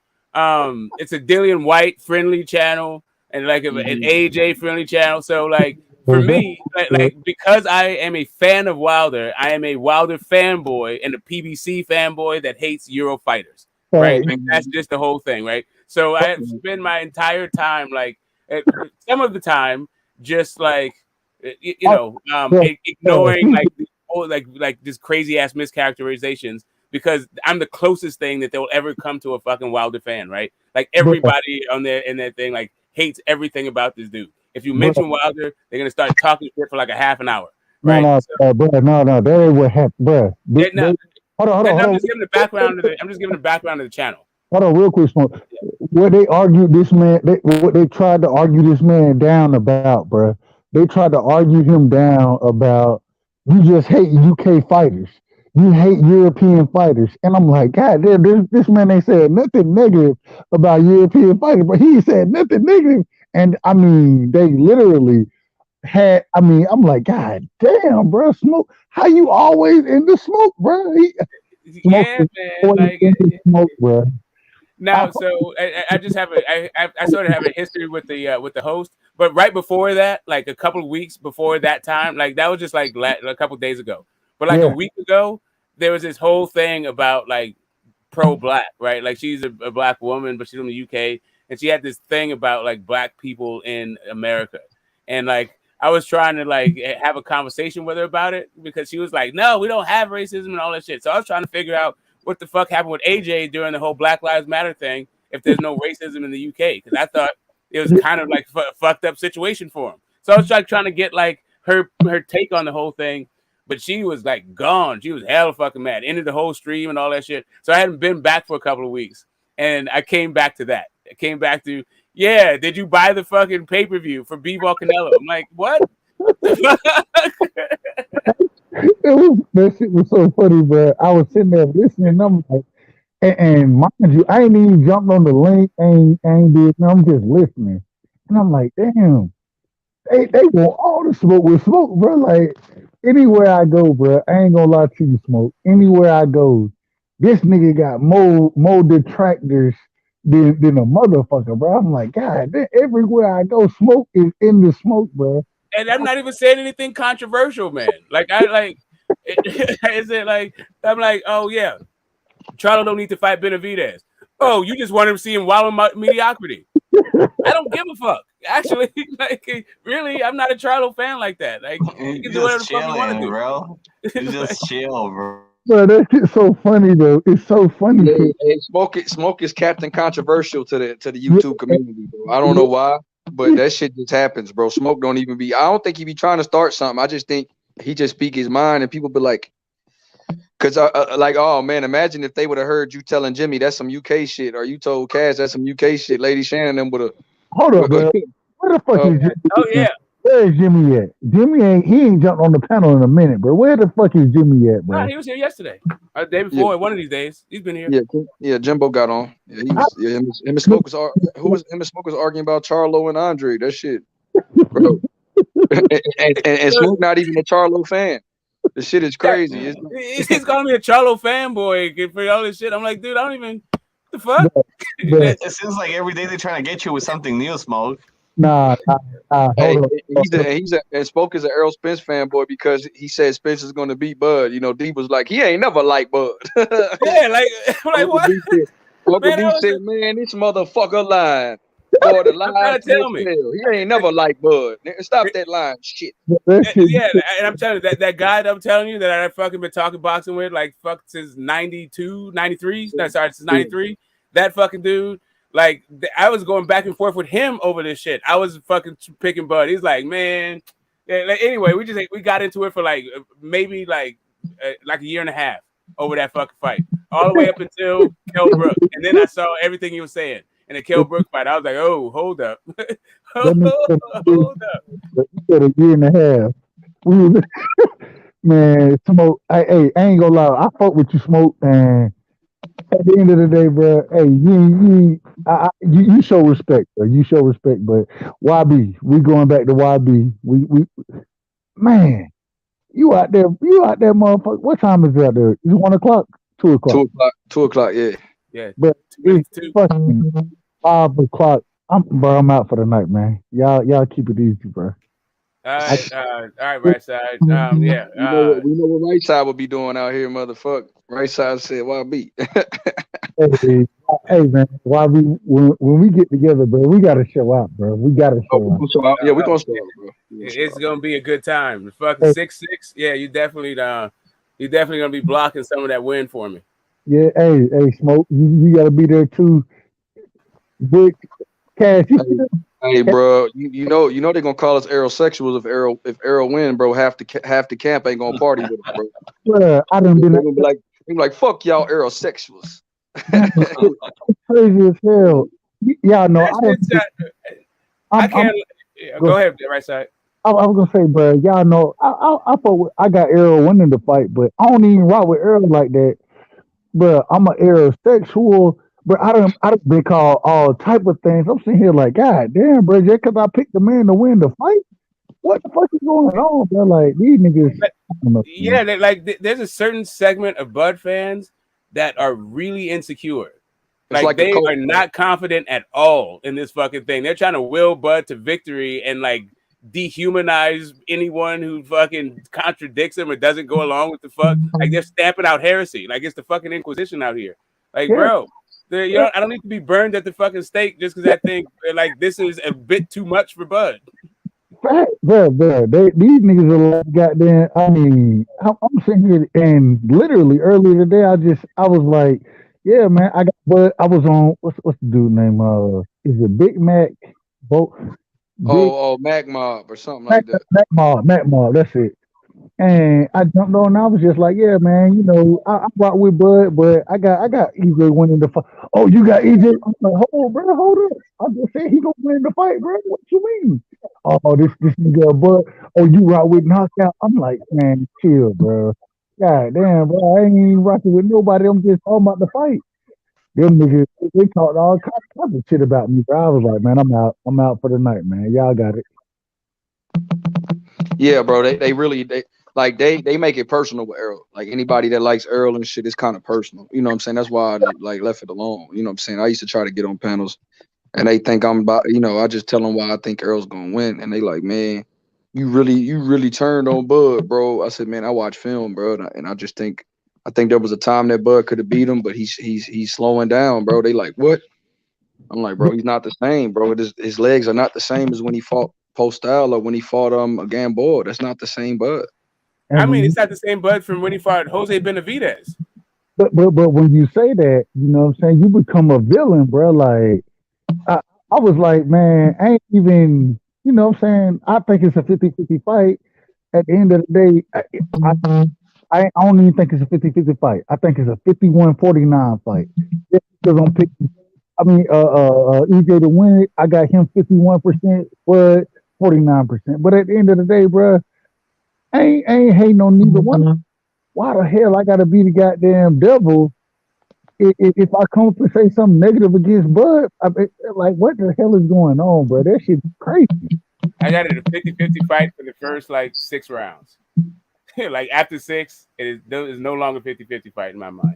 Hey man, like I always say, the whole question for me in that fight is when does the fight break out? And I think the fight break out in the first 5-6 rounds, then Bud gonna lose the fight. And I think the fight gonna break out in the 3rd, 4th round, bro. Bud like him much, bro. That's just it. That's what he like to do, man. I like him fighting EJ. If he fight EJ like bro, he can get it stopped. In my opinion. So, but as much YB, you know I fuck with you. Logic, much love to you, brother. Cass, I think you sleep, bro, but I still rock with you, Cass. I'm still around, bro. You have a good night. I'm right side. I'm still around, bro. Say it again. Oh, I'm still around. I'm still around. You have a good night. Right side. I'm still around, brother. No, Logic. I think you up. I think Butch Cass over there. He the one who sleep. He ain't saying shit because oh yeah, Butch is gone. He hasn't. Yeah, he hasn't opened the mic in a long time. But no, Cass, that's my dude too, man. So, y'all, much love, man. And YB, I'm gonna tap in with you tomorrow on some other shit. So, if I get the interview or be able to jump on the panel that I think I'll be able to jump on Friday. So I'll tap in with you and we'll talk about it. But much love to all y'all, brothers. Got you, bro. Hey, and Joseph Brown, man, hop on the panel, bro, because I saw that shit too. You know, H, bro, if you dare, drop the link, man. It's a couple people wanted the link. Yeah, you're getting blown up, huh? You're about to the night's still young for young Billy. So yeah, like once you're done. What time is he over there, John Billy? He's like 9 o'clock, right? 9 p.m., right? No, yeah, exactly. It's like dinner time for young. Yeah. In Vegas, bro. I mean, I'm going to sleep, man. You know me. I'm talking with the guys on this boxing, bro. I gotta. Man, I'm just trying to stay busy, man. I'm not trying to get nothing. You probably fly into Australia, man. You're trying to get used to the time over there, huh? Hey, bro, man. One day, bro, I want to get this shit big one day, man. I'm just trying to work. Bro. Like my boy H, man, motivate me too, man. Everybody motivate me, man. I know y'all. I know, man. Everybody's boxing fans over here, bro. And this, to be honest, this is only one of the few places I can actually talk boxing with people that actually know the sport, bro. You know what I'm saying? Like I can get on here and talk boxing with Right Side, with Smoke, with you, Psycho, and it's good to meet you, bro. And we all from like different places, bro. And we all can come together because it's a lot of people in our own city that if you talk about these fights to them, they be like, man, I don't give a fuck, but like it's crazy that all of us love this sport and we can all just get on one panel and connect, and then whether we agree or disagree, the fact that we talk boxing this long and this much almost every day. Bro. Absolutely. talk If to there's y'all anything more I than can my help you family, with, bro. I you can talk to y'all count more with than me, my bro. family. You get what I mean? For real, like because I talk boxing, because I love boxing so much. I know I talk to y'all more time out the day than I probably do my own family, bro. Fact, I fact. respect. I got respect. And it's crazy because if I talk to my family about boxing, I got people in my family who Cowboys fans. I got people who Georgia fans. I could talk that with them. If I start talking boxing, bro, I'll be sitting over in the corner by my goddamn self talking to y'all because nobody don't know shit about boxing, bro. Like it's crazy. That's what I'm But saying. And like when you get on here, bro, you feel a relief because you like, man, because you really want somebody to talk boxing to.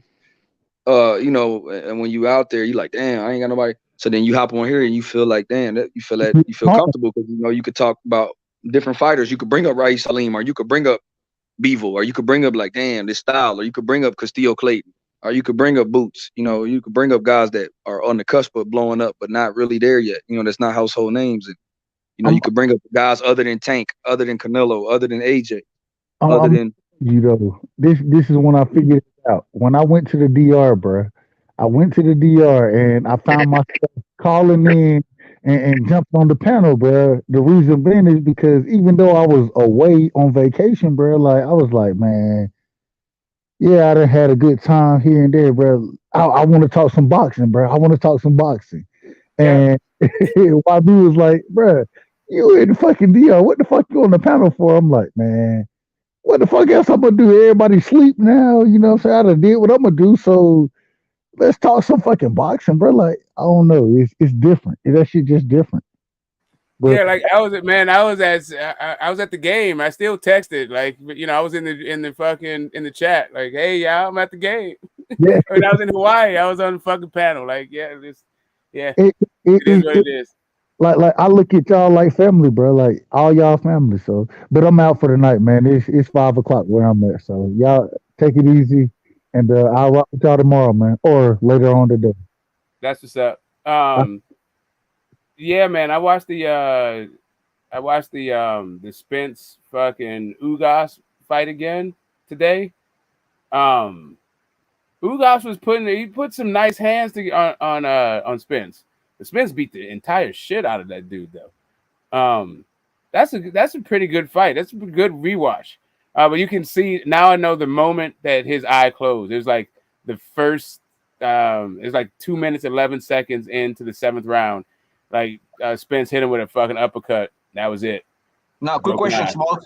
Yeah, go ahead. What's as far as reach and height between Ugas and Crawford? Is there like too much of a difference? Because I haven't checked the I think tape. that Ugas is bigger, even though he came up from 40. I don't think he ever was down to 35, right? I think, but let me look. Yeah, I want to see his reach. Most than anything, his reach.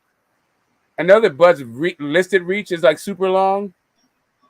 So I'm pretty sure he has a reach advantage on Spence. I'm not sure what the reach advantage would be on Ugas.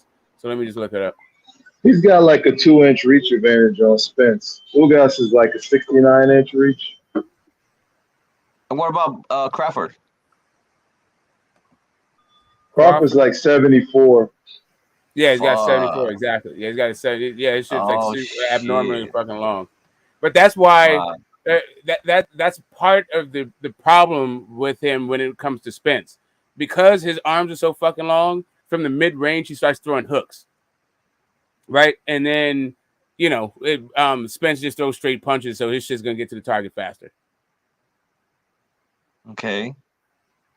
Because I saw a couple of nice uppercuts that went inside of Mean Machine.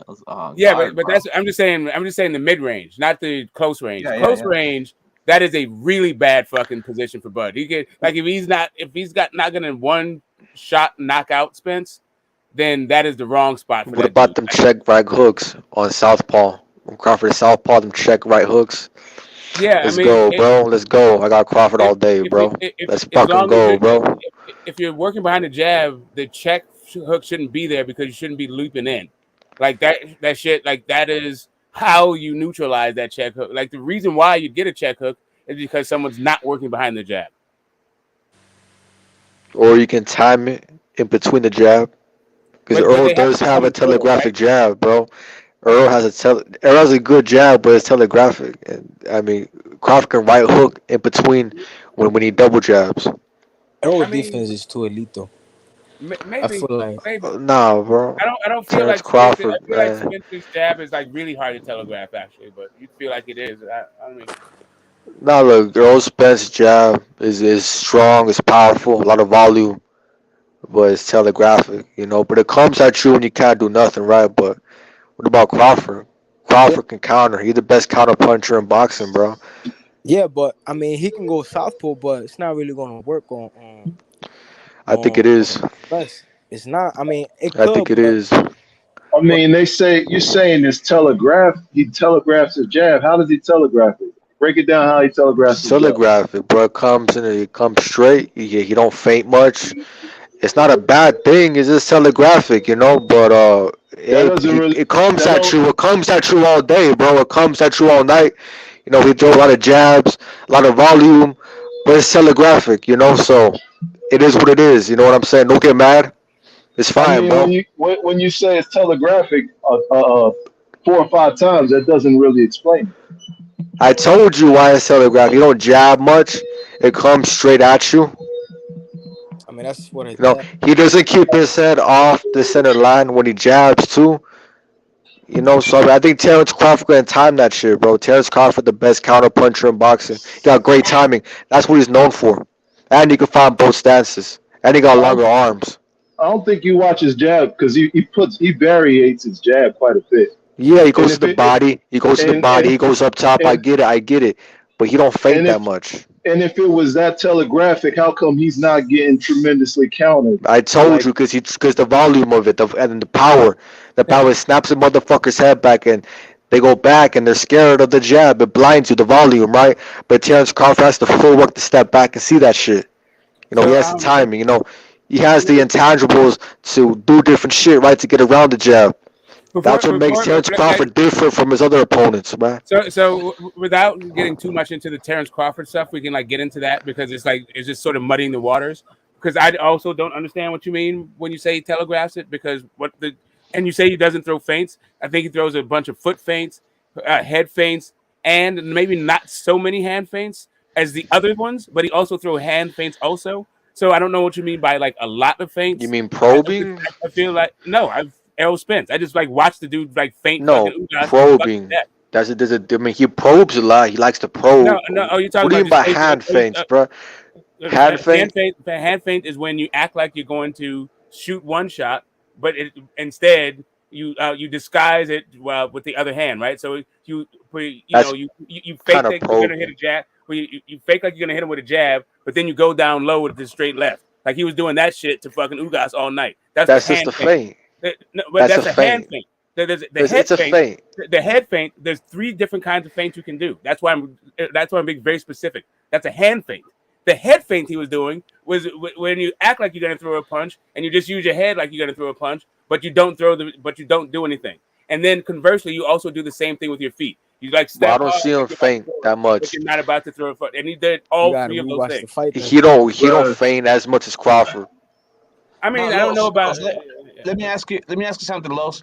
I don't know if you heard John Bailey saying the Crawford is not the same as how he was with Gamboa and all that as far as his leg movement and all that. No shit. Do you see a difference between Terrence Crawford back in the Fuck Gamboa yeah, I see a difference. and now? Crawford older now, bro. He's 35, but I still think Crawford right now gives Spence a lot of problems. But I mean, we know what it is, man. Crawford put up on Spence in Oklahoma in 2018, and I mean, he told Spence straight up, "I want to fight." And Spence on this other side of the road shit, you know, making excuses about the fucking money, about A side type of shit, bro. So I mean, Crawford been wanting to smoke 2018, bro, but they aged him out, and you know what's still good because you know what, Crawford will still beat that ass, but it won't be as brutal. huh? It won't be as brutal. Man, How do Crawford you ain't no age? fucking Ugas. How do you age somebody out and you're only 2 years older than him? Explain that to me. He ain't about. He only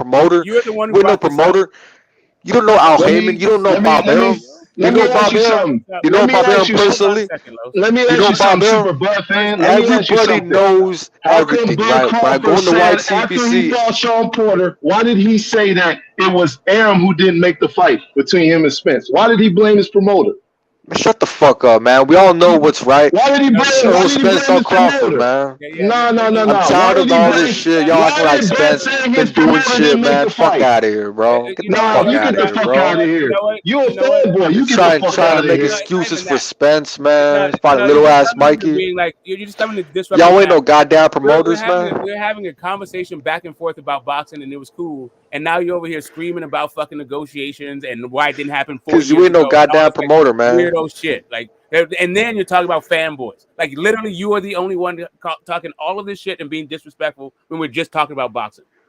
Like, if you want Yeah, I'm to bringing the do it to the smoke, panel, man. Stop being I'm not emotional, being rude and man. shit. Stop being Like, sensitive, bro. it's not about me We're being talking about sensitive. boxing, man. Like, first off, like we said, Let other niggas talk then, son. Shut the exactly. fuck up, yo. Yeah, we're Like, talking stop about boxing. talking over Stop being people. emotional, man. Stop being Ain't It's sensitive, not nobody bro. about emotional. You listen. just interrupting, nigga. We trying to talk. Shut the fuck I up. Exactly. can't hear him. Hey, yo, It was a Smoke, speak polite louder, bro. conversation. We were having a very good conversation before you came in and being very disruptive. Everybody on the fucking panel was having their say, and you can have your say too. But let fucking other people speak, and then we'll let them finish before you fucking interject with your points. Please, respectfully. All right, go. Let's go, Smoke. Too many Smoke. Bud weirdos, man. Too many Yo, Bud Smoke, fucking talk. weirdos. Yeah, it's just like, man, it's not that serious. We're not about to fight each other. We're not boxers. There's no winning these conversations. You We're getting just winning the emotional, We're man. just fucking. It's not Break even it about being down, emotional, bro. bro. You're just being rude, bro. All right, break it Now you're down. not Hey, I taking told you responsibility talk, for the bro. fact that you're just being fucking rude. All Where you right, talk from, now. nigga? I've been Go, talking, bro. but you Shut the just keep fuck up, you interrupting. fat ass. Fat Hey, yo, ass gonna talk, fuck Smoke. you up in I've so been many different talking. I ways, don't need your nigga. Man, permission to shut the Your speak. fuck up, mama you wouldn't broke even ass recognize nigga, you, nigga. man. When Fuck that out of here. fucking $2 wife beat in your fucking profile pic, shut the fuck up, you skinny fat nigga. Nigga, what are Fucking you, dumbass nigga? motherfucker. I'll beat your dumbass up, bro. Yeah, alright. Thank you. Fuck out of Yeah, here. exactly. Let's get back to Annoying. the topic. Everybody's a tough guy on the internet, man. I swear to God, yo. I swear to God. Yo, where these clowns come from? Damn, bro. Wow. Yeah, just rude for no fucking reason. Literally. Anyway, All right, go. Let's debate. no, we're not debating, dude. We're just having a discussion about boxing. There's Oh, no let's talk about debate. okay. Talk about Crawford Spence. Bro. Still? Anyway, whatever, dude. Yeah. So, fuck. What were we talking about? We were talking about who wins and why. I guess. I don't know. Just fucking make the fight at this point. Like, I don't give a shit about what they said 4 years ago. Like, You started that's off just with the fucking jab. like You were just saying lame. about the jab. That's what it started off as with the jab. Right, the jab. Oh, right, that's what we're saying. Like, right, so he has a telegraph jab. That's this whole fucking thing, right? So I feel like Errol Spence varies his jab a bunch. I feel like sometimes he can't. Where I hear you, where I see it is sometimes he's very slow bringing that shit back, and I feel like that is a opportune time for Bud to catch him with the counter or something over the top. But he varies the jab and the speed so often. I feel like it's hard to time. And it's not like he really telegraphs it. I feel like he shoots the jab, he snaps it, he powers it. I don't know. Sometimes he just leaves it out. I don't see the telegraph part. Who starts the fight faster? I mean, who's not a slow starter in this fight? Who do you think is gonna start a fight in action? Spence. Spence. I feel like because I've been watching Crawford for a long time, and he starts slow. As the years go by, like every fight is slower, you know. So I mean, but Spence ain't How that long time fast. ago he fought Mean Machine? When was this fight? It was like what, 2 years? 2019, right before COVID. 3 years? I think he Yeah. started a pretty good pace, bro. Yeah, but it's been 3 years. You see his fights against what the last fight he had with Porter. Yeah, Porter, and then before that, the Kell Brook. He was slow against Kell Brook too, man. I think it's the 1 year layoffs. What do you No, think about his chin? I like his chin. Crawford. He's still one of the best fighters in boxing. I just feel like he older now, so he's starting a bit slower. His timing not all there. His time is still there, but what's like it used to be. But I think he's also enough to beat Spence because Spence good, but I mean, I always thought Crawford would beat Spence, man. I think if Spence makes the mistakes that he made against Ugas with Crawford, he can have a little rough night, Crawford bro. will capitalize on that shit. Yeah, well, at least make more damage. Every time that he score a point, because Crawford hits hard with both hands, It's a good unlike ass fight. Ugas. Yeah, I'm just Maybe. saying that Ugas was hitting him clean a bunch. Bud, I feel like he's gonna have a whole bunch of opportunities. It is what it is. I feel like Errol's gonna be sharper in the next one, and Ugas is probably a faster starter than Bud is also. But I feel like because of Bud's like competitiveness, like some of the shit that Errol hits him with early is gonna make him start a little bit faster than he normally would. I don't think he's gonna like those body shots and like just content to dance away and shit. Like, nah, Bud's gonna want to get some of that get back by the second, third round. I don't see Bud going backwards. Somehow I don't see because the way Spence fights, he puts pressure on you. He moves forward, with his jab or power punches, but he moves forward. But I don't see Bud going backwards, bro. In this, at least not in this fight. Well, He's gonna mix it up. that uppercut better have something fucking lethal on it, and he better hope that he can tie this dude up. Like Spence fights very well out of a clinch, but Bud he's a strong dude, and he's good to clinch. But that'll be an interesting battle. If I'm Crawford's corner or if I'm Crawford's coach and the game plan isn't camp, the first thing I'm gonna look at is trying to take away Spence's jab, trying to counter that jab. Because Spence, he does have a very good jab, but to me, it's kind of telegraphic. So the ability to counter it is there, and you don't want to let Earl get that jab off early. Because if he gets it off early, it'll be a long night. So that'll be my game plan to Crawford: is try to take away his jab. Now, would you tell him to go southpaw? Yeah, you gotta. You gotta, man. I think Crawford has longer reach, so you can jab with him. You got to use that jab hand, man. You got to throw jabs in there, right hooks, and all that. Probe and control him. You got to take away that jab. Take away that jab. I think Crawford can do it. He's a good counterpuncher. Yeah, but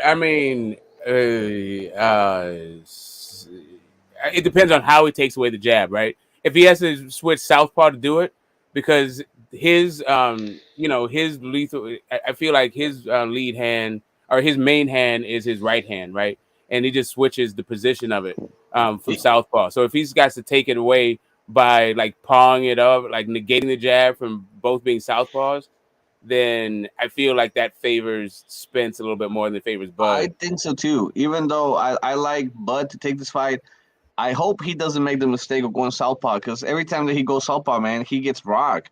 I mean, last time with Mean Machine, when he was like starting a southpaw, he got hurt with some clean shots, bro. And if he gets hit with those shots with like Spence power, he can have trouble that night, bro. Well, the beauty about Crawford, he can do both stances, so I can see him also, I guess, kind of baiting Spence in, then ducking Spence's jab, and then going to his head in the orthodox stance. That's how I see it too. I mean, he can do both stances, and he's a good counter puncher in both stances. So, and plus he got power. But the thing I'm worried about, Spence is very strong, and he gets stronger and stronger as the fight goes on. So that's what Crawford got to worry about. It's a I'm good worried fight. I about can't him. wait. My bad. Go ahead. I'm done. No. I'm worried about him starting too slow. Cause Spence, he don't. But I also feel like Crawford will still do good regardless though. Cause he got the right defense. He don't got bad defense. So it'll be a good ass fight, yo. I don't think it happens this year.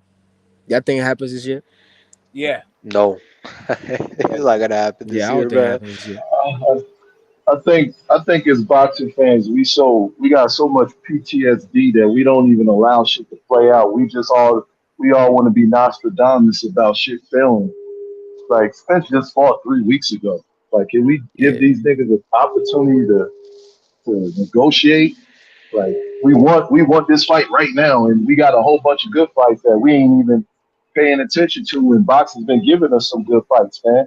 And I think we should just we need to be more appreciative what the fuck we getting, because we wasn't getting half of these fights last year that we getting this year. Yeah, we got it undisputed. Like this rematch is about to be lit. But just like as a general rule of thumb, and not to get your hopes up, but one of the best signs of a fight being made is nobody's talking about that shit in the media. You know, if they fucking going back and forth on Twitter and all this shit, or talking about whose fault it is, that shit ain't about to get made. That fight is definitely gonna happen this year. That's for sure, bro. I just wish Crawford took a fight in April or some shit. I don't like this one. Like the last couple of fights, he hasn't fought like in a year in between them. Yeah, he gotta be more active, right? But I mean, Spence too, man. Spence too. So it's whatever. Yeah. I mean, shit, Canelo was fighting how many times?